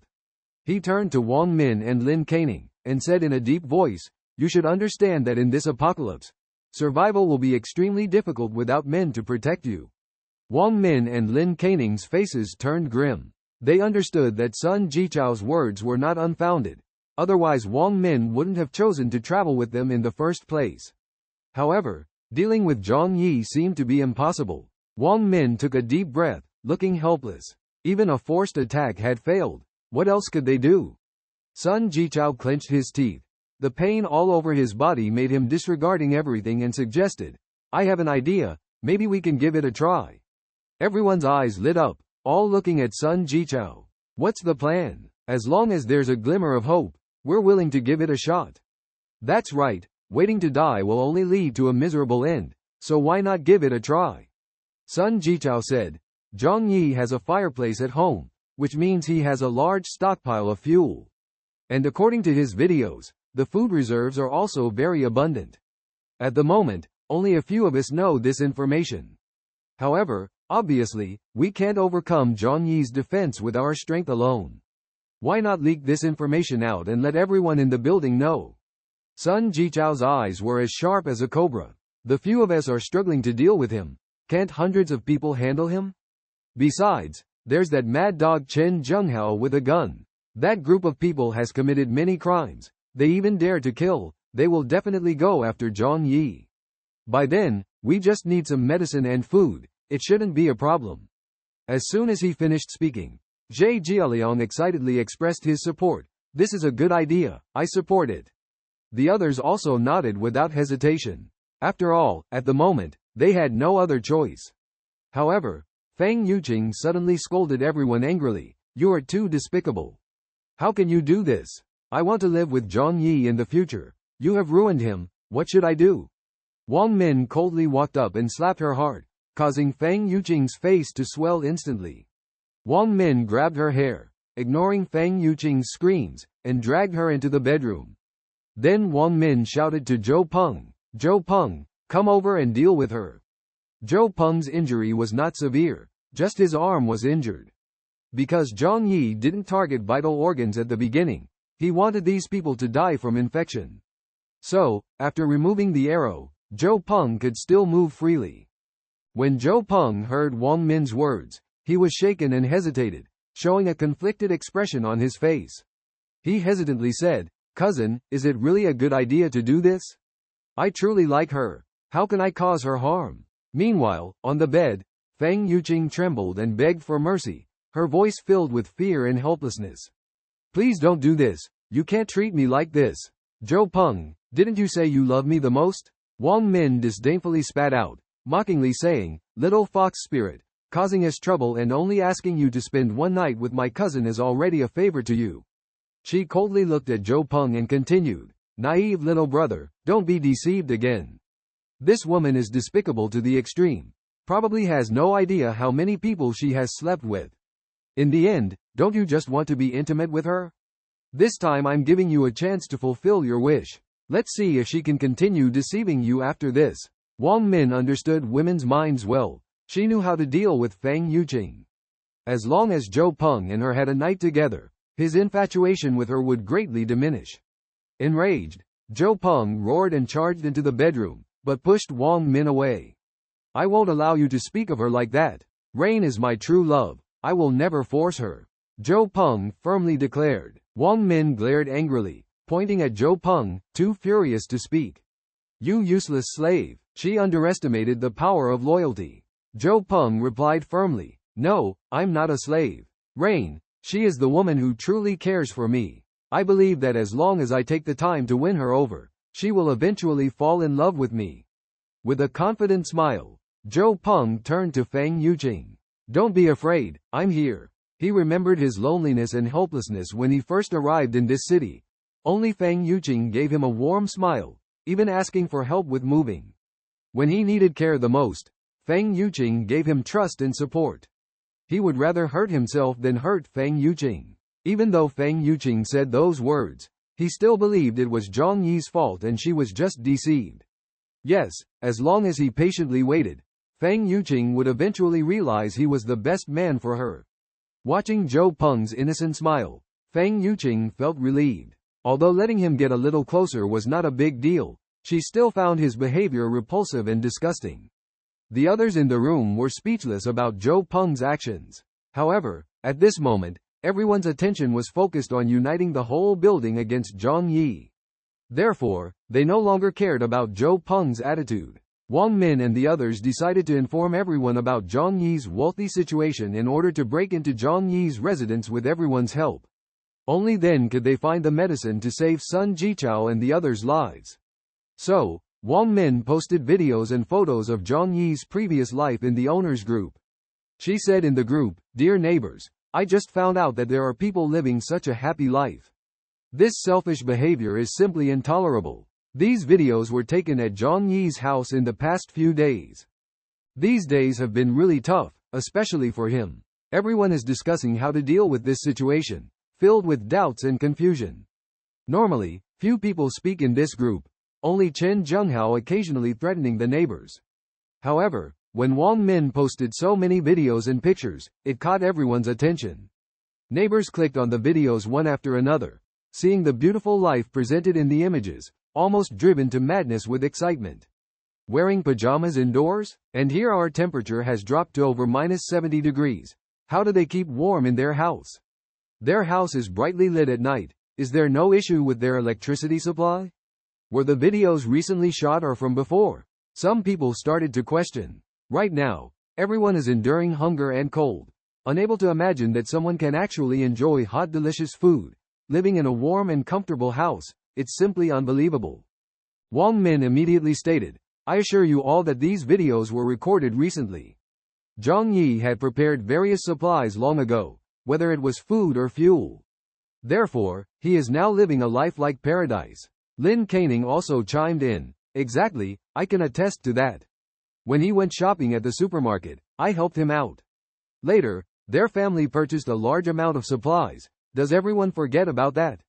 Lin Caning's words triggered memories in many people. Yes, Zhang Yi's family used to live in luxury. I didn't even know what he was up to. Did he know in advance that there would be a blizzard? It's too much. Not telling us at all. Zhang Yi is really unethical. How could he do such an immoral thing? We are all neighbors, living together for many years. He's too selfish. Everyone was indignant, blaming all their suffering on Zhang Yi. However, they never considered, even if Zhang Yi had told them that the end of the world was coming, would they believe it? Of course, they didn't consider this. They just felt that Zhang Yi owed them. Someone immediately said, "Zhang Yi must take responsibility for this. Yes, why are we living so hard, and he's living comfortably? His family has plenty of food, medicine, and energy. He must share with us. If we are not living well, he must bear the main responsibility." All the neighbors were furious. They couldn't tolerate this situation. If everyone was living very hard, it would be fine. Why are we living in misery while you enjoy? No, either we live together or die together. Chen Zhenghao and others also saw the videos in the group. Chen Zhenghao's eyes turned red in an instant. "Zhang Yi, you bastard, living so comfortably. Chen Zhenghao's one leg is already disabled, all thanks to Zhang Yi. Therefore, in the whole building, he hates Zhang Yi the most." The reason why he didn't take action later was partly because Zhang Yi's house was difficult to break into. He suffered losses. Unless forced, he wouldn't go after Zhang Yi. On the other hand, he had no idea that Zhang Yi's house had so many resources. Otherwise, even if he tried his best, he would continue to attack Zhang Yi's house. The chat records in the group quickly exceeded 100 messages. Many people started tagging Zhang Yi, asking him to explain. At Zhang Yi, we are all living so badly now, almost freezing and starving to death. Your house has so much food and fuel for heating. Please share some with us. Yes, we will remember your kindness. Hope you can be reasonable. Zhang Yi, we have been neighbors for many years. You can't just stand by. Zhang Yi, I'm Aunt Wang from the 20th floor. I even lent you 2 spring onions before. We have a good relationship. You should share some supplies with us. Zhang, I'm your brother Lu Wencheng. We are real brothers. Otherwise, let me move to your place. The situation is critical now. I'll come over to protect you. Moral coercion, pleading, reasoning. All kinds of people have come, but the core idea is the same, asking Zhang Yi to take out the supplies from his home and distribute them to them. The messages kept popping up, and Zhang Yi naturally saw them. In the group, people were clamoring for help from Zhang Yi, but he remained calm and observed quietly. He wanted to see how interesting these people's true faces were. Aunt Lin appointed herself as the director of the neighborhood committee, thinking highly of herself and considering herself as an elder. She threatened, "These supplies must be distributed by me." Then, Mom Xie Lime pleaded, "Zhang Yi, my baby and I are starving. You once praised our baby as cute, can you help us now? I can let the child call you godfather, or even, if you have any other requests." Next, the rich second-generation Shu Hao tempted, "Zhang Yi, as long as you let me move into your house, I'm willing to offer all my assets, even hand over billions of family fortune to you." Zhang Yi looked at this scene and calmly wrote down a word, "Oh." This word immediately stirred up emotions among the crowd. The voices of moral coercion and begging were heard one after another. After a while, Zhang Yi asked calmly, "Are we familiar with each other? Why should I distribute our family's things to you all?" At this point, the crowd fell into despair. Zhang Yi understood that arguing with them was meaningless. At the critical moment of survival, they would abandon all moral principles. Zhang Yi decided to play with these pitiful yet despicable people, feeling a hint of evil pleasure in his heart. He recalled the experience of his past life, once kindly opening the door, but was betrayed and treated cruelly by neighbors. He vowed to seek revenge, so now he enjoyed toying with these pitiful people. Someone in the group couldn't wait to say, "Zhang Yi, your words are too harsh, aren't they? We've known each other for many years and helped each other, shouldn't we help each other now? What's the point of living alone? You young people always think of yourselves, not understanding the meaning of dedication. If you hadn't hidden information and hoarded supplies, how could we have fallen into such a predicament?" The crowd criticized Zhang Yi one after another, demanding his repentance. Zhang Yi responded calmly, "Oh, and then what?" Then, a wave of prayers, threats, and curses flooded in. They were like passengers on a sinking ship, in despair, surrounded by dangers. Suddenly, they saw a small boat. The people on it were enjoying hot pot, singing songs, leisurely sailing.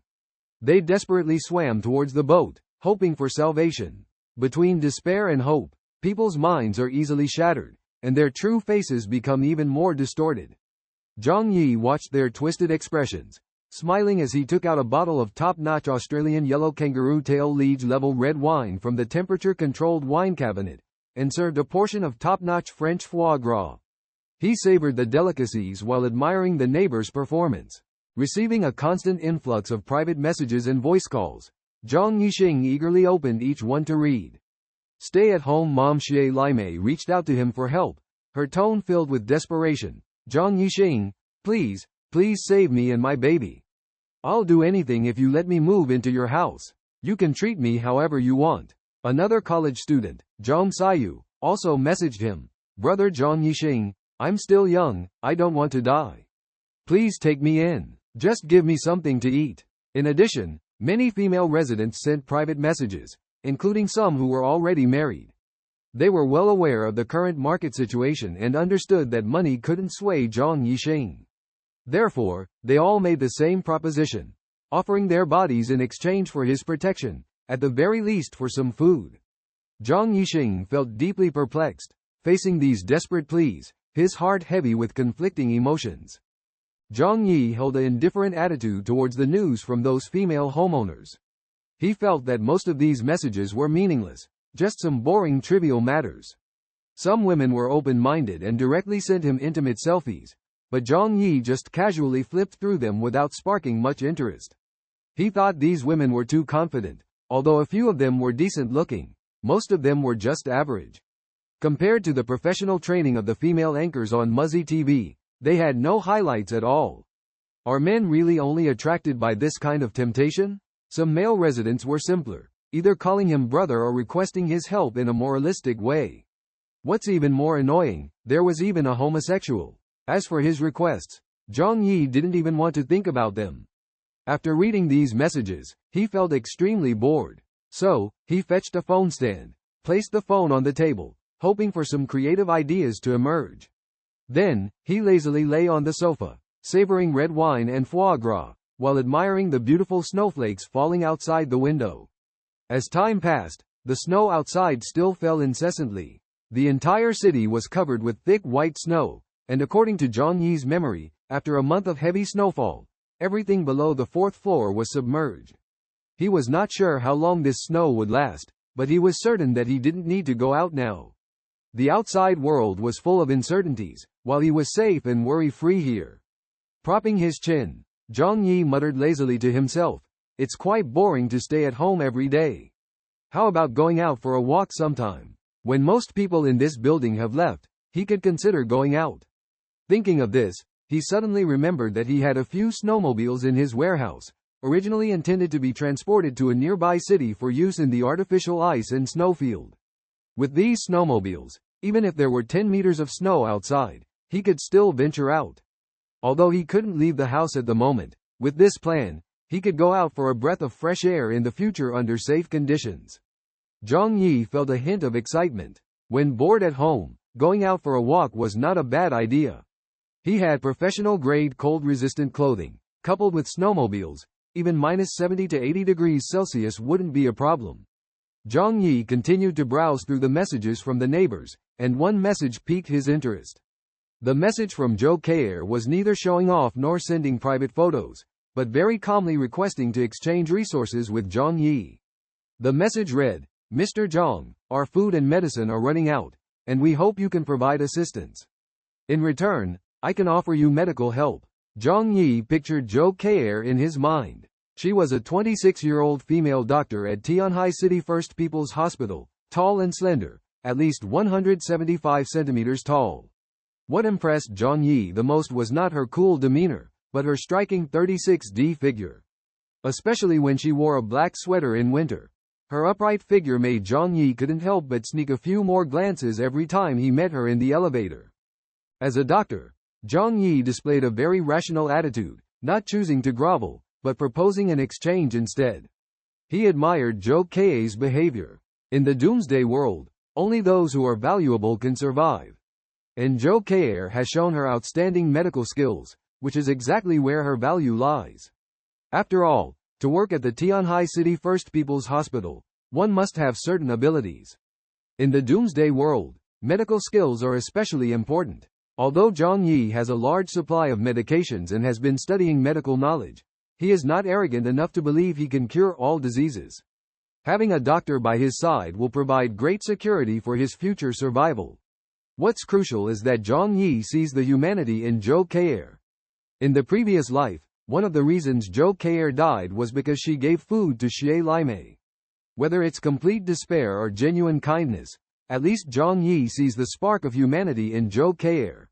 Adjusting his posture, Zhang Yi placed his left hand on his thigh and supported his chin with the other hand, muttering to himself, "Why not leave her here to take care of me and my good brothers? Although I'm living comfortably now, my brothers are struggling, which is a problem." As a passionate young man, Zhang Yi doesn't shy away from this issue. Especially in a post-apocalyptic world where morality and etiquette have collapsed. There's no need for people to live too repressed. Just be honest about their desires. Ha ha! Zhang Yi suddenly burst into laughter, clapping the armrests, saying, "It's a bit tempting, but alas, alas." He looked up at the ceiling and said leisurely, "I'm very afraid of death. Although Zhou Kei is a possible choice, I can't fully control her, so I can't let her in. Well, let's see later. There will definitely be survivors in the future. With such good conditions, am I still worried about not finding a good doctor and a good woman?" Zhang Yi is very open-minded, truly a person who has experienced death once. He replied to Zhou Kei, "I am very healthy now and don't need a doctor's help. But I have plenty of medications at home, and food is not lacking. If you want to trade, you have to offer something useful to me. No matter what kind of beautiful female doctor you are, you can't freeload on me." Lao Zhang never makes losing deals. After a long silence, Zhou Kei replied to Zhang Yi. She hesitated and shyly said, "Can the advance medical fee be used? I really can't hold on anymore." It can be seen that unless there is no other choice, she will not easily seek help from a man she is not very familiar with. After pondering for a moment, Zhang Yi said to her, I can provide you with food and medication. But you also need to do me a favor. What favor? Zhou Kei asked. Zhang Yi replied, these neighbors may come after me. If you find out about their plans, let me know. Zhang Yi knew that these crazy neighbors would definitely attack his house, but he was not afraid. When he built this steel fortress, he spent a lot of money and personally selected various functions. The long-awaited day has finally arrived. At this moment, his home was like a slightly weakened fortress in a war, impregnable. Even a group of armed soldiers trying to break in would not be able to do so without heavy weapons. Not to mention those neighbors who have been enduring hunger and cold for half a month, barely clinging on to life. He proposed these conditions not out of ulterior motives, but simply to give Zhou Ke a pretext. Having an insider could also add an extra layer of security, allowing him to prepare in advance. Anticipating the arrival of this moment, he was filled with determination and resolve. After much hesitation, Zhou Ke finally made a brave decision. She stuck to her moral bottom line and refused to stoop to the level of despicable people. However, she felt outraged by the neighbors' malicious acts of robbery out of jealousy.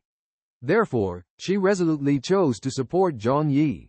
Zhang Yi provocatively said, let me see the useful information you provide first, and then decide whether to meet your demands.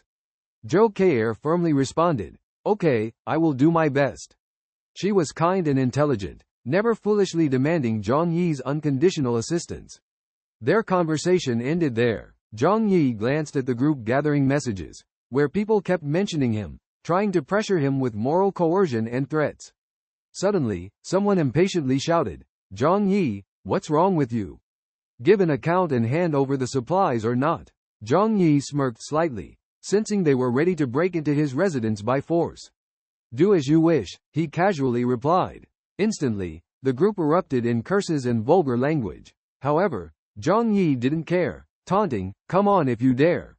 Now ruthless and unburdened by killing, he didn't mind adding a few more enemies. All right, Zhang Yi, you brought this upon yourself. Someone angrily rebuked. Don't blame us for showing no mercy, you selfish, despicable scoundrel. As the condemnations faded, it could be imagined they were planning to deal with Zhang Yi just like they did with Chen Zhenghao. Zhang Yi took a deep breath, his eyes flickering with nervousness and excitement, his body trembling slightly. Despite knowing his stronghold was impregnable, facing hundreds of people's siege, a hint of nervousness was clearly false. However, the excitement ignited his blood, as he longed to personally punish those who betrayed him. A flash of white light in his eyes, his weapons swiftly arranged in the living room. 5 stainless steel crossbows, 3 advanced compound bows, nearly 300 arrows, 300 bowstrings, 2 large iron boxes, machetes, large pry bars, baseball bats, hunting knives, all deadly weapons neatly lined up on the table. In addition, there were wolf repellents, stun guns, gasoline, various chemical agents, and dozens of homemade Molotov cocktails. Zhang Yi's eyes gleamed with cold light, fearless, ready to meet the enemy's arrival. As he expected, the neighbors realized that Zhang Yi would not yield, and the group's anger surged. Sun Jichao opened a new group, inviting all surviving homeowners except Zhang Yi, including Chen Zhenghao. Seeing Chen Zhenghao, everyone couldn't help but shiver. However, Chen Zhenghao took the lead, saying, everyone, our top priority is to deal with Zhang Yi. Zhang Yi's inventory seems to be richer than everyone else's combined. As long as he can be defeated, a large amount of resources can be obtained. Therefore, there is no need to worry, currently he won't harm anyone else. However, in this operation, he demands half of the spoils. Chen Zhenghao has suffered losses under Zhang Yi before and knows well that Zhang Yi's family has powerful defenses and crossbows.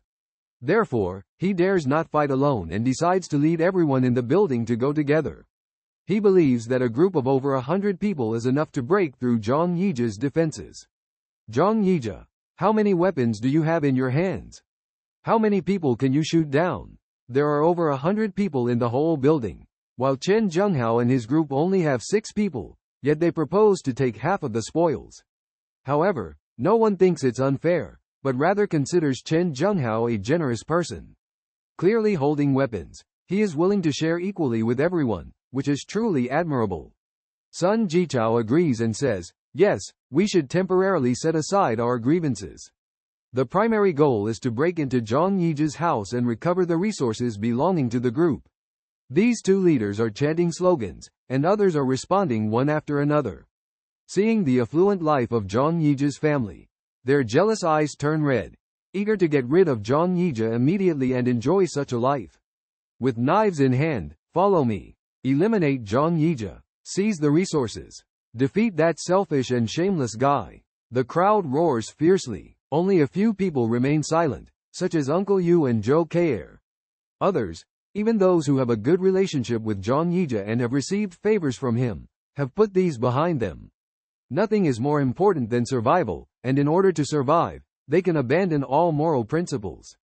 Zhang Yi is wiping the firearms in his home. Such things are not unfamiliar to him, as he often used them at the shooting club before. And a month before the apocalypse, he even underwent enhanced training. Hitting a target at close range poses no pressure for him. Just then, Zhou Keir sent a message. They plan to come and attack your home. After seeing the message, Zhang Yi replied with a simple, "Oh, got it."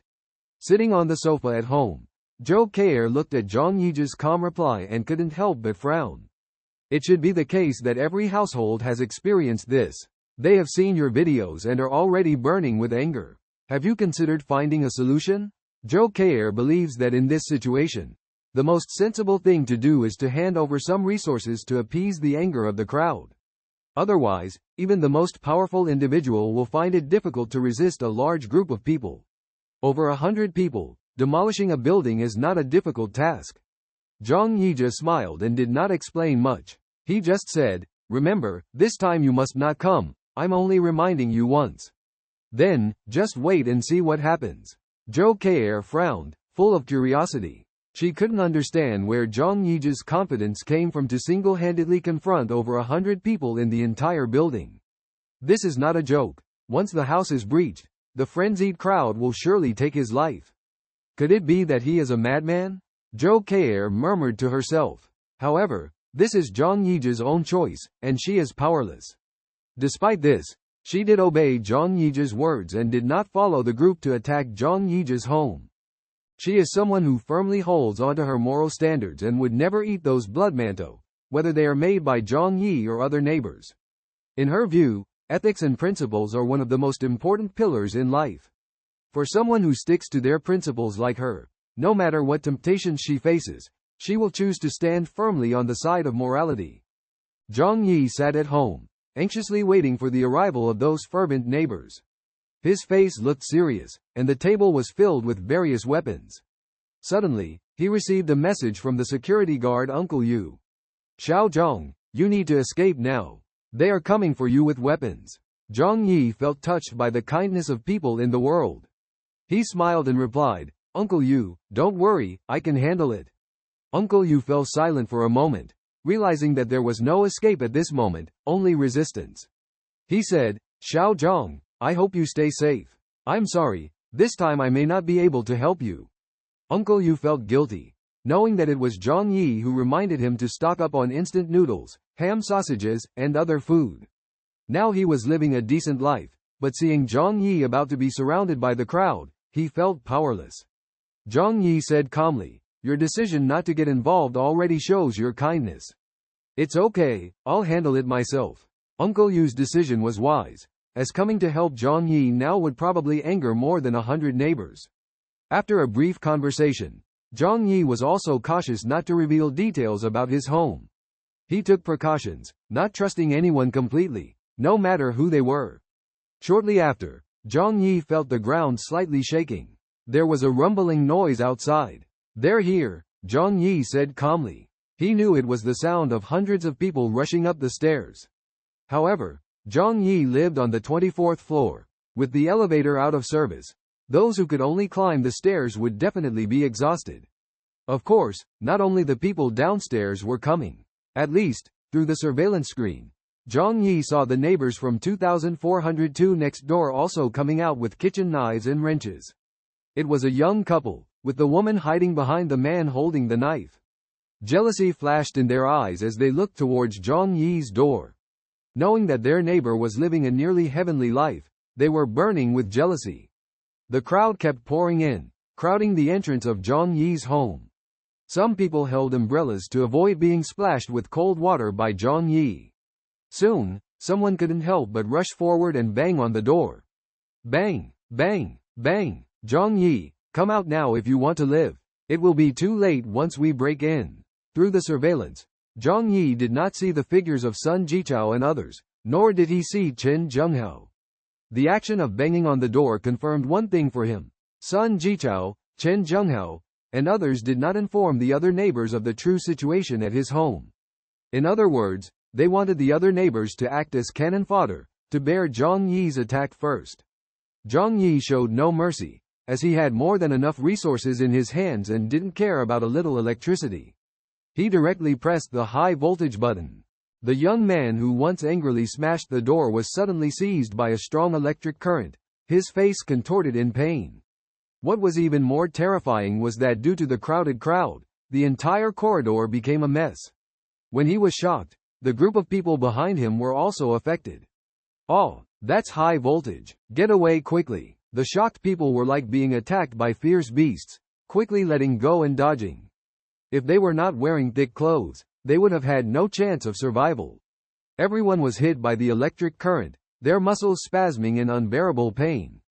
The man who knocked on the door and the 7 or 8 people next to him suffered the most, as they couldn't escape and were directly burned by the electric current. Others looked on in horror, but no one dared to come forward to help. Moments later, Zhang Yi cut off the current. 9 people were smoking, lying on the ground, charred all over, their lives hanging by a thread. But everyone present understood that even if these people had a breath left, their lives were on the line at this moment. Everyone stared wide-eyed, witnessing the tragedy in front of them. They had not expected so many people to die instantly, let alone in front of their own eyes. The faces of the fatally shocked people were twisted, their eyes bulging. Several women couldn't bear it, screaming and bending over to vomit. However, their stomachs were empty, only bile coming out. Some people felt scared and tried to escape, but when they reached the stairs, they found that Chen Zhenghao and his men had sealed off the corridor. What do you want? Get back, Chen Zhenghao said coldly, holding a gun. The corridor was their only way out, and Chen Zhenghao was blocking them, intending to force everyone to fight to the death with Zhang Yi. It's better if they die, so I can rightfully take their resources. Sun Jichao and his companions also joined in. They looked at the 9 bodies, expressionless. Obviously, they had a tacit understanding with Chen Zhenghao. Seeing the fear in the crowd, Sun Jichao shouted, "That damn Zhang Yi, he's a beast. Daring to harm our neighbors. Brothers and sisters, we must avenge them. Don't be afraid. Use the wood to break the door, don't touch the door leaf. He can no longer do harm. As long as we break through this door, we can get warmth and food." Sun Jichao's words ignited the crowd's fighting spirit, their eyes turning red. Struggling in hunger and cold for half a month, willing to give everything for a mouthful of food and a bit of warmth, they were ready to act. Immediately, someone brought wood, seemingly taken from a wardrobe or bed. "Brothers, break it open. Get rid of that damn Zhang Yi." The crowd wielded the wood, aiming at Zhang Yi's door, and began to frantically strike. Bang, bang, bang. The intense impact made the water cups on Zhang Yi's coffee table tremble. However, Zhang Yi felt that this was far from exciting enough. He took out a huge Sennheiser speaker from a different dimension and connected it to his phone. As he played his favorite music, his mood lifted, as if he were immersed in an endless ocean of music. Meanwhile, outside the door, people were desperately pounding on it, only able to hear the cheerful melodies coming from inside, fueling their anger even more. They shouted loudly, "Zhang Yi, you arrogant scoundrel, we will make you pay very soon. Today, you will be locked up, buying time for our brothers." They picked up wooden stakes and slammed them against the door, increasing the force with each hit. However, after dozens of strikes, they were surprised to find the door completely unscathed. Despite the combined strength of over a dozen strong men exerting thousands of pounds of force, the door only showed a few small white marks and barely noticeable dents. The neighbors felt a chill in their hearts. How strong was this door? How much time would it take to break it down? Everyone was panting. enduring the freezing temperatures of over -70 degrees and struggling due to lack of food. Many had weak legs and had to ask others to take over. At the current rate, everyone might collapse from exhaustion. Just then, a person approached, staring at the door for a long time before exclaiming, This is the vault door of a bank." It was a bank employee who, upon careful observation, immediately recognized the door's mystery. The surrounding people became even more hopeless upon hearing this. Did this mean the door couldn't be broken down at all? The bank employee shook his head bitterly and said, "Even if you use explosives, you can't blow open this top-tier vault door. Without the key, only a world-class locksmith could possibly open it." At that moment, Zhang Yi raised his crossbow, standing by the shooting hole. The crowd outside was discussing their next move, but Zhang Yi paid no attention. Since they threatened his life, Zhang Yi saw no need to be polite. He raised his crossbow and began shooting without mercy. Soon, several people fell to the ground from being shot by the arrows. The people outside finally realized Zhang Yi's strength and started to panic. Zhang Yi, unfazed, continued to shoot relentlessly. The whistling of the arrows sounded like the whispers of death, sending shivers down everyone's spine. More people became terrified and tried to escape, but the narrow hallway and the crowded conditions made it impossible. Fear drove them to keep falling in the chaos. Zhang Yi, however, remained focused on his crossbow, showing a stark contrast between his calmness and fierceness, instilling fear in the hearts of others. Chen Zhenghao stood at the stairs with a gun, blocking those attempting to flee. His cold gaze and the dark barrel of the gun intimidated those who wanted to escape. Chen Zhenghao's goal was to wear down Zhang Yi's defense and prevent anyone from running away. Meanwhile, Sun Jichao and others stayed far away, avoiding getting shot. Zhang Yi shot dozens of crossbow bolts, with nearly every shot hitting the mark, spreading fear among the neighbors. However, in the face of adversity, they displayed a strong potential. Some discovered the location of the shooting holes and immediately tried to block the holes on the door. At the same time, others attempted to throw objects towards Zhang Yi's room. Calm and composed, Zhang Yi quickly closed the iron door behind the shooting holes and locked it. This facility could only be opened from the inside and was impervious to external damage. This move allowed Zhang Yi to easily take out dozens of opponents. The neighbors realized that Zhang Yi had stopped shooting arrows, and their fear subsided slightly. The ground was chaotic, with many people severely injured and some dying on the spot, which was heart-wrenching. Seeing the rusty arrows, the neighbors felt a heavy heart, understanding the dire fate of those hit. Some lost their loved ones, filled with grief and anger towards Zhang Yi. They loudly condemned and provoked him. However, inside the house, cheerful music played, sharply contrasting the anger outside. This provocation was Zhang Yi's response to everyone. Feeling a bit tired after shooting dozens of crossbow bolts, Zhang Yi went to the kitchen, opened the fridge, took out a bottle of cola, and took a sip. He continued to watch the screen, monitoring every move outside. Seeing that the door of Zhang Yi's house was impregnable, the neighbors were filled with anxiety and despair. Suddenly, Sun Jichao shouted, "Don't worry, I have a solution." Everyone turned to look at him, only to see Sun Jichao struggling over, clutching his injured leg. Pointing at the wall of Zhang Yi's house, he smiled and said, "If the door won't open, isn't that wall just made of bricks and cement? We can smash it down." The crowd's eyes sparkled with intelligence upon hearing this, and they all agreed. They realized that they could use their collective strength to destroy the wall, since the door couldn't be opened. Zhang Yi raised an eyebrow upon hearing the sudden cheers from the neighbors. Although he didn't know what they were celebrating, he remained calm. Confident in his impenetrable fortress, built with a month's worth of effort, he was not worried about their methods, as they couldn't match his defense. The neighbors quickly formed a line, wielding tools and swinging hammers and axes at the wall. Bang! A strong man exerted all his strength, the hammer hitting the wall hard, causing cracks to appear and white dust to fly everywhere. Excited by this sight, they found a breakthrough. They continued to strike the wall even harder. However, when the strong man swung the hammer again, a metallic clang was heard. Thud! The strong man let out a cry of pain as the hammer fell heavily to the ground. He staggered back a few steps, falling to the ground, his hands split open, blood gushing out and quickly freezing into ice, looking extremely frightening. The crowd exclaimed in confusion, wondering what kind of wall could withstand the impact of a hammer.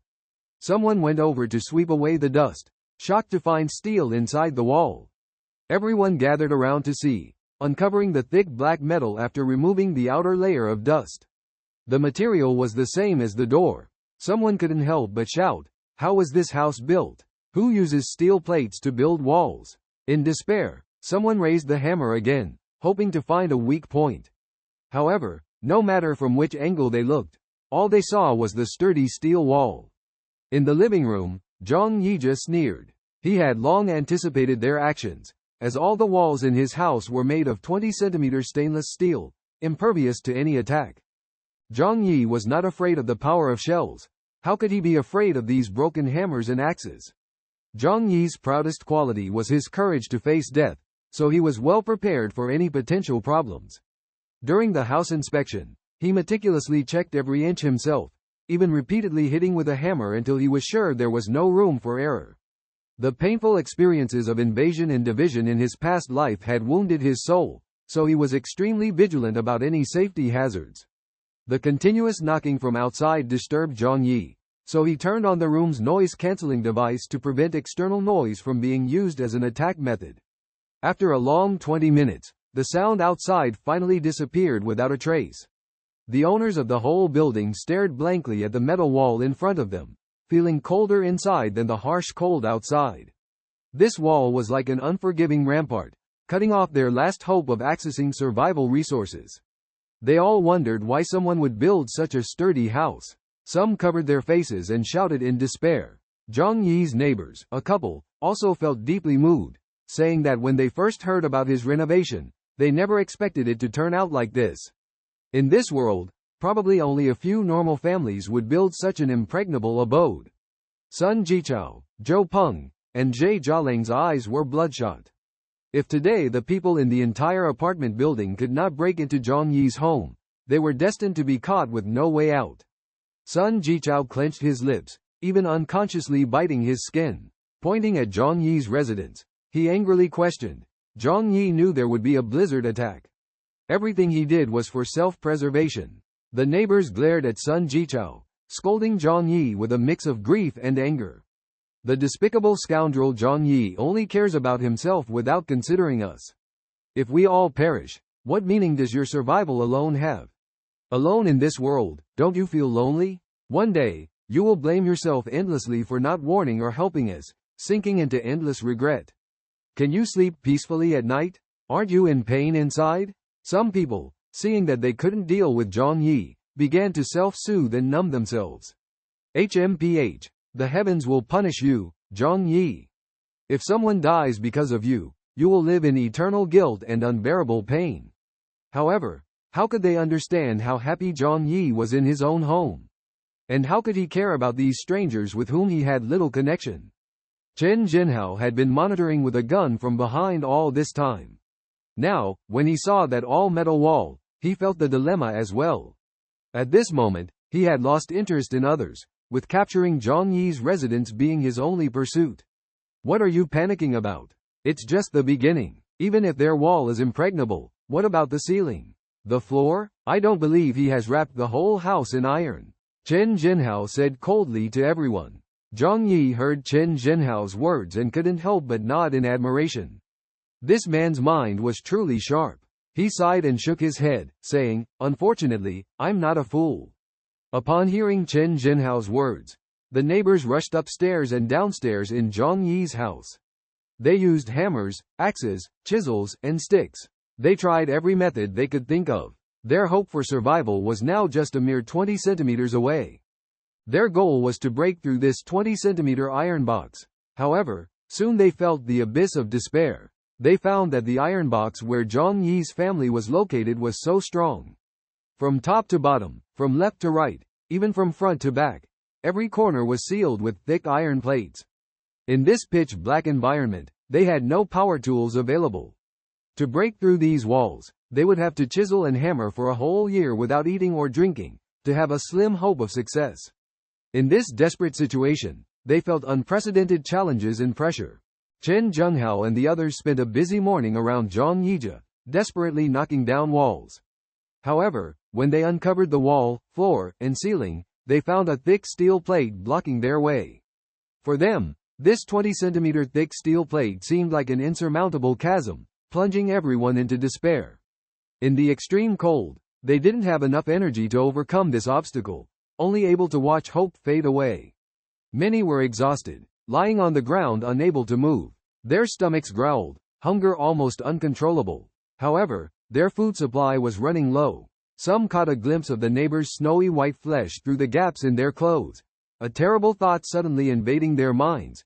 Could this be the answer? Fear made them tremble, desperately trying to banish this evil idea. Yet, once this idea took root, it inadvertently led them down a path of no return. They knew deep down that if pushed to the brink, cannibalism would inevitably occur. Was there really no way out? Sun Jichao, his face contorted in pain, felt his arm starting to inflame and fester. Without antibiotics, not even basic anti-inflammatory drugs could help, let alone effectively clean the wound. The wound still had a lot of rust residue, almost sealing his fate. Sun Jichao roared in anger, despair twisting his innermost being. Just then, Zhang Yi's neighbor suddenly appeared before them. Perhaps you can try going through the balcony. Their balcony had been converted into floor-to-ceiling windows with a large glass area. There might be a chance to break through. Other residents couldn't see behind Zhang Yi's house, but the neighbor could. Some floors of Building 25 had balconies, and the 24th floor where Zhang Yi lived happened to have a small platform. Normally, he grew flowers and dried blankets there. Hearing this suggestion, a group of desperate people lifted their heads. Windows? Yes, as long as there are windows, there is hope. Without hesitation, the group rushed into Zhang Yi's house. There was only about 15 centimeters between the two balconies, with a fence in between. But for the frenzied crowd, these obstacles were nothing.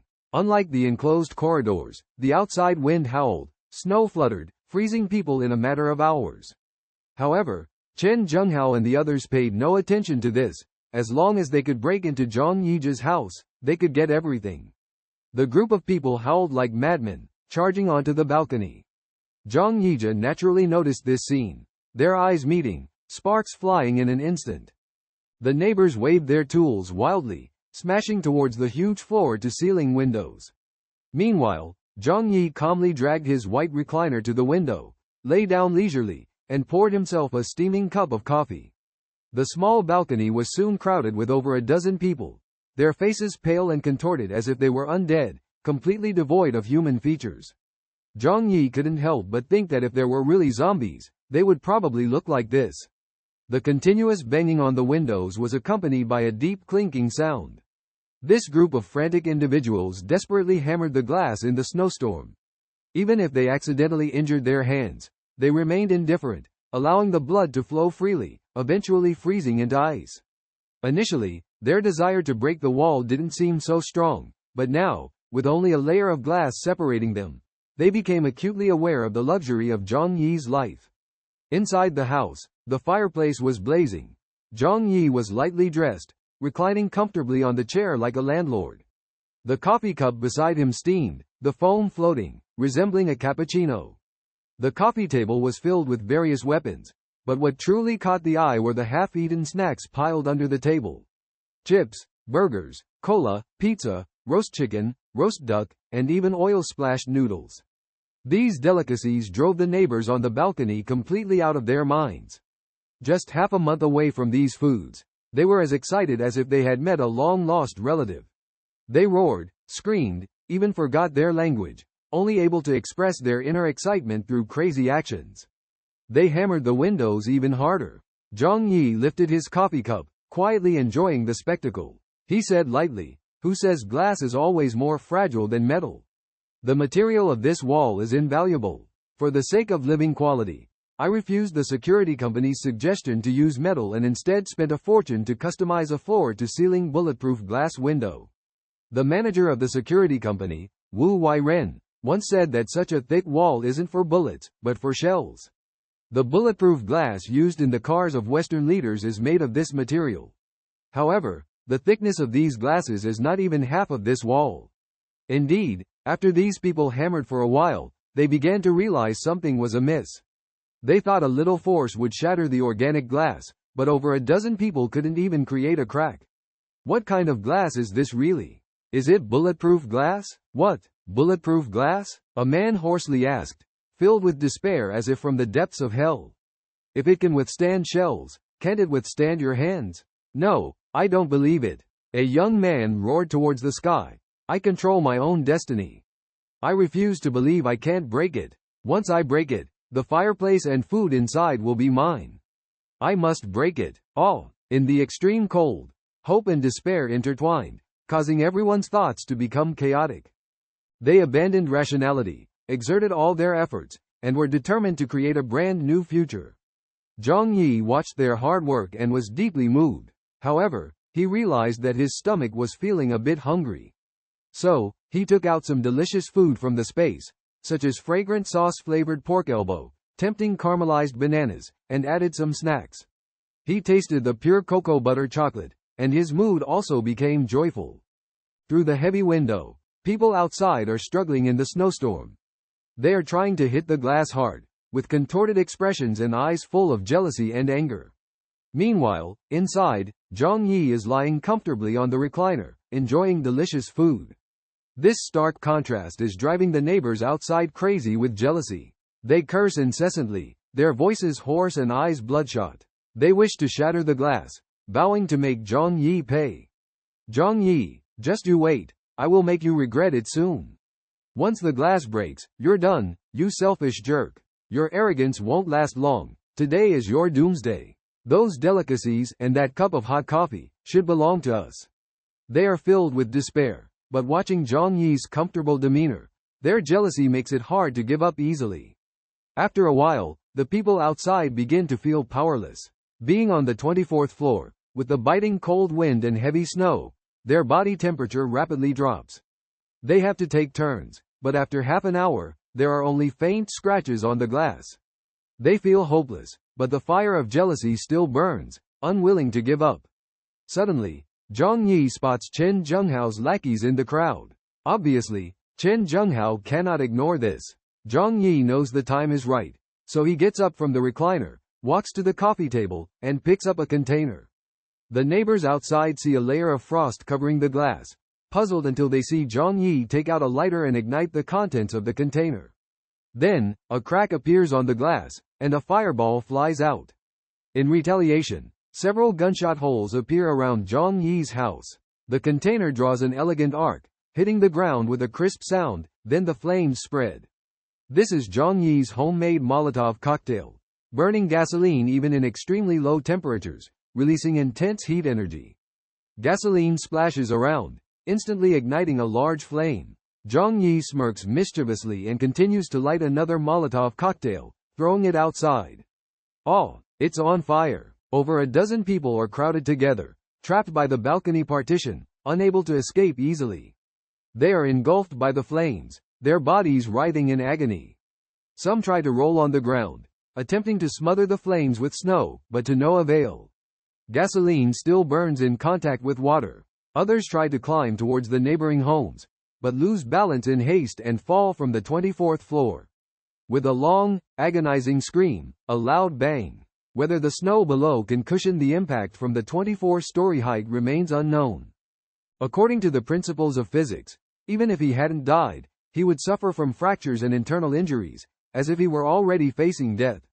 Zhang Yi laughed and said, "At least falling to death is better than being burnt to death, right?" Suddenly, a twisted and terrifying face pressed against the glass, glaring fiercely at Zhang Yi. In extreme pain, he cried out for help to Zhang Yi. Zhang Yi picked up his coffee cup and saluted him, saying, "I won't save you. Go die, you trash." The man let out a desperate cry and was eventually consumed by flames. Others on the balcony witnessed this hellish scene, their faces pale and filled with horror. "Help, please save me, I don't want to die." The person engulfed in flames tried to crawl over for help, grabbing the railing with both hands, only to be ruthlessly kicked by a man. He gritted his teeth, kicking the man's hand with force, even breaking his fingers. Eventually, the man fell in despair in front of the railing, the familiar smell of burnt flesh lingering in the air, like the scent of a summer street. The fire raged on, and more than a dozen people fell one after another. Some could have escaped but were blocked by neighbors, afraid of the flames spreading. Some couldn't bear the pain and chose to jump off the building to end their lives. The flames brought a hint of warmth, and people stretched out their hands to warm themselves, wearing smiles of fear of being discovered.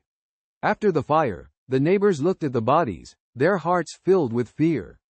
In order to fight against Zhang Yi, they had sacrificed dozens of people.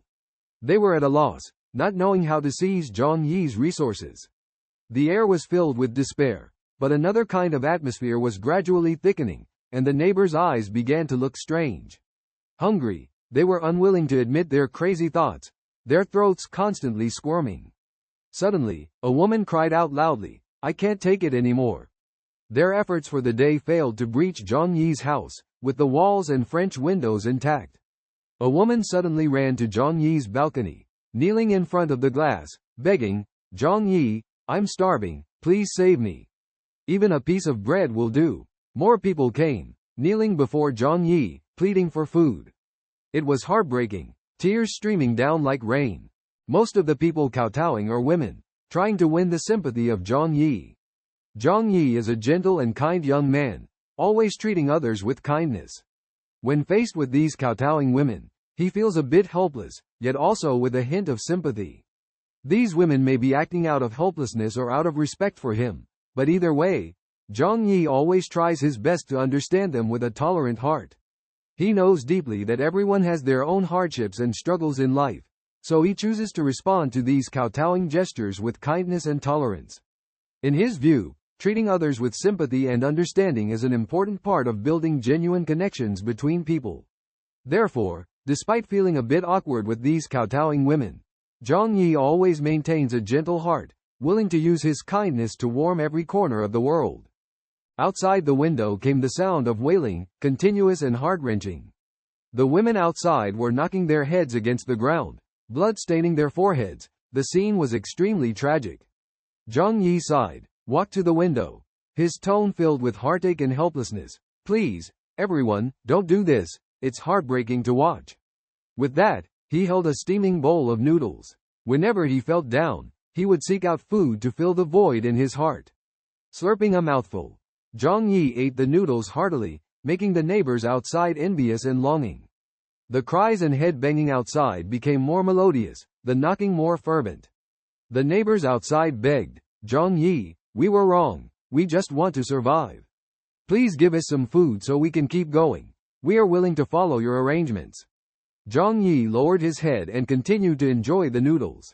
In times of hunger, savoring delicious noodles was such a blissful experience. After finishing half a bowl of noodles, he casually placed the rest by the window for the neighbors to see but not touch. Like hungry dogs, everyone pressed against the glass, hoping to reach the noodles. They couldn't blame him for not giving them a chance. After all, no one wanted to risk taking on Chen Zhenghao. Zhang Yi didn't pity these people, but their daily noise-making and window breaking were indeed annoying. Therefore, letting them turn on each other was the most interesting thing to do. Zhang Yi announced this in the group chat, informing everyone in the building. The neighbors outside hesitated upon hearing this. Chen Zhenghao, holding a gun, wanting his head, might put them in danger. But dealing with Chen Zhenghao was not easy. Could they handle Zhang Yi? With 30 to 40 bodies in front and back of Zhang Yi's house, it was proven that he was more difficult to deal with than Chen Zhenghao. At this moment, Chen Zhenghao stood on the next balcony, observing the changes here. Although he didn't hear clearly what Zhang Yi said, he frowned, pondering his next move. This time, 2 of his men had died too. If he wanted to continue controlling the entire building, he needed to recruit more hands. While contemplating, Chen Zhenghao suddenly felt a sharp pain in his back, his hair standing on end. He turned around abruptly, raising his gun, only to find the strange looks in everyone's eyes. He roared, "What do you want to do?" Seeing the gun, the people showed a hint of fear and backed away. Chen Zhenghao shouted, "Get lost, all of you." The strange looks in their eyes persisted, as if they were observing him like food. Chen Zhenghao felt a chill in his heart and quickly left with his men. Sun Jichao asked, "What about Zhang Yi's house?" Chen Zhenghao cursed and replied with lingering fear, "Can't break in. We have to figure out another way. With that, he left in a rage. The two groups outside the window, begging and attempting to break the window, unable to withstand the harsh cold wind and snow, eventually chose to leave. Zhang Yi lay in the warm room, quietly waiting for the situation to unfold. This time, the building lost about 40 people, a truly lamentable outcome. Almost everyone participated in the invasion of his home, causing a huge physical toll. This made resources even scarcer, and the competition between people became more intense. Soon, Zhang Yi received many private messages again. After this battle, the neighbors were completely defeated. Their physical strength was almost depleted, and they could no longer launch large-scale attacks on Zhang Yi's home. Faced with the all-encompassing defense of Zhang Yi's home, they also felt hopeless. Therefore, many people began to beg Zhang Yi to pity them or propose exchanges of benefits. For example, the rich second-generation Xu Hao. He took pictures of his girlfriend all over and said to Zhang Yi, I can give you my woman. Just please give me some food, okay? She is a famous car model in Tianhai City. Look at her appearance and face, they are all top-notch. I promise you will like her, please help me. Zhang Yi naturally recognized that model. Xu Hao bought a house here just to keep her. She always dressed seductively, like a charming fox, emitting a seductive aura at all times. In the past, she looked down on the men around her. Faced with Zhang Yi, she always had a proud attitude. But now, Xu Hao was willing to sell her for a few meals. And this woman looked much haggard now, seeming very willing to be exchanged. At least, she knew there was a lot of food in Zhang Yi's house, so she was very cooperative during the shoot. She is just a worthless commodity. Zhang Yi sneered. It has to be said that this female model has a full figure and outstanding looks. But Zhang Yi would never let such shameless woman into his home. Maybe one day, when he was asleep, she would stab him and take over his home. Women who can sell their bodies for money have no moral bottom line. Zhang Yi disdainfully watched her video 5 times, then contemptuously closed the chat box. There were other conversations below. Men contacting him were relatively few. After all, they didn't have the capital to exchange food with Zhang Yi. Only Uncle Yu congratulated Zhang Yi happily for repelling the enemy. But there were more women looking for him. For example, Feng Yuqing excitedly said, Zhang Yi, you're so amazing. I knew you would be fine. I can't get away now. They are so despicable, always locking me at home. Don't worry, I will definitely come to see you soon. Zhang Yi sneered and ignored her. The sky darkened quickly, and now it gets dark around 5 o'clock every day, with short days and long nights. At night, the temperature drops another 10 degrees. On TV, the few remaining channels are still broadcasting programs. With the official efforts, the snow disaster situation in our country is improving. Please don't worry, the problem will be solved soon. The weather is cold, so please don't go out casually to avoid frostbite. Please help those in need. Let's unite and overcome the current difficulties. Tomorrow will surely be better. Zhang Yi found the current news more interesting than skits. But he was also curious. Where did these TV stations move to? And how did they manage to keep operating? While listening to the interesting news, Zhang Yi flipped through the chat records. Neighbors' angry curses, cries, and pleas for mercy amused Zhang Yi greatly. Almost all of those who cursed him had recently lost a family member. Zhang Yi, in a remarkably good mood, even offered them his blessings. Congratulations on the death in your family. You can have a barbecue funeral and mix the ashes with rice.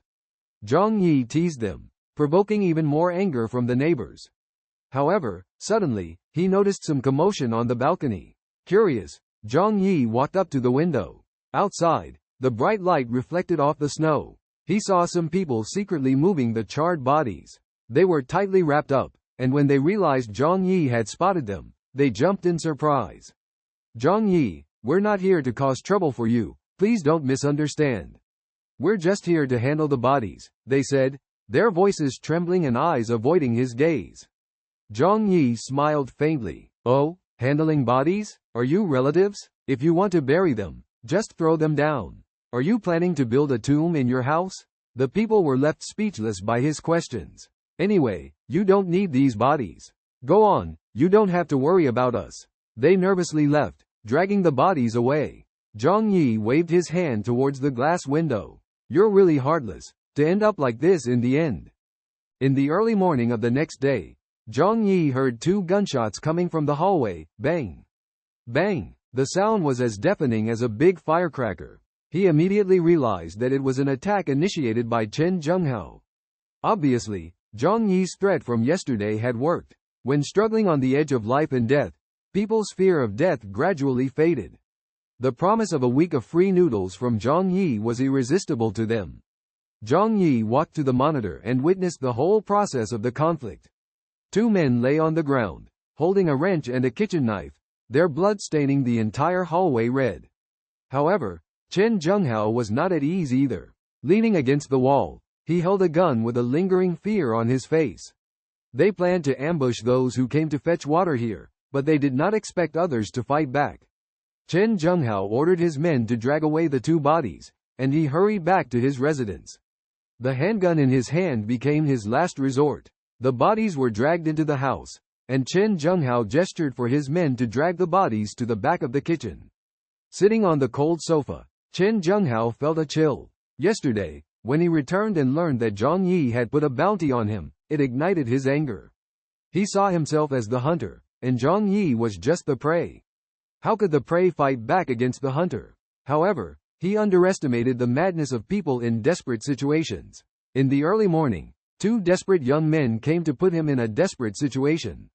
Chen Zhenghao felt the crisis, but he became even more frantic. Die, I will kill you all! Chen Zhenghao roared. After calming down, he felt some pain in his back and immediately called his men to check. With a look, his men exclaimed, Brother Hao, you've been stabbed. Chen Zhenghao's down jacket had a 30-centimeter gash from the kitchen knife, and blood could be faintly seen on the black down jacket. Previously, due to the cold and excitement, adrenaline secretion made him not feel the pain. Now, hearing his men's reminder, he groaned in pain. These 2 animals dared to ambush me. Beads of sweat dripped from his forehead, and he called Zhou Kei'er. Dr. Zhou, I'm injured, come and bandage me quickly. Shortly after, Zhou Kei'er arrived at Chen Zhenghao's house with a medical kit. She looked at this ruthless villain, filled with disgust. But for survival, she could only treat his injuries. In fact, Chen Zhenghao's arrow wound was able to heal thanks to her treatment. Reluctantly, but under the threat of the villain, she had no choice. I won't help you for free, Zhou Kei'er said coldly. Chen Zhenghao grinned and pointed to the kitchen. You'll have a share of the food later. Zhou Kei'er shook her head vigorously. Only then did she smell the pungent smell of blood. Her face changed. Having worked in the hospital for years, she was all too familiar with that smell. Zhou Kei'er suppressed the feeling of nausea and coldly rejected Chen Zhenghao's proposal, saying, No, I don't need it. Chen Zhenghao smirked and teased, At this time, Dr. Zhou is still so arrogant? One day you will change your mind. Not eating is equivalent to giving up on life.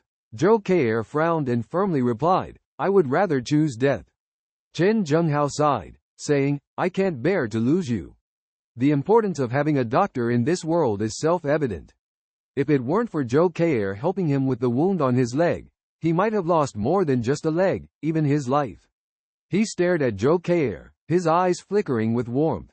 He had long been fascinated by this stunning beauty. If she didn't have any use at the moment, he would have made a move long ago.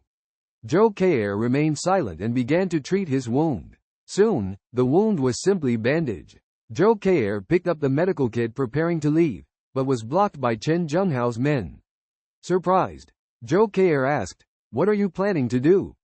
Chen Zhenghao calmly said, Nothing, my wound has not healed yet, you cannot leave. At this moment, Chen Zhenghao was also filled with fear, not knowing how many people wanted his life, and lacking medication.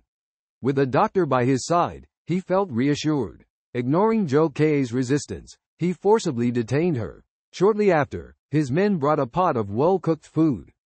Zhou Kei'er almost vomited at the thought of what it might be. Fortunately, working in a hospital, she often dealt with death and was not easily frightened. Chen Zhenghao invited her to eat together, but she firmly refused. Chen Zhenghao sneered and paid no attention to her, believing that Zhou Kei'er was just putting on airs, and he was sure she would eventually be forced to eat. He realized that this situation could not continue, as the imprisoned people were starting to resist, which was very unfavorable for him. Only by getting rid of Zhang Yi, occupying their house, could safety be ensured. Their house was like a fortress, with abundant supplies enough to sustain them for months. Perhaps by then, the blizzard would gradually pass. Therefore, the immediate concern was how to deal with Zhang Yi. Chen Zhenghao said to his men. The men looked at each other. Brother Hao, we have attacked Zhang Yi's house many times, but failed each time. Their house is like a strong fortress, we cannot break in. Chen Zhenghao said, I don't believe there are no weaknesses in their house, and I don't believe he will stay indoors all the time. Let's move in next door to his house, take turns monitoring him. Once we find an opportunity, we'll take care of him directly. And living in a high-rise residential building is safer. Everyone understood tacitly, and Chen Zhenghao's plan was unanimously agreed upon. Zhou Kei'er overheard this and took the opportunity to send a message to Zhang Yi while going to the bathroom, informing him of everything. Zhang Yi, upon hearing this, smiled indifferently. It was absolutely impossible for him to leave easily. He decided to wait for the right moment, offering a reward that would surely lead someone to kill Chen Zhenghao at any cost. Chen Zhenghao and Zhou Kei'er packed their bags and arrived on the 24th floor together. The young couple living on the same floor heard that Chen Zhenghao was visiting and felt very frightened. Despite Chen Zhenghao's good intentions, bringing Zhou Kei'er to visit, the neighbors felt fearful and uneasy for some reason. The entire floor seemed unusually quiet, as if hiding some unknown secrets. They knocked on Zhang Yi's door, but there was no response. A tense atmosphere surrounded them, making everyone feel uneasy. Suddenly, a strange sound came from Zhang Yi's apartment, making everyone present feel nervous. Chen Zhenghao decided to take the initiative to open the door and find out what was going on. He took a deep breath, pushed the door open forcefully, and everything inside seemed incredibly eerie. A thrilling and suspenseful story was about to unfold. Chen Zhenghao stood outside the door, his voice demanding and threatening as he insisted on entering the house, even threatening to shoot. Inside the room, a young couple huddled together in fear. They were anxious, worried that their house would be taken away, and they might even lose their last bit of food. The wife, with despair in her eyes, gazed at her husband, a clerk with glasses. The husband comforted her, saying, "Don't worry, we'll be fine. If they want this house, let's give it to them. Quick, hide the remaining food." The couple hid the last bit of food in their clothes, trembling as they opened the door. Outside, the menacing Chen Zhenghao and his men came into view. The man swallowed hard, bowed, and said, "Brother Hao, this house is yours from now on. We'll leave right away." However, as they took a few steps away, Chen Zhenghao's henchman suddenly sneered, raising a steel pipe and striking. Bang! The man fell to the ground unconscious. As he fell, his eyes were filled with disbelief. He couldn't understand why they would attack him when he had obediently given up the house. The woman watched in horror as her husband fell and couldn't get up. Suddenly, another stick came crashing down on her head. The helpless couple could no longer speak. Zhou Kei'er covered her mouth, completely shocked. It was her first time witnessing a murder, and even with a strong mind, she couldn't stay calm. Chen Zhenghao just glanced coldly at her, a smirk on his lips. They will eventually die in this cold weather. Dr. Zhou, you have to get used to all this. With frequent killings, Chen Zhenghao had lost his reverence for life. Yet, he refused to admit that a seed of fear had been planted in his heart after the attack. To suppress the homeowners, he had to resort to even more brutal methods. Zhou Kei'er suppressed her nausea and remained silent. Chen Zhenghao swaggered into the house, ordering his men to deal with the couple. Over the next few days, Zhang Yi always heard clinking sounds from the next room. He knew it was Chen Zhenghao's men searching for flaws in his room. They took turns watching the front door and back window of Zhang Yi's house, waiting for the opportunity to kill him and take everything. However, they didn't expect that Zhang Yi had a huge storage space and water source was not a problem. Still, Zhang Yi dared not casually open the window to dispose of trash, as Chen Zhenghao was armed, and he didn't want to take any risks. For the homebody Zhang Yi, having a bit more trash at home was not a problem. In his spare time, he played games or watched pre-downloaded TV shows and movies. Every day, The pleas and angry curses of the homeowners echoed in his ears. Zhang Yi was harshly criticized by his neighbors, feeling extremely wronged. He could have been more generous and let everyone enjoy a delicious meal, but he chose to be selfish. He live-streamed his dinner in the group, seemingly trying to make up for his mistake in this way. The neighbors watched him bring out the braised pork, with envy and anger flashing in their eyes. They kept shouting for greasy food, as if they had forgotten their dignity. Zhang Yi knew deeply that high-fat food had an irresistible temptation for hungry people. His actions seemed to make the neighbors smell the aroma of the braised pork, but unfortunately, he made a mistake in cooking. He put too much soy sauce, making the whole pot of meat hard to swallow. Zhang Yi had no choice but to pour the food out, full of regret and remorse. The neighbors impatiently expressed their disappointment and anger, as if they saw the moment of hope being shattered. They were deeply angry at Zhang Yi's wasteful behavior, believing that he had recklessly wasted valuable food. In the cold winter days when the gas was cut off, braised pork became a symbol of luxury, yet Zhang Yi casually discarded it. His luxurious dinner was laid out on the table, full of tempting colors, flavors, and aromas, making people drool. Zhang Yi enthusiastically introduced each dish, as if he were showcasing his culinary skills to the world. He enjoyed the food like a gourmet live streamer, making people unable to resist joining his feast. The neighbors in the community were filled with anxious cries. Zhang Yi sat at the dining table, enjoying his meal while listening to the neighbors' pleas. They begged Zhang Yi to share a bite of food with them, even just a fishtail would do. Some even kept calling Zhang Yi's phone, hoping to get his attention. However, Zhang Yi ignored them, feeling even more pleased. Watching the neighbors' anxious and restless expressions, Zhang Yi secretly rejoiced in his heart, feeling that the meal tasted especially delicious. The behavior of Zhang Yi, showing off his wealth, is making the other owners in the building extremely distressed. Now, the garbage water poured out by Zhang Yi's family is considered a delicacy to them, but Zhang Yi turns a blind eye to it. As for Sun Jichao and others, since their last failed attempt to raid Zhang Yi's house, their hope of obtaining antibiotics has been shattered. Just 2 days later, the after-effects began to show. The 3 injured individuals felt their wounds unusually itchy and painful, with strange yellowish bloodstains appearing around the wounds.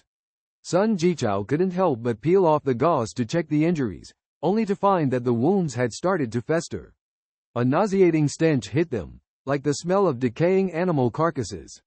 "No, I don't want to die yet." Sun Jichao was scared to tears. Zhou Peng and Zhe Jialiang were also shocked. They too peeled off the gauze covering their wounds, silently praying not to get infected.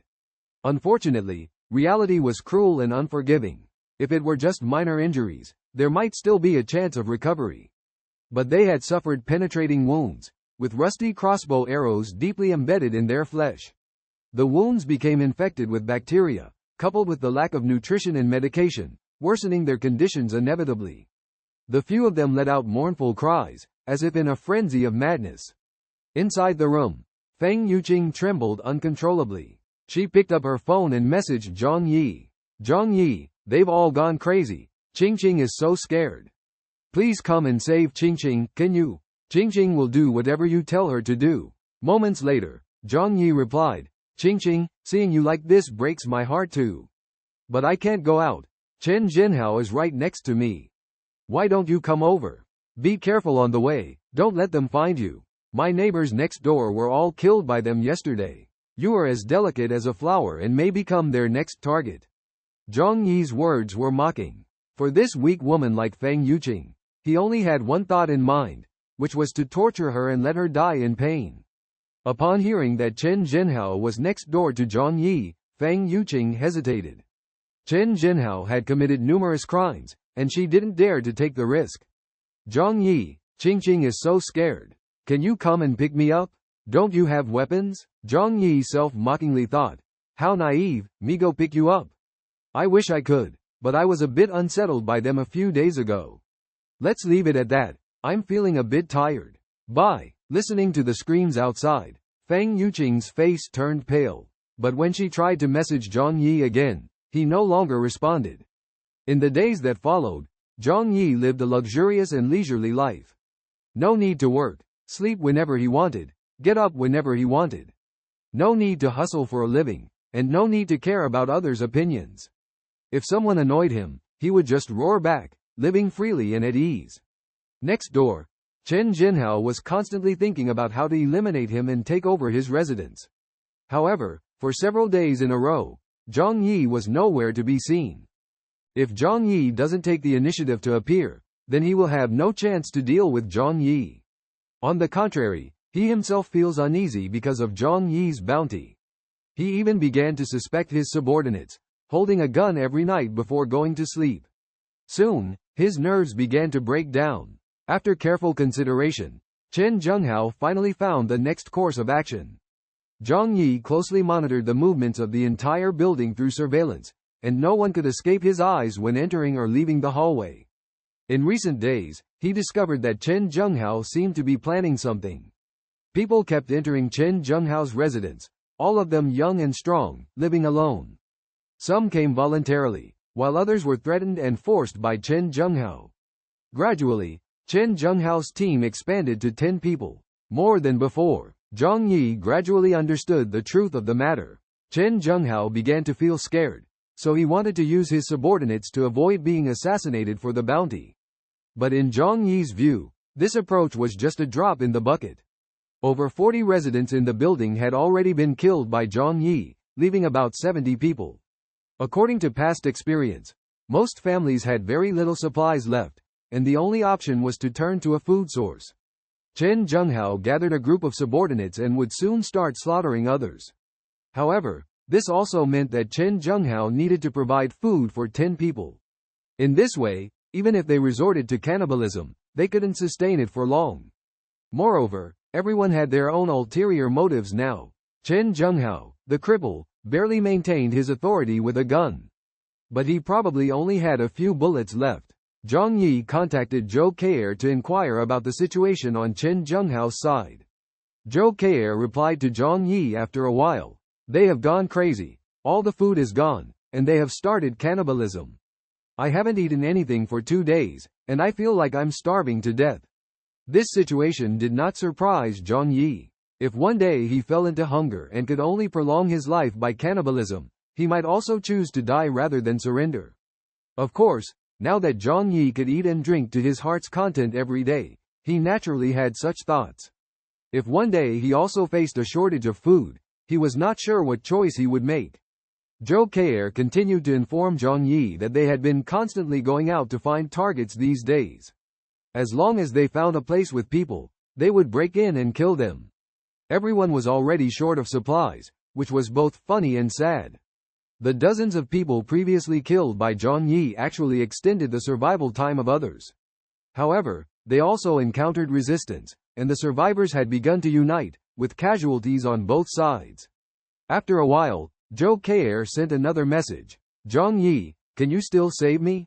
Seeing this message, Zhang Yi felt the helplessness of this aloof female doctor. She didn't seem to hold much hope. After all, the situation was now precarious, and who had the extra energy to care about the life and death of others? After careful consideration, Zhang Yi finally made a decision.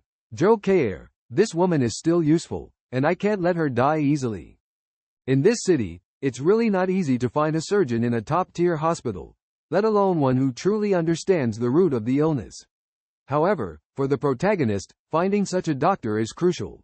He urgently needs help. He needs a skilled and experienced doctor to save his life." The protagonist has always been an optimistic and strong person, but facing the torment of the disease, he feels unprecedented helplessness and fear. Under the torment of illness, he becomes thin and pale, with a hint of despair and hopelessness in his eyes. Yet, even though his body is weak, his heart still burns with a desire for life and hope for the future. After twists and turns, the protagonist finally learns about a highly respected lead surgeon in a top-tier hospital. Without hesitation, he decides to seek medical help because he knows that only this doctor has the possibility to save his life.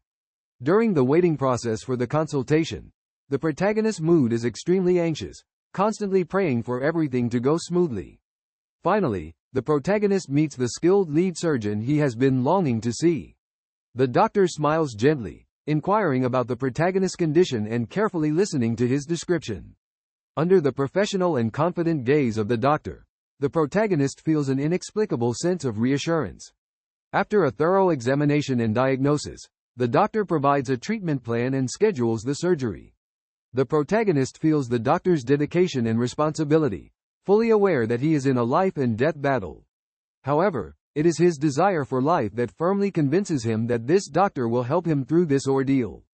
During the surgery, the protagonist tightly grips the blanket, filled with anticipation and prayers.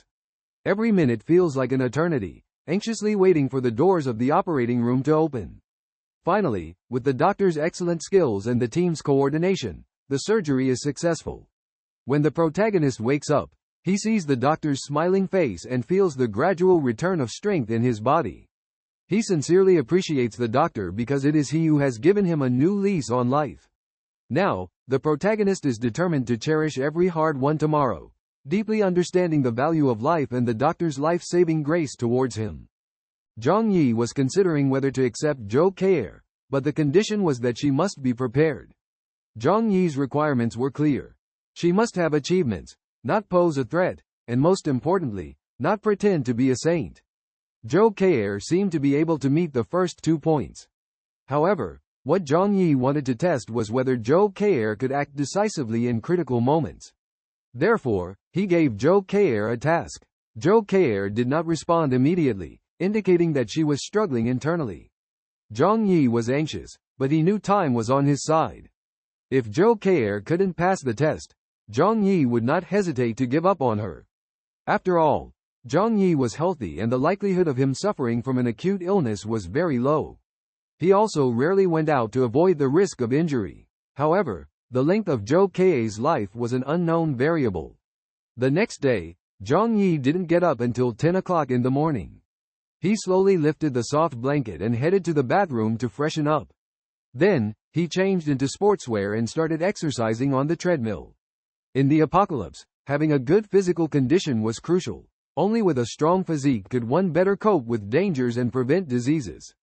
He ran on the treadmill, sweat pouring down like rain. After an hour, he stopped and took a hot shower. While showering, Zhang Yi felt a sense of pride. He knew that, at present, this kind of enjoyment was a luxury for many people. Suddenly, there was a loud noise outside. Zhang Yi's eyes narrowed, quickly wrapped himself in a towel, and walked out of the room. He soon heard Zhou Peng's roar. Zhang Yi opened the monitor and saw Zhou Peng wielding 2 kitchen knives, crazily hacking at his door. Zhang Yi, come out. Hiding in your room all day, you're just a coward, a useless waste. Zhang Yi's lips curled slightly. You're right about everything you said. What's next? He sneered. It's ridiculous. A dying waste like you trying to provoke me? Now it seems like you're the one in a hurry, right? Zhang Yi noticed that when Zhou Peng smashed the door, he clearly used force with his left hand, while raising his right hand was very strenuous. He immediately realized that Zhou Peng's arm was infected. Upon closer inspection, he could even see the swelling. Zhang Yi walked up to the door, hands in his pockets, and calmly said, Zhou Peng, the taste of infection isn't pleasant, is it? I remember in biology class, the teacher talked about the consequences of wound infections. Once tetanus bacteria invade the wound, it's like maggots on a corpse, breeding madly. Your wound is at least 10 centimeters deep. Outside is freezing, but your wound is scorching hot. Bacteria are desperately multiplying there, eroding your flesh and blood. The wound starts to suppurate, oozing pus. The bacteria keep multiplying, and the wound expands. Eventually, it spreads throughout the body. Zhang Yi vividly described, making Zhou Peng feel even more pain in his arm. He broke out in a cold sweat, as if his whole body was engulfed by bacteria, ready to devour him. Although he understood that Zhang Yi was deliberately intimidating him, the fear in his heart was uncontrollable. Oh, Zhang Yi, I'll kill you. Zhou Peng had descended into madness. His arm was already rotten, knowing that his death was imminent. Zhou Peng, clinging to his last glimmer of hope, decided to make a final attempt, but his efforts were doomed to be in vain. In the next room, Chen Zhenghao's men heard Zhou Peng's furious shouts and began to ask if they should end his life. After a moment of contemplation, Chen Zhenghao said, Haven't you heard that he's already infected and on the brink of death? Would you dare to eat meat from a pig that died of disease? The group exchanged glances and ultimately decided not to take the risk. Zhou Peng pounded on the door and shouted for a while, but eventually exhausted himself, collapsing in front of Zhang Yi's door, begging for mercy. Zhang Yi calmly said, "Your wound is festering. It's already in the late stage, there's no turning back. Why not do something you wouldn't dare to do while you're still alive?" Tears shimmered in Zhou Peng's eyes, and after hearing Zhang Yi's words, he fell deeper into despair. Was he destined to face death? Fear surged like a tide, engulfing him. But following that, came anger, a lawless rage. I'm already at death's door, what is there left to fear? He struggled to stand up, kicked fiercely at Zhang Yi's iron door, intending to rebuke loudly, but the pain almost made him faint as the door was too solid. Ignoring the pain, Zhou Peng staggered back up the stairs. Back at his residence, he looked dazedly at Sun Jichao, who was busy heating a knife with a candle and then searing his own wound. With a sizzle, the sound of burning oil accompanied by smoke filled the air, and Sun Jichao's pupils dilated. Though he bit down on a blanket, he let out painful cries. Perhaps he believed this would kill all the bacteria. Ignorant and pitiful, Zhou Peng's cousin, Wang Min, watched him, her heart aching, unable to offer comfort. She knew that Zhou Peng was at death's door, with the smell of decay lingering in the room every day. To rot before death, what profound suffering, beyond the grasp of ordinary people. Zhou Peng, seemingly indifferent, charged straight into the room where Feng Yuqing was held. Feng Yuqing, upon seeing Zhou Peng, screamed in fear. Zhou Peng, what are you going to do?" Zhou Peng stood in front of Feng Yuqing, his eyes bloodshot, fixed on her. "Yuqing, will you marry me?" This pitiful lapdog, on the brink of death, had his greatest wish to unite with Feng Yuqing. At the end of days, such a request seemed absurd and pathetic. Feng Yuqing frowned, her eyes filled with disgust. Instinctively pinching her nose, she said, "No, I do not want to." Zhou Peng's heart shattered. Having sacrificed so much for Feng Yuqing, even risking his life, yet Feng Yuqing remained unmoved. "No, you love me, you must love me. Before I die, you must be my woman." Zhou Peng lost his sanity, unwilling to have given so much and received nothing in return. Since he couldn't have her, he would destroy her. Outside, the others heard commotion inside, but no one went to investigate. To them, Feng Yuqing was the culprit who had led them to their current plight. She should die. "No, get away, you're too foul, too disgusting." Feng Yuqing cursed angrily. "How dare you call me foul?" Zhou Peng, consumed by rage, ripped off the bandage on his arm. The wound was now swollen, festering, turning black, and oozing pus, a horrifying sight. He made a despicable move out of the blue, ruthlessly grabbing the rotten wound and forcefully stuffing the decaying flesh into Feng Yuqing's helpless, open mouth. Feng Yuqing felt nauseous and kept retching, but Zhou Peng showed no mercy, shoving the putrid flesh into her mouth. With a sinister smile on his face, Zhou Peng looked down at the goddess he was humiliating, feeling an unprecedented sense of pleasure surging within him. Zhou Peng roughly tore off Feng Yuqing's clothes, even though the room temperature had dropped to more than 60 degrees below zero. Feng Yuqing was powerless to resist, only able to lie there with wide eyes, staring blankly at the ceiling. Zhou Peng took off his pants, but found himself unable to lift his head. Not only because the extreme cold had severely weakened his physical strength, but also because he felt utterly helpless at that moment. No matter how desperately he urged, how anxiously he shouted, Feng Yuqing seemed to have completely lost consciousness. Feng Yuqing looked at Zhou Peng's anxiety and sneered mockingly, "You are such a waste." Zhou Peng roared in despair, his voice echoing in the room like a desperate teddy bear trapped in a lychee shell. After a night of deep contemplation, Zhou Keir finally made a firm decision. She understood that this was Zhang Yi's test for her. Despite the great danger, if she did not do this, she would eventually be at the mercy of Chen Zhenghao and others, with a bleak future. That night, Chen Zhenghao and others sat in the living room, with a henchman sent to the kitchen to cook. Zhou Keir watched from the corner and suddenly stood up, saying, "I'll help." Chen Zhenghao looked at her coldly, with a somewhat chilling smile. "Haha, I knew you couldn't resist."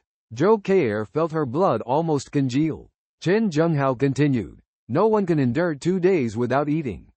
Dr. Zhou, There's no need to feel ashamed for survival. Zhou Kei bit her lip and said firmly, "You're right. I don't want to die. I want to live." Chen Zhenghao thought she had come to a realization, nodded in agreement. "That's the best choice.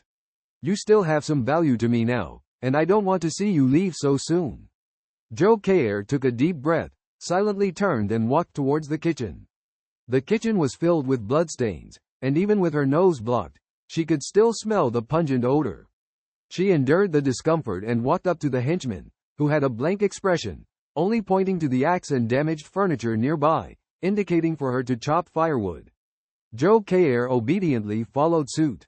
With the shortage of resources, only furniture could be burned for warmth. A makeshift stove was set up in the kitchen, with an iron pot on top. The fire burned fiercely, melting the snow into water, but the water appeared murky and impure. However, having food to eat now was already a luxury, and no one cared about such details. Zhou Kei kept a close eye on the henchman while also paying attention to the movements outside the kitchen. Beads of sweat dripped from her palms, as being discovered would lead to a terrible fate. After a moment, the henchman threw the ingredients into the pot and added seasonings haphazardly. "Watch it," he coldly remarked before leaving. Zhou Kei waited a moment to ensure safety, then took out a small bottle from her pocket. Nervously unscrewing the cap, she hurriedly poured the white powder into the pot. Only after completing all this did she feel her heart beating as rapidly as a single-cylinder engine, her legs trembling from tension. She furrowed her brow, feeling a hint of unease in her heart, but still resolutely picked up the spoon and stirred the powdered medicine evenly. The whole process was tense yet smooth, with no unexpected incidents. Real life didn't unfold like a movie drama, as everyone had become numb in this harsh environment. They never expected Zhou Kei to poison the food. During lunch, Zhou Kei brought out a large pot of food, and they eagerly rushed forward with red eyes. To gain their trust, Zhou Kei also brought a bowl of soup and quietly retreated to her room. No one paid attention to her. At this moment, everyone just wanted to fill their stomachs. Here, hot food meant survival, and every bite was to live a little longer. Zhou Kei returned to her room, holding the soup while sitting on the bed, waiting quietly for the right moment. She had added a sedative to the pot, a whole half bottle. This drug acted swiftly, putting a person to sleep within 30 minutes of ingestion. Especially after a meal, when blood was concentrated in the stomach, making one more easily drowsy. With such a large dose, even an elephant would succumb to a sleepy fate. As a doctor, Zhou Kei knew how long this dose would keep them asleep. Without extreme stimulation, they wouldn't wake up for a short period. Before long, Zhou Kei heard varying degrees of snoring coming from the living room. She cautiously walked to the living room and saw everyone asleep on the sofa and chairs. She took a deep breath and messaged Zhang Yi. "I've given them a large dose of sedatives, and they are all in deep sleep. What's the next plan?" Zhang Yi's place was separated by a wall. He had been waiting for Zhou Kei's message to confirm her capabilities. Only by proving her worth could she become a pawn in Zhang Yi's hands. Upon receiving the message, Zhang Yi raised an eyebrow and instructed, "Drag them to the balcony. I won't go over myself to avoid falling into their trap." Zhou Kei bit her lip but eventually nodded in agreement. Most people might have been terrified, but as a professional doctor, Zhou Kei knew the effects of the drugs like the back of her hand. Following Zhang Yi's instructions, she dragged Chen Zhenghao and the others to the balcony. Even in the bone-chilling wind outside, they wouldn't wake up for a short while, falling into a deep coma. The cold weather would help lower the body temperature and prolong their lives. Every move of Zhou Kei was observed by Zhang Yi through the window. He knew the number of Chen Zhenghao's men and nothing could escape his surveillance. Seeing Zhou Kei laboriously moving them outside, he nodded in satisfaction.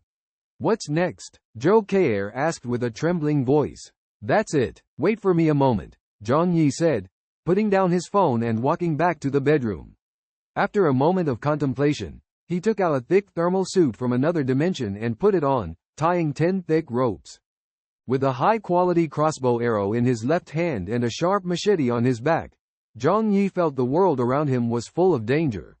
However, he realized that such precautions were far from enough. So, he took out a handgun that had been idle for a long time, released the safety, and held it in his hand. Finally, a strange sense of security surged in his heart. Zhang Yi walked to the French window, the first time after the apocalypse.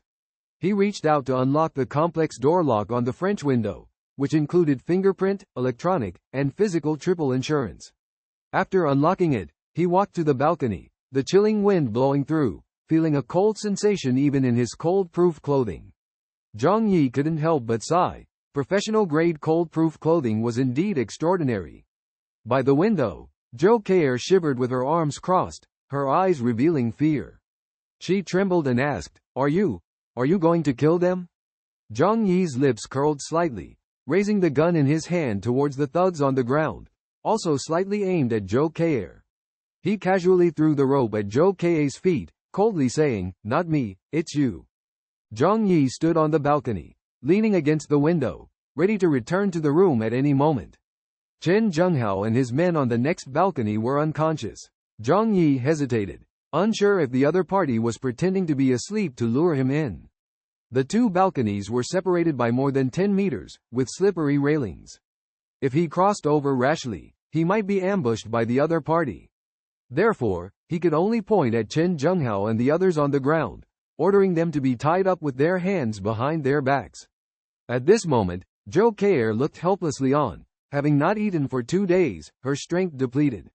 She saw Zhang Yi being cautious and reluctant to come over to help, so she could only bite her lip in dissatisfaction. You are too cautious. Zhang Yi calmly responded. Zhou Keir reluctantly followed Zhang Yi's request and securely tied up the people. When she took out a gun from Chen Zhenghao's pocket, Zhang Yi's gun was also aimed at her. Zhou Keir hesitantly asked, How can I trust you? What if you change your mind? Zhang Yi calmly said, You can only trust me to survive in this harsh environment. Zhou Keir understood that she had no choice but to trust Zhang Yi. Following his instructions, she removed the gun magazine and threw it at Zhang Yi's feet. After confirming the authenticity of the gun, Zhang Yi let Zhou Keir return to the room.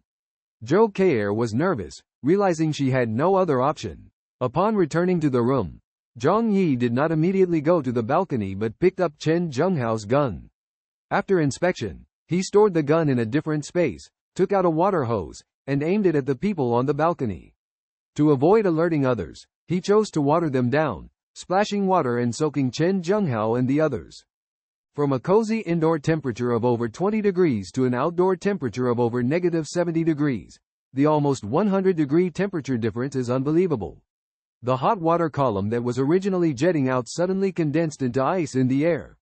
Zhou Keir witnessed this scene in the room and couldn't help but hug her arms tightly. Being frozen to death is just too cruel. Under the washing of the icy water, these people gradually regained consciousness. Their whole bodies soaked in icy water, making them feel extremely cold. Oh, little Karami's lips turned purple from the cold, emitting a terrified scream. He tried to stand up but found his hands tightly bound behind his back. The thick layer of ice on the ground made him slip constantly, making it impossible to stand up. Chen Zhenghao was awakened by the icy water, looking bewildered, then realized he had been drugged. However, at this moment, he had no time to investigate who drugged him. Because his whole body was constantly washed by the icy water, making him feel like falling into an ice cellar, every pore stinging as if thousands of needles were piercing him. Everyone screamed in terror, struggling to stand up but failing. 10 people crowded on the balcony, interfering with each other. Chen Zhenghao saw Zhang Yi on the next balcony spraying water towards them, roaring in anger. Zhang Yi finally walked out of the room and opened the unbreakable window crack. Unfortunately, his hands were bound, and his life was in danger. You've had enough. It's time to end this, Zhang Yi said coldly. Chen Zhenghao and his gang almost slaughtered nearly half of the neighbors in the building, almost catching up with Zhang Yi. Leaving them to continue would inevitably lead to a battle with Zhang Yi. Although Zhang Yi was not afraid at all, for safety's sake, it is best to finish them off. Zhang Yi never joked about life. Besides death, what could be safer? Chen Zhenghao and the others struggled and roared with all their might. However, they couldn't stand up. The icy water poured on their faces, into their mouths, and collars. Their clothes were soaked, turning into hard ice blocks. 2 minutes later, they lay on the ground unable to make a sound, their bodies bluish and purple, convulsing constantly. 3 minutes later, they couldn't move, becoming 10 huge blocks of ice. 5 minutes later, these ice blocks merged into one, forming a solid block of ice. To conserve water, Zhang Yi stopped spraying water. If they continued to freeze like this without modern medical treatment, they were doomed to not survive. Zhang Yi returned to the room and locked the floor-to-ceiling window. Taking off his heavy winter gear, he called Zhou Kei. "You passed the test, you can come over now." In the next room, Zhou Kei heard Zhang Yi's voice, finally feeling relieved. Trembling, she said, "Okay, I'll be right over." Grabbing the medical kit, she hastily opened the door, leaving the hellish room behind. Zhang Yi opened the heavy security door, took 2 steps back, raised his right hand high with a gun aimed at the door. He turned to glance at the monitor, confirming that Zhou Kei was in good condition, before using the mobile app to open the final electronic door lock. "You can come in now," he said gently. Outside the door, Zhou Kei heard his voice, lifted her cold, pale hand, and pushed the door with all her strength. The door was unusually heavy, and she struggled to open it just a crack. However, a warm rush of air immediately flowed in, wrapping around her like a gentle embrace. Excitement sparkled in Zhou Kei's eyes, the warmth making her heart surge with emotion as if she were already far away. She pushed the door open with force and stepped into the room. The moment she entered the space, she felt as if she had stepped into another world. The previous sensation of being covered in cold gradually faded, replaced by an intoxicating warmth, as if bathing in a hot spring. Gradually, she even began to feel an unbearable heat. Clad in 6 layers of clothing, she could hardly bear the high temperature in this 27-degree warm space. Ignoring Zhang Yi's handgun, she hastily removed her clothes. The room was unusually hot. Zhou Kei felt like she was in a furnace wearing a down jacket, extremely uncomfortable. Despite Zhang Yi pointing a gun at her, she quickly took off her thick down jacket, craving for a bit of coolness.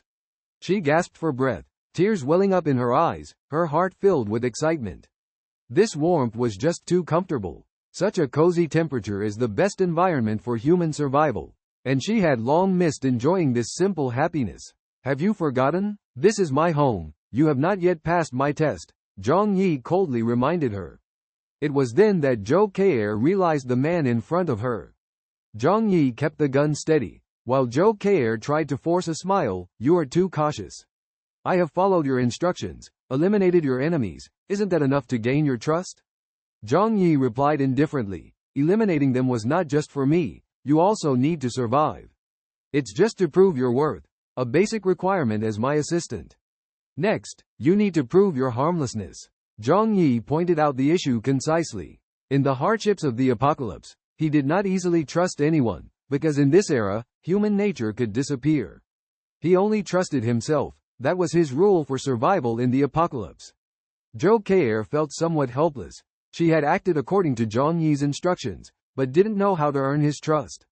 However, she was unwilling to leave this warm place. "Then how can I prove that I am harmless to you?" Zhou Kei pleaded, staring at Zhang Yi with eyes full of earnestness and longing.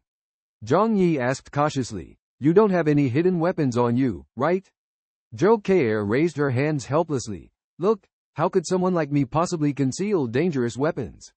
Zhang Yi's expression was cold as he waved the gun in his hand. "Hands up!" Zhang Yi wanted to frisk her, making sure Zhou Kei had no weapons on her.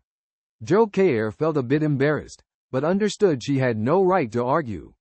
Zhang Yi's home was just too warm. It was like heaven compared to her past living environment. If one wants something, they must pay the price. She knew this well.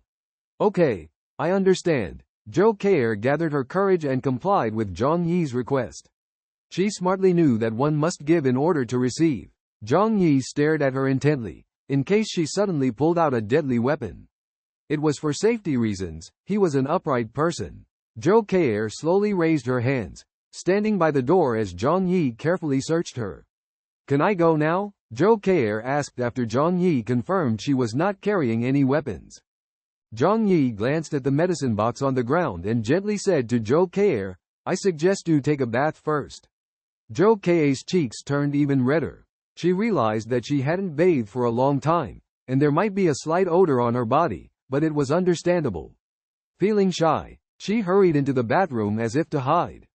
Zhang Yi found some women's clothing in the alternate space and gently threw it outside the bathroom.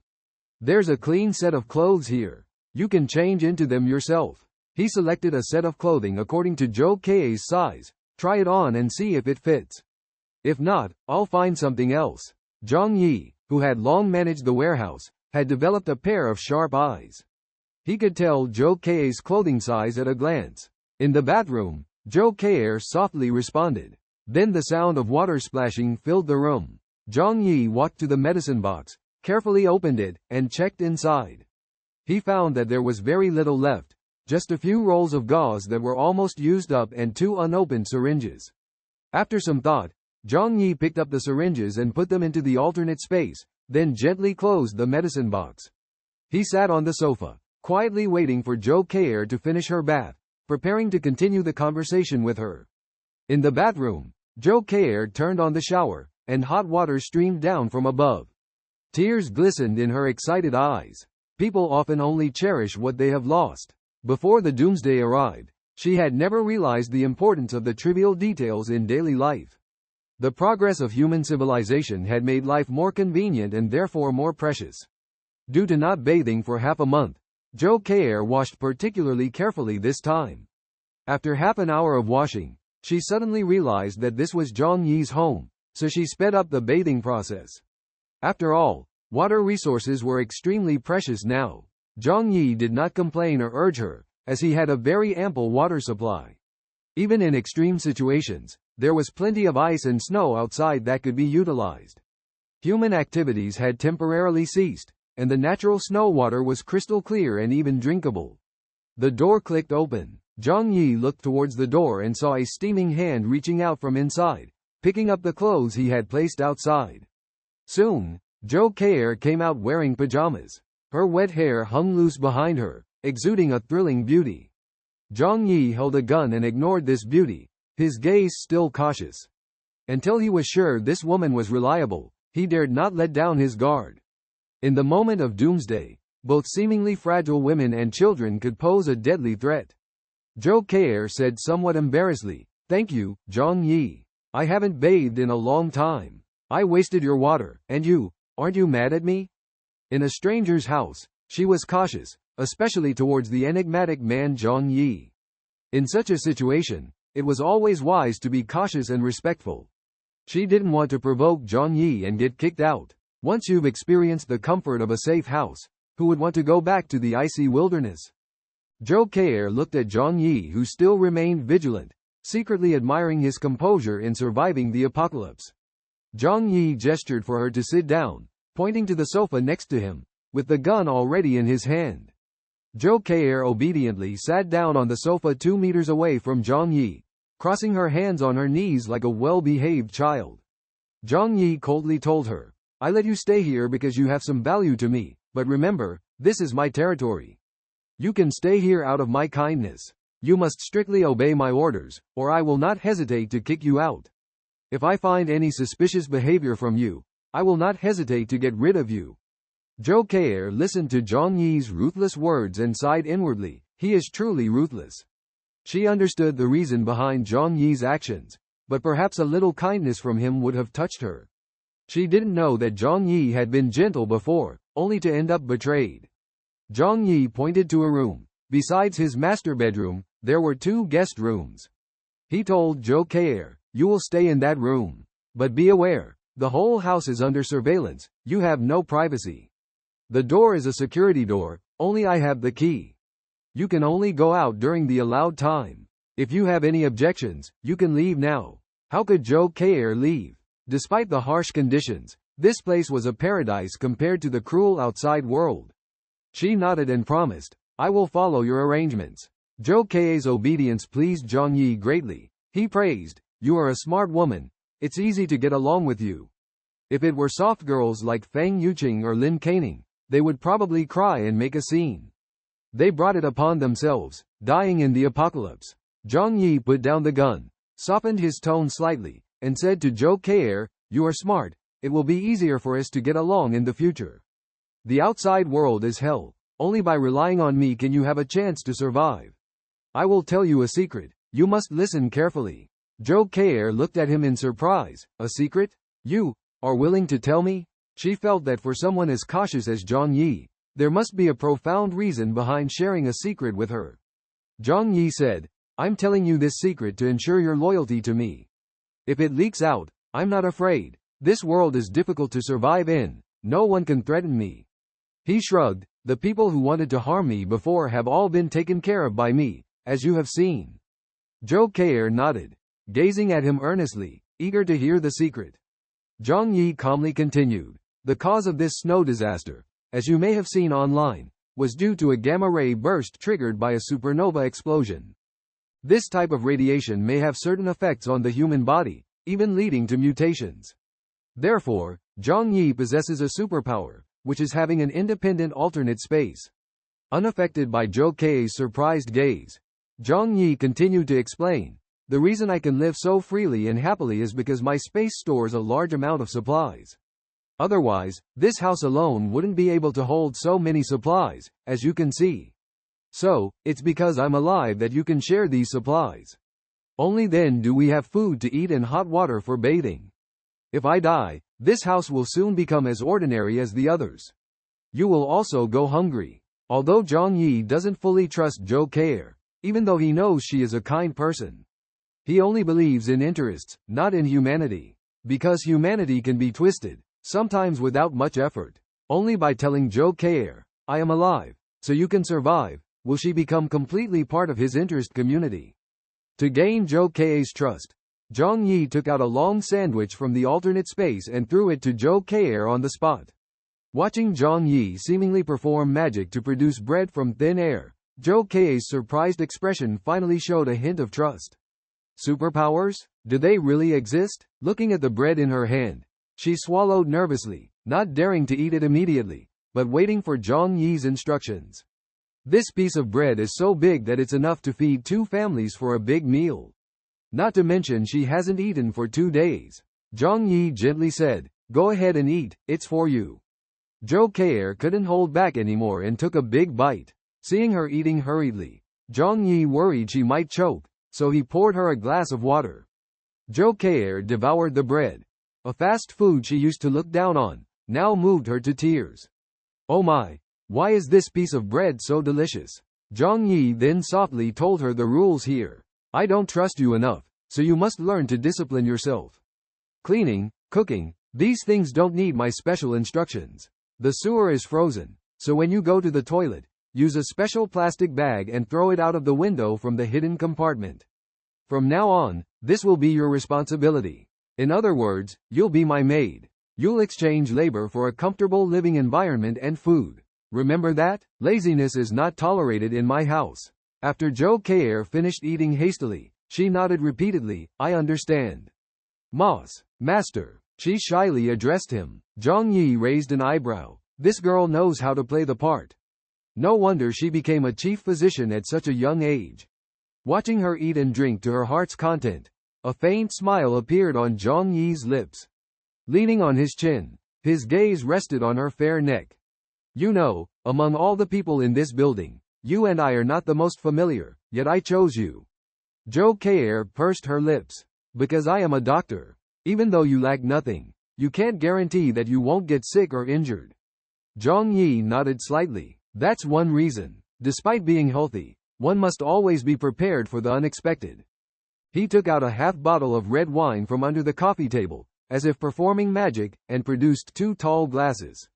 After filling both glasses with red wine, he pushed one towards Zhou Keir. Do you know what this moment is for? Zhou Keir took the glass of wine, hesitated for a moment, took a sip, and a hint of insight flashed in her eyes. She understood that there is no such thing as a free lunch in this world. As a woman, especially a woman as beautiful as she was, she knew this well. Zhou Keir gently placed the glass on the table and slowly stood up. In front of Zhang Yi, she confidently untied her bathrobe. Zhang Yi, without any hesitation, had been suppressing too much negative energy for the past half-month and was in desperate need of release.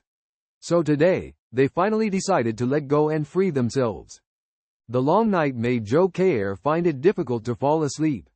Finally, she found a warm and comfortable room that allowed her to rest peacefully for the first time after the apocalypse. Zhang Yi locked the door from the outside and kept the only key safe. He knew that even though Zhou Keir was a kind person, he had to stay alert and make sure she wouldn't pose any threat to him. After taking a shower, he returned to the bedroom to rest. Upon waking up, Zhang Yi felt refreshed and his eyes brighter. Having a woman by his side added a touch of joy to his life. He realized that being alone in the apocalypse could lead to mental breakdown, as humans are social animals. However, Zhou Keir had to be obedient and harmless. Glancing at the monitor and seeing Zhou Keir still asleep, he decided to wake her up. Due to exhaustion, Zhou Keir was in a deep sleep and didn't wake up. Zhang Yi got dressed, tidied up, and went to the living room to prepare breakfast. He took out food from another dimension and placed it on the coffee table before knocking on Zhou Keir's door. Despite having control over everything in the room, he remained polite. Zhou Keir softly responded, saying she would be right there. Zhang Yi picked up a beef and cheeseburger and walked to the window. The large chunk of ice next door had grown even bigger overnight, covered in a layer of snow white with 10 twisted bodies faintly visible inside. Zhou Keir stepped out of her room, seeing Zhang Yi, her face slightly blushing. As a medical doctor, she always maintained elegance and kept a certain distance from men. However, in the apocalypse, she unexpectedly found herself exchanging her body with a stranger. Looking at Zhang Yi's handsome and calm appearance, she felt an inexplicable sense of reassurance. Zhang Yi was fond of Zhou Keir, who wouldn't appreciate a beautiful and graceful woman. But love takes time to cultivate. Perhaps they would develop feelings for each other slowly after establishing trust. In the apocalypse, people needed emotional support to sustain themselves. Zhang Yi gestured for Zhou Keir to enjoy the breakfast on the table, which turned out to be steaming hot burgers, fried chicken, and fries that Zhang Yi had pre-ordered from a fast food restaurant before the apocalypse. Fortunately, the preservation function of another dimension kept them warm and fresh.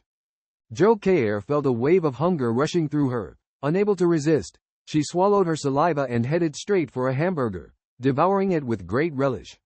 Fast food that she used to look down upon was now incredibly delicious, almost bringing tears to her eyes.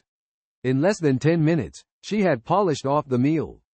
Zhou Keir lay back comfortably in her chair, satisfied, and let out a contented burp. She noticed Zhang Yi looking at her with a hint of mockery in his smile. Blushing with embarrassment, she covered her mouth, her face turning red. However, Zhang Yi seemed unfazed. He asked, "Are you full?" Zhou Keir tilted her head and replied earnestly, "Not yet. But eating too much at once can cause stomach problems. Let's finish up quickly and then I'll come help." Zhang Yi gestured towards outside. Zhou Keir obediently walked over. Zhang Yi took out 2 sets of cold weather gear from the space. Zhou Keir widened her eyes. Although she had seen it before, she still found it amazingly magical. Her determination to follow Zhang Yi grew stronger. In a world where only a few survived the apocalypse, following someone strong could increase her chances of survival. Zhang Yi handed Zhou Keir a set of cold weather gear to put on, and he also got dressed. Curiously, Zhou Keir asked, "What are we going to do?" Zhang Yi pointed to a block of ice on the balcony and said, "Go smash that block of ice." Zhou Keir couldn't help but shiver. The bodies of those people had already merged with the ice. Smashing the ice would also mutilate their bodies. They were already dead, so why do this? Zhang Yi shrugged. "Maybe I just simply dislike them." Seeing Zhou Keir's surprised expression, Zhang Yi explained with a smile, "Almost everyone in this building wanted to harm me, trying to take my room and supplies. I have to let them know, I'm not someone to mess with. Even though they think I'm just a coward hiding at home. I don't care what they think, but it doesn't hurt to leave an impression on them." Another reason Zhang Yi didn't mention was that he was a person who sought revenge. Chen Zhenghao had tried to harm him multiple times, and Zhang Yi was furious. But he thought simply letting them freeze to death was too easy on them. Zhou Keir seemed to sense something. Pointing at herself, she asked, "Are you going to make me do it again?" She felt speechless. It seemed that from beginning to end, the responsibility of tricking Chen Zhenghao fell on her alone. Now that Chen Zhenghao was dead, why was Zhang Yi still so cautious? Zhang Yi said seriously, "This is called being cautious." Zhou Keir rolled her eyes, unable to help but cry out in exasperation. She silently complained. How could there be such a cautious person in the world? She was not a fool. Why would she do something that harmed others and not herself? But Zhang Yi didn't mind, indicating for her to pick up a baseball bat. Zhou Kei noticed that when Zhang Yi handed her the baseball bat, his body was clearly in a defensive stance. She was extremely annoyed, feeling speechless about Zhang Yi's excessive caution. Although she acted reluctantly, her body language undeniably showed her honesty. She took the baseball bat, climbed over the fence, and arrived at the neighboring balcony. Meanwhile, Zhang Yi took out his phone and started recording a video. At that moment, she displayed bravery and determination, even though she might have felt a bit nervous inside. Her actions were full of adventurous spirit and curiosity about the unknown, making one can't help but admire her courage and determination. Zhou Kei raised the baseball bat in her hand, staring at the huge block of ice in front of her, determined to smash it without hesitation. As a woman who had studied medicine before, she didn't have a strong aversion to handling corpses. Crack! The ice shattered as she brought the bat down with force. Her palm stung from the impact, making her suck in a breath of cold air and reluctantly release the bat. Frowning slightly, Zhou Kei rubbed her palm, marveling at the hardness of the ice block. Without waiting for Zhang Yi to speak, she walked into the room and emerged with a heavy iron hammer in her hand. This is much better, she declared firmly. Zhang Yi fell silent for a moment, realizing he may have underestimated this woman before him. Zhou Kei raised the hammer and struck down fiercely. With not much water sprinkled and the ice layer not too thick, plus Zhou Kei's strength, a large chunk of ice indeed shattered. Zhang Yi recorded the scene with his phone. After Zhou Kei smashed the hammer down for the first time, her courage grew and she no longer felt fear. With a series of cracking sounds, the lump of ice was now completely shattered. Inside the ice block, the colorful fragments scattered on the ground. However, only Zhang Yi knew the true significance of this. After completing Zhang Yi's request, Zhou Kei struggled to climb back up. What's the point of recording this video? Zhou Kei asked curiously as she changed clothes. Zhang Yi smirked and sent the video to the homeowners group. Zhou Kei suddenly realized, so you want to establish your authority in the homeowners group so they won't dare to disturb you? Zhang Yi smiled faintly. Not only that, I also want to replace Chen Zhenghao in their hearts. The neighbors feared Chen Zhenghao more than they feared him because Chen Zhenghao had guns and had broken into their homes, stealing their supplies. Even if Zhang Yi killed more people, they still saw him as a creepy and weak guy. Zhang Yi wanted to take control and be prepared to leave this place in the future. Zhou Kei nodded in support of Zhang Yi's actions. As Zhang Yi rested on the sofa, he checked the chat group's updates. Zhou Kei obediently leaned against Zhang Yi, like a cute little cat. Her head rested on Zhang Yi's shoulder as they observed the reactions in the homeowners group together. Their interaction seemed like that of a couple deeply in love. Zhou Kei's feelings for Zhang Yi stemmed from her dependence on him, a natural aspect of female nature. However, for Zhang Yi, she was more like a loyal servant at the moment. As for their feelings, they would address them later, and if genuine emotions arose, he wouldn't reject them. But emotions wouldn't become everything between them. Recently, there seemed to be some issues with the internet. It took a long time to upload a 1-minute video. It appeared that the heavy snow had affected the nearby base stations. However, as a world-renowned infrastructure powerhouse, Wagwo still led the world in the field of communications. Therefore, communication was not completely interrupted, only remote communication was somewhat disrupted. The neighbors clicked to watch the video out of curiosity. Seeing the miserable fate of Chen Zhenghao and others, many couldn't help but burst into laughter with tears streaming down their faces. Chen Zhenghao has finally left this world. Xiaoqui, you can rest assured now. Finally, he's gone. We can go out again. That despicable guy has finally received his due punishment. Ha ha ha, ha ha, ha ha, sigh. Chen Zhenghao has left a deep hatred in the hearts of the neighbors. If it weren't for him triggering a series of tragedies, the people in this community would not have suffered such great harm. They lost their loved ones, close friends, and partners, all because of Chen Zhenghao's cruel actions. The depth of this hatred is beyond words. Zhang Yi posted a message in the social group, announcing that Chen Zhenghao had passed away, and the culprit was him, Zhang Yi, who personally killed him. Zhou Kei looked at him with a hint of resentment, thinking to herself, isn't this what I should have done? Zhang Yi continued, saying that from now on, he would be in charge of managing this community. The neighbors then remembered that the video was posted by Zhang Yi, and Zhou Kei also appeared in the video. Zhang Yi, you killed Chen Zhenghao with your own hands? You're amazing. Thank you for helping us get rid of that hateful demon. Zhang Yi, do you have any food left at home? I'm starving. I've lost my son, and my daughter is gone. But, I still want to live. Zhang Yi, do you have any leftover food at home? Please give me some. I'm willing to do anything. The neighbors saw Zhang Yi and immediately started pleading. In their eyes, the name Zhang Yi equated to abundant resources, a guarantee for survival. Zhang Yi felt somewhat helpless looking at them, seemingly not afraid of himself. He turned to Zhou Kei and asked, I killed Chen Zhenghao, why aren't they afraid of me? Zhou Kei replied without hesitation, because compared to that madman Chen Zhenghao, you are a kind person. Zhang Yi pointed to himself in a puzzled manner, am I really a kind person? Don't praise me too much. However, Zhou Kei earnestly said, in my eyes, you are a kind person. Because you have never actively harmed others. As for Chen Zhenghao, he deserves it. Zhang Yi smiled wryly, not considering himself a kind person, but at least not a bad person at the moment.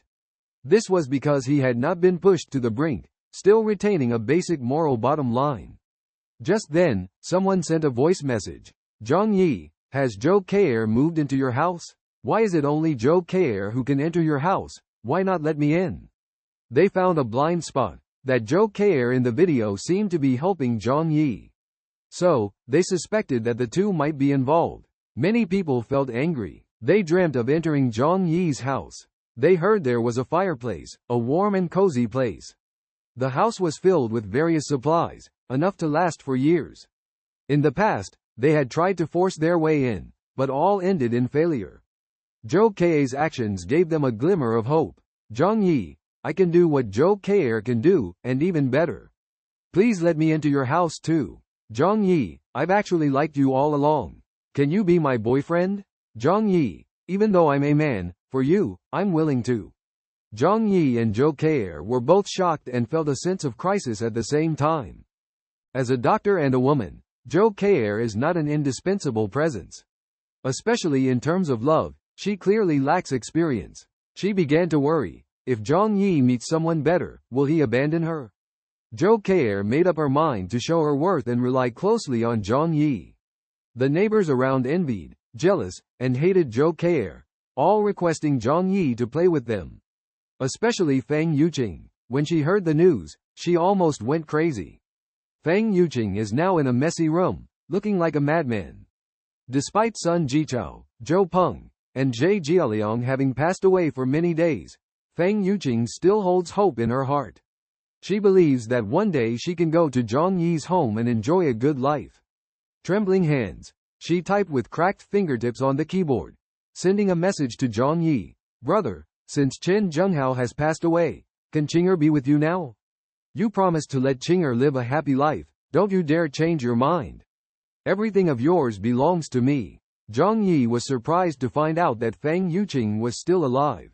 He coldly asked, you're not dead yet? A glint flashed in Feng Yuqing's eyes. So Zhang Yi thought I was dead. That's why he let Zhou Kei into his life. Now that he knows I'm still alive, he will definitely abandon her. Excitedly, she said to Zhang Yi, brother, Qing'er is still alive and well. You used to love Qing'er so much, you won't change your mind, right? Don't let Zhou Kei stay by your side, let me go instead. I am the one who loves you the most. Just then, Wang Min and Lin Kaining noticed Feng Yuqing's abnormality. They saw the glint in Feng Yuqing's eyes and immediately understood that she was communicating with Zhang Yi. They hurried over, their faces contorted, and said to Feng Yuqing, don't think you can live a good life alone. We are here waiting for you. The three of them fought over a cell phone, desperately sending messages to Zhang Yi. Lin Kaining said, Zhang Yi, what Feng Yuqing can do, I can do, even better. I am more considerate than her. I won't treat you as a backup plan. Wang Min also joined in. Zhang Yi, even though I'm a bit older, I know how to cherish someone. Young girls don't understand tenderness. Please give me a chance. Zhang Yi listened to their argument and laughed. Meanwhile, Zhou Kei felt even more nervous, clinging tightly to Zhang Yi's arm, afraid he would leave. Zhou Kei took the initiative to approach Zhang Yi, filling him with a sense of happiness and warmth. Although Zhang Yi was not easily swayed by women, he also yearned for tenderness and affection. Zhou Kei's beauty undoubtedly had a fatal attraction to him, and he was immersed in the sweet process of her approaching him. A hint of teasing emerged in Zhang Yi's heart. He couldn't help but imagine how furious Fang Yuqing would be if she saw him and Zhou Kei being so intimate. So, without hesitation, he picked up his phone and took a selfie of the two of them. In the photo, Zhou Kei was leaning against him, holding onto his arm tightly. He then sent the photo to Fang Yuqing. Qinger, you have a kind heart. But unfortunately, you came too late. I have found someone more suitable. You will bless us, won't you? Fang Yuqing desperately tried to regain control of the phone. Ding! The three of them looked at the message prompt on the phone screen simultaneously. For them, each message from Zhang Yi was a lifeline. However, they saw the intimate appearance of Zhou Kei and Zhang Yi, clearly becoming a couple. Zhou Kei's education, talent, and appearance all made them feel inferior. Fang Yuqing, with a low education background, was just a warehouse clerk. Compared to high-quality beauties like Zhou Kei, she felt inadequate. Jealousy burned in her heart, consuming all reason. Brother Zhang Yi, no. You can't treat me like this. Qinger deeply loves you. She is sincere. She must be deceiving you. She doesn't truly like you. Please give me a chance. I will prove that I am the one who truly loves you. Zhang Yi sneered. No need. Kei and I are in love. She is much better than you. How could I give her up for you? Do you think you are qualified? So, it's best for us not to contact each other in the future. I'm afraid she will misunderstand. Zhang Yi knew his words would surely enrage Fang Yuqing, as he understood that he was her last hope in the apocalypse. To personally strangle all hope of a person, how wonderful it was. Especially in this way, Fang Yuqing considered herself a goddess, believing she only belonged to the role of being pursued by men. However, today, another woman had taken away the man she thought she owned. Moreover, that woman was indeed more outstanding and beautiful than her. The pain and despair were overwhelming. She regretted not marrying an excellent man like Zhang Yi. Sure enough, Fang Yuqing was on the verge of collapse, letting out hysterical screams. I don't believe it. I don't believe it. Zhang Yi, you were clearly my admirer. You worshipped me for 2 years. Why now that I take the initiative, you no longer serve me? That despicable woman. Why did she take away my things? You all deserve to die. Lin Caning and Wang Min saw Zhang Yi's message, pointing at Fang Yuqing and laughing heartily. Haha, this self-righteous fool. This is the retribution you deserve. Her former best friend Lin Caning gritted her teeth and condemned, her eyes full of disdain. Fang Yuqing's eyes were filled with tears as she thought about sending a message to Zhang Yi, only to discover that she had been blocked by him. This undoubtedly meant that Zhang Yi had resolutely chosen to have no further interaction with her. Soon, she would perish in the apocalypse, while Zhang Yi's satisfaction came from her pain and humiliation. Putting down his phone, Zhang Yi's face was filled with a happy smile. The more she suffered, the more pleased he felt. Zhou Kei leaned against him, curiously looking up at him. Zhang Yi turned his head, and their eyes met in the air. His brows furrowed slightly as he tightly held her delicate hand. Do you think I'm cruel? Zhou Kei's breath suddenly became rapid, her face showing a nervous yet excited blush. You must have your reasons, she stammered. Zhang Yi's gaze became profound. Flashes of being betrayed by Fang Yuqing in the previous life crossed his mind.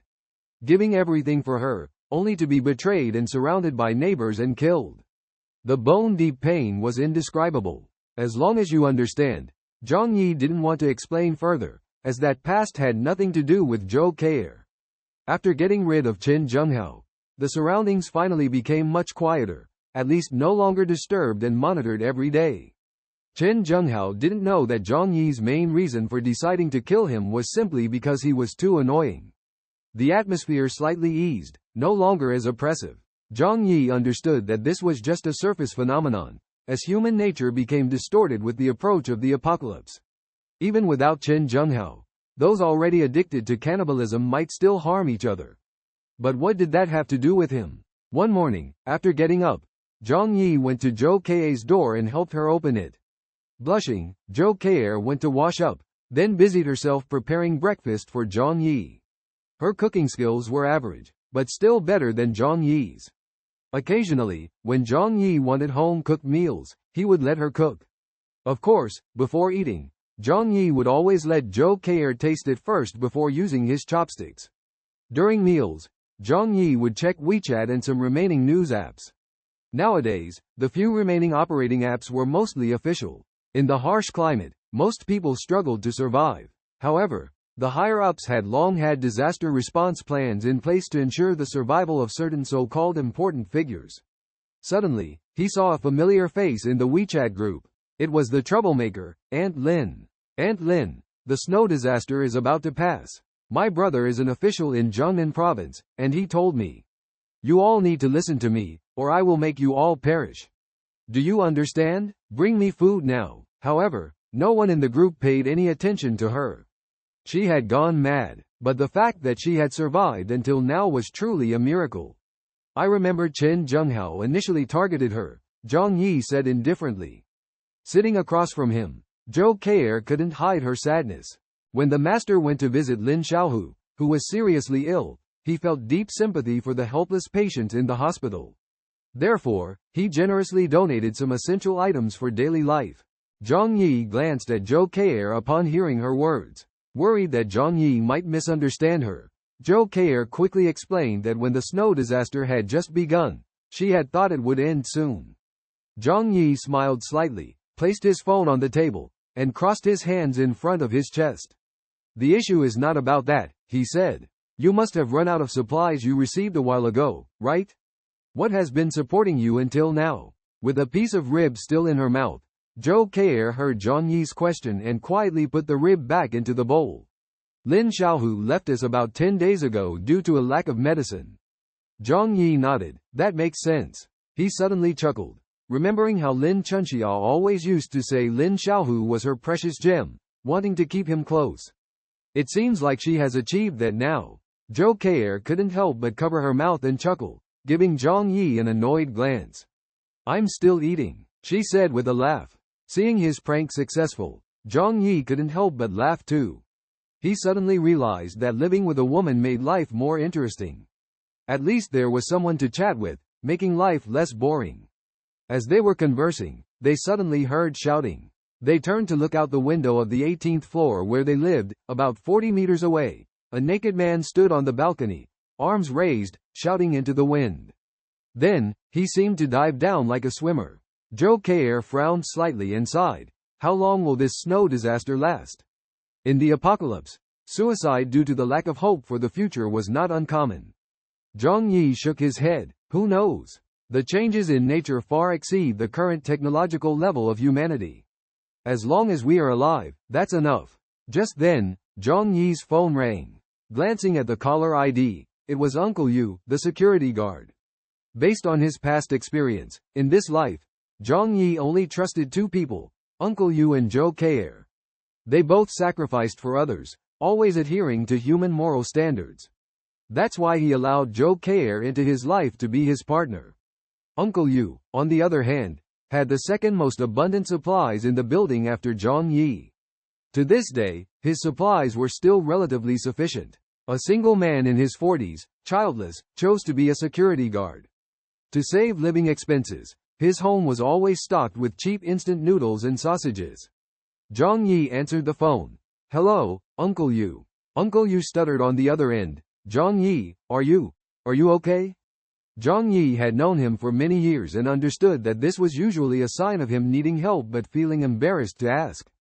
After some consideration, if Uncle Yu needed supplies, he could consider providing some. After all, this guard had served in the army for 5 years and was agile. In the future, if needed, he could ask him for help, like defending against dangers. So, Zhang Yi was willing to offer him some assistance. Uncle Yu, I'm fine.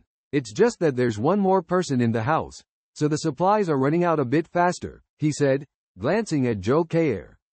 Zhou Kei's cheeks blushed slightly as she continued to focus on eating. constantly pushing the rice around in her bowl. Uncle Yu's voice gradually softened, and he hesitantly opened up about his concerns. After a moment of hesitation, he finally spoke up, Zhang Yi, I want to ask you for help. Zhang Yi interrupted with a smile, Uncle Yu, don't be shy. As long as I can help, I will do my best. Uncle Yu hesitantly continued. Here's the thing, Xie Laimei's daughter, Tang Bao, has a fever, and we're out of fever medicine at home. She's burning up, and both her mother and I are extremely worried. Do you have any medication available? As Uncle Yu's voice trembled with anticipation, Zhang Yi's eyes widened in surprise. She hadn't expected Xie Laimei to turn to Uncle Yu for help. Her insight was truly sharp, being able to accurately select one of the top candidates among the many bachelors in the building, second only to Zhang Yi. However, thinking of Xie Laimei's situation in the previous life, Zhang Yi suddenly felt relieved. Despite appearing fragile and pitiful, she had lived longer than Zhang Yi, indicating that she was not as simple as she seemed. Xie Laimei was not yet 30 years old, of average appearance, but with a full figure due to childbirth. Uncle Yu, a lifelong bachelor, found it hard to resist the temptation of such a mature woman. Zhang Yi decided not to meddle in other people's private affairs. If Xie Laimei could get the big grump to help take care of the child, it was her skill. Zhang Yi casually said, I see, Uncle Yu, congratulations. Uncle Yu replied somewhat embarrassedly, congratulations for what? It's just living together. You know my situation. If it weren't for the current snow disaster, I wouldn't have found a wife. Zhang Yi smiled and said, I have a few boxes of medicine here. Come over later to pick them up. Although Zhang Yi's tone was indifferent, the mention of a few boxes hinted at a crucial piece of information. She actually didn't have a lot of fever medicine on hand. Yet, even in these harsh conditions, she unhesitatingly gave some to Uncle Yu. Just think about how righteous Zhang Yi is and how kind she is to others. Uncle Yu was so moved that he couldn't find the words to express his gratitude. He stammered, Zhang Yi, how can I thank you for this? You've helped me out twice already. You, vow here that I will not refuse if you need anything. Zhang Yi smiled and said, Uncle Yu, you're being too polite. We've known each other for many years, and to me, you're like family. Don't be shy, come get the medicine soon. Across the table, Zhou Keir pouted, mischievously looking at Zhang Yi and even making a funny face. She then realized that beneath Zhang Yi's calm and serious demeanor, there was such a cunning side. After hanging up the phone, Zhou Keir curiously asked, is your relationship with Uncle Yu really that good? Zhang Yi picked up her chopsticks and casually replied, relationships between people are often built on mutual benefit. Uncle Yu is a kind and capable person, and having him owe me a favor might come in handy in the future. When mentioning this matter, Zhang Yi paused for a moment, took a deep breath, and then said, deep down, I also don't want to see that light of humanity on him dimming in this apocalyptic world. It's such a precious quality. The look in Zhang Yi's eyes revealed his longing for and cherishing of the goodness of human nature. After a moment, Zhang Yi heard knocking at the door. Uncle Yu's voice came through.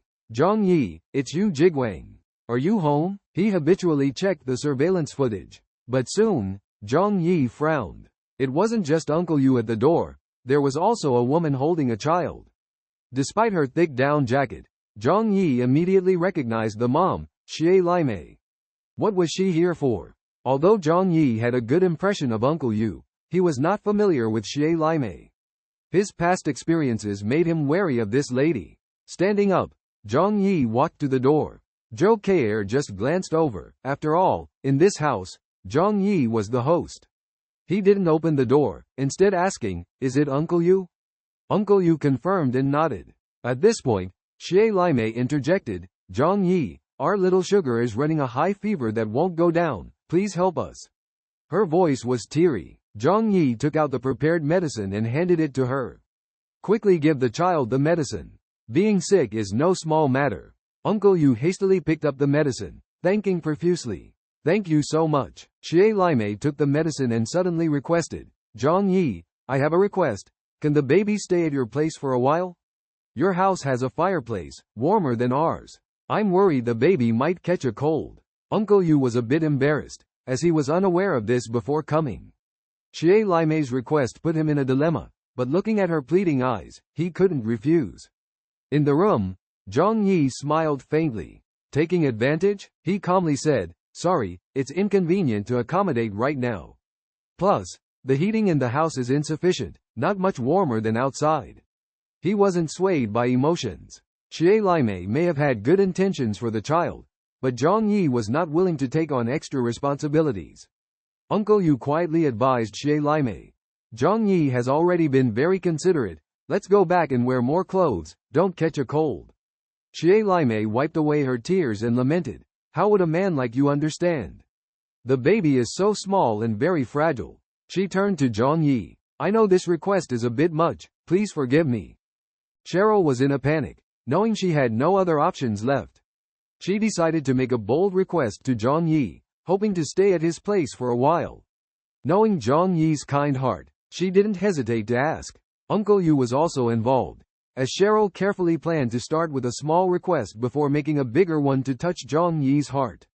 However, she underestimated Zhang Yi's stubbornness. Standing at the door with his arms crossed, Zhang Yi firmly refused Cheryl's request. He explained that in this apocalyptic moment, he was already scared enough and couldn't risk letting strangers into his territory. Uncle Yu nodded silently, looking gratefully at Zhang Yi, feeling guilty and unwilling to cause him more trouble. Cheryl couldn't argue with Zhang Yi's firm attitude, only tearfully expressing her helplessness. Despite Cheryl's reluctance, she knew Zhang Yi's bottom line. Uncle Yu realized they couldn't push further, so he took Cheryl aside and sternly told her not to bother Zhang Yi anymore. Seeing this, Cheryl quickly put on a look of grievance, trying to ease the tension. Uncle Yu apologized to Zhang Yi, expressing gratitude.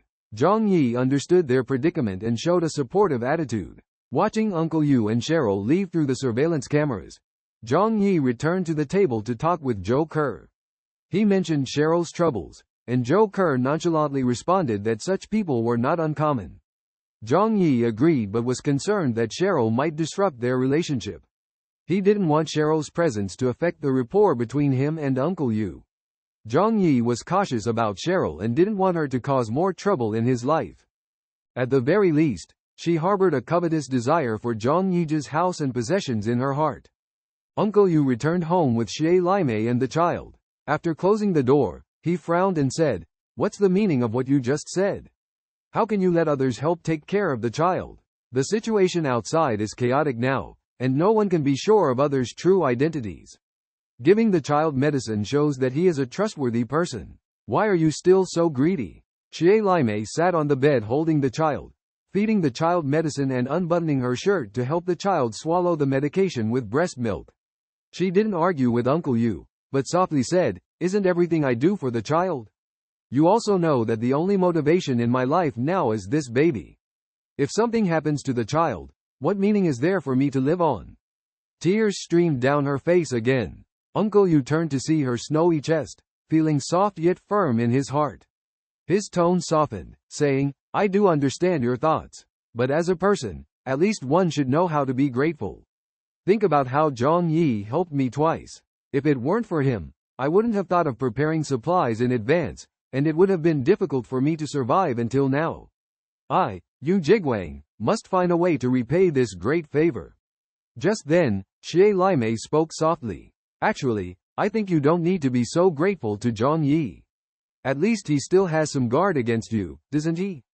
Uncle Yu was taken aback, saying excitedly, "What are you talking about?" Xie Limei continued calmly, "Think about it, if he really trusted you, he should have opened the door when we arrived and let us in to sit for a while. But the medicine was thrown out of the window, giving no face. Isn't he warning you?" Uncle Yu was a bit displeased. "Stop talking nonsense. Don't twist people's good intentions into something else." Xie Limei continued calmly, "I'm not making things up. I think he may have helped you, but didn't ask for much in return. Maybe he just deliberately gave you some benefits, hoping you can serve him in the future. If he is a good person, would he use such ruthless means to kill countless neighbors? Unless he is willing to let us move into his house, then I will believe he is genuinely kind. Furthermore, his house is spacious, and our family of 3 is not too many. What's wrong with that?" Before Xie Limei could finish her sentence, Uncle Yu angrily interrupted her. "Enough. Uncle Yu's face turned red, staring angrily at her, startling her.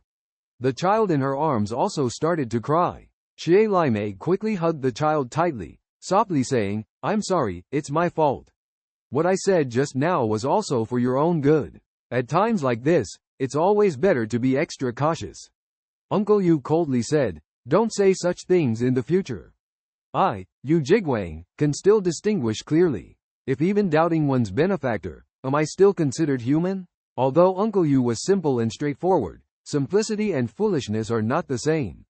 Indeed, even if Zhang Yi helped him with ulterior motives, what harm is there? In this world, there are no good deeds without a reason. He has lived for more than 40 years, worked as a security guard for more than a decade, and has seen and experienced a lot.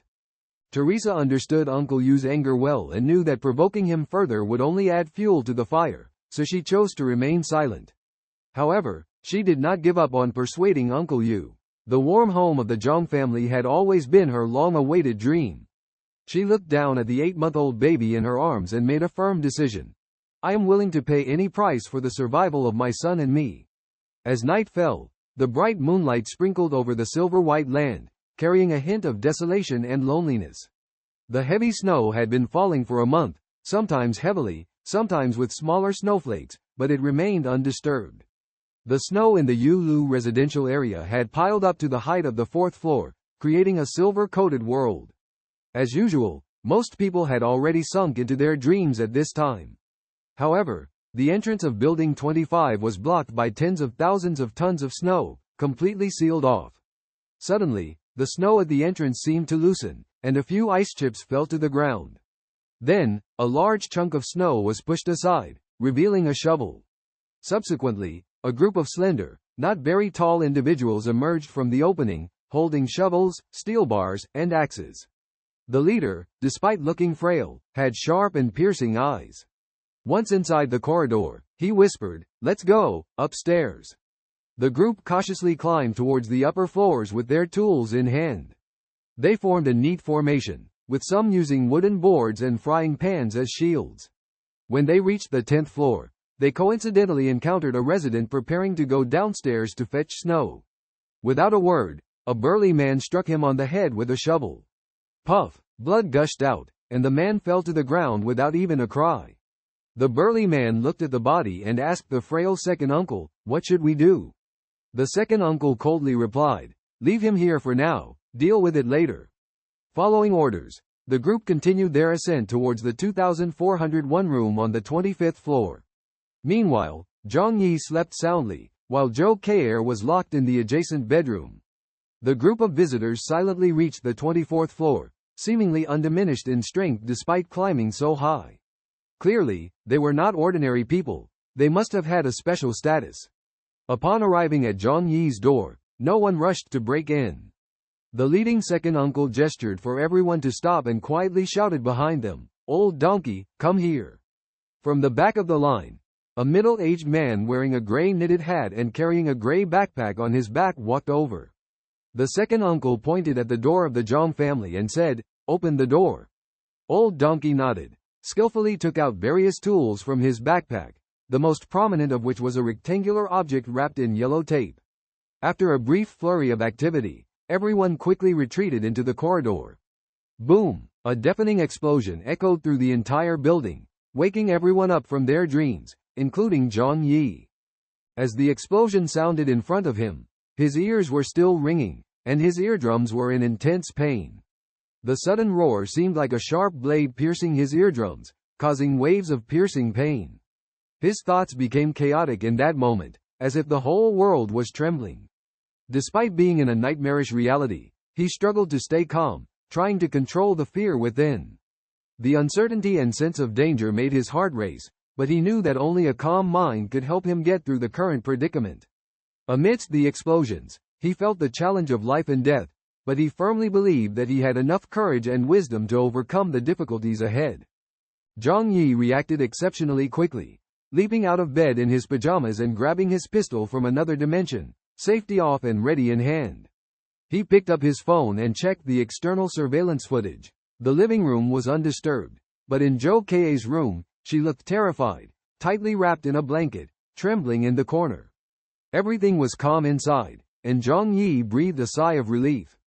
Then, he turned to the monitor outside. A quick scan revealed a dozen or so suspicious-looking individuals. They were armed with various tools like shovels, steel bars, wooden planks, and axes. One particular wooden plank caught Zhang Yi's attention, as it was a familiar red 3-layer board commonly used at construction sites. He distinctly remembered that there were no construction workers in their building.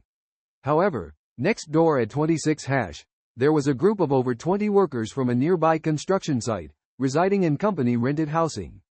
As the smoke cleared, these people hurried to the door to check the explosion's effect. They clearly had premeditated the attack and aimed directly at Zhang Yi. His gaze turned icy as he realized that news of his wealth had already spread. Outside, Uncle and the others were dumbfounded to see the heavy metal door unscathed. "Old donkey, why did you have to create such a mess?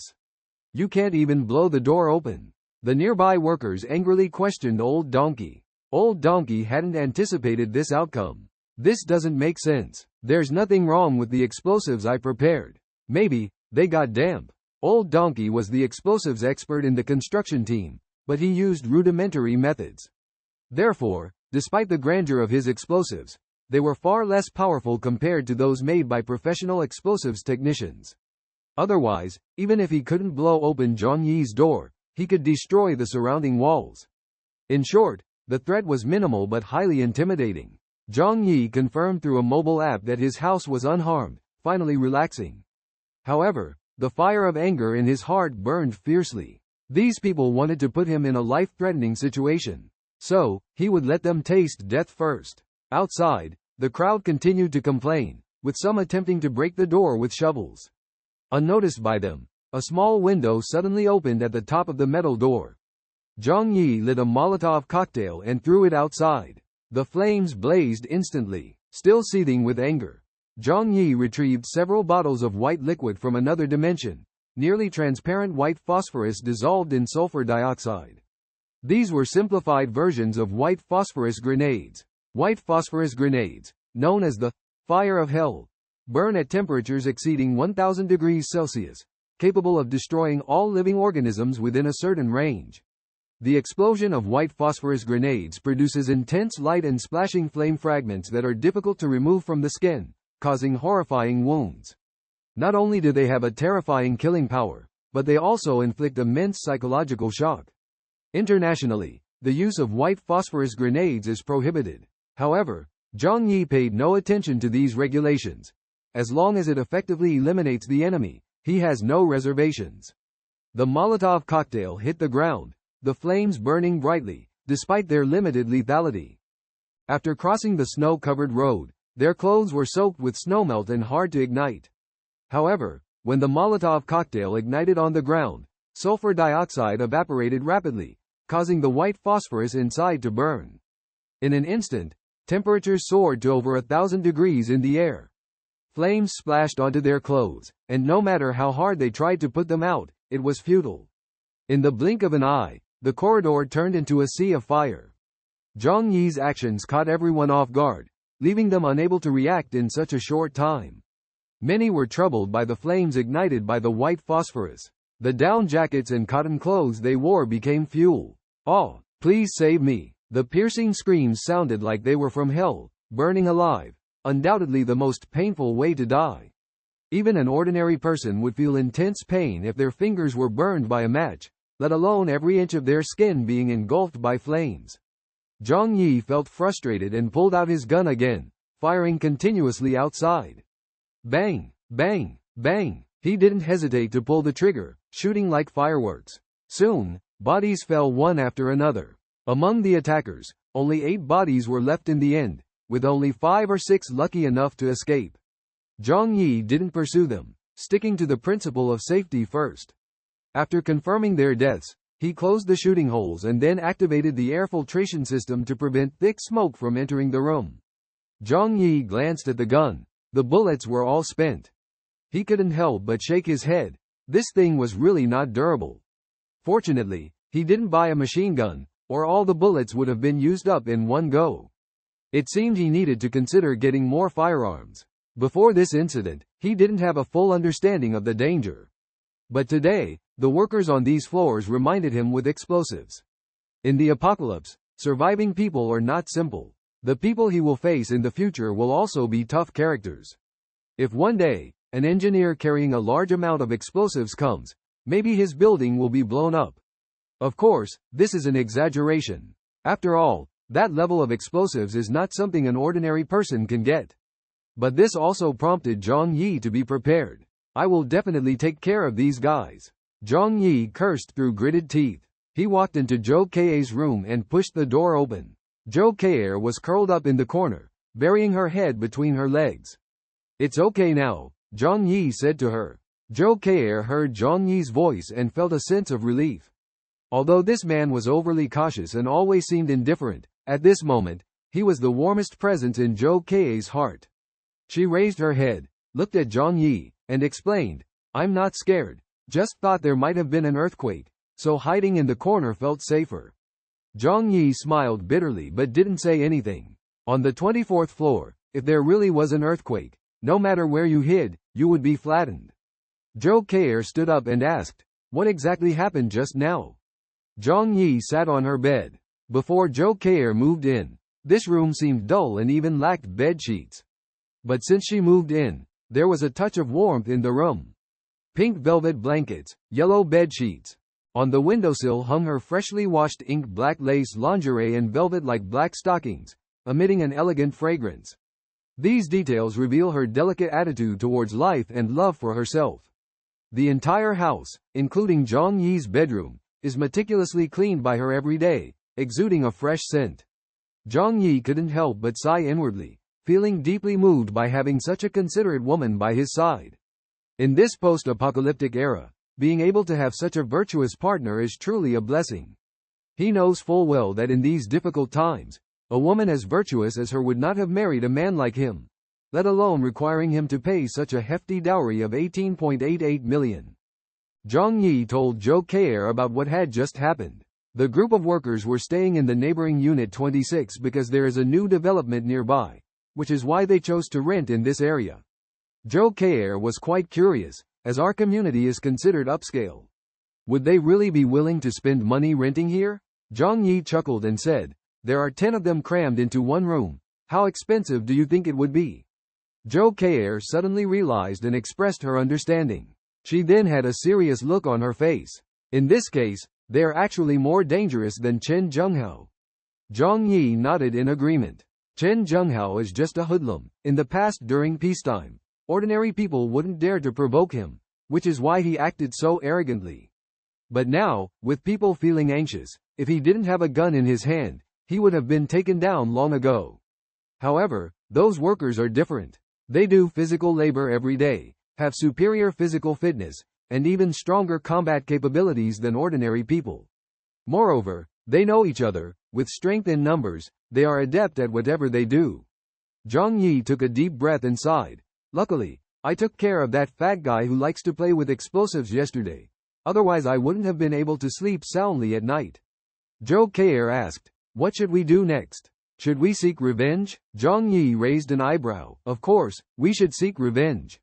But I can't go in person. It's too risky to invade their territory. Look, I've already taken care of most of them, and they all know each other. Going back to find them would be walking into a trap, wouldn't it? Zhou Kei said speechlessly, but you have a gun. Even if I have a gun, what's the use? Zhang Yi said confidently, even if I take them all out, if I get hit by a shovel, I would feel like I've been taken advantage of. Zhou Kei rolled her eyes at him, you're just too cautious. But if you don't take the initiative, how can you get revenge? They don't seem to fear death at all, they're like desperados. After all, who would blow up a building in a residential area? A little carelessness could result in self-injury. Zhang Yi stroked his chin, already planning in his mind. It seems necessary to find some scapegoats for a peaceful life. He thought for a moment, picked up his phone, and opened the owner's group chat for Unit 25. At this moment, because of the recent explosion, the neighbors were all frightened and discussing in the group chat. What was that loud noise just now? Was it an earthquake, or was it under attack? The sound came from downstairs. Could it be a meteorite falling? It's possible. Otherwise how could there be such an abnormal temperature?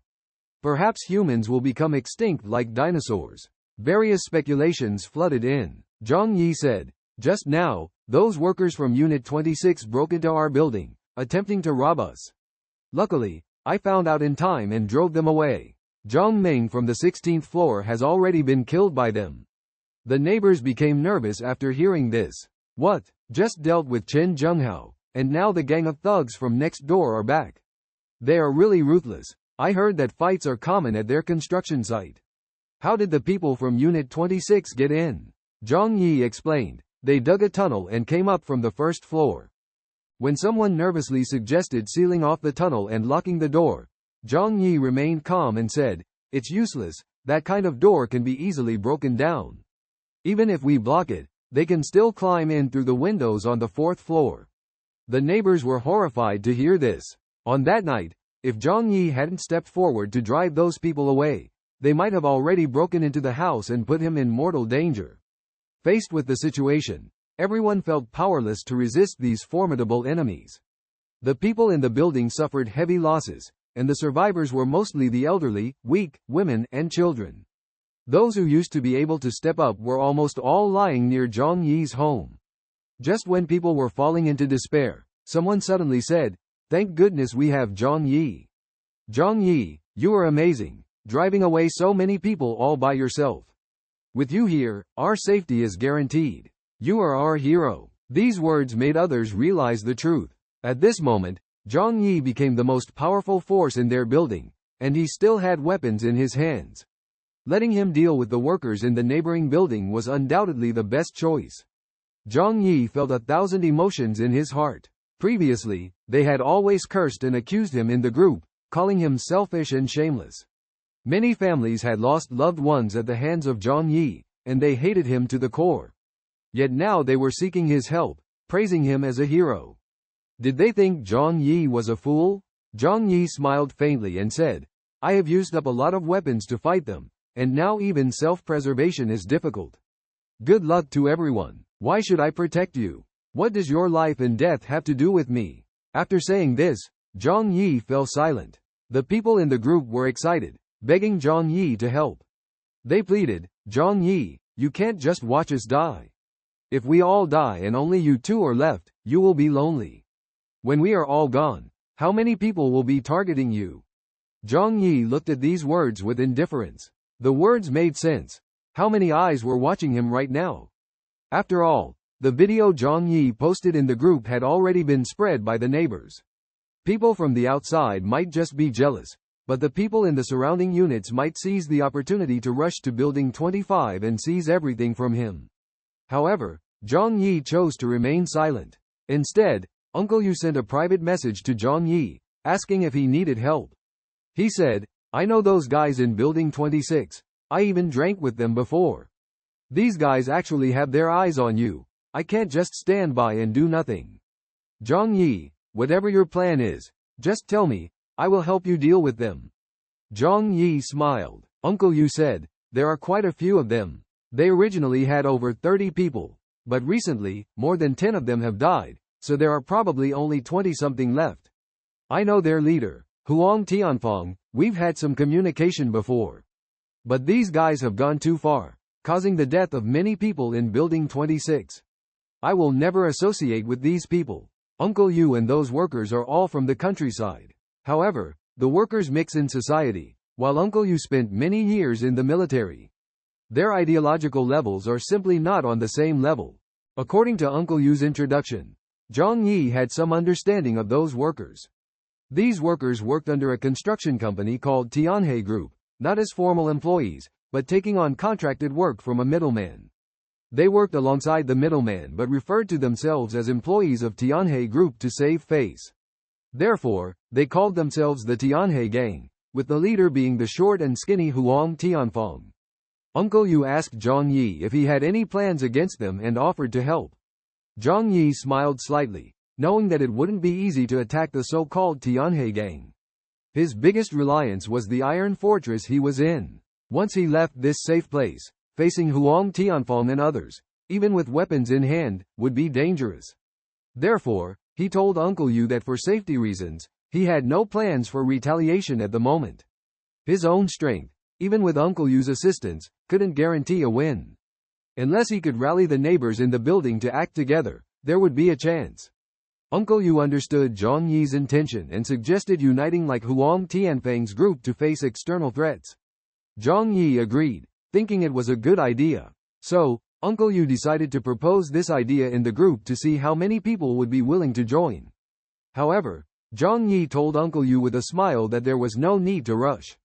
They could wait because they had enough resources. The Tianhe gang might come for the first time, but there would surely be a second time. They had killed so many people, they would inevitably face retaliation. By then, the neighbors in the building would naturally seek their help. Uncle Yu sighed and said Zhang Yi was really smart. So, they reached an agreement to temporarily ignore the existence of the Tianhe gang. In the homeowners group, the neighbors hoped Zhang Yi and Uncle Yu would take the lead in eliminating the Tianhe gang. They praised Zhang Yi and Uncle Yu as good people in a morally coercive way. However, Zhang Yi felt it was mocking and simply ignored these shameless neighbors. He knew that when the knife fell on them, they would regret it. Over the next 2 days, Zhang Yi started gathering intelligence from the outside. He wouldn't personally investigate because the resources at home had attracted too much attention, and the information obtained could be false. He asked Zhou Kei'er and Uncle Yu to help gather intelligence. Zhou Kei'er was a doctor, and Uncle Yu was a security guard, both with wide social connections. Zhang Yi wanted to know which people in Building 30 of Yuelu District posed a threat to him. This information was not hard to obtain. Just understanding whose influence was the greatest and who had the strongest combat capability would suffice. Zhou Kei'er diligently recorded and helped Zhang Yi compile a report detailing the enemy's force size and weapon equipment.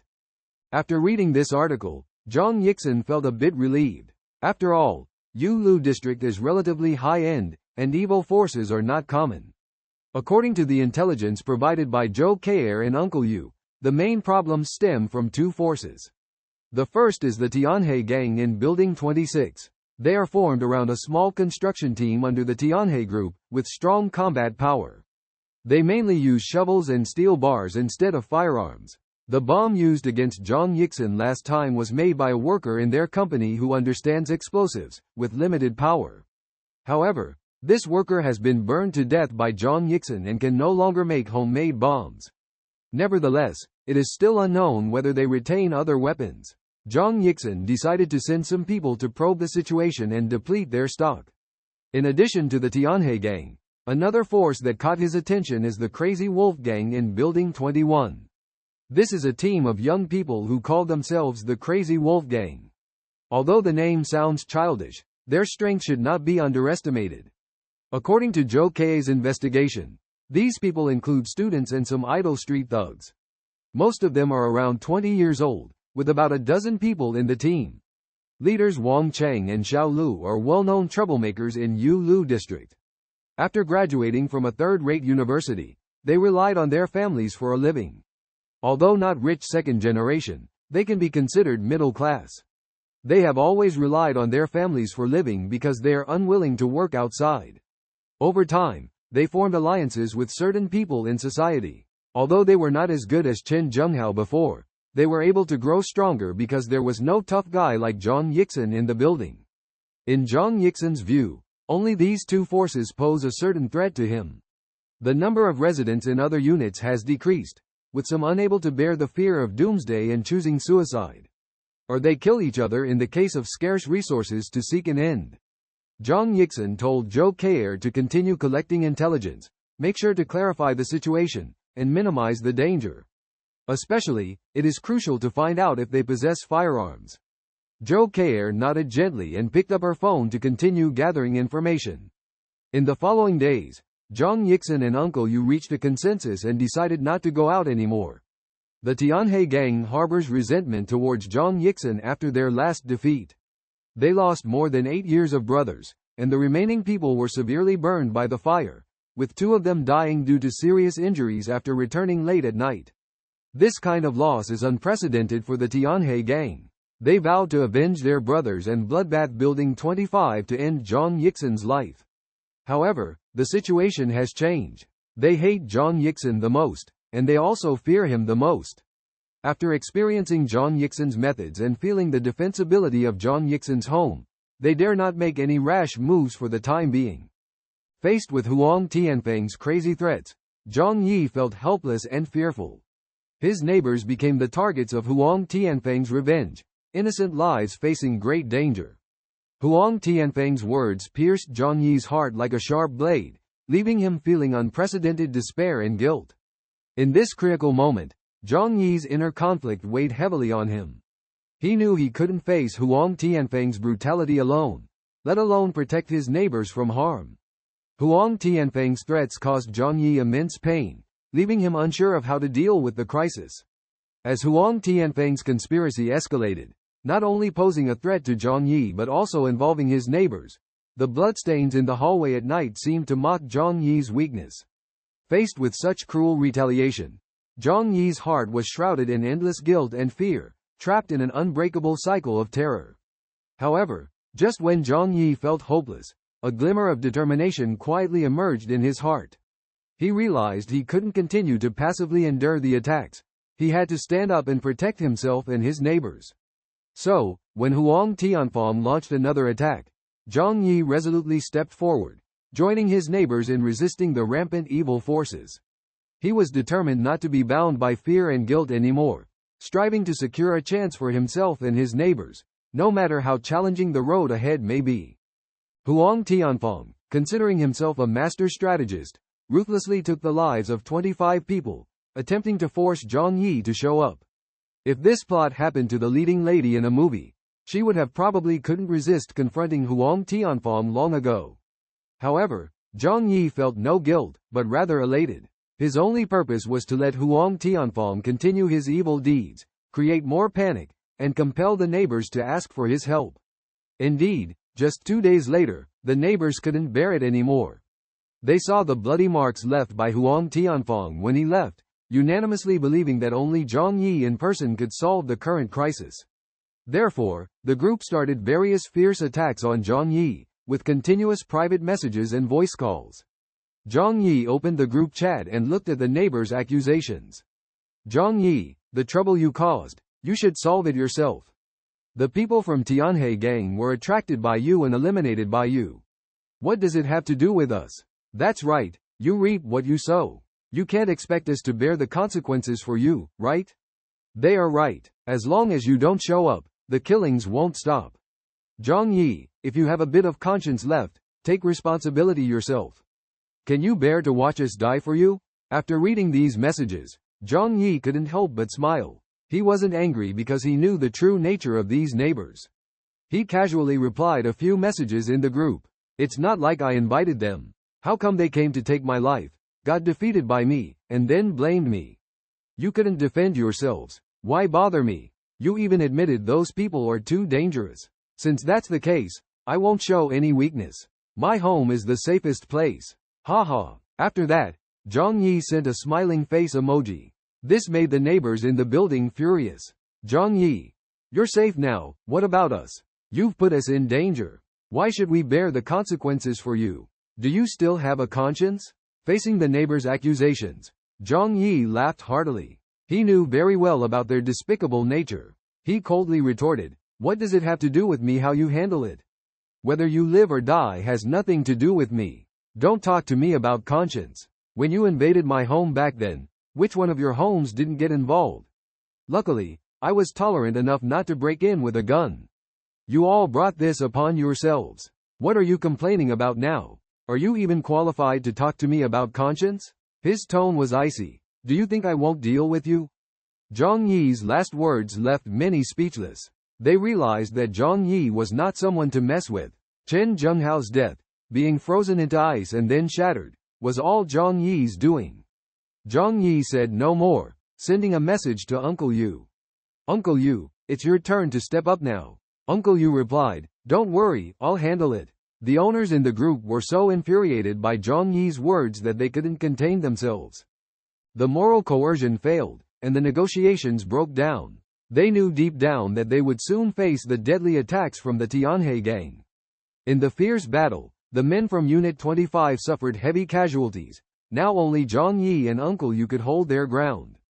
Feeling helpless in the face of this dilemma, they had thought Chen Zhenghao's death would ensure their survival, only to find out that the Tianhe gang was even more ruthless. Chen Zhenghao killed for dominance and survival, while people like Huang Tianfang used revenge as an excuse, showing no mercy. They could meet misfortune at any moment. Why was this world so cruel? Has brutal reality become the norm? Shrouded in despair amid the raging snowstorm, they felt that the hope of survival was slim. However, at this critical moment, the usually reserved Uncle Yu stepped forward. He calmly said, "Don't panic, the Tianhe gang is just a few dozen people. If we unite, we have the power to resist." Uncle Yu's appearance ignited hope among the group because he had always given a sense of security. "Uncle Yu, we're so glad to have you. Your presence reassures us. Uncle Yu, whatever you decide, we support you." The group expressed their support, but Uncle Yu frowned. He said calmly, "I alone am not enough. The food at home is running out. I haven't eaten for days, and hunger has weakened me. Everyone else is probably in a similar situation. How can we confront the Tianhe gang in this predicament?" Some remained silent, while others who had recently enjoyed a plentiful meal of roasted meat hesitated.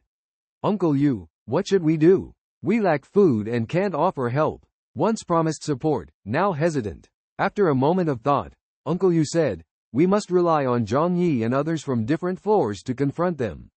He has weapons, food, and warm clothing, making him the best candidate." The group exchanged glances, filled with doubts. They had just had a falling out with Zhang Yi, and now they had to rely on him to lead them. Could this work? Despite Zhang Yi's refusal to help, they couldn't force him. But if he agreed to lead them, it would undoubtedly be the best choice. Despite their dislike for him, they had to admit his strength. Half the people in the building had perished under his command. What did a brutal thug like Chen Zhenghao matter in comparison? Uncle Yu proposed, "I'll go talk to Zhang Yi, see if I can persuade him to join us." The crowd expressed their trust and reliance on Uncle Yu, gratefully saying, "We really depend on you." Uncle Yu smiled slightly, feeling a sense of responsibility and mission surging in his heart. He knew that the current task was no small feat, but he was determined to give it his all and not let the people down. The conversation in the group seemed diverse in Zhang Yi's eyes. Uncle Yu turned to Zhang Yi in a private message, asking what to do. Zhang Yi calmly replied, "The time is almost here. When the time comes, you have to support me and make sure they listen to me. Only by using both kindness and severity can we ensure everyone's safety." Although Zhang Yi was not sure if the neighbors would actually be safe, he knew he would be safer.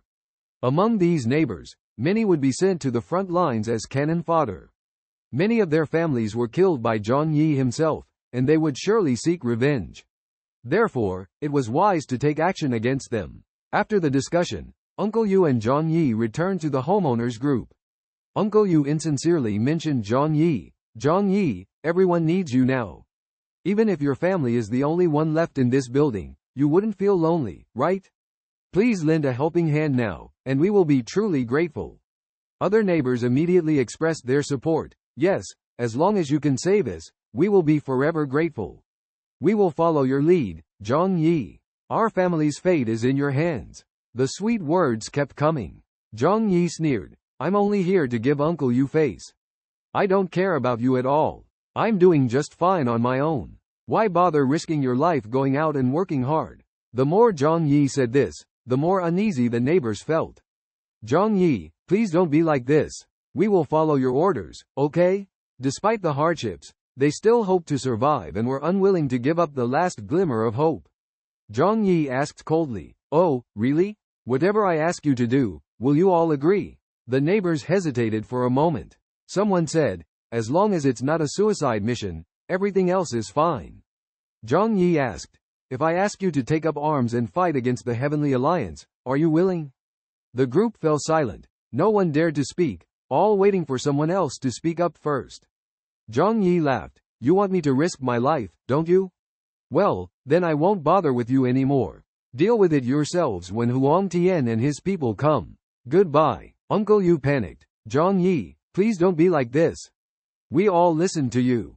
It's risky, but there's still a chance. I support you." He started to rally others, asking what they were hesitating for. Unity and taking a chance together were the only way out. Do we have to wait until they come to kill us one by one? Uncle Yu's encouragement had an effect. Everyone expressed their support, agreeing to follow Zhang Yi's command. Zhang Yi and Uncle Yu took control of the whole building together. He calmly declared, "From now on, everything will be arranged by me. The situation is dire. The enemy could launch an attack at any moment. Any negative behavior will be seen as betrayal. Don't blame me for taking direct action when the time comes." His gaze swept across the list of group members. Zhang Yi stood in the homeowners group, his brows furrowed, his eyes revealing a sense of determination and resolve. As he looked at the people in the group, he felt a strong sense of responsibility and leadership. He was acutely aware that now was the time to unite and defend against external threats. Some people were hiding in the corners, refusing to face reality, but he vowed to find them, not letting a single one slip through the cracks. With a firm tone in his voice, Zhang Yi seemed to be issuing a warning to those who were avoiding the situation. Taking stock of the group, with only about 20 people actively participating in the discussion, while others remained silent, seemingly waiting for their fate. Their selfish and cowardly behavior filled Zhang Yi with anger. When he issued a challenge, some neighbors who agreed to follow him in the fight against the enemy also began to express their discontent. They started calling out those who were hiding in the shadows, urging them to come forward and face reality.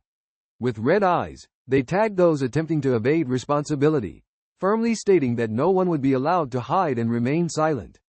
"Fang Lin, Liang Yulu, stop hiding. We will find you." Zhang Yi's voice exuded determination and indifference, forcing those uneasy individuals to reluctantly show themselves.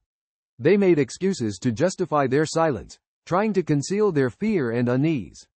Faced with the hesitant and cowardly, Zhang Yi mercilessly applied pressure, declaring that only by following his command could they survive. His words showed zero tolerance for betrayal, sending chills down the homeowners' spines. Those who were reprimanded by him knew that he had the power to lead them to their demise, making their souls shudder at the thought. After brandishing the big stick, Zhang Yi calmly contemplated the next steps. He decided to offer a glimmer of hope to those accused, stating that as long as they followed his arrangements, there would be food and supplies provided. This decision was not impulsive but rather a well-prepared move. He realized that they might face even more formidable enemies in the future, requiring someone to gather information outside and even risk sacrificing themselves. Living on the 24th floor, although his house was sturdy, he understood that a collapse below could pose a threat to him. Therefore, he thought about raising a group of cannon fodder to be responsible for guarding and scouting below. To sustain their survival, he resolved to go out and search for more supplies and weapons. Faced with the harsh snowy environment outside, Zhang Yi thought of his snow vehicle garage. He owned 5 snow vehicles, including 2 snow cars with cabins and 3 snow motorcycles. In this snow-covered city, while others struggled to travel, he could freely navigate between locations. The homeowners group erupted in discussion, with many questioning Zhang Yi's plan. Despite the harsh external conditions, he displayed determination and confidence, asserting his ability to find the necessary supplies. His actions showcased his decisiveness and courage, instilling confidence in those around him. The neighbors seemed to have found a savior. Even those who had once felt hopeless, wrapped in blankets waiting to die at home, now had a glimmer of hope in their eyes. "Zhang Yi, are you really willing to go out and search for supplies? If so, we have a chance to survive." Despite the city being blocked by snowstorms, the goods produced in society over the past few decades are enough to sustain us. "Zhang Yi, I am truly grateful. We were too indifferent to you before, but you still." Some people were too overwhelmed to speak. In the past, almost every household in their neighborhood had someone die under Zhang Yi's hands. But now, the hatred in their hearts seemed to dissipate, leaving only gratitude. Zhang Yi solemnly stated that as the head of the building, he had to take responsibility for everyone. And with his family's supplies running out, going out to find resources was the only way out. The neighbors felt reassured. When doomsday comes, those who consider themselves to be do-gooders are often seen as hypocritical. But if the do-gooders also have their own interests at stake, people find it only natural. After all, it has been nearly a month since the apocalypse, and many neighbors have lost loved ones due to starvation. Therefore, they believe that even if Zhang Yi's family hoards more supplies, they will eventually run out. Moreover, now that there are only 2 people in their household, the consumption of resources is even faster. The neighbors were grateful to Zhang Yi, almost praising him as if he were a deity. Even Zhou Kei'er joked, saying that if he established a cult at this time, he might become a founder. In disasters, religions often develop rapidly because people always need a spiritual reliance. Zhang Yi just smiled, thinking that there was no need to complicate things with a group of cannon fodder. He said that even a piece of moldy steamed bun could win their hearts closer than their biological fathers. Zhou Kei'er curiously asked, "Are you really going out?" There was a hint of worry and guilt in her eyes. Zhang Yi understood that she might think his family had limited supplies and was afraid of becoming a burden to him. He gently patted her rosy cheek and smiled, saying, "Don't worry, the supplies in my house are enough to support you. I just want to take the opportunity to go out and see the situation outside." Normally, Zhang Yi dared not go out easily, fearing attacks from the crazy neighbors. But now, he had become the hope for everyone's survival, so he didn't need to worry about being attacked. Zhou Kei'er nodded, "Then I'll go with you." She knew that Zhang Yi didn't completely trust her, so she volunteered to accompany him. Zhang Yi's deep gaze met hers, and he shook his head slowly but decisively. "We have built trust between us. Do you think I would still doubt you? Women should stay at home and wait for the men to return." Zhang Yi stood up slowly. Zhou Kei's eyes showed a touch of moved emotion. However, this emotion didn't last long, as Zhang Yi soon stored the remaining food and coal in the space. "I trust you 100%, Zhang Yi said with a smile. Zhou Kei'er looked puzzled. Just moments ago she was moved, but now he had reverted to his usual self. Zhang Yi disdainfully ignored Zhou Kei's sad expression and went straight back to his room to change clothes. This was the first time he had stepped out of the apartment building since the apocalypse.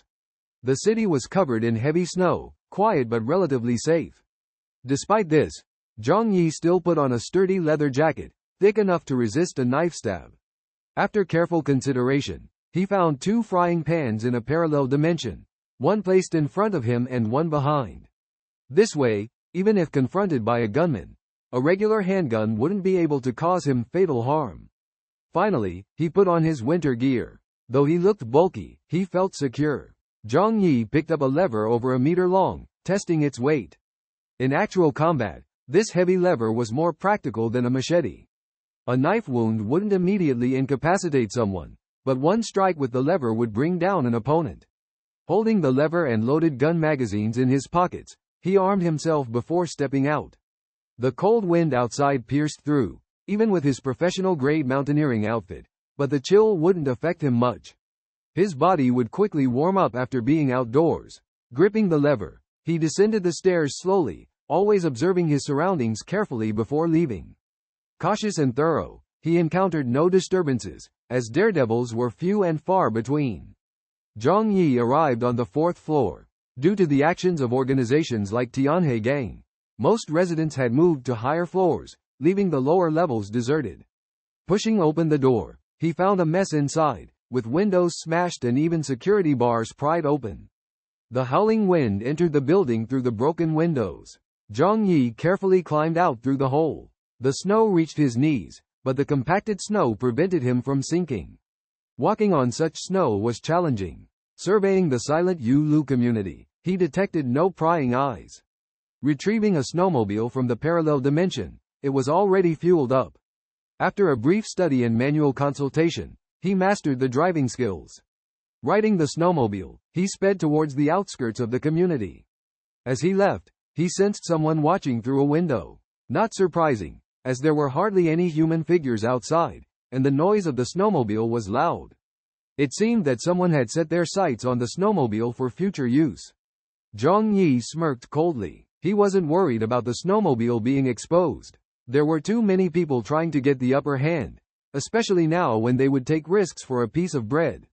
In Zhang Yi's words, they had too many debts to repay in full.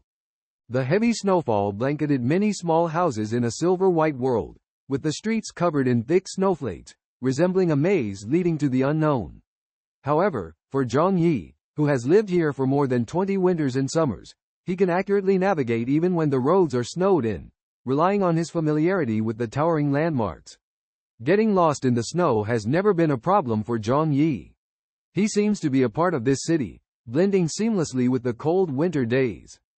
In the cold and silent city of Tianhai, heavy snowflakes were falling, covering the entire city in a silver-white world. Zhang Yi rode his motorcycle, speeding through the snow. It was the first time in a month that he had left home and self-isolated. The wind whistled past his ears, bringing a long-lost sense of exhilaration, causing Zhang Yi to involuntarily shout out a few times. The roar of the motorcycle sounded particularly loud in the silence, attracting some human figures to flash behind the glass of the tall buildings. Even in the apocalypse, the vitality of humanity remained strong, like locusts. Despite the extreme cold brought by the disaster, the surviving humans were gradually adapting. Zhang Yi tightly held the gun in his pocket, feeling a sense of security welling up.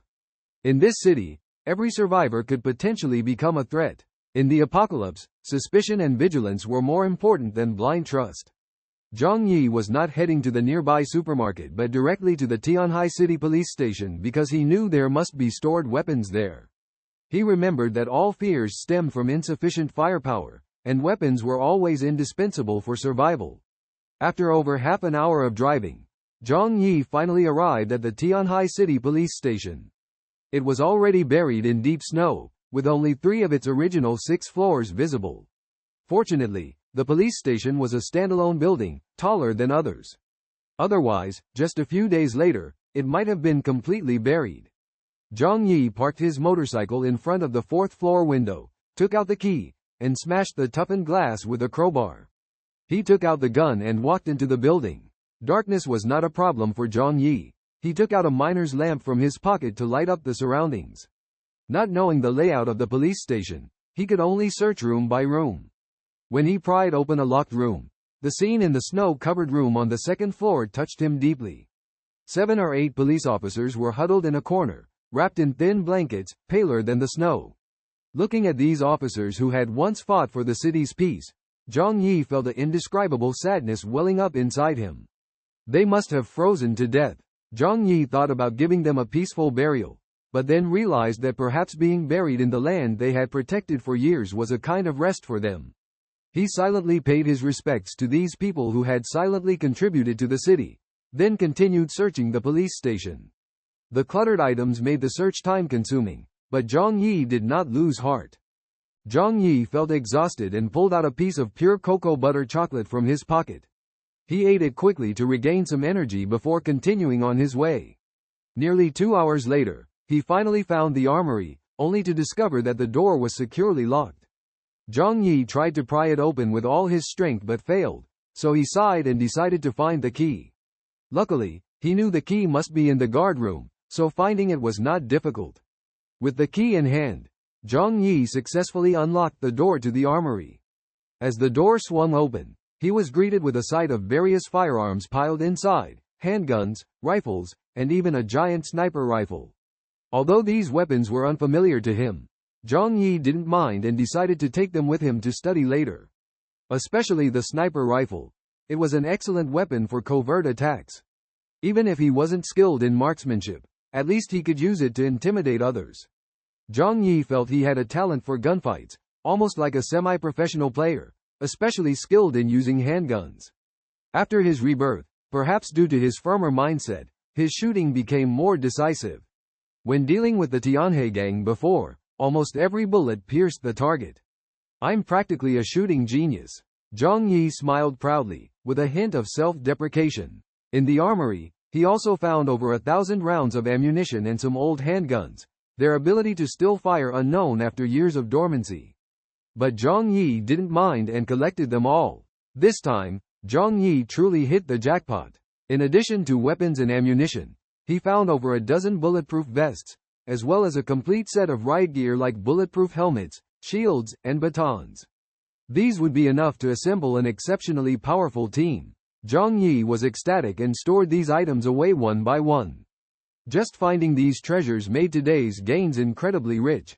In the police station, Zhang Yi's harvest was bountiful, confirming his belief that there was still a large amount of supplies outside. After all, The heavy snow that fell on the night of December 12 had accumulated to a depth of 1 meter by the next morning, with temperatures plummeting to tens of degrees below zero. As a result, most people were not aware of the apocalypse and had not yet begun to frantically stock up on supplies. It wasn't until later that they realized the crisis and were unable to venture outside. After finding the items he wanted, Zhang Yi left the police station. The snow had already piled up thick on his motorcycle. Zhang Yi realized that he had been out for quite some time. I need to get some food for those bastards at home. He thought of those cunning neighbors. He wandered around and found a supermarket that had not been completely buried, then entered through a broken window. However, once inside, he found the supermarket almost empty, with shelves clean as if just renovated. There were some frozen vegetable scraps scattered on the floor. This is close to the residential area, a convenience store, so it's not surprising it's been looted, Zhang Yi said, stroking his chin. But there must be plenty of resources in the city and large malls in the suburbs. In Tianhai City, Zhang Yi is a man working in warehousing. He knows well that large shopping malls often choose locations far from residential areas to avoid high land costs. Therefore, when he decided to go to the economic development zone, he was well aware that the Wanda Mall there would be far away from the hustle and bustle of the city. Zhang Yi stepped over the thick snow, rode a snowmobile, and headed towards the distance. The Wanda Mall in the economic development zone emerged 2 years ago, with the nearest residential buildings being at least 3 kilometers away. This means that the mall will not easily be crowded with people, making him feel relaxed and at ease. Zhang Yi entered the Wanda Plaza in the economic development zone, only to see a roof in front of him. He systematically broke the glass, put on a climbing rope, and bravely crawled in. The former bustling scene of the mall still retained a trace. In the circular shopping mall, exquisite goods were displayed in various shops. The precious clothing, shoes, and various daily necessities seemed worthless at the moment, easily accessible. Zhang Yi carefully selected some practical items, clearing out the entire store. The supermarket was located on the basement floor. After looting the supplies, he headed straight to the negative first floor. Sure enough, this place, far from the crowd, was still full of goods. However, the quality of the goods was truly astonishing. Part of the mall was destroyed by a blizzard, and cold air invaded, covering the shelves with frost. The cold air destroyed all the food here. Some snacks and biscuits were even covered with ice. Especially the vegetable area, although not rotten and smelly, had dehydrated severely, probably losing its taste. The meat section was relatively better, all frozen into blocks of ice, turning into authentic zombie meat. As for the fish tanks for raising fish, they cracked after freezing, making eating fish a luxury. In short, during normal times, the food here might only be discarded or processed into pre-made dishes at the food factory through connections. Zhang Yi shrugged, not even willing to take these foods for free. He was too lazy to put them into his own dimensional space. After all, he didn't lack supplies, so why bother with these inferior goods? However, these were not important. For the neighbors who hadn't tasted normal food for a long time, these foods were precious delicacies. Zhang Yi took out 2 large duffel bags and casually stuffed some rotten vegetables and zombie meat, along with damp and swollen bread and biscuits. Soon, the 2 bags were filled. He didn't plan to take anything else, just left them there. Perhaps they could save other people's lives in the future, but he didn't need them. After doing all this, he glanced at the Rolex on his wrist. This cold-resistant watch could still operate normally at extremely low temperatures. The time might not be very accurate, but at least it could give a rough estimate. The Rolex showed it was 3:30 in the afternoon. It would take about an hour to return to the Yulu residential area from here. Zhang Yi decided not to waste any time. He would have more opportunities to come out again, and no one was competing with him. He left the supermarket with the looted supplies, rode his snowmobile back home. By the time he returned to the Yulu residential area, it was already getting dark. Roar! The roar of the motorcycle echoed in the quiet neighborhood. As soon as he returned, heads crowded the windows of each building, staring intently at him and the shiny new snowmobile. On the 15th floor of Building 26, Huang Tian, the leader of the Tianhe gang, squinted his eyes, staring at the shiny snowmobile. The side of his face that had been burned by the fire now looked even more fierce and terrifying. On that night, although they had managed to escape, his face had been lightly licked by the flames, leaving behind this disfigured appearance. Can you believe there's a machine that can speed across the snow like that? With such a treasure, they could go out and find food instead of eating the stale rations. A burly man by his side looked on and said, Uncle, I know what that is. Over in our place, we call that machine a crawler plow. It's an electric crawler plow. Huang Tianfeng stared intently at Zhang Yi's snowmobile and said in a deep voice, whatever it is, we need to figure out a way to get our hands on it. Not only Huang Tianfeng thought so, but everyone watching Zhang Yi felt the same way. After more than half a month of isolation, many of them had already gone mad, and the rest were just a matter of time. They needed to escape this place, to find food and living space. The thick snow that had covered everything had left them helpless. But Zhang Yi's snowmobile rekindled their hope. Zhang Yi could feel the greed and hostility in the many eyes fixed on him. However, with his hand on his waist where the gun was, and thinking about the large number of weapons and equipment they had found today, he felt reassured. Dismounting from the snowmobile, Zhang Yi looked up to find the neighbors from Building 25 also excitedly watching him. Their eyes were fixed on the 2 bags he had brought back. Zhang Yi smiled slightly, pretending to drive the snowmobile into the underground garage. Avoiding the eyes of the crowd, he parked the snowmobile inside the garage. Then he carried the 2 bags back to the room. The bags were not light, leaving deep footprints and causing excitement among the neighbors from Building 25, with some even kneeling at the window screaming. Next door, Huang Tianfeng and the others were also eagerly watching. The burly man excitedly pointed at Zhang Yi and asked, Uncle, is that food? Huang Tianfeng roared, nonsense. At this moment, we're not looking for food, are we looking for women? The group of workers from Tianhe gang around him swallowed their saliva, their eyes shining, and surrounded him. Is there food? Did he find food outside? Great, there's still food outside, we're saved. What are we waiting for? Grab it, and his car too. The group of people shouted with envy. Huang Tianfeng pondered for a moment and said coldly, don't be hasty. This guy should be Zhang Yi who killed Chen Zhenghao. This kid is ruthless. Last time he killed so many of our brothers, we need to be careful. Besides, I heard he has a gun. Even if we have to deal with him, we have to be careful. Huang Tianfeng was extremely cautious. Although the 2 buildings were adjacent, there were tens of meters of distance between them. Crossing the thick snow was equivalent to exposing themselves to risks. Therefore, despite their desire for the supplies Zhang Yi brought back, they dared not act rashly. But among the calm, there were impulsive individuals. Several workers were dissatisfied with Huang Tianfeng's arrangement. After discussing, they believed that if they didn't take action now, when Zhang Yi returned to the room, they would miss their chance. So, they quietly pocketed knives and wrenches and went downstairs. Carrying the heavy supplies, Zhang Yi walked into the corridor with snowflakes swirling outside the window. She called Uncle Yu to inform him that she had returned and requested him to come pick her up. Uncle Yu didn't need her to say it, as he had already heard the sound of the snowmobile in the distance.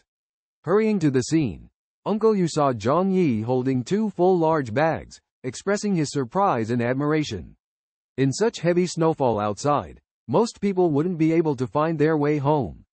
At that moment, Uncle Yu couldn't help but exclaim, Zhang Yi, you managed to find so much stuff. It really goes to show that professional tasks should be left to the professionals. Zhang Yiqing whispered, it's really hard to find supplies outside. As soon as I stepped out, I visited all the nearby supermarkets and malls that I remembered. But everything had been looted, nothing was left. However, I didn't give up because I knew everyone was waiting for me. In order to make sure everyone could eat their fill, even if I had to search the whole city of Tianhai, I had to find food and bring it back for everyone. Unfortunately, I had to wander around the city, and finally managed to get these supplies from a mall. Zhang Yiqing handed the 2 bags to Uncle Yu and went back to open the door for Zhou Kuer, walking down the stairs with her. Then he sent a message in the group, calling on the neighbors to come and collect the food. Soon, those neighbors flocked over. The stairs were crowded with people, these thin and hungry neighbors staring at the luggage in front of Zhang Yiqing with anticipation and greed in their eyes. Some people were restless, even planning to snatch the food. But when they saw the dark iron lump in Zhang Yiqing's right hand, they became afraid again. Zhang Yiqing smiled and squinted, saying, "It took a lot of effort to find these supplies for everyone." He gestured for Zhou Kuo to open the bags. Zhou Kuo obeyed, unzipped the bags, and emptied the contents on the ground. Clatter! A pile of food appeared in front of everyone. There were vegetables, meat, bread, and biscuits. Although the quality looked questionable, most of it was stuff even dogs wouldn't eat. But now, these hungry neighbors, seeing them, were so excited that their eyes were glowing. Uncle Yu raised his fist and shouted, "Long live Zhang Yiqing! Long live Zhang Yiqing!" The neighbors immediately understood, and quickly shouted along with raised fists, "Long live Zhang Yiqing! Long live Zhang Yiqing! Zhang Yiqing, you are our great hero. Brother, from now on, you are my real brother, please accept my bow." Now, even if Zhang Yiqing asked them to crawl over like dogs, they would obediently comply. The temptation of food was just too great. In the crowd, Feng Yuqing and Lin Caning struggled to squeeze out. The two of them looked very disheveled at the moment, with greasy and messy hair, like two mad women. Seeing Zhang Yiqing bring back so much food, Feng Yuqing waved excitedly and shouted, "Zhang Yiqing, I'm Qinger." She looked at the heroic Zhang Yiqing, feeling very pleased. She still felt that Zhang Yiqing loved her very much. Even though Zhou Kuo was by his side, he must still think of her constantly. So with so much food, he would definitely give her more. Lin Caning followed beside her, pleading bitterly, "Qinger, we are good girlfriends. When it's time to eat, help me ask Zhang Yiqing for more." Feng Yuqing disdainfully pushed Lin Caning away. "Get lost, you despicable woman." The commotion here made Zhang Yiqing frown. Someone immediately lowly growled at them, "Don't cause trouble. Listen to brother Zhang Yiqing." The people around stared at Feng Yuqing and Lin Caning, and the two of them immediately became much more obedient. Feng Yuqing muttered softly, "Why are you being mean? Do you know what the relationship between me and brother Zhang Yiqing is?" Zhang Yiqing saw that everyone had calmed down, and then said, "It took me a lot of effort to go out this time and find these supplies. The intention was, of course, to share them with everyone." His tone suddenly turned cold, but in the current crisis, he would not tolerate laziness. Food could only be exchanged for picking up weapons to fight the enemy. He swore to make anyone who dared to eat but not work, eat until they vomited. Zhang Yi held a gun, with food at his feet, and everyone nodded under the stern pressure of Zhang Yi. "All right, let's distribute the food," Zhang Yi said, preparing to call out names. Just then, two arms suddenly reached out from the window on the fourth floor. Several workers from Tianhe gang broke into the room. They saw the food on the ground, their eyes gleaming with excitement. "Zhao Zhe, so much food, we can share it," one worker exclaimed excitedly. The four workers immediately drew their weapons and charged at Zhang Yi. They behaved extremely ferociously, not caring even when faced with many people, because they saw through that the others were weak and easy to bully, and there were few truly powerful people. Zhang Yi's pupils contracted, instinctively pulling out his gun and aiming at them. But suddenly, he changed his mind. Instead of shooting, he took a step back and shouted loudly, "This food is for you, don't let them take it away. I will reward 5 portions of food for solving one person's problem." With these words, the neighbors who had only wanted to escape stopped in their tracks. Yes, this food was brought to them by Zhang Yi. Once it was taken away, they would not be able to survive. Food is life. How can one survive without food? Moreover, Zhang Yi promised a reward of 5 portions of food for solving one person's problem. The neighbors looked around. There were dozens of them. What was there to be afraid of? Several young people gritted their teeth, took out their weapons, and charged forward. Everyone carried weapons when they went out, which was very convenient. Zhang Yi retreated to the back, aiming his gun forward, to prevent anyone from taking advantage of the chaos and grabbing the food. The 4 members of the Tianhe gang were caught off guard, thinking that these weak people would be scared off, but they did not expect them to rush forward like they were on fire. In the blink of an eye, the crowd was in a melee.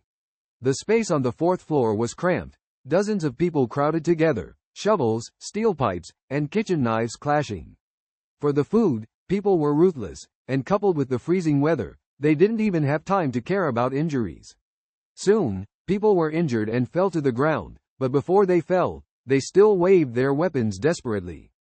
Uncle Yu became the main fighting force, holding an iron rod, majestic and roaring, smashing away. The 4 members of the Tianhe gang, though fearless, were unable to withstand the onslaught of the crowd. Soon, they were all knocked down. The air was filled with angry shouts, a release of emotions. After all, in the past days, they had been living under the shadow of death, attacked by the Tianhe gang every day. Therefore, cleanly resolving the 4 members of the Tianhe gang made them feel relieved. Their fear of the Tianhe gang was also reduced a lot. After the battle, 6 people lay on the ground, 2 neighbors from upstairs in addition to the 4 members of the Tianhe gang. Zhou Keir frowned slightly at the scene.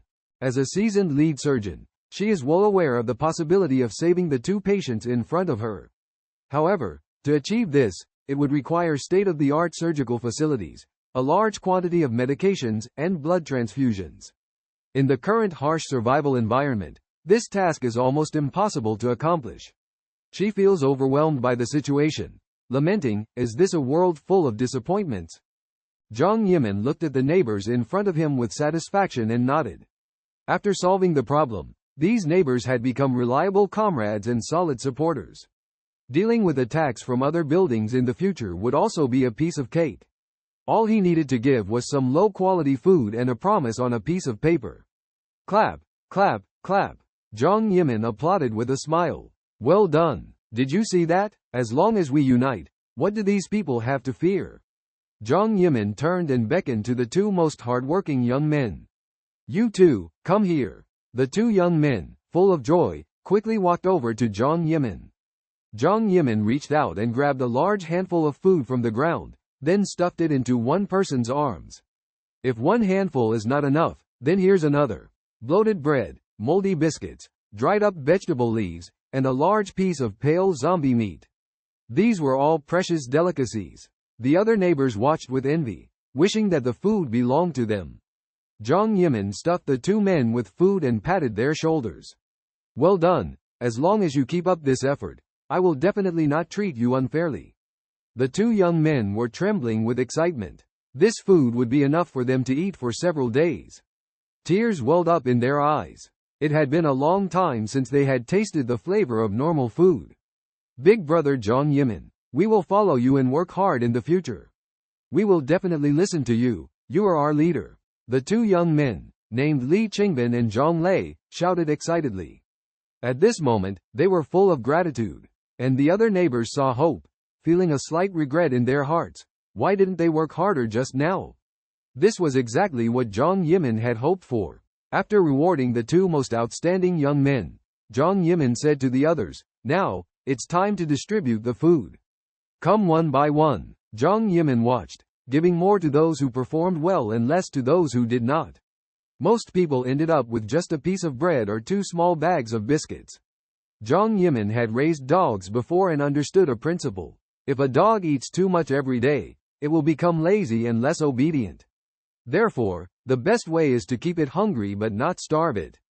Only in this way can the dog remain obedient. The same goes for people. Although the neighbors had little food in their hands and may have felt disappointed, they dared not complain. Because Zhang Yi showed them 2 examples. If you complain that the food is not enough, then blame yourself for not working hard enough.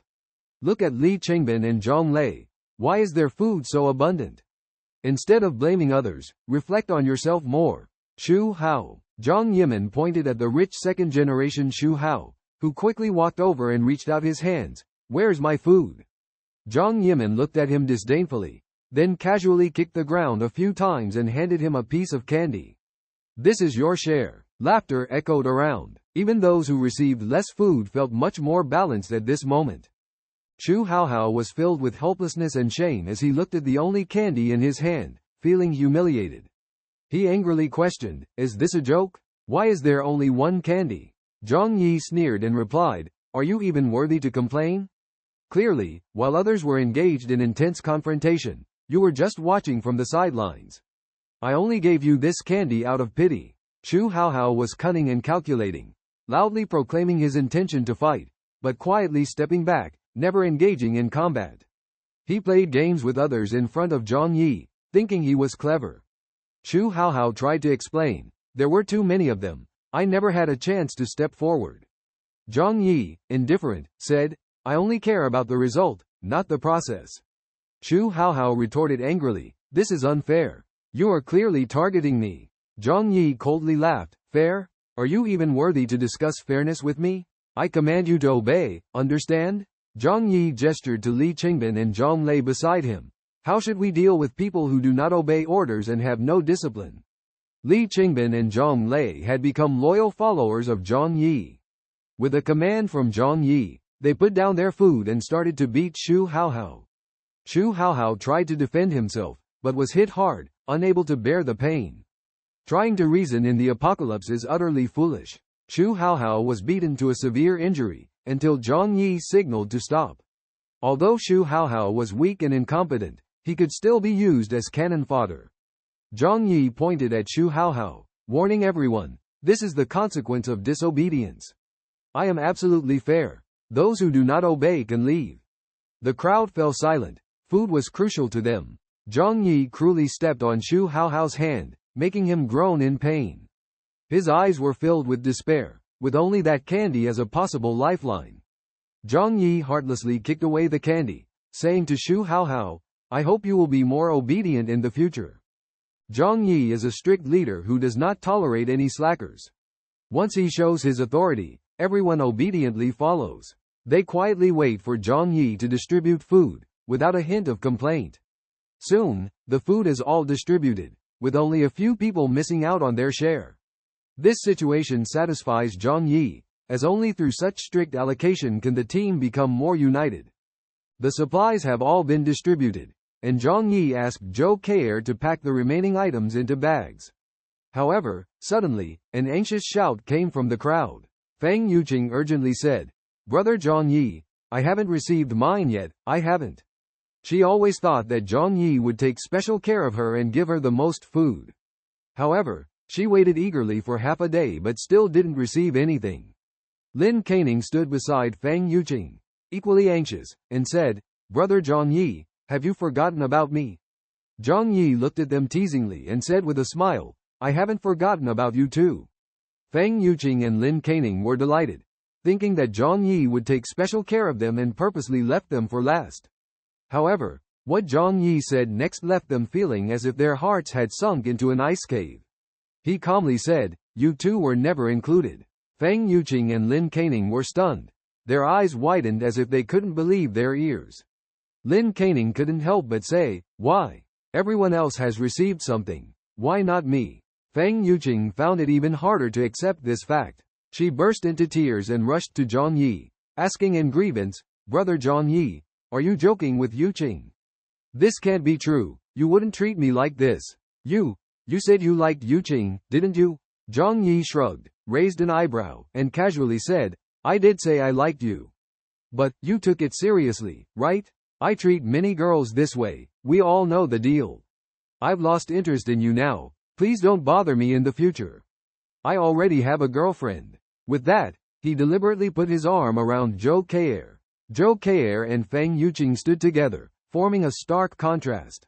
One was a top student from a prestigious university, a chief doctor at a top hospital, perfect in appearance and demeanor. The other was an employee at a small company, often flirting with various men and partying every night. The choice was clear to everyone, especially at this moment. Fang Yuqing looked disheveled and miserable, while Zhou Keir was meticulously dressed, looking bright and beautiful. The two of them, side by side, were like a fairy and a beggar. Fang Yuqing couldn't bear such humiliation. Her pride in her looks and charm was being trampled under Zhang Yi's feet. She cried and pointed at Zhang Yi. No, this can't be happening. Just a while ago, you invited me to stay at your place. Why has it changed now? Zhang Yi's lips curled into a cold smile. Don't you understand yet? I was just teasing you. Look at how silly you look now. It's quite amusing. He turned to Wang Min and Lin Caning, saying, does she always tell you that I like her? And that I would accept her? Wang Min and Lin Caning nodded quickly. Yes, this woman is always delusional, doesn't understand her situation, and even caused the death of my cousin, despicable. Zhang Yi publicly humiliated Fang Yuqing, pulling down her pants. Everyone's eyes were filled with disdain. Fang Yuqing's face turned pale. She covered her head and said, "Please, stop it. Please stop." However, Zhang Yi ignored her pleas and continued. "This kind of woman still thinks she's a fairy, always fantasizing about marrying a rich man. But she doesn't know that in the circle of rich second generation in Tianhai City, she has already gained a notorious reputation." Zhang Yi's icy gaze swept across Fang Yuqing, filled with disdain. Xu Hao's voice trembled as he forced out that piercing nickname, Universal Socket, Bus, Russian Roulette. Laughter and teasing comments echoed around. Fang Yuqing felt extremely ashamed, the cacophony of mocking voices making it hard for her to breathe.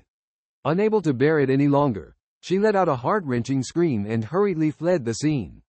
Zhang Yi calmly took out a bag of cookies and tossed it at Xu Hao's feet.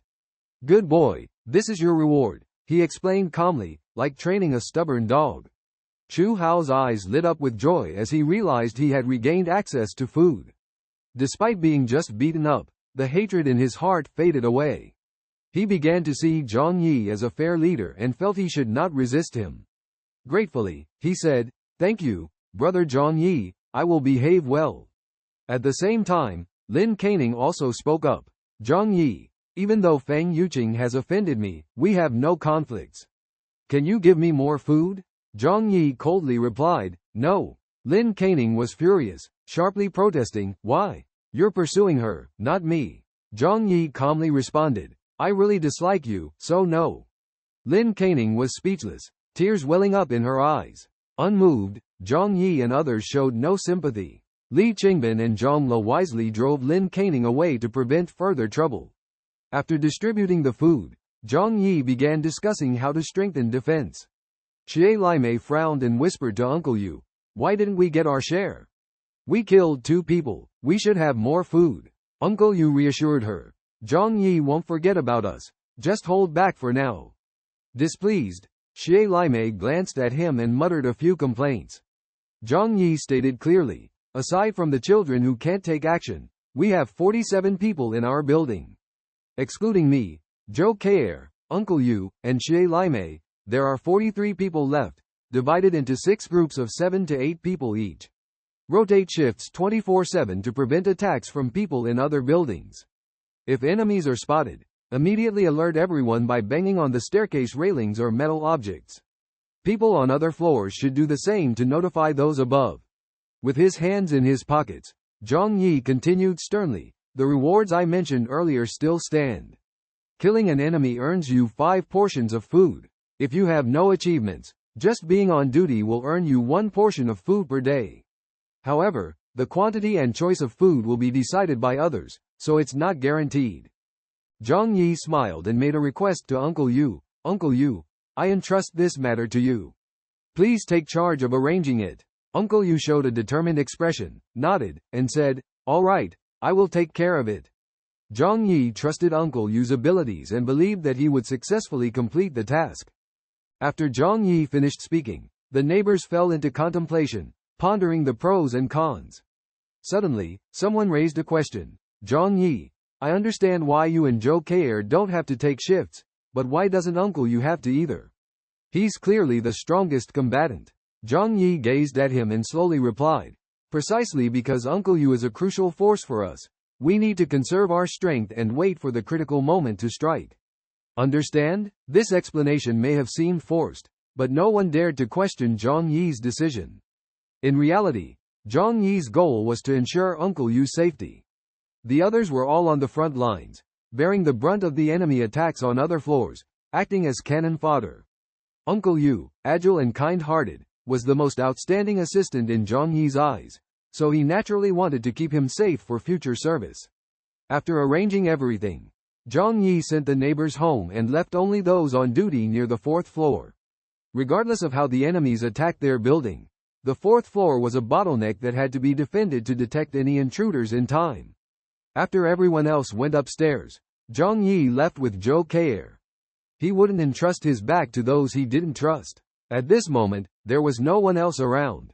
Xie Laimei couldn't help but ask, "Zhang Yi, did you forget the food for our family?" Zhang Yi looked up at her, a hint of cold amusement flickering in his eyes. Uncle Yu quickly grabbed her arm to stop her, but Xie Lime continued, Uncle Yu has contributed the most, yet gained nothing in return. Isn't that too? Zhang Yi calmly stated, the supplies I brought back are not just these. The good stuff is kept for later. He paused, adding, Uncle Yu, come to my place later. Upon hearing this, Xie Lime smiled brightly. I knew you wouldn't let him work in vain. Uncle Yu gave her a look and said, I've told you before, Brother Zhang Yi is a trustworthy person. Zhang Yi smiled and said nothing. Back at home, he took out a box of instant noodles from the spatial pocket, placed it at the door, and told Uncle Yu to come pick it up in 10 minutes. Entering the room, he quickly took off his winter coat. Clang! The frying pan in the jacket fell to the ground with a crisp sound. Zhou Kei'er picked up the pan, chuckled, and said softly, there's probably no danger outside, you're too cautious. Zhang Yi smiled faintly and said, I probably won't need this from now on. I found a better replacement. The police bulletproof vest is both snug and safe. The sense of happiness in Zhang Yi's heart grew stronger in the warmth of his home. The extreme cold outside was unbearable. Even with the winter coat on, the icy chill still seeped in. Especially riding a motorcycle, it was even more so. Zhang Yi took out some food from the spatial pocket and placed it on the table. Zhou Kei'er had been hungry all day. Zhang Yi had taken all the food before leaving, and now both he and Zhou Kei'er were hungry. They sat down to enjoy the meal. Curiously, Zhou Kei'er asked, how is it outside? Zhang Yi replied, the city is snowed in, with the lower buildings completely covered. Even though the heavy snow has stopped and the temperature has returned to normal, it will still take another half a month for the snow to melt. Zhou Kei'er nodded in understanding, but she realized that as winter approached, the temperature would further drop. Such conditions were not easy for them. Zhang Yi took a deep breath and pointed out that they needed to deal with humans at the moment. In a post-apocalyptic world, humans were scarier than demons. After dinner, Zhou Kei'er snuggled up to Zhang Yi, wrapping her arms around his shoulder. Zhang Yi glanced at her and asked why she was doing this. Zhou Kei'er blushed and said with a smile that it was to keep warm. She even took advantage of her curvaceous figure to get closer to Zhang Yi. Since joining hands with Zhang Yi, Zhou Kei'er seemed to have a new lease on life, clinging to Zhang Yi every day. Fortunately, Zhang Yi was strong and energetic, and most people would probably find it hard to resist. Zhang Yi smiled and patted her perky bottom, indicating that he didn't have time to accompany her now, asking her to go take a shower and rest. Zhou Kei'er gave Zhang Yi a flirtatious look and obediently went to take a shower. What made Zhang Yi able to resist the allure of beauty? Of course, it was their common interest as men. Zhang Yi took out the firearms he had collected today from another dimension. He had some knowledge of firearms, having previously joined the shooting association in Tianhai City and practiced frequently at the shooting range. The performance of police firearms far exceeded those he had purchased from the black market. Therefore, Zhang Yi replaced his original firearms with 2 police pistols loaded with ammunition. He also took out gun holsters and armed belts to hang conveniently around his waist. Subsequently, Zhang Yi began studying rifles and a sniper rifle. Although the shooting range in Tianhai City provided rifles, they didn't have sniper rifles. Fortunately, with the advanced network, all kinds of firearms information were readily available. Zhang Yi quickly found relevant introductions on his phone. He marveled at how the network servers were still running. Indeed, large companies were extraordinary. Despite the apocalypse, many internet companies closed down, and software ceased operation, but a few large enterprise servers were still running, preserving a glimmer of hope for humanity to rebuild. Zhang Yi hurriedly studied the instructions for using firearms and made rapid progress due to his experience. At least he mastered the skills of shooting and reloading, enough to deter others. Firearms themselves were the most powerful deterrent. Zhang Yi decided to load the firearms, release the safety, and place them in another dimension for emergencies. However, he couldn't bear to part with the sniper rifle. Firearms were a man's romance. Zhang Yi raised the rifle, looked through the scope at the building across the street. The unit building 50 meters away. The window of the opposite house was clearly visible, and he could even see the lock on the window. He decided to seize the opportunity to try out this rifle. After all, it was the sniper rifle's artifact. A smile played on Zhang Yi's lips. Avoiding conflict is his preference. He doesn't like confronting it head-on. He would rather hide in the shadows, quietly waiting for the right moment to catch his opponent off guard and strike decisively. It is in these moments that he feels most satisfied. Zhang Yi held a sniper rifle in his hand, feeling unusually excited as he carefully observed the movements in the entire residential area through the scope. As night fell, most residents had turned off their lights, and the apartment building was pitch black. However, under the reflection of the snow, the outdoors were still wrapped in a silver blanket, with some faintly visible scenes. Suddenly, Zhang Yi's gaze froze. When his eyes fell near the garage, he noticed two black dots moving. Garage, someone was there. It seemed their target was his snowmobile parked there. A smirk of contempt appeared on Zhang Yi's lips. Pretending to hide the snowmobile in the garage during the day had indeed attracted someone to sneak around at night. Unfortunately, their efforts would be in vain. Soon, Uncle Yu walked over. He saw a whole box of unopened instant noodles placed at the door, his eyes moist with excitement. Unexpectedly, it was a white elephant. Zhang Yi was truly touching. This box of instant noodles would be enough for the three of them to eat for a week. Uncle Yu was deeply moved and thought about how there were not many instant noodles at Zhang Yi's home, with only over 20,000 boxes in the warehouse. Zhang Yi himself had never used a pack because there were always various delicacies cooked by hotel chefs at home. Who would want to eat instant noodles? Uncle Yu picked up the instant noodles, gently knocked on the door, and said, "Zhang Yi, I'm taking these instant noodles." "Thank you." Zhang Yi put down the sniper rifle and walked to the door, saying, "Uncle Yu, don't mention it. Be generous to others, let them eat their fill. Only then can you continue to be my right-hand man, even a human shield. I don't want to see you in any danger." Uncle Yu scratched his head, silly smiling, and said, "Yeah, I got it. Don't worry too much about what Sherry May said during the day." Zhang Yi lowered his eyes, smiling, and said, "I'm not the kind of petty person who argues with a woman. But, Uncle Yu, are you really planning to help raise someone else's child?" With a hint of probing in his tone, he didn't like Sherry May, but he didn't want to fall out with Uncle Yu either. So, he could only carefully sow discord. Uncle Yu smiled and said, "It's not easy to find a woman like that these days." Zhang Yi nodded, "You're right. But, Sister Xie is actually pretty good, looks good, and can bear children. I don't mean anything else, I just think you're underestimating yourself. Nowadays, strong, skilled and fighting men are a rare breed. It's not excessive to joke about dating a female celebrity." Uncle Yu was pleased to hear that. "Am I really that good?" Zhang Yi continued, "Look at the current situation. Those playboy types who can sing, dance, and rap are useless. They can't even support themselves. Men like us can provide women with a sense of security. However, Sister Xie is indeed good." Uncle Yu felt a strange taste in his heart, as Zhang Yi's words stirred up his deep-seated hesitation. Although Xie Laimei made his heart flutter, her voluptuous figure and superb skills made him yearn for her. The less than one-year-old child brought him endless troubles. Taking care of this child, Uncle Yu was often disturbed in the middle of the night, unable to rest properly. He secretly complained in his heart, after all, this child was not his own, and raising her was always a bit of a chore. He began to realize his selfishness, although he had been enduring without contemplating it deeply. Xie Laimei's words kept echoing in his mind. She advised him to treat this child as his own daughter, believing that she would be filial to him when she grew up. Uncle Yu was gradually persuaded and started helping to raise the child sincerely. Zhang Yi's words made him enlightened. He realized that he needed to change some of his thoughts. Although he dared not consider having children now, it wouldn't be too late to think about it when things settled down in the future.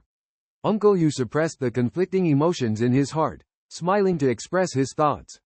Zhang Yi quickly intervened, saying, "I was just talking casually, Uncle Yu, no need to take it to heart. I really respect you and Sister Xie, and sincerely hope you both will be happy." Uncle Yu nodded and said, "Then I'll take my leave. Feel free to find me anytime." Zhang Yi watched Uncle Yu leave, then put the sniper rifle magazine back into the alternate space. These weapons would become his secret weapons. After a while, the sound of water stopped in the bathroom. Zhou Ke, wrapped in a bath towel, walked out. Her fair skin was even more alluring against the pink towel. her slender legs showing an elegant line under the light. Zhang Yi lay on the sofa, rubbed his temples, and lazily said, "I'm a bit tired today, come and give me a massage." Zhou Ke nodded, walked to his side, and gently started massaging him. That night, the Tianhe gang, having lost 4 gang members, attacked 25 again. Their previous success made them pay no attention to anyone in Unit 25 other than Zhang Yi. However, this time, they encountered unexpected resistance. Huang Wei, Huang Feng's nephew, led 8 men in a night raid, but as soon as they reached the stairwell, they were attacked with bricks. The duty personnel immediately fought back, using their weapons to block the Tianhe gang's attack and grabbing stones, bricks, and other items to throw at the enemy, buying time. They also pounded on the stairs and windows, attracting neighbors to help. Soon, all the residents of the building were awakened.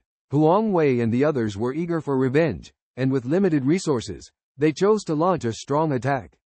However, their numbers were too few. Despite their strong combat capabilities, they found it difficult to fight against the numerous people.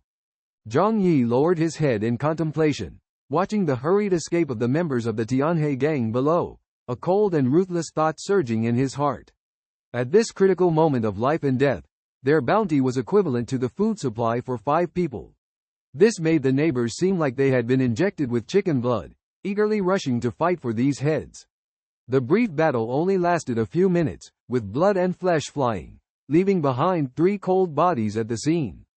Huang Wei and the others sensed the danger and quickly shouted, "Retreat! Retreat! Retreat!" They hurriedly fled the scene, while the neighbors from number 25 behind them cheered and shouted, determined to chase them down. A slower worker failed to climb out of the window in time and his buttocks were fiercely struck by a cleaver, narrowly avoiding being cut half an inch deep. He groaned in pain and struggled hard to get out of danger. The neighbors did not pursue further. After all, it was late at night and the situation outside was unpredictable. However, at that moment, Zhang Yi was awakened by the noise. He walked to the balcony, gazing at the fleeing criminals below, a wicked thought emerging in his mind. At this distance, would a sniper rifle be enough to take them down one by one? When a man encounters a woman with outstanding looks, he is always filled with a desire and curiosity, eager to engage in deep conversations with her and explore her inner world. Similarly, when possessing an excellent weapon, men always want to personally test its power, like finding a good bamboo stick as a child and swinging it as if it were a sword. For Zhang Yi, he didn't just get an ordinary weapon, but a sniper rifle, which is extremely precious in the current post-apocalyptic world, something ordinary people dare not even touch. His mind was filled with curiosity and a desire to personally verify the power of this sniper rifle. Taking the sniper rifle from a different dimension, Zhang Yi arrived on the balcony of the 24th floor, gazing down at the scene below, aiming at his target. Through the 8-fold scope, what seemed tiny like ants when viewed from a tall building was now clearly visible. Holding his breath, he tried hard to prevent his breath from fogging up the scope. The 7 fleeing figures slowly moving on the snowy ground became his targets. Zhang Yi's emotions surged as he aimed at a figure's back and gently pulled the trigger. In the moment the bullet left the barrel, he felt a strange power, as if the bullet was destined to hit the target. The gunshot rang out, piercing the silent night. The sound woke countless people from their sleep, leaving them uneasy. Through the scope, Zhang Yi saw the person fall to the ground, blood staining the snow. He was secretly surprised. Could it be that he was a natural sharpshooter? How could his marksmanship be so accurate? Zhang Yi was both amazed and excited. He had only wanted to test the gun's performance, but he didn't expect to achieve such astonishing results. That strange feeling surged in him again, catching him by surprise. As the gunshot alarmed the surrounding crowd, they hastened their escape. Zhang Yi quickly changed the magazine, preparing to aim at the next target. As he focused on aiming, that special feeling came over him once more. Another gunshot, and another person fell. Zhang Yi realized that his ability to shoot enemies from a high building was not accidental, but an innate talent. Speaking to himself, he realized that his abilities were not limited to the different dimension. This undiscovered potential was intricately linked to space. This made him a natural sharpshooter. Previously, when using crossbows and pistols, he was unaware of this ability, just feeling a good sense of shooting. Now, with the sniper rifle, This feeling became clearer. Zhang Yi was thrilled. Having an additional ability in the post-apocalyptic world meant an added guarantee of survival. He changed the magazine again, aiming at the next target's head. Gunshots echoed through the night sky, and the person's head instantly exploded, blood mist splattering. Indeed, it was a powerful and precise shooting ability. Zhang Yi was overjoyed, consecutively targeting other individuals. The gunshots continued, leaving several people defenseless, falling on the roadside one after another. 7 bodies lay in the snow, their blood staining the white ground, a stark contrast. Zhang Yi's lips curled into a smile, feeling pleased. From now on, he could hide in the shadows and become a top assassin, specializing in covert operations. Downstairs, the neighbors heard gunshots and saw Huang Wei and others falling one by one, their eyes wide with shock. The gunshots came from upstairs. There was no doubt that it was Zhang Yi's doing. At such a distance, using a handgun was impossible. It must have been the deadly accuracy of a sniper rifle. Goodness, with such precision, Zhang Yi was indeed a marksman. The onlookers were stunned and terrified. Thinking of Zhang Yi's skill, they realized how easy it would be for him to deal with them. They couldn't help but imagine various terrifying scenarios, thinking that Zhang Yi might be a hidden martial arts master in the city. Otherwise, how could he have such exceptional marksmanship? It seemed best to obey Zhang Yi's commands in the future. Yes, they were still alive because Zhang Yi hadn't attacked. People's imaginations were terrifying, and at that moment, their awe of Zhang Yi reached its peak. Moreover, the midnight gunfire woke up the entire neighborhood. Zhang Yi's sniper rifle didn't have a silencer, and anyone with a basic knowledge of firearms could tell that it wasn't a handgun. In an era where a handgun could dominate, the consequences of someone having a more powerful rifle or even a sniper rifle were unimaginable. Zhang Yi put away the sniper rifle and rubbed his sore shoulders. The continuous shots made his shoulders ache. Fortunately, his physical fitness was excellent. Otherwise, his shoulders would have been sore for days. This night, many people would probably have trouble sleeping.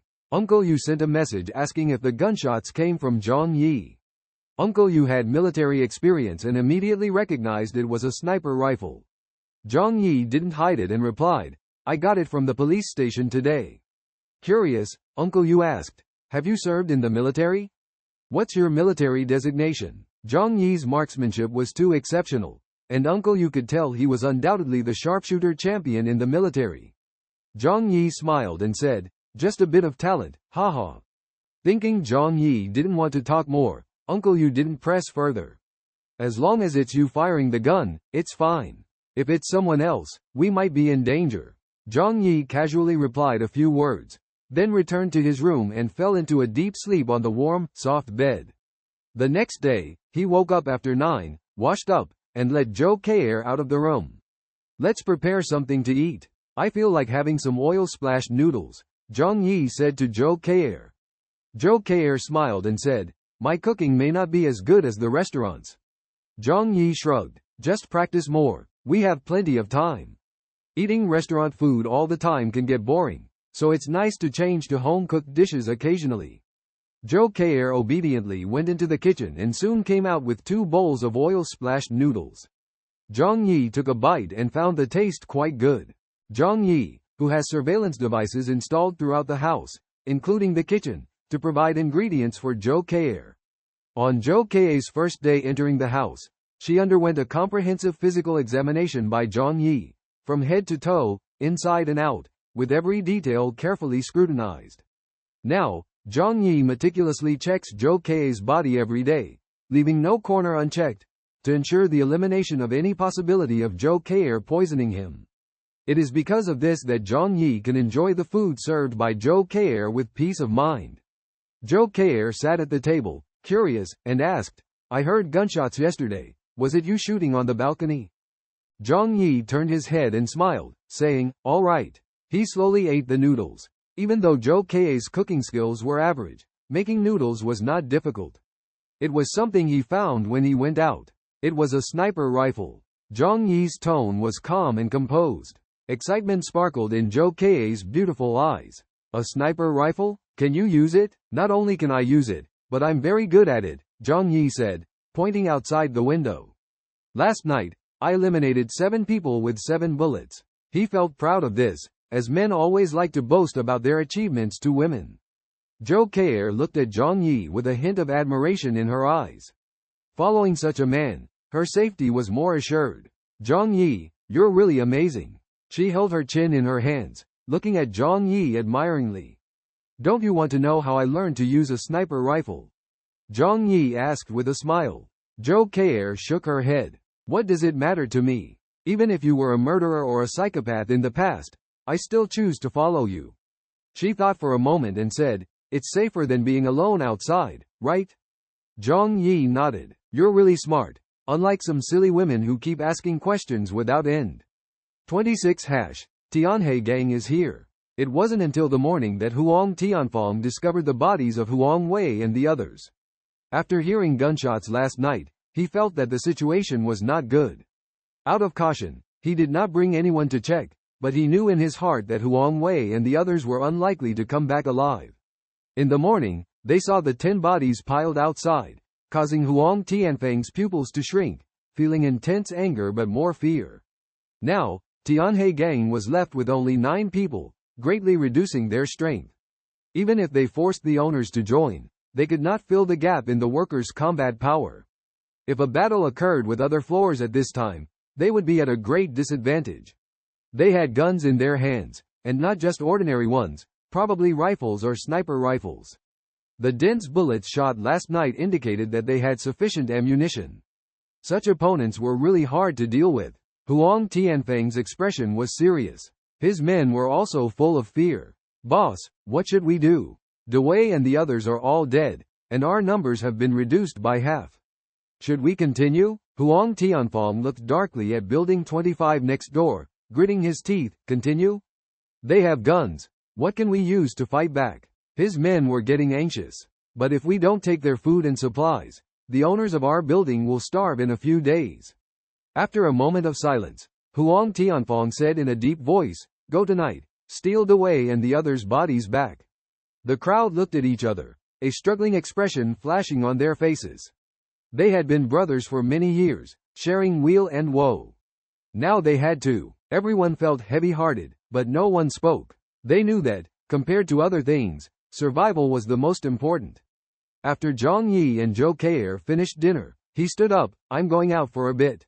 Upon hearing this, Zhou Keir quickly stuffed a bag of chips into her pocket. Zhang Yi didn't say much. This time he didn't put away the 2 boxes of ingredients in the kitchen. In life, Zhang Yi firmly believes in Zhou Keir's intelligence and talent. Only when a more powerful presence appears will Zhou Keir not act against Zhang Yi. As Zhang Yi walked out of the building, the few people on duty straightened up immediately upon seeing him. Big brother Zhang, are you going out? Zhang Yi glanced at them, and the awe in their eyes was evident.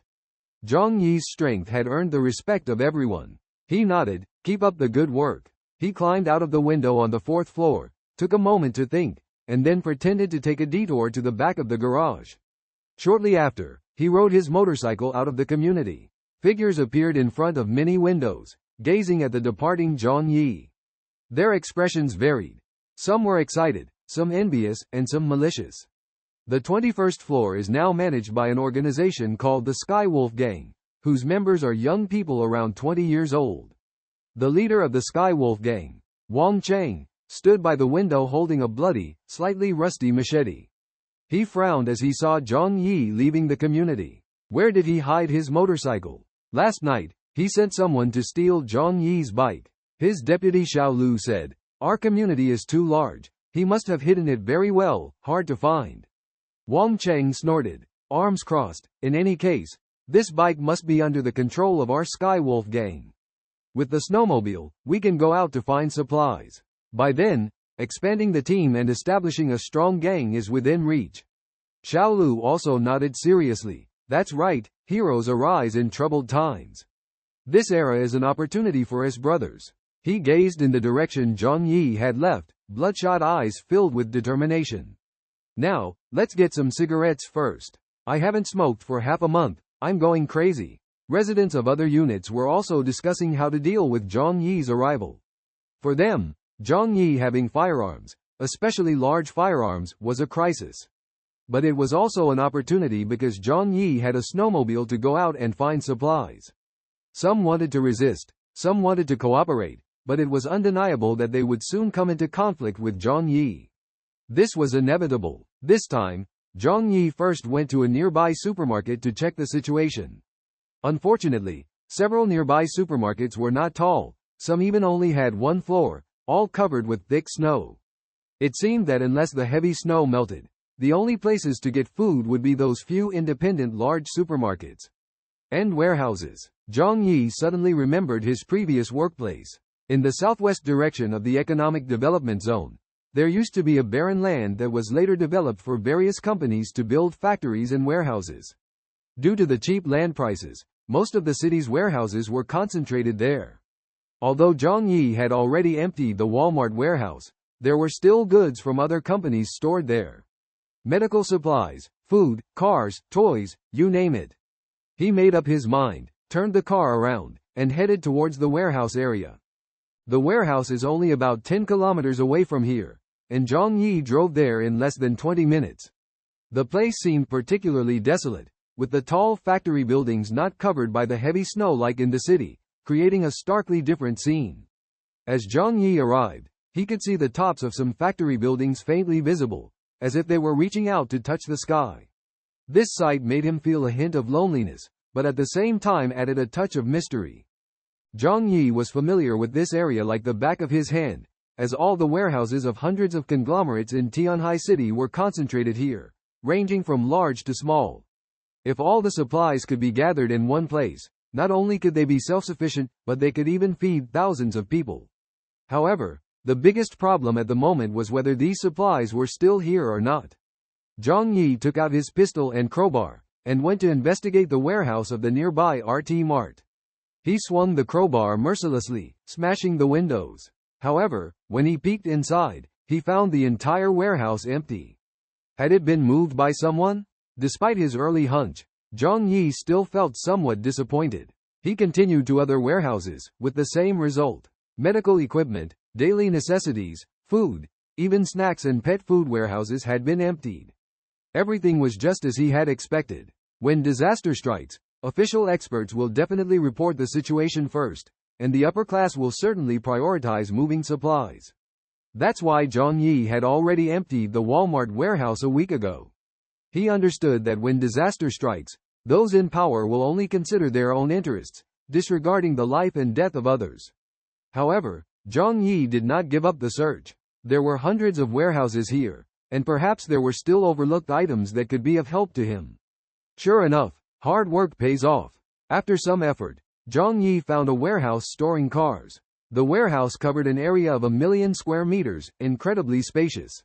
Cars were neatly arranged on steel racks, including many luxury cars worth millions before the apocalypse. But now they had become scrap metal, showing no practical value. Faced with this scene, Zhang Yi felt somewhat helpless. He frowned and contemplated for a long time, finally made up his mind. Since there was still plenty of space, he decided to temporarily store them. Maybe they would be useful in the future. Men all have a fondness for cars.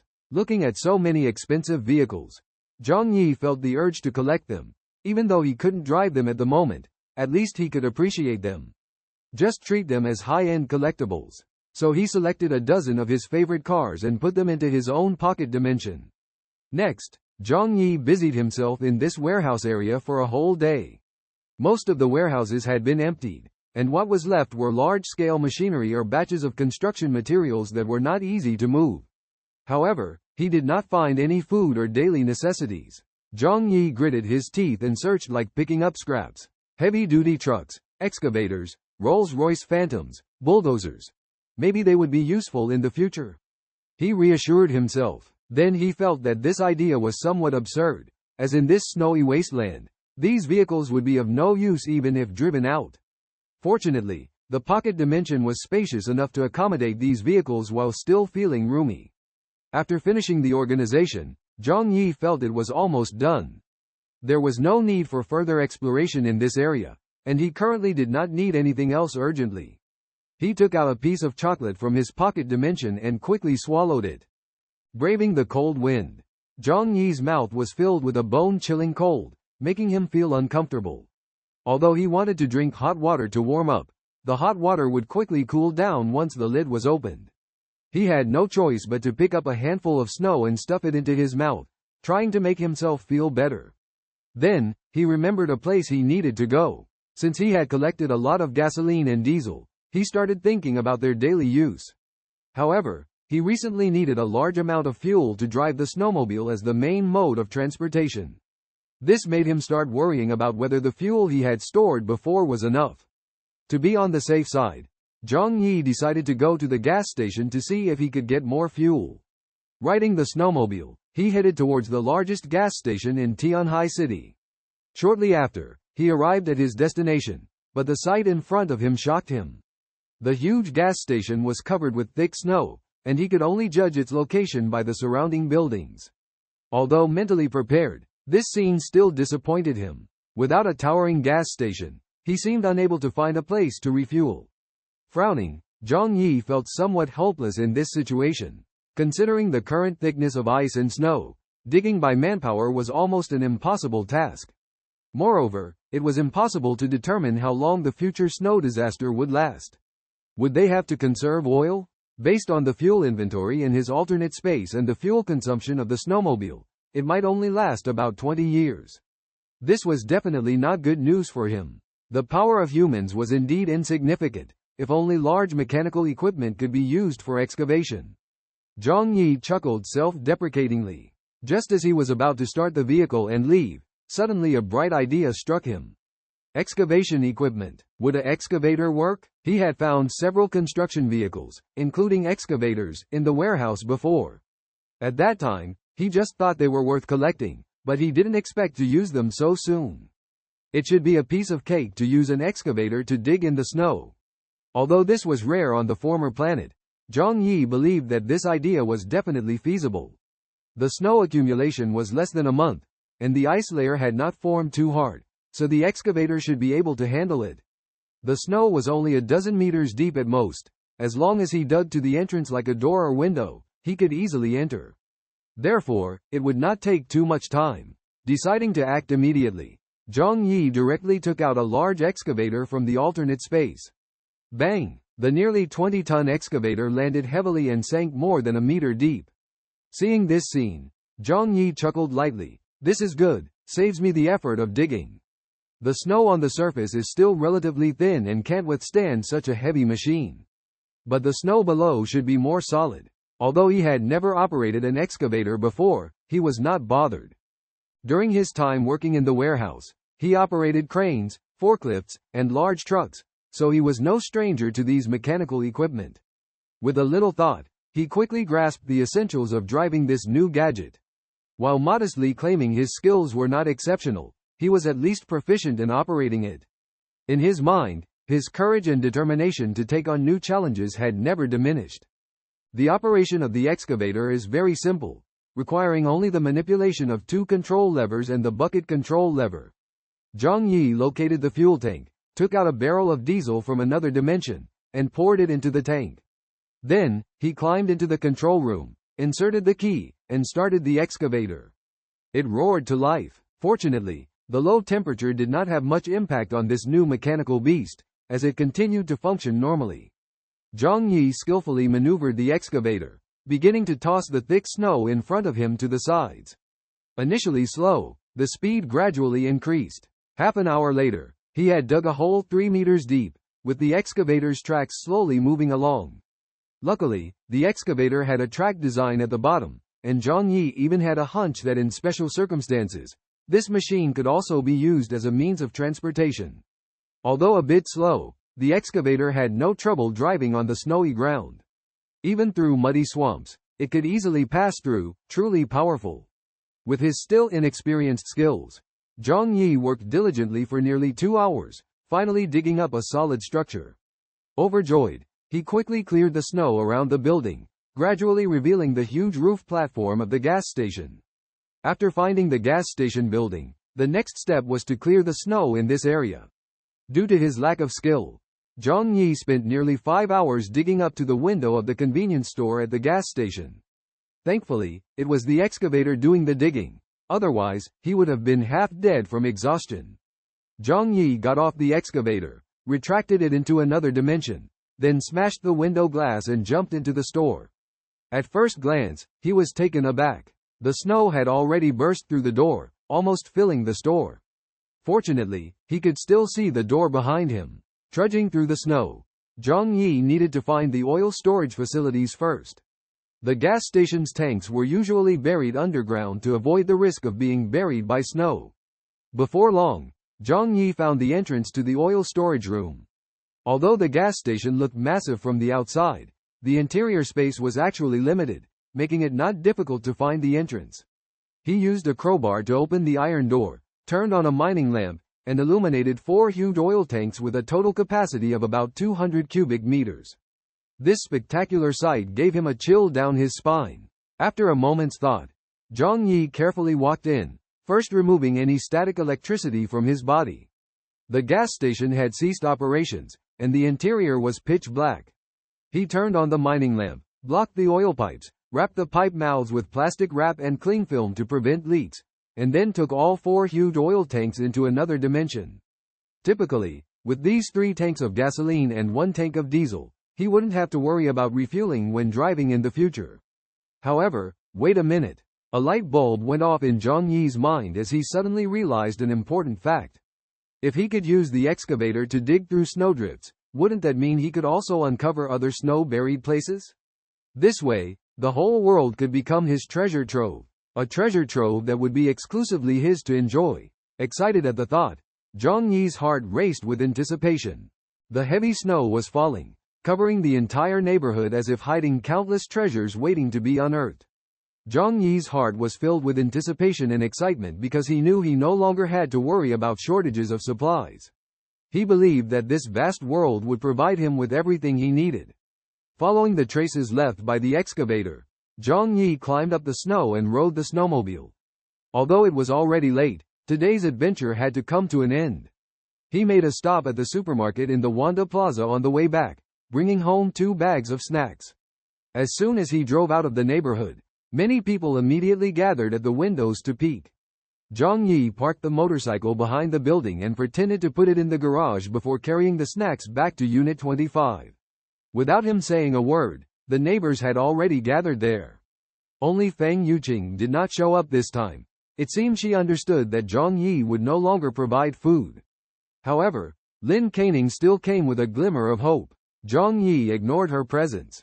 Everyone had worked hard, and the food today was a reward for everyone who dealt with the intruders yesterday. According to the previous rules, food would be distributed based on the amount of contribution. In short, with limited food, those who did more work would get more, and those who did less work shouldn't expect to get much. Due to the deterrence of the sniper rifle, people were even more in awe of Zhang Yi and dared not say much. They all knew very well that Zhang Yi had eliminated the most enemies. Because Li Qingbin and Zhang Lei did not take turns on duty last night, they could only get 1 portion of food. Zhang Yi's so-called 1 portion was not enough to satisfy hunger. The 2 of them looked disappointed. Li Qingbin said to Zhang Jie, "Are we just going to wait like this? What if they don't come over? You've eliminated so many people, maybe they won't dare to come again." Young people are always impatient. Zhang Yi touched his nose and smiled, saying, "Opportunity favors the prepared mind. I said, for every enemy killed, there will be a reward of 5 portions of food. But I didn't say we can only passively defend." Li Qingbin and Zhang Lei's eyes lit up. "Are you saying we can take the initiative to attack? Killing people from other buildings can also get rewards?" They were extremely excited. They urgently needed food and also longed to show their strength in the team, becoming Zhang Yi's trusted assistants. Zhang Yi pondered for a moment. Currently, apart from the Tianhe gang in Building 26 #, no other building had made a move against Building 25 #. But no one could guarantee what might happen in the future. Especially after Zhang Yi exposed his snowmobile, more people might covet it. Zhang Lei and Li Qingbin's proposal intrigued Zhang Yi. These people were originally the cannon fodder he recruited. If they wanted to take risks, then let them go ahead. After all, these snacks were not valuable to Zhang Yi. His face immediately lit up with an approving smile and nodded, "Of course." The ones outside are all enemies. Taking them out will ensure the safety of our group. Faced with the cold weather and heavy snow, they had no choice but to stay in the buildings nearby. The first target, naturally, was Building 26 of the Tianhe gang next door. Li Qingbin and Zhang Lei cheered excitedly, as if welcoming the arrival of victory. The expressions of the others varied, hiding their own thoughts. However, some began to waver, perhaps driven by greedy desires.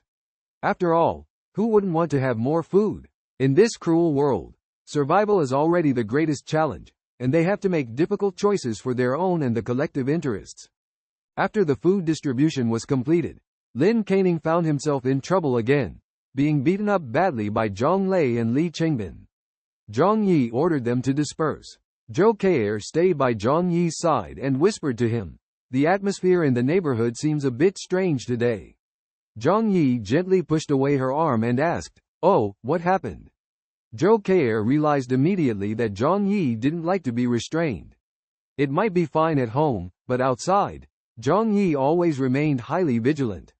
She sighed, "I always feel like there are many eyes watching us. The feeling is unusually strong."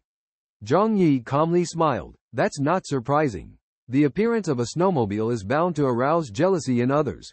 After all, such a means of transportation is extremely rare in the South. Owning it means being able to go out and look for supplies. It also represents hope for survival. Who wouldn't crave survival?" Zhou Kei'er expressed her concerns. "Do you think people from other units might also launch an attack? It could be very dangerous." After looking around to ensure no one was eavesdropping, Zhang Yi lowered his voice and said, "But we have plenty of cannon fodders. Even if they are powerful, it would be difficult for them to break into our home." Zhou Kei'er smiled in understanding, "But people tend to do unexpected things in desperate situations." Zhang Yi nodded, "You're right." As they talked, Zhang Yi habitually glanced around, as their conversation was best not overheard by others. However, it was this glance that made him suddenly see a black crack in the corner of his eye. They were passing the 13th floor at that moment, and the iron door in the stairwell was slightly ajar, with a blood-red eye staring at him. Who was it? Zhang Yi's muscles tensed instantly. Despite being brave, this sudden situation still made him nervous. The door in the stairwell slammed open, and a disheveled woman screamed and rushed out, wielding a blood-stained kitchen knife towards him. "Oh!" Zhou Kei'er screamed. Zhang Yi quickly pushed Zhou Kei'er aside, causing himself to lean to one side due to the reactive force. The knife fell empty in midair, not harming anyone. But the woman, like a madwoman, continued to swing the knife at Zhang Yi. Seizing the moment, Zhang Yi rolled down the stairs.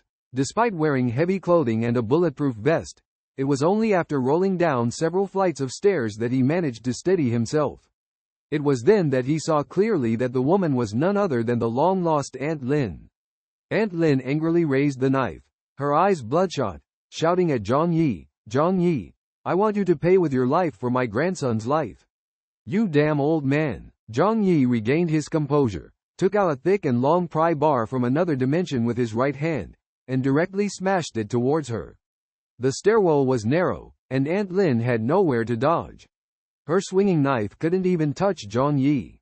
Faced with the pry bar, she instinctively tried to avoid it, but in the end, she was only hit on the shoulder, not the head. With a crack, Zhang Yi heard the sound of bones breaking, and the old man felt a sharp pain in his old arms and legs. Aunt Lin was viciously knocked down on the stairs. She lost all resistance but still tightly gripped the blood-stained kitchen knife, her eyes filled with hatred. "I will kill you. I will avenge my grandson." Zhang Yi looked down coldly at her, raising the pry bar and hitting her hand hard. In the cold weather, the human body was surprisingly fragile. This blow sent 3 of her fingers flying and the knife thudded to the floor. "Oh!" Her piercing screams echoed in the stairwell. Members of the patrol team rushed over at the sound, seeing Zhang Yi and Aunt Lin. They couldn't help but ask, "Big brother Zhang, what happened?" Zhang Yi coldly replied, "This old lady tried to kill me." The team members condemned in unison, "This old woman deserves to go to hell. Big brother Zhang is the hope of our entire building now. She actually tried to harm you. Just get rid of her. She's gone mad. Keeping her alive will only bring trouble." Aunt Lin had indeed descended into madness. Her words in the group chat had been cryptic. Zhang Yi told the team members, "You guys go back, I'll handle this here." The few men dared not disobey and left the scene obediently. Zhou Kei stood on the stairs, looking at Zhang Yi with worry. "Zhang Yi, are you hurt?" Zhang Yi pointed at Aunt Lin and said coldly, "She can't hurt me." Aunt Lin stubbornly raised her head, glaring at Zhang Yi with resentment. "Zhang Yi, you deserve to die. You should go to hell. You killed my grandson. You will be punished." Zhang Yi didn't rush to act, instead calmly asked, "I'm not the one who killed your grandson. Why are you seeking revenge on me?" Aunt Lin's timing was extremely precise. Obviously she had planned it in advance. She knew that Zhang Yi would return at this time, so she hid behind the door waiting for the opportunity to strike. And Zhang Yi happened to be distracted while talking to Zhou Kei, giving her a chance. Otherwise, with Zhang Yi's caution, he wouldn't have noticed the issue with the door crack. At this moment, Zhang Yi wanted to know why this crazy old woman was targeting him. Aunt Lin glared angrily, gritting her teeth, saliva flying, like a rabid mother dog. "You killed my grandson. You deserve to die, to receive the harshest punishment. I want to drink your blood, eat your flesh, and bite you into pieces." Zhang Yi still maintained a calm expression. "But I don't remember killing your grandson. In fact, I can be considered your savior. It was Chen Zhenghao's men who killed your grandson, and I helped you deal with Chen Zhenghao. You should be grateful to me." Aunt Lin hesitated for a moment, but then became even angrier because she found Zhang Yi's words to be true. But how can a stubborn and unreasonable woman admit her mistake? "Don't pretend to be a good person here. My grandson was still alive at the time. It was lack of medical treatment that caused him to suffer to death. It's you refused to lend me medicine. That's why he died. You are the culprit." Aunt Lin's saliva was flying, her eyes even more swollen from excitement, like a fierce evil spirit. Zhang Yi finally understood the truth this time. "So that's how it is." He nodded in realization. However, could there be a misunderstanding in this matter? He looked down at Aunt Lin, facing her eyes filled with hatred. Then, Zhang Yi said softly, "Actually, I may talk tough, but I have a soft heart.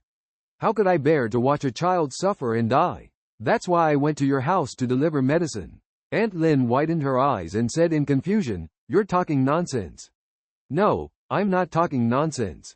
Think carefully. I did visit your house," Zhang Yi said with a hint of regret. "At that time, Xiao Hu was still alive. I clearly saw him breathing." "But why did you sigh? He had a chance to survive, but you took away his chance to live. You are such a good grandmother." Zhang Yi's eyes turned gloomy, his tone indifferent. Aunt Lin, who was already mentally unstable, became even more confused upon hearing Zhang Yi's words. A hint of panic flashed in her eyes. Could Xiao Hu still be alive? Did she accidentally cause his death? No, it's impossible. Xiao Hu had already passed away at that time. It was you who caused his death. Zhang Yi smiled, pointing at Dr. Zhou Kei, saying, "If you don't believe me, you can ask Dr. Zhou. Is there still hope for Lin Xiao Hu?" Aunt Lin turned her head in confusion, gazing at Dr. Zhou Kei. Dr. Zhou Kei, seeing Zhang Yi's cold smile, felt a chill in her heart. It turned out that Zhang Yi did not directly kill Aunt Lin, but wanted her to die in extreme pain. Dr. Zhou Kei whispered to Aunt Lin, "Lin Xiaohu actually had a chance of survival. I contacted Zhang Yi at that time, and he agreed to deliver the medicine. But you didn't wait for him to arrive, mistakenly believing that Xiaohu had already passed away. If you had waited a little longer, maybe he could have survived." Dr. Zhou Kei didn't say the last few words, because she felt it was already hurtful enough. Aunt Lin covered her face in despair, wailing in sorrow. "No, it's not possible. I didn't know he was still alive." Her mind had long been shattered, her memory confused, sometimes even at a loss. She had been living on hatred, but the conversation between Zhang Yi and Dr. Zhou Kei made it difficult for her to distinguish reality. Could it be that the child's relative was not Zhang Yi, but herself? Suddenly, Zhang Yi shouted loudly, "Haha, so that's it. The good grandmother of the Lin family, claiming to love her grandson, but causing the death of her own grandson. You really love him enough. Can you face your son and daughter-in-law who entrusted their grandson to you?" Aunt Lin's eyes were blank, covering her head as she let out painful wails. "No, it's not like that. It's not like that. It is, it is. Aunt Lin wailed in despair. Zhang Yi stood by, smiling, holding a knife to help her out of the predicament. Zhou Keir felt a chill creeping over her. Zhang Yi was definitely someone not to be messed with. His treatment of others was simply terrifying. Suddenly, Aunt Lin let out a scream and then slammed hard into the wall. She had completely collapsed, losing the will to live. For her, death was the only release. However, at a crucial moment, Zhang Yi showed a different side. His kindness was touching. How could he just watch the neighbor pass away like that? Zhang Yi shouted loudly, "No," and then kicked Aunt Lin away. Thud! Aunt Lin fell to the side and rolled down the stairs to the floor below. Zhang Yi looked at Aunt Lin and said with deep concern, "Aunt Lin, look forward, don't give up easily. After all, how will your family face it if you leave? You have to live for the sake of your grandson." Aunt Lin's mouth was bleeding, unable to speak, but her eyes were full of pleading towards Zhang Yi. She couldn't speak, only express herself with her eyes. At this moment, neighbors from several floors nearby heard the commotion and came to watch. Zhang Yi pointed at Aunt Lin and said loudly, "Come and see, Aunt Lin wants to end her life."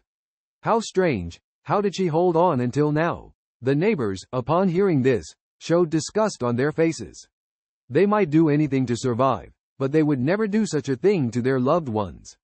This was their moral bottom line. Aunt Lin, being stared at by everyone, completely collapsed mentally, spitting out blood, struggling and in pain. She was on the brink of death, only able to hold on for half an hour before freezing to death. Zhou Keir walked to Zhang Yi's side and whispered. Zhang Yi's actions had already caused her severe internal injuries. Freeze to death? Zhang Yi frowned in thought. He couldn't bear such a cruel method. In this cold weather, letting her freeze to death was something he couldn't ignore. The neighbors looked at Zhang Yi in surprise. Was he going to spare Aunt Lin? Only Zhou Keir, who knew Zhang Yi well, looked at him helplessly, asking about his plan. Zhang Yi sighed and said, "The old lady has had a hard life. Let her be a little warmer before she passes away."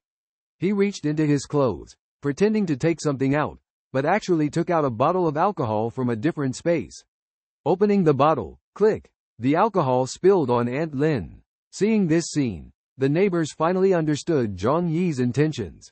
Although they were speechless, they also found this action quite reasonable. After all, this was Zhang Yi. After pouring the alcohol, Zhang Yi quickly stepped back, lit a cigarette, took a few puffs, and then threw the cigarette towards Aunt Lin. In an instant, flames ignited. Soon, the stairwell echoed with a tragic scream. Zhang Yi turned and walked away without looking back. The other neighbors made way for him in fear, their eyes filled with dread. After returning to the room, Zhang Yi and Zhou Keir took off their winter coats and sat on the sofa together. Zhang Yi cursed the annoying old lady, expressing his anger. He lay back leisurely on the sofa. Zhou Keir went into the bathroom and soon came out with a basin of hot water. She smiled and knelt in front of Zhang Yi, gently washing away the tiredness from his feet. She softly asked, "Were you scared just now?" Zhang Yi leaned back on the sofa and casually replied, "Not really. After the apocalypse, I've seen all sorts of absurd things. In chaotic times, anything unimaginable could happen. Even though I was wearing a bulletproof vest, unless the old lady was a skilled assassin, she couldn't harm me. But I'm not a puppet, of course I would dodge." Curiously, he asked, "What happened in the neighborhood while I was away? Especially in the other units, any commotion?" Zhou Keir nodded. "I was just about to tell you." Zhang Yi sat up slightly, curiosity and vigilance flickering in his eyes. "Oh, what happened?" Zhou Keir massaged his feet and softly said, "Unit 9 is now managed by Chen Lingyu, who was my former patient. She contacted me today, hoping I could introduce you to her friend and discuss some matters with you." Zhang Yi furrowed his brows slightly. Unit 9, Chen Lingyu? The name is unfamiliar to him. Although Yulu community is not large, Unit 25 where he lives and Unit 9 are 500 meters apart, and they usually have no intersection.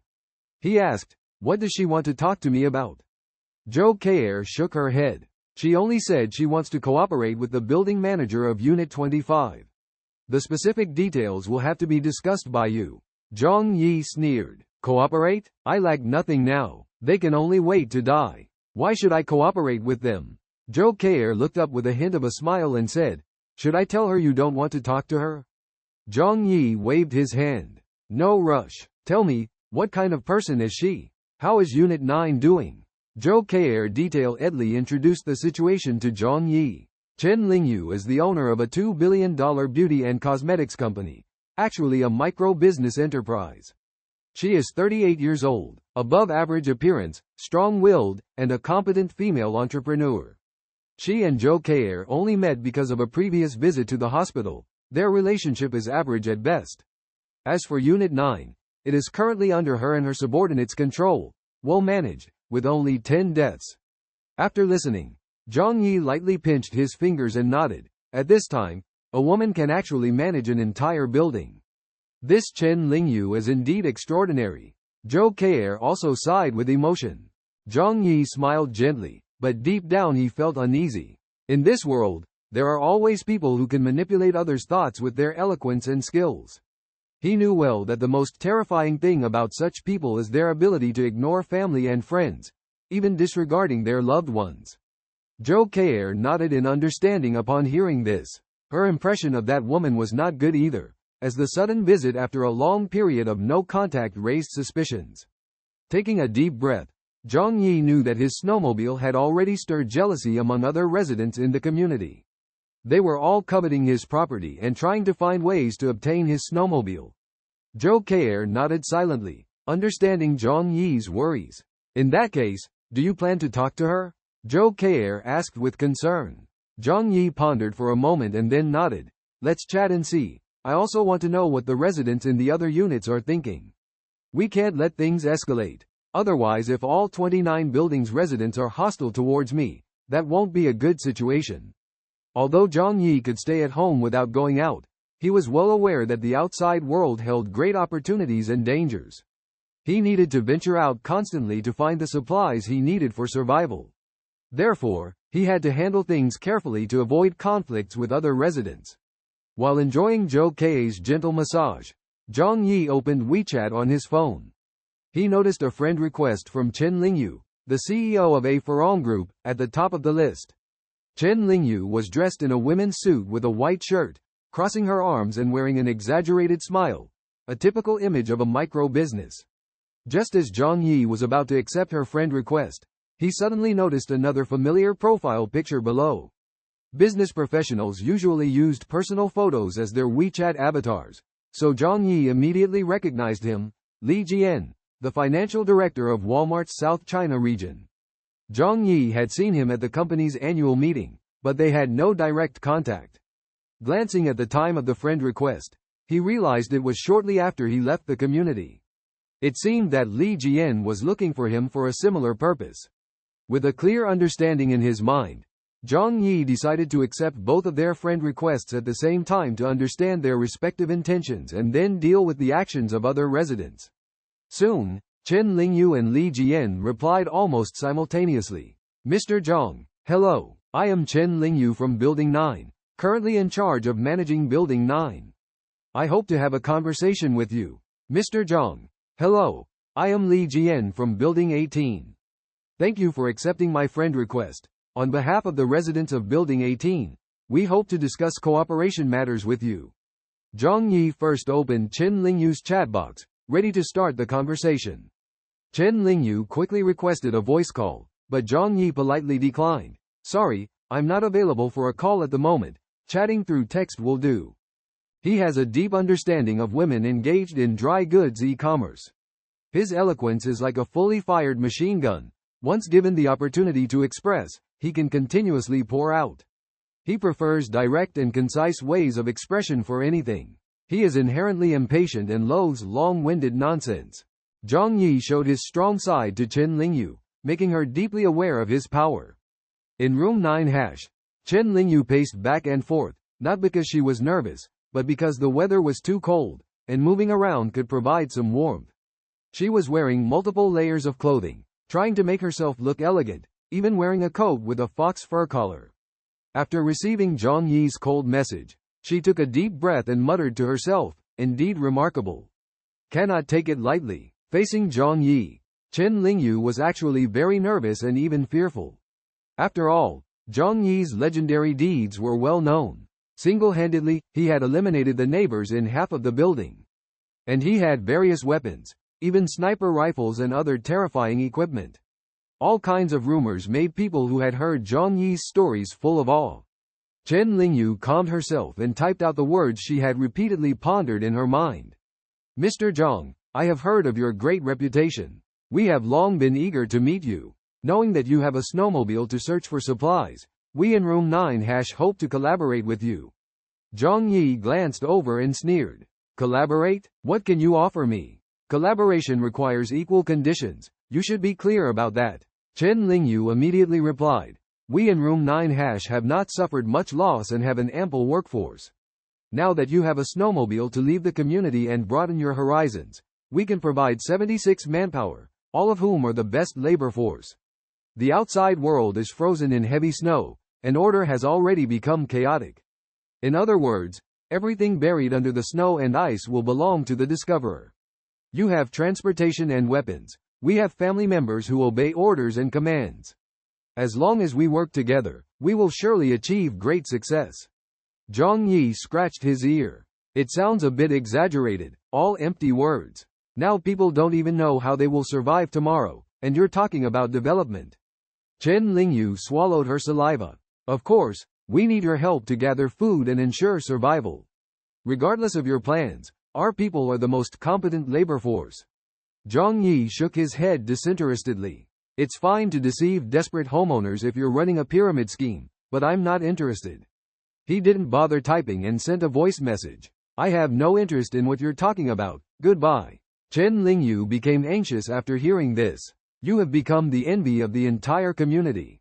Just by providing food, at least we can maintain neutrality. You wouldn't want us to become your enemies, would you? Seeing this message, Zhang Yi's expression finally became slightly serious. The conversation between Chen Lingyu and Zhang Yi began. Chen Lingyu knew that Zhang Yi was not easily weakened, but she had to express her sincerity. She tentatively said, Zhang Yi, you are intelligent and wise. You should understand the situation we are all in. Thousands of people in the entire community are trapped here, and can only stay at home waiting for hunger to come every day. Only you can go out on a snowmobile to find food. If it were you, would you envy this kind of freedom? The reason why no one has taken action is just weighing the pros and cons. However, it's only a matter of time before action is taken against you. We just hope that you can ensure our basic food supply, so that the residents of Unit 25 will definitely not pose a threat to you.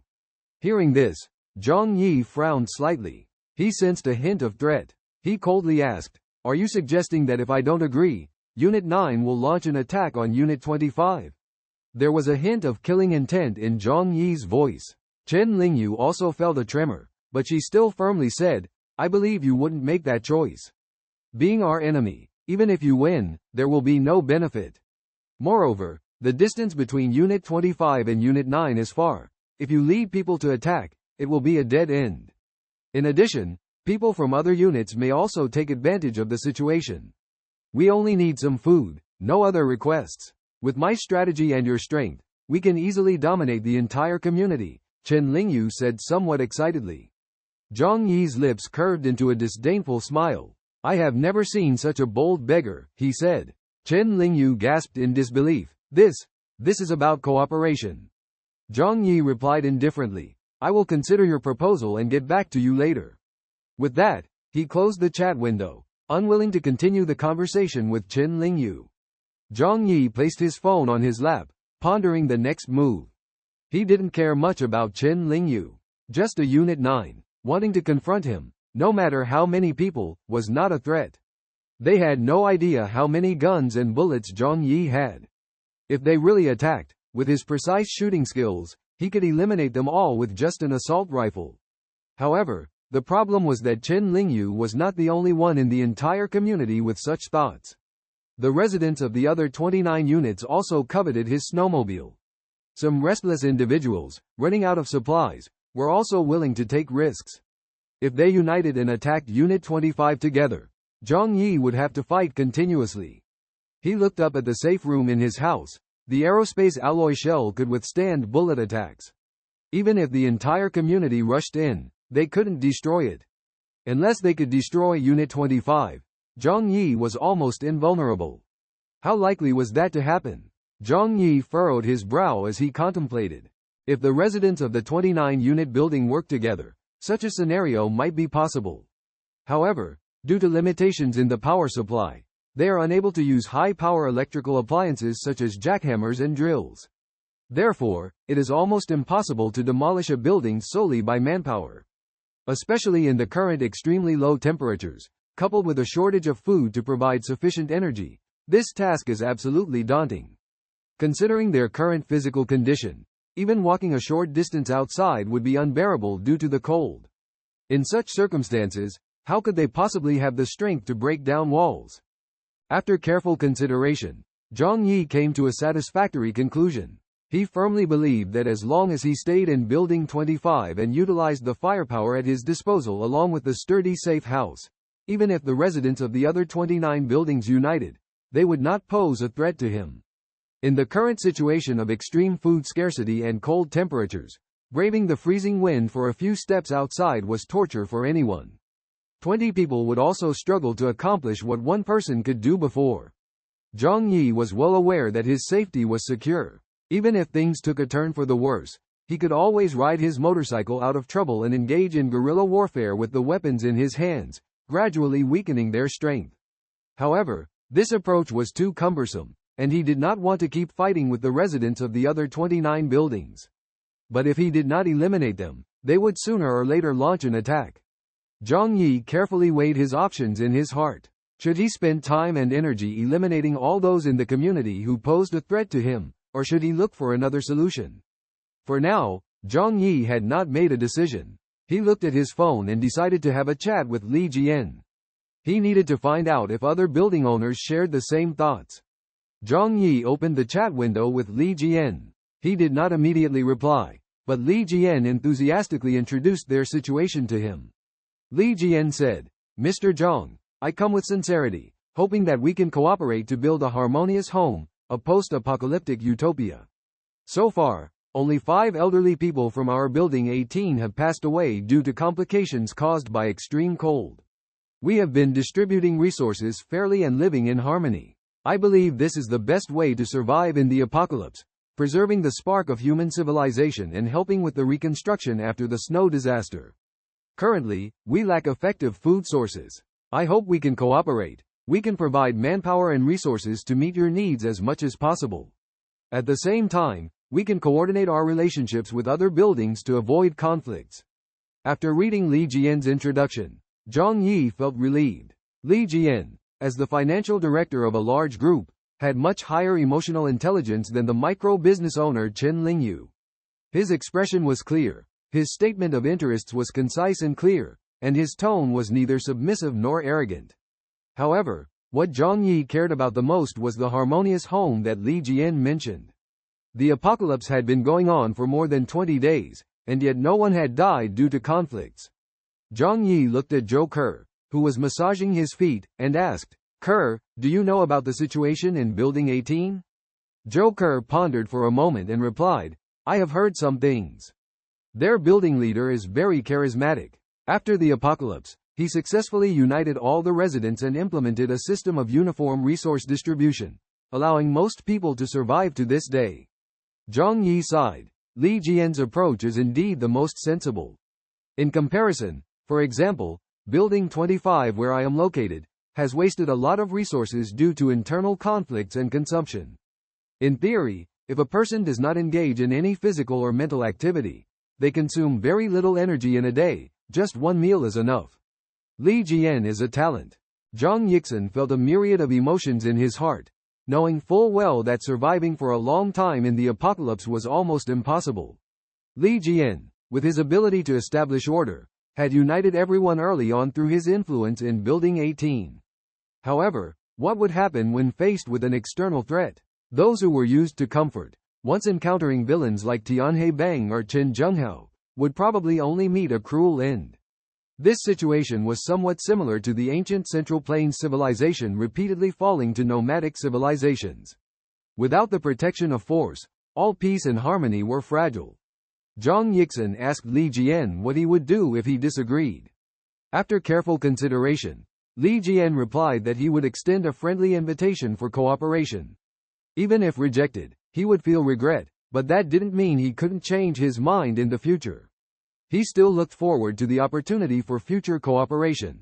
Zhang Yi smiled, feeling comforted by this formal response.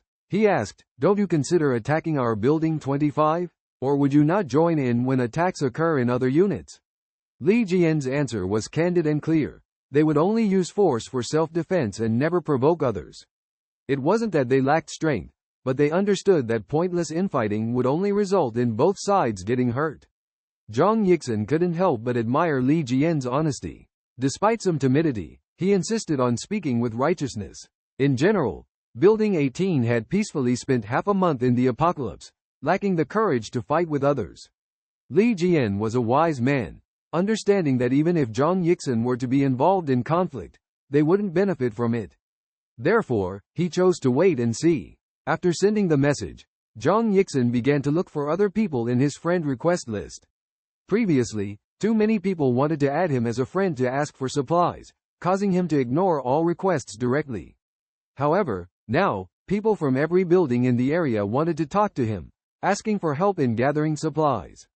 Sure enough, Zhang Yi added several more building leaders. Their requests were almost indistinguishable from those of Chen Lingyu and Li Jian, all hoping to cooperate with Zhang Yi to seek the necessary supplies for survival. However, what they could offer was extremely limited, only labor, women, and a promise not to betray in conflicts. The only difference was in their attitude, which was inconsequential. Zhang Yi lay on the sofa, gazing up at the ceiling, murmuring softly to himself, "There are only two choices now, to fight or to make peace. If I choose to fight, I must eliminate those who pose a threat to me. It's not impossible, just too time-consuming and resource-draining. To eliminate the residents of 30 buildings, his stockpile of ammunition would quickly run out. The ammunition he obtained from the police station was limited, just over 1,000 rounds. This was under the most ideal circumstances. Even if they came to attack, he could eliminate them all, but if they stayed hidden in the buildings, he didn't dare to act rashly. Although Zhang Yi has no psychological shadow about killing, he is not a sadistic butcher. Most residents in the neighborhood do not have deep hatred towards him. If he were to eliminate them all, it might make him feel remorseful. Thinking about this, Zhang Yi couldn't help but rub his temples, realizing that wiping out the entire neighborhood was not a wise choice. It would be too troublesome and could potentially bring him mental distress. Zhou Keir listened to Zhang Yi's soft whisper, but felt a sense of horror and unease in her heart. At this moment, the whole community seemed to be on the edge of hell, with people struggling frantically from side to side. Life and death hung in the balance, all depending on Zhang Yi's whim. Fortunately, Zhou Keir felt extremely lucky to have chosen to follow him. Suddenly, Zhang Yi turned to Zhou Keir and patted the sofa beside him, gesturing for her to come and sit down. Zhou Keir walked over and sat down beside him. The temperature in the room rose, and the two of them were usually dressed in casual home clothes. The outfit Zhou Keir was wearing was picked out by Zhang Yi, very cute and complimenting her beautiful figure. Sitting close to Zhang Yi, Zhou Keir was as gentle as a Siamese cat. Zhang Yi picked up a glass of water, took a sip, and then asked Zhou Keir, "Keir, do you think we should fight or seek peace?" Zhou Keir thought Zhang Yi was going to say something private, but she didn't expect him to ask for her opinion. This trust made her feel comforted, though a bit regretful, but also happy that Zhang Yi valued her opinion. Zhou Keir's eyes twinkled as she replied, "If we fight, can you withstand the attacks from the residents of the other 29 buildings?" "Of course, no problem," Zhang Yi answered confidently. In fact, he had a slight hesitation in his heart. With only a 99.99% certainty, there was still a 0.01% uncertainty. He couldn't guarantee that there were no explosives hidden in the other buildings. But this probability was similar to the probability of being hit by a nuclear bomb. Things that were unavoidable, he chose not to consider. Zhou Keir looked at him in surprise, expecting him to say it was impossible, but she didn't expect him to be so sure. After all, Zhang Yi had never disclosed the extent of his weapons and supplies to her. However, Zhou Keir thought that with Zhang Yi's superpowers, he could do anything. She took a deep breath and continued to ask, Then, if we choose peace, you have to provide the livelihood data of the entire community of 1,500 people? Zhang Yi laughed, confirming that their demands were indeed as stated. Zhou K'er immediately objected, that's too unrealistic. The livelihood data of 1,500 people requires a large amount of resources. It's almost impossible for you to do it alone. Zhang Yi waved his hand, explaining, the conditions they offer are often higher than actual needs, waiting for me to negotiate. And these people are not good people. Those who control a building have their own small groups and prioritize their own needs. The others are just stockpiling food, not worth wasting resources on. Zhou K'er agreed with Zhang Yi's point of view and nodded. Handling the supplies for 30 buildings would indeed bring Zhang Yi a lot of trouble. With a smile and a nod, Zhang Yi acknowledged the challenge ahead. Yes, this was definitely going to be troublesome. If he wanted to solve this problem, the only way was either to eliminate them, although it was a convoluted, troublesome, and somewhat dangerous process, as he would have to confront them and leave the safe house. Rubbing his temples, he pondered if there was a way to deal with them without causing a disturbance and getting rid of the trouble. Zhou K'er lowered her head in deep thought, while Zhang Yi held her slender waist in his arms, already brewing various plans in his mind. After a moment of silence, Zhou K'er reluctantly said, this puzzle seems unsolvable. You are their only hope. If you don't help them, they will surely come looking for trouble with you. Pausing for a moment, she added, although there is an evasion theory, putting it into practice is not realistic. Arching an eyebrow, Zhang Yi inquired, oh, what theory is that? Zhou K'er chuckled. Evading may be shameful, but it is also a coping strategy. You can choose to leave this community, live elsewhere, and get rid of their entanglement. Zhang Yi stared at Zhou K'er wide-eyed. Initially, he found her suggestion somewhat ridiculous and even baffling. After all, he had put a lot of thought into building the safe house. How could he just leave the community like that? But suddenly, a new idea flashed through his mind. Could he store the safe house in his own space and then move away? Although he had tried to collect large items before, they had to meet the condition of independent existence. And his safe house was already integrated into the building structure, requiring dismantling before moving. But how to dismantle it? With what tools? If the neighbors could dismantle it, they would have done so already. This idea, though bold and challenging to implement, brought a new revelation to Zhang Yi. Perhaps there would be a chance to try it in the future. However, at the moment, it was not a viable option. Watching Zhang Yi's serious contemplation, Zhou K'er couldn't help but laugh. I was just talking casually, don't take it seriously. Zhang Yi playfully pinched her nose and asked, so, what do you think we should do? Pouting, Zhou K'er helplessly indicated she didn't know. With a deep gaze, Zhang Yi reassured, then let's not rush, let's wait a moment before making a plan. After all, time is on our side, and I have the initiative. Currently, the only thorny issue for Zhang Yi was the other 29 buildings uniting against him. In the post-apocalyptic era, there was a lot of scheming between people. Within this community, the 30 buildings had formed various types of groups. Zhang Yi and the Tianhe gang, the Crazy Wolf gang, had gained dominance through force and slaughter, while Chen Lingyu controlled a building's residents through brainwashing and hypnosis. Li Jian created a harmonious home through scientific management. These organizations had different ideologies and stances, distrusting each other and could easily turn into enemies. Uniting them was not an easy task. Zhang Yi planned to continue observing their movements before making a decision. After all, he held the initiative, possessing many heavy weapons and precise shooting skills, unafraid of group battles. Zhang Yixin, determined, chose to observe the situation first.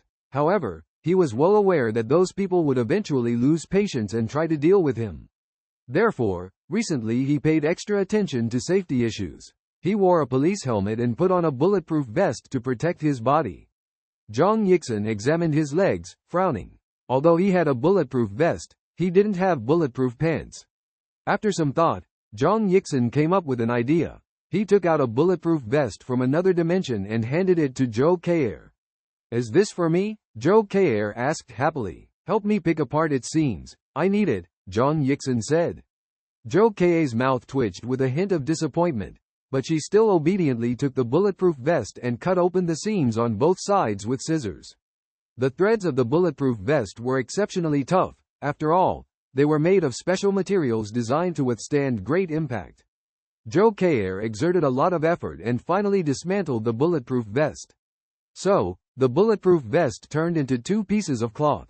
Zhang Yi took them, gestured on his legs, and nodded in satisfaction. Wrap it around your legs, then put on a winter coat. Isn't this a pair of bulletproof pants? The arteries in the legs are important too, can't overlook them. After preparing the equipment, Zhang Yi contemplated for a moment, realizing that he couldn't let the neighbors in the building get too comfortable. He had to make them feel the crisis and then induce them to go out on their own to cause trouble. After all, when Zhang Yi organized them initially, it was as cannon fodder, not as pampered individuals. Other buildings sent signals, he had to respond. So, Zhang Yi posted a message in the homeowners group, informing everyone of the current situation. Dear brothers and sisters of Unit 25, dear family, we are facing a major crisis right now. Someone is attempting to steal our food. Some nearby buildings are jealous that we can go out to find food, so they threaten to attack our building unless I share food with them. As soon as these words were spoken, the homeowners group instantly boiled over. The neighbors had just seen a glimmer of hope for survival, and now they relied on Zhang Yi to go out every day and bring back some food to sustain their lives.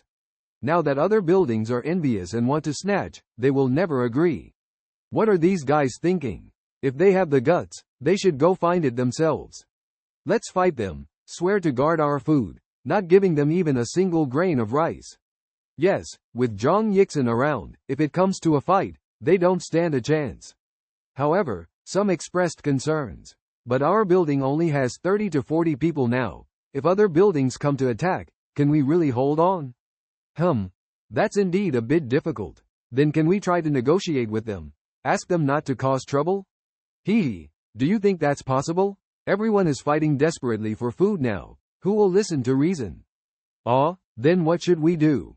Dying of hunger is also a way to die. The neighbors argued incessantly. They were indignant, but also filled with fear. If they were to confront all the other buildings in the neighborhood, wouldn't they be making enemies with over 1,000 people?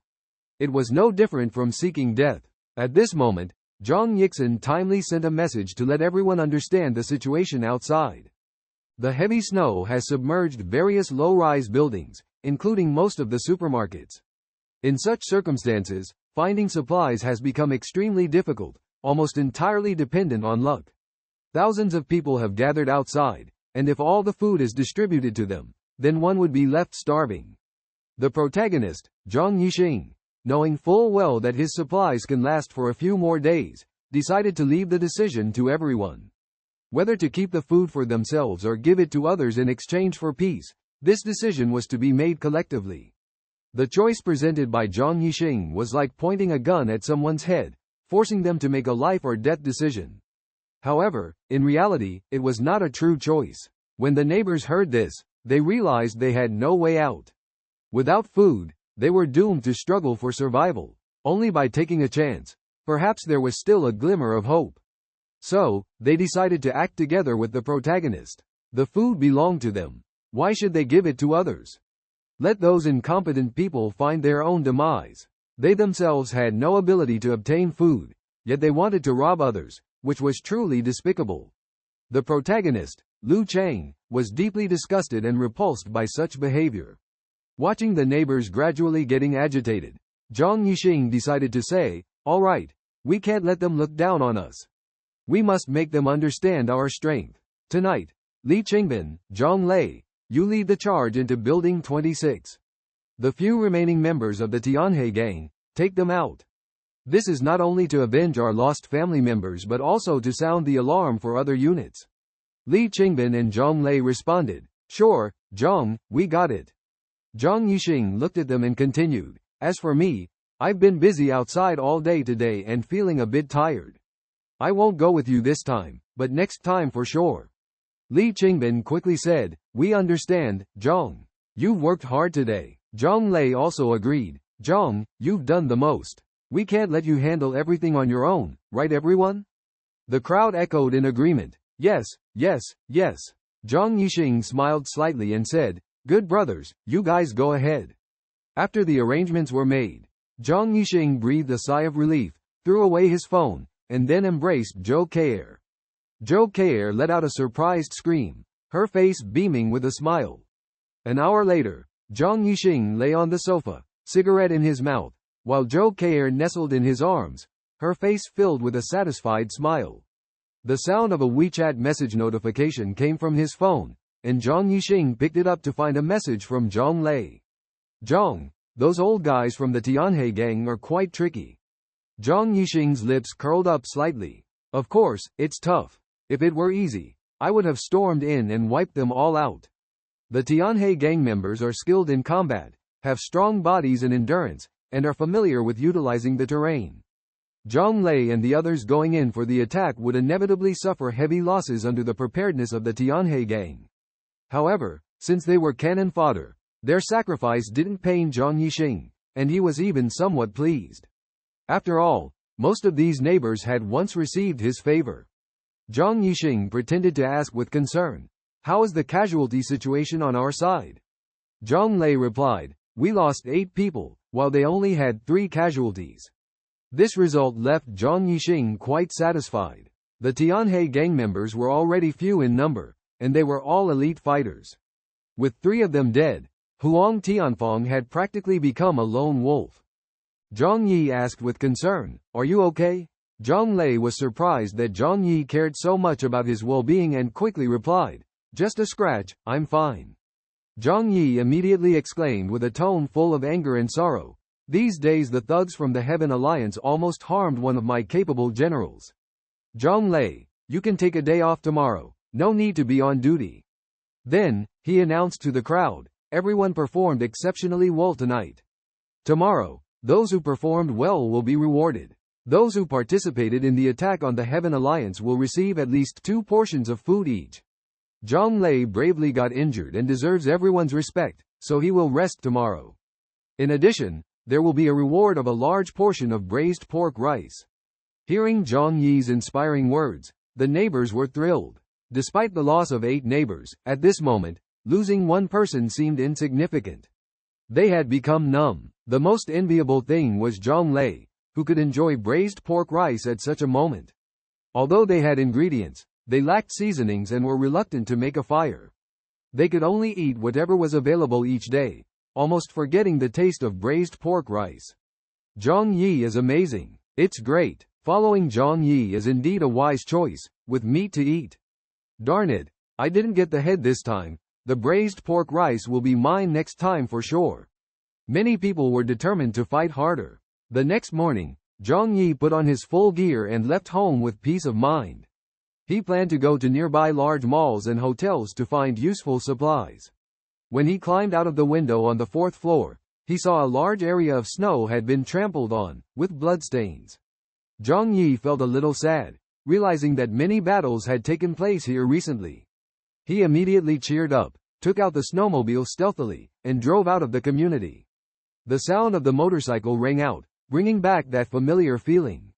The feeling of being watched. Although he couldn't see the people behind the windows, he knew that many people were watching him. Zhang Yi looked up, coldly scanning building after building. These people might become his enemies in the future, and then die at his hands. As his gaze shifted from far to near, he suddenly felt something was wrong. Number 21. The prominent red number 21 on the wall caught his attention, reminding him and causing a strong sense of unease. 21. The Wild Wolf Gang. Zhang Yi furrowed his brows slightly, pondered for a moment, and his gaze became sharper. Something was off. The 21 where the Wild Wolf Gang was located wasn't far away. However, so far, even knowing that Zhang Yi had a lot of supplies in a snowmobile, they hadn't made a move. In the past, he thought they were cautious and feared him. But now, this situation was too bizarre. Even if they were cautious, they were still a group of young, hot-blooded youths. Faced with the tempting snowmobile, it was impossible for them to remain indifferent. In this neighborhood, Zhang Yi felt a sense of isolation that was different from the others. The owners of the other buildings all came knocking on his door to discuss cooperation, but the members of the Wild Wolf Gang remained silent and never reached out to Zhang Yi. This indifferent attitude made Zhang Yi feel unusually uneasy, even a bit ominous. He knew deep down that some dogs never bark easily. They choose to silently maneuver in the dark, preparing for a sudden attack. Zhang Yi tightened his grip on the handgun in his pocket, recalling the big guns filled with bullets in the alternate dimension, which brought him great comfort. Quickly taking out his phone, he sent a message to Uncle Yu and Zhou Keir, reminding them to lock their doors and be cautious of potential attacks from other residents on different floors. He then stuffed his phone back into his pocket to prevent it from freezing. Zhang Yi started his snowmobile and drove forward. As the snowmobile reached the edge of the neighborhood, a sudden change occurred. Snowflakes on the ground suddenly splattered in all directions, and a door panel stood vertically in front of Zhang Yi's vehicle. Unable to brake in time, Zhang Yi had to swerve urgently. Bang! The snowmobile collided with the door panel, and the two people hidden in the snow were thrown off. It turned out that the two had been hiding in the snow, tying the door panel with a rope to use it as a trap. Unfortunately, the door panel was too light and thin to trip Zhang Yi. Instead, it flew out. This scene proved that the plots in TV dramas should not be easily imitated. Zhang Yi immediately realized that he had fallen into an ambush. Without hesitation, several people climbed out of the snow, armed and roaring as they rushed towards Zhang Yi. Taking a deep breath of the icy air, Zhang Yi's mind cleared. He quickly drew his gun, released the safety, but the opponents had already charged up to him. Zhang Yi raised his gun and fired. Bang! Bang! Bang! When an ordinary person faces such a close-range attack, even with a weapon, it is difficult to escape misfortune. However, Zhang Yi's precise shooting skills and spatial control abilities ensured that his bullets hit their targets without fail.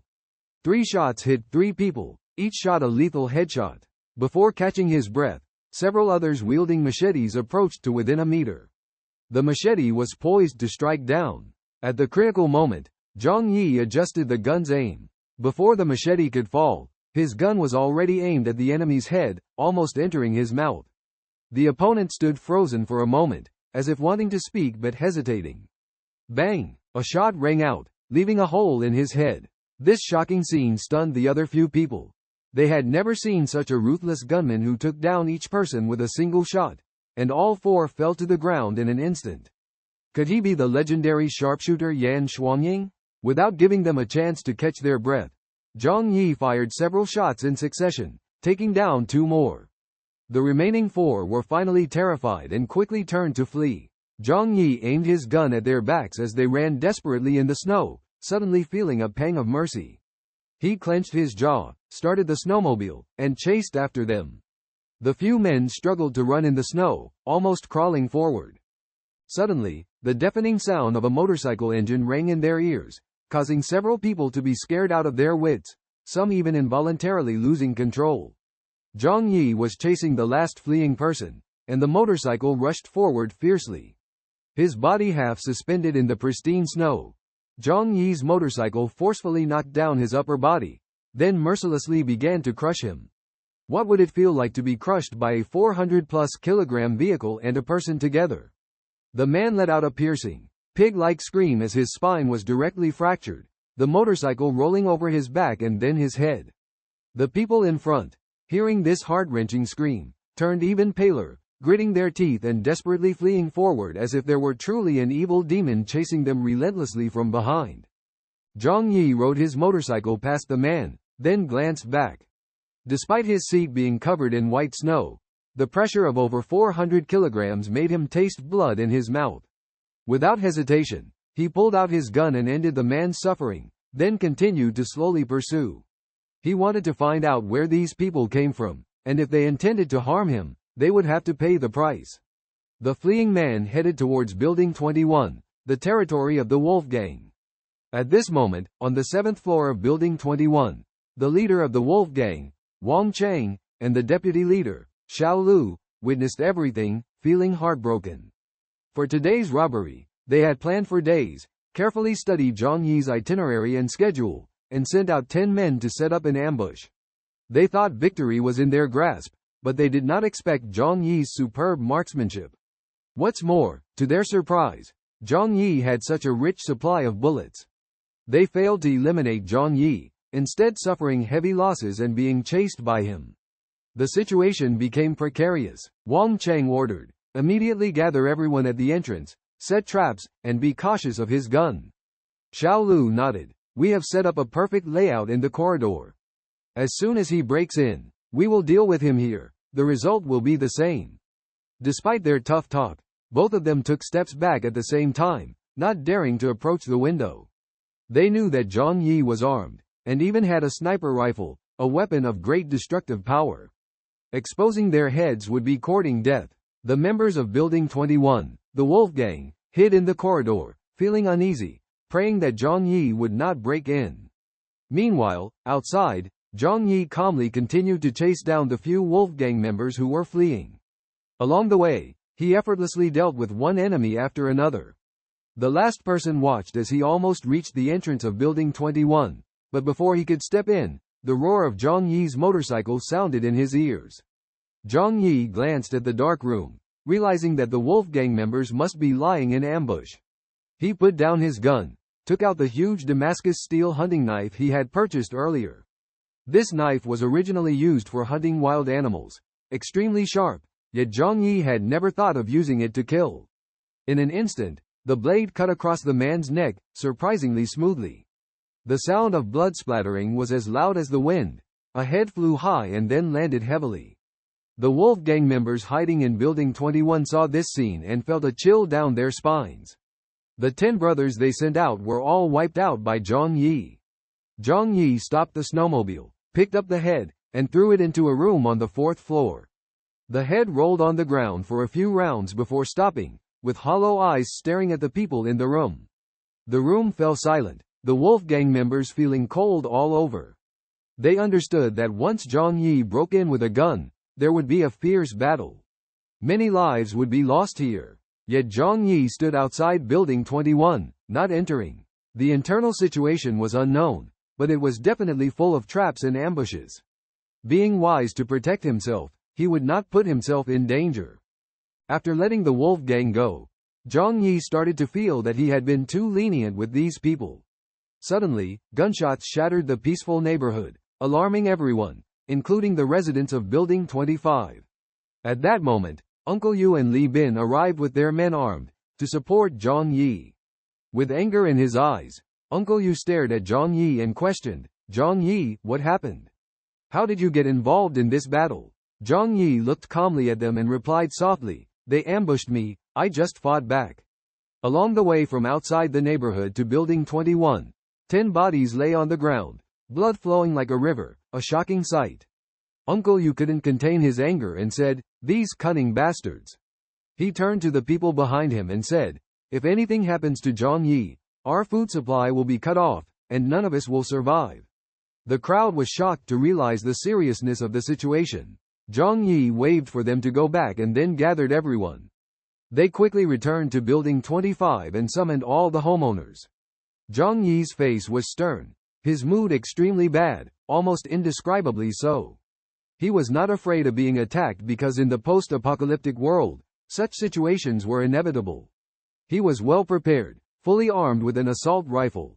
A dozen or so people could not pose a threat to him at all. His anger stemmed from the fact that there must be someone among the residents of the 25th floor who had informed the Wolf Gang. He understood that this was for safety reasons. His daily outings were unpredictable, and he didn't want to be used. An ambush was impossible. The heavy snow blocked the roads, and even with thick clothing, it was difficult to stay in the snow for half an hour. Yet today, they had set up an ambush in the snow. This coincidence was incredible and could only mean that someone inside had leaked the information, informing the Wolf Gang. Despite being betrayed, Zhang Yi was not angry because he understood that these neighbors were also untrustworthy. Betrayal was unavoidable when the stakes were high enough. He just wanted to find out who leaked the information, but it was difficult to discern. In that case, he would treat everyone equally. Building 21 was heavily guarded by the Wolf Gang, and a direct attack would surely come at a heavy cost. Zhang Yi decided to let them turn on each other, and he didn't care who died. His cold gaze swept over the crowd, and they felt fear in their hearts under his gaze. They knew the feeling of being ambushed was unpleasant. After a moment of silence, Zhang Yi calmly said, "The people from Building 21 have already attacked me. If I die, you will not escape death either. They want me, but in reality, they want all of you. We must eliminate them all. Uncle Yu, come with me." The others will be led by Li Qingbin to officially attack Building 21. I will reward 10 portions of food for each person killed. Upon hearing Zhang Yi's words, the crowd was stirred, many regretting missing the chance last night. Some questioned the plan, suggesting that it might not be wise to act now as they may already be prepared for retaliation. It might be better to wait until nightfall to proceed. Zhang Yi glanced over and saw a burly Mediterranean man named Guo Dahai. Pointing at Yu, he said, "You is our mainstay. If we are to launch a strong attack, it's best to have him stay here." Upon hearing Guo Dahai's suggestion, the others thought it made sense and began murmuring among themselves. Indeed, even for retaliation, a nighttime stealth attack may be more prudent. At this moment, has anger clouded Zhang Yi's judgment? He needs to calm down. Yu, with strong combat capabilities, should be the main force to deal with the situation.